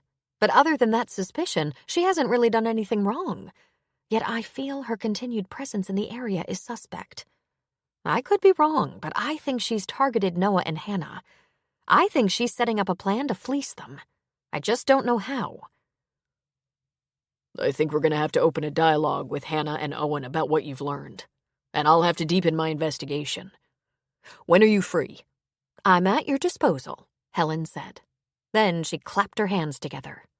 "I love this stuff." "We might be disappointed, you know. She could be a curious woman who's not above taking advantage of a little boy in his trust fund if she can. And if she can't, she might move on," Cal said. In life, you are either a passenger or a pilot. It's your choice. Author unknown. Chapter 16. Roger Addison entered the police department in Minneapolis, the place he hated the most in all the world. His AA sponsor had offered to go with him, but he went alone. It was important that he go alone. This would be the hardest thing he'd ever done. His mother had called him a few days ago and asked him to come to Colorado. She said she had a job for him, an important job, and if he'd do this one last time, she'd never ask another thing. He had argued. "I can't leave the state. I'm on parole," he had said. "I'm in a good program, and I'm not using, and I'm done with crimes. I can't." "You're not wearing an ankle monitor," she said. "You can slip away for a day or two, and no one will ever know as long as you don't miss your appointment with your parole officer. Just come. I'll make it worth your while." "Tell me what you want me to do," he said. And she had laughed. "You think I turned stupid? I'll tell you when you get here." "It doesn't have anything to do with Aaron's little boy, does it? Because I'm not getting in the middle of that. There's no reason to do anything bad to that little boy." "I'd never do anything bad," she snapped. "It's all perception. It'll be fine." But he knew better. He'd been down this road before. He told her he'd have to think about it for a couple of days. Rather than thinking about it, he told his counselor in his rehab program. His counselor already knew about his twisted relationship with his mother, and in rehab that wasn't a rare story. His mother was a thief. She'd been the one to teach him how to get a wallet out of a pocket or purse. He'd never been as good as she was, but it had gotten him by a few times when he needed drugs. He and his boys used to steal just about anything they could get their hands on. He escalated his thievery as his drug habit had grown until he was arrested for armed robbery and was facing 20 years. He got away with only 3 and parole, and that was where he got cleaned up, in a program in prison. It was a miracle, really. It wasn't at all hard to get drugs in prison, but he got the right cellmate and tried the program. The police had talked to him about his mother several times, but he couldn't turn on her. Not because she was so good, and not even because he cared about her, but she was his mother. She'd been involved in shady real estate deals and fraudulent guardianship situations. Victoria could smell a potential scam in so many situations, and it wasn't unusual for her to recruit Roger to help out in one of her business deals. Her last project was the guardianship of an elderly man with dementia. She took care of his bills and living expenses out of his account. There appeared to be no will, so Roger held the smartphone and recorded the old guy saying that he was so grateful to Victoria that he wanted her to inherit his estate. His assets were valued at around $800,000. But there was a will executed before the man entered into a guardianship arrangement with Victoria. His original will was drawn when he was lucid and in control, and given he had no family, he had bequeathed his estate to the public library. And the library had a copy of the will and contested Victoria's claim. As it turned out, Victoria was part of a small group of guardians headed up by a crooked attorney, and one by one they were going down. And that was when Victoria decided she must find her grandson. She suspected Aaron might have left behind at least a good insurance policy. Then Victoria found Noah in the custody of Hannah and a man she described as rich. Well, Roger, Detective Wilhelm said, I have to say I'm surprised to see you here. Have you decided to talk to us about your mother? I might want to talk about possibilities, he said. I don't know. I don't want to roll over on my mother. But I might have to. Depends. She's a person of interest, but her status is rapidly changing as witnesses talk to save themselves. And of course, we know where she is, Bruce Wilhelm said. Do you know why she's there? Roger asked. I think we're up to speed, but why don't you tell me why you're here? The detective said. My sister, he said. They never treated her right. At first because I was a spoiled kid, and later because I was a delinquent, usually on drugs. I've been clean a few years. Well, 3 and change.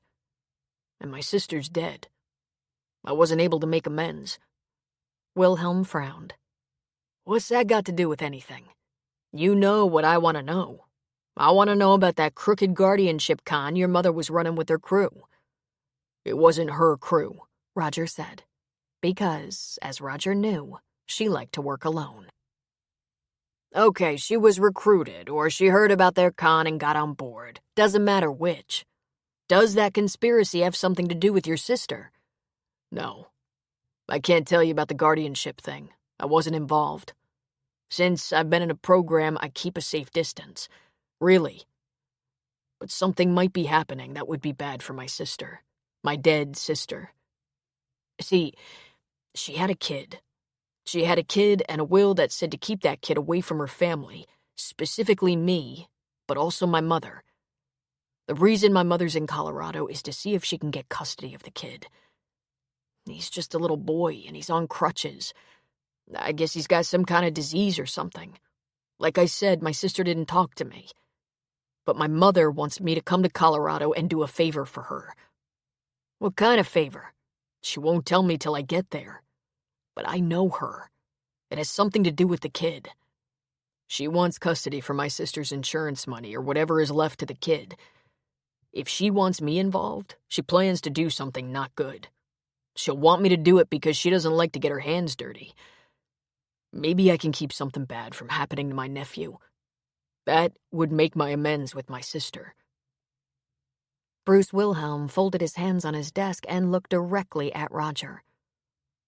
I'll be honest with you. I want your mother for fraud in the guardianship scam. I think she got away with some serious money and she can witness against the others. I can't arrest her for what she might want to do. Well, I could go to Colorado like she wants. I could find out what she wants me to do. You know you can't leave the state under your parole conditions. Unless, he said, drawing out the word. You talking about a sting? I'm not going to testify against my mother. I can't, that's all. But if I have a chance to stop her from robbing my dead sister's kid, that's another story. It would be the first time I did anything for my sister. His eyes grew moist. Bruce Wilhelm was quiet for a long moment. Give me a few hours to think about this. Can you hang around? Here? Come on, man. This place gives me the hives. How about the Starbucks down the street? Bruce looked at his watch. 4 o'clock. One of Cal's favorite PIs from the Twin Cities called him. Something popped. We have an extraditable warrant, which means they might be looking to arrest Victoria Addison and extradite her back to Minneapolis. I have the name of a detective in the fraud unit. You might want to speak to him. I might want to, yes, Cal said. Victoria wasn't surprised when Roger agreed to come to Colorado. She gave him her address and asked him to meet her at her little rental. She gave him the details of her plan as soon as he sat down. I need your help on a project, and then I will never ask you for anything again. And you'll be paid very well. I have been observing my grandson and his new family so that I know their habits well, and the schedule they keep is very routine. You're going to snatch him. What? He said, shooting to his feet. Oh, relax. We're not going to hurt him. Just borrow him for a little while. He goes to school every day, has regular trips to the physical therapist, likes to visit a little campground across the lake. But the best part is, he lives in a large house in the woods on the lake. There is a long drive around the edge of the lake that runs through the woods. The best time and place to catch him alone is when he's playing after school in the big yard. He plays with a dog. Big dog, but very friendly. You should have some hamburger or something for the dog to lure him. The boy will follow. You can just scoop him into the car. A rented van would be better. You have completely lost your mind, he said. This is too much. You get 20 to life for something like this. Well, I have to. But that's just part of the story. I admit that's the hard part, but when that's done, you take him to Colorado Springs, call my cell phone, and I will go to them, Hannah and her artist boyfriend. I will be stricken, but I'll tell them I know where the boy is and that I can safely retrieve him for $500,000 as long as there are no police. I'll explain you just want some money to get away and you'll never be back. I'll give you 100. Roger just smirked. They'll never go for it. They'll call the police before you even get there. If it doesn't work, we'll both make tracks out of here. But I think they'll go for it. See, the man, Owen is his name, he had a son who was kidnapped years ago, and he didn't get him back. I have a feeling he'd like a second chance. Roger shook his head. I think you finally lost your mind. You do know the police want to talk to you about the Guardian thing you were involved in. Ah, I had very little to do with that. That's not what the other people are telling the police. I knew I should have talked first. I should have known they'd say it was me.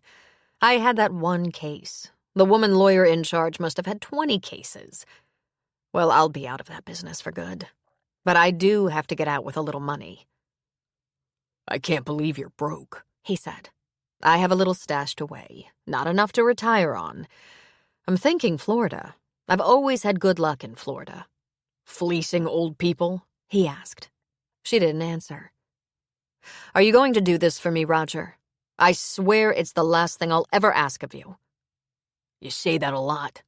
I could get 3 years just for being here. I have a program back in Minneapolis, one that puts me on the right track. You're using again, aren't you? He just shook his head. I don't know if I can do this. I'll have to think about it. Listen, I'll give you directions to the place on the lake. You can drive out there and look it over, see how isolated it is. This is like taking candy from a baby, and I promise you, I'd never hurt anyone. I'll come and get the boy, and you'll take off, never to be seen again. You can go somewhere, find a new program, ditch parole, and change your name. It's easy. At least look at the place before you say no. I'll think about it. But I'm not staying here with you while I think. Probably best, she said. We really don't want anyone to see us together. I might still have a little time to further endear myself to family and friends. How much time are you planning to take? Prepare yourself for me to say no. I'm not sure I'm willing to take this kind of risk. But I'll think about it. Maybe have a look at the property and the dog. While she was waiting for Roger to come around, she phoned Helen and invited her to meet at the pub for a glass of wine. I didn't realize you were back, Helen said. And how are you feeling? Splendid, Victoria said. I'll catch you up when you get here. Same time, same place? I look forward to it, Helen said. As she was leaving the store, Helen called Cal to tell him she was meeting Victoria. I'll tell you if I learn anything. Then she gave Sully a kiss on the cheek. Helen, this sets my nerves on edge, he said. You playing detective. I'm just going for a glass of wine, she said. There's really nothing to worry about. We'll be in a public place. Nothing can happen to me. I know she's not a serial killer or anything, but I also know you think she's trouble. I know that's why you're going. Not because you like her, but because you don't. I'm doing it for Noah, Helen said. For Owen and Hannah, too. She's a con artist, and you don't have to worry, Sully. I'm very cautious, and I'm very smart. Smart women always have scared me to death, he admitted, and Helen laughed. Helen really expected Victoria to be wearing her sick makeup and clothing, acting out. But she wasn't. Just the opposite. Helen hoped her surprise didn't show. You look wonderful. You look the picture of health and vitality. Thank you. I'm feeling okay. I'm afraid there's a little more treatment ahead, but not nearly what I worried there might be. And I have good news about that. The doctor says that while I'm going to have to suffer through some chemo, this is not likely to be as bad as the last time. We caught it early. My doctor has a treatment plan and says I'm going to be fine. You look better than the last time I saw you, Helen said. Well, I wasn't sick the last time we had a glass of wine, so I think that was just stress and fear. And when I last talked to you, I wasn't sure of the diagnosis. I admit I was weak with worry. The doctor was very successful in putting my mind at ease. He's seen this before. The cancer coming back, you know. That's why they check so often, so they can catch it early. What about your insurance? Non-existent, I'm afraid. But I thought it was against the law to cancel insurance because of recurring illness. Someone must have forgotten. But there are alternatives. First off, I have a little savings. Not much, but a little. And the hospital will help with some financing. I'll soon be healthy and have enough energy to go to work. It's just a matter of finding a job. Any kind of job. This little duplex I'm renting is cheap and the landlord is nice. Of course, I'm staying here. I'll find some sort of work. Staying here? I may not be invited to see Noah much yet, but he's the only family I have. I think if I'm careful not to be pushy, eventually Hannah will give me another chance. For now, while I'm recovering from another bout of cancer, I probably won't have the energy to be a pest, and maybe she'll take mercy on me. She took a sip of her wine. I wouldn't mind if you put in a good word for me when you have the chance. I think they respect your opinion. Sure, Helen said. Meanwhile, when do you start treatment? And where? In a couple of weeks. Mayo, of course. There are a lot of Mayo clinics, Helen said. I've given some thought to having my records transferred to the Mayo in Arizona. I could use a little sun. Minneapolis is freezing in the winter, and the snow. But will you keep your little duplex? Yes, if possible. Mayo has a small residence inn on the property. If they have room for me there, I'll be all set. Oh, Helen, I've had to survive some very tough times in my life. If I can get through this, I might have a grandson in my future. Maybe not right away, but even if it's in a few years, it's something to look forward to. Helen was thinking, she stole my wallet and she lied about being in the hospital. She's got something up her sleeve. Victoria's phone chirped in her purse. She pulled it out and looked at it. Oh, no. I don't want to answer it. It's my son. I told him I don't want to have anything to do with him anymore. Then don't answer, Helen said. Does he know where you are? He might guess I'm in Colorado, Victoria said, but she let the call go to voicemail. Then she listened to the message and her face went white. He says I have to call him immediately, that it's about the boy, Noah. Then call him, Helen said. Put it on speaker. But Victoria didn't put the call on speaker. She pressed it to her ear as she slid out of their booth and paced toward the door. In seconds, she was back. Helen, she said in a stricken whisper, my son has kidnapped Noah. He thinks he did it for me. For you? How? Why? I don't know. My son and I, we have a troubled relationship, but we have yet to part ways entirely. But he's crazy, I'm telling you, and he's dangerous. I have to go to Hannah immediately. Helen gasped, dug around in her purse, and tossed a loose 20 on the table. I'm going with you, Helen said, and followed. Victoria jumped in her car and sped away, driving a bit too fast. Helen followed, her heart hammering. Of all the things she worried about, that Victoria was a grifter, a scam artist, she had never, in her wildest imagination, thought she would put an adorable little child such as Noah in danger. When Victoria pulled up to the house, she was pleased to note they had immediately called the police. She'd been counting on that. She had this all worked out in her head. She was going to save the day, and it would lead to a major payday. After all was well and Roger was arrested, Hannah would realize that Victoria was inherently good down to her toes, and they would fund her cancer treatment, probably out of money that had been her daughter's anyway. She nearly sprinted up the steps to the deck and right in the front door without knocking. My son called me, she exclaimed. Owen slowly stood to his great height, and Hannah did the same. The police officer stood as well. Who is this? The officer asked. This is Noah's biological grandmother, Hannah said. And, as it happens, Roger Addison's mother. I'm Chief Stan Branoski, he said. I was called because Noah's gone missing, and you, it seems, could be a suspect. You've been trying to see the boy, is that right? But I came to help. Helen came in the door and stood inside, right behind Victoria.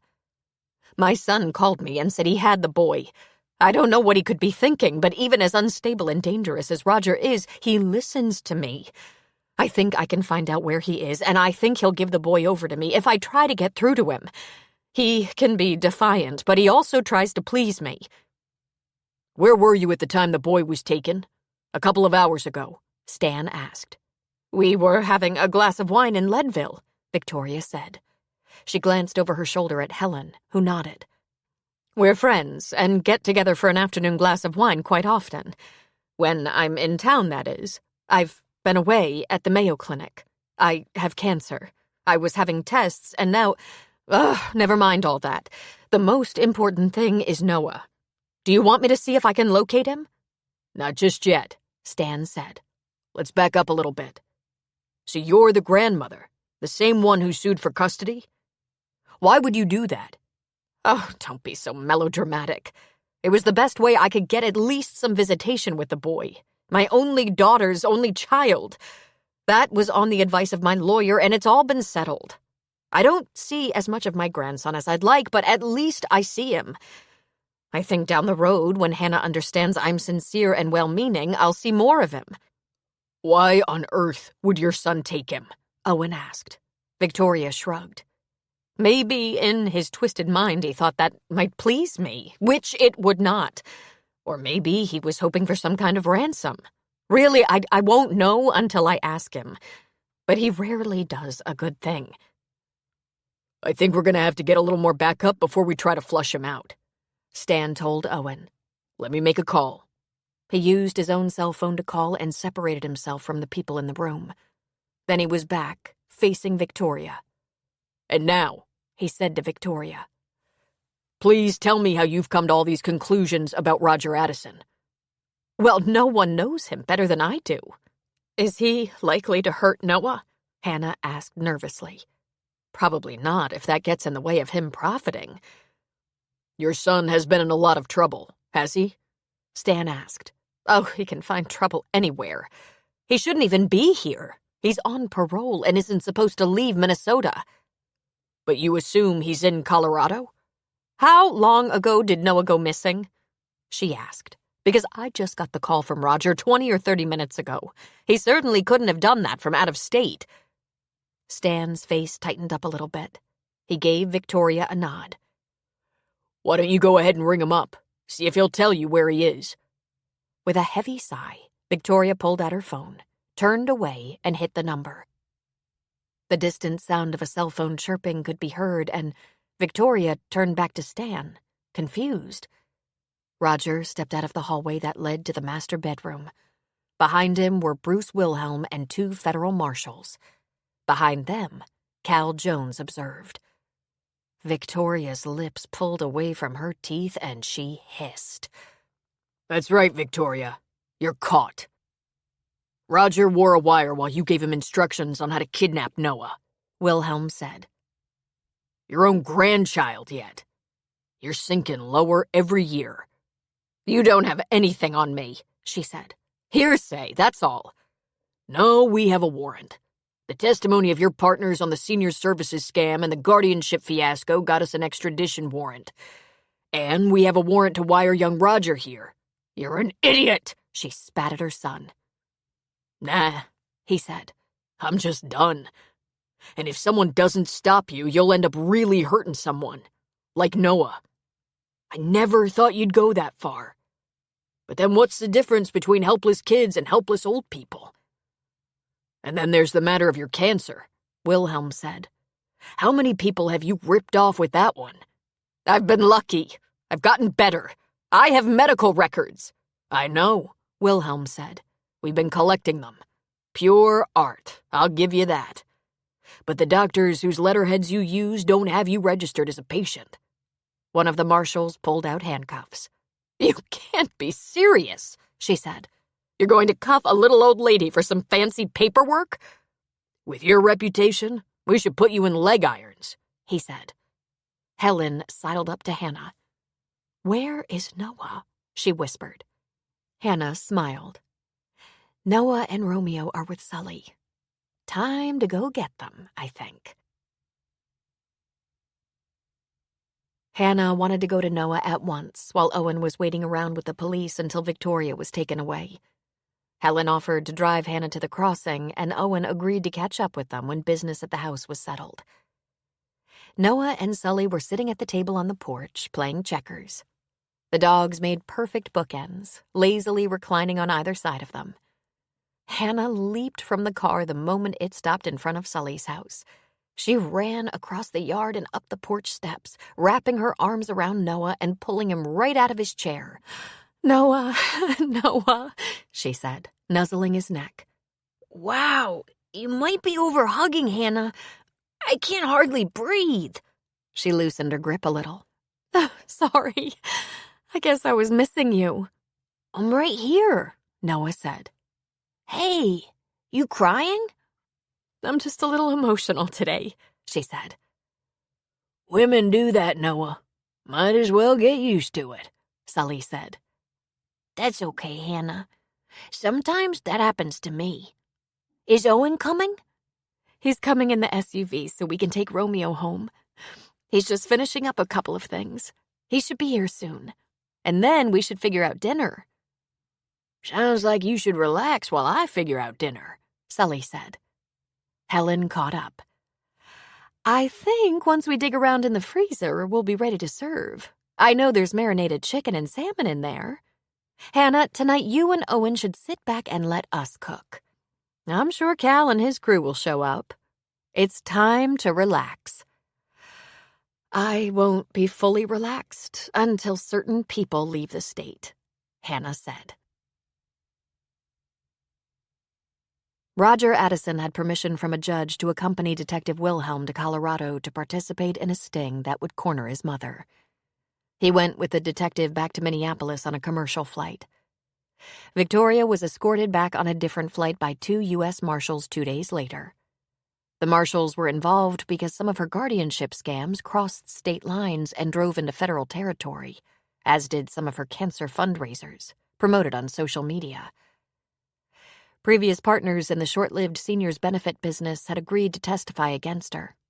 She'd waited too long to turn against them. And once the story hit the papers, a number of landlords recognized her picture and called the police, offering their own testimonies about failure to pay rent and unpaid loans. A successful career in conning people was finally cut off. She'd be facing a grand jury, but it was impossible to know what charges she might stand trial for. Undoubtedly, there would be a lot of fraud, which was her main career. But any good grifter knew you could never go back to a mark who's found you out, which made Hannah, Owen, and Noah pretty much out of the target area. Still, Cal vowed to keep in touch with Bruce Wilhelm for a long time, keeping track of Victoria Addison. And though he hadn't been charged with any crime, Roger Addison. On a perfectly and blessedly normal evening at the Abrams household, Noah and Hannah were finishing up their evening reading.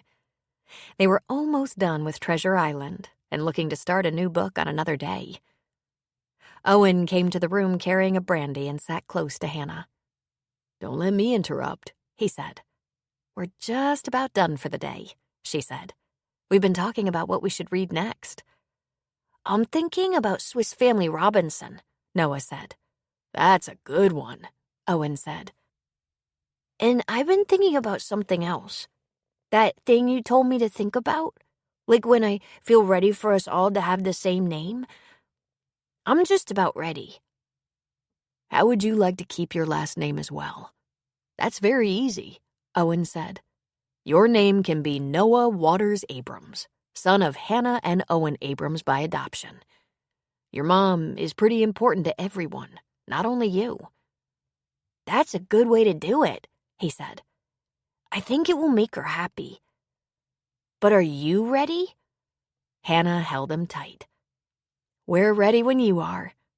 I think we're already a family. It just needs the paperwork." Motherhood. All love begins and ends there. Robert Browning. Epilogue. The first Saturday in November, there'd already been snowfall in the higher elevations and a generous dusting in the lower elevations, like Owen's house and the crossing. The aspens had lost their leaves and the pines had snow gathered on their limbs. Court in Leadville wasn't open on Saturday, but the judge who had presided over their custody hearing opened his chambers and the clerk came into work. Hannah, Owen, Noah, Cal, and Maggie arrived to meet him there at 2 p.m. Judge Vincent was not wearing robes today. He met them, invited them in with hugs and handshakes. "This is the happiest of days," he said. When he was standing, he hunched a little, but not much. He was a small man with a big personality, and he was so pleased. Come in, come in. Oh, this is such a pleasure. You know, in family court, I have to attend to so many sad matters, and this is such a joy for me." He bent at the waist and spoke to Noah. "Young man, I believe you brought this family together. You must be so proud of yourself." I guess I am, he said, smiling. "Will there be a celebration?" the judge asked. A giant party, Noah said. They're all getting it ready at our house. Half the town is there. You can come. You want to come? "Maybe I will if my wife doesn't have chores for me," the judge said. You can bring her. It's okay. There's food. The judge chuckled. "A compelling invitation. I'll be sure to extend it to Mrs. Vincent. Now, The business at hand is a marriage and adoption. We will accomplish the marriage first, before Mr. and Mrs. Abrams formally adopt Noah. Do I see a name change here? Yes, sir, Hannah said. Noah wants to carry his mother's name into the future, and we completely agree. Noah Waters will be Noah Waters Abrams, if you approve. Fantastic, the judge said. First things first. Owen Thomas Abrams and Hannah Marie Russell, do you pledge to honor the covenants of marriage, to be faithful and to support and love each other through the good times and bad, in sickness and in health, work mutually to hold your family together in safety and affection? We do, they said in unison. Let me tell you what I know about marriage, he said. I've been married over 50 years, and it wasn't all fun and games. But there were times I couldn't believe the happiness I felt. I saw right away there would be a lot of compromise involved, and that's not just for one of you. It's always and forever for both of you. The ratio of giving. It's very important that you both strive to give 100%. And the most important thing, honor and respect each other, even when that seems impossible. In fact, it's even more important when it seems impossible. Having made your promises to each other, witnessed by this court, I pronounce you husband and wife. Go ahead and kiss now. We have more business at hand and papers to sign. Hannah and Owen kissed, then pulled Noah between them. As for you, Noah, I think you've made a very wise choice, deciding to make these two your parents. I believe they will teach you, protect you, support you, guide you, and demonstrate wonderful life lessons, like the Golden Rule. Do you know about the Golden Rule? Uh-huh. Treat other people the way you would like to be treated. My mom told me that one. I'm sorry about your mother, Noah. But not many people are lucky enough to have two wonderful mothers in their lifetimes, and I see you have indeed been lucky. I knew I would approve this adoption before you even walked in the door. The three of you make a very wonderful family. I hope you have only good fortune from this moment forward. And I hope you have a magnificent party. After signing and witnessing a marriage license and adoption documents, the adults and Noah piled into the SUV and went back to Owen's house on the lake. Cars lined the drive and were double parked in front of the workshop and house. When the Abrams family walked into the house, a wild cheer went up.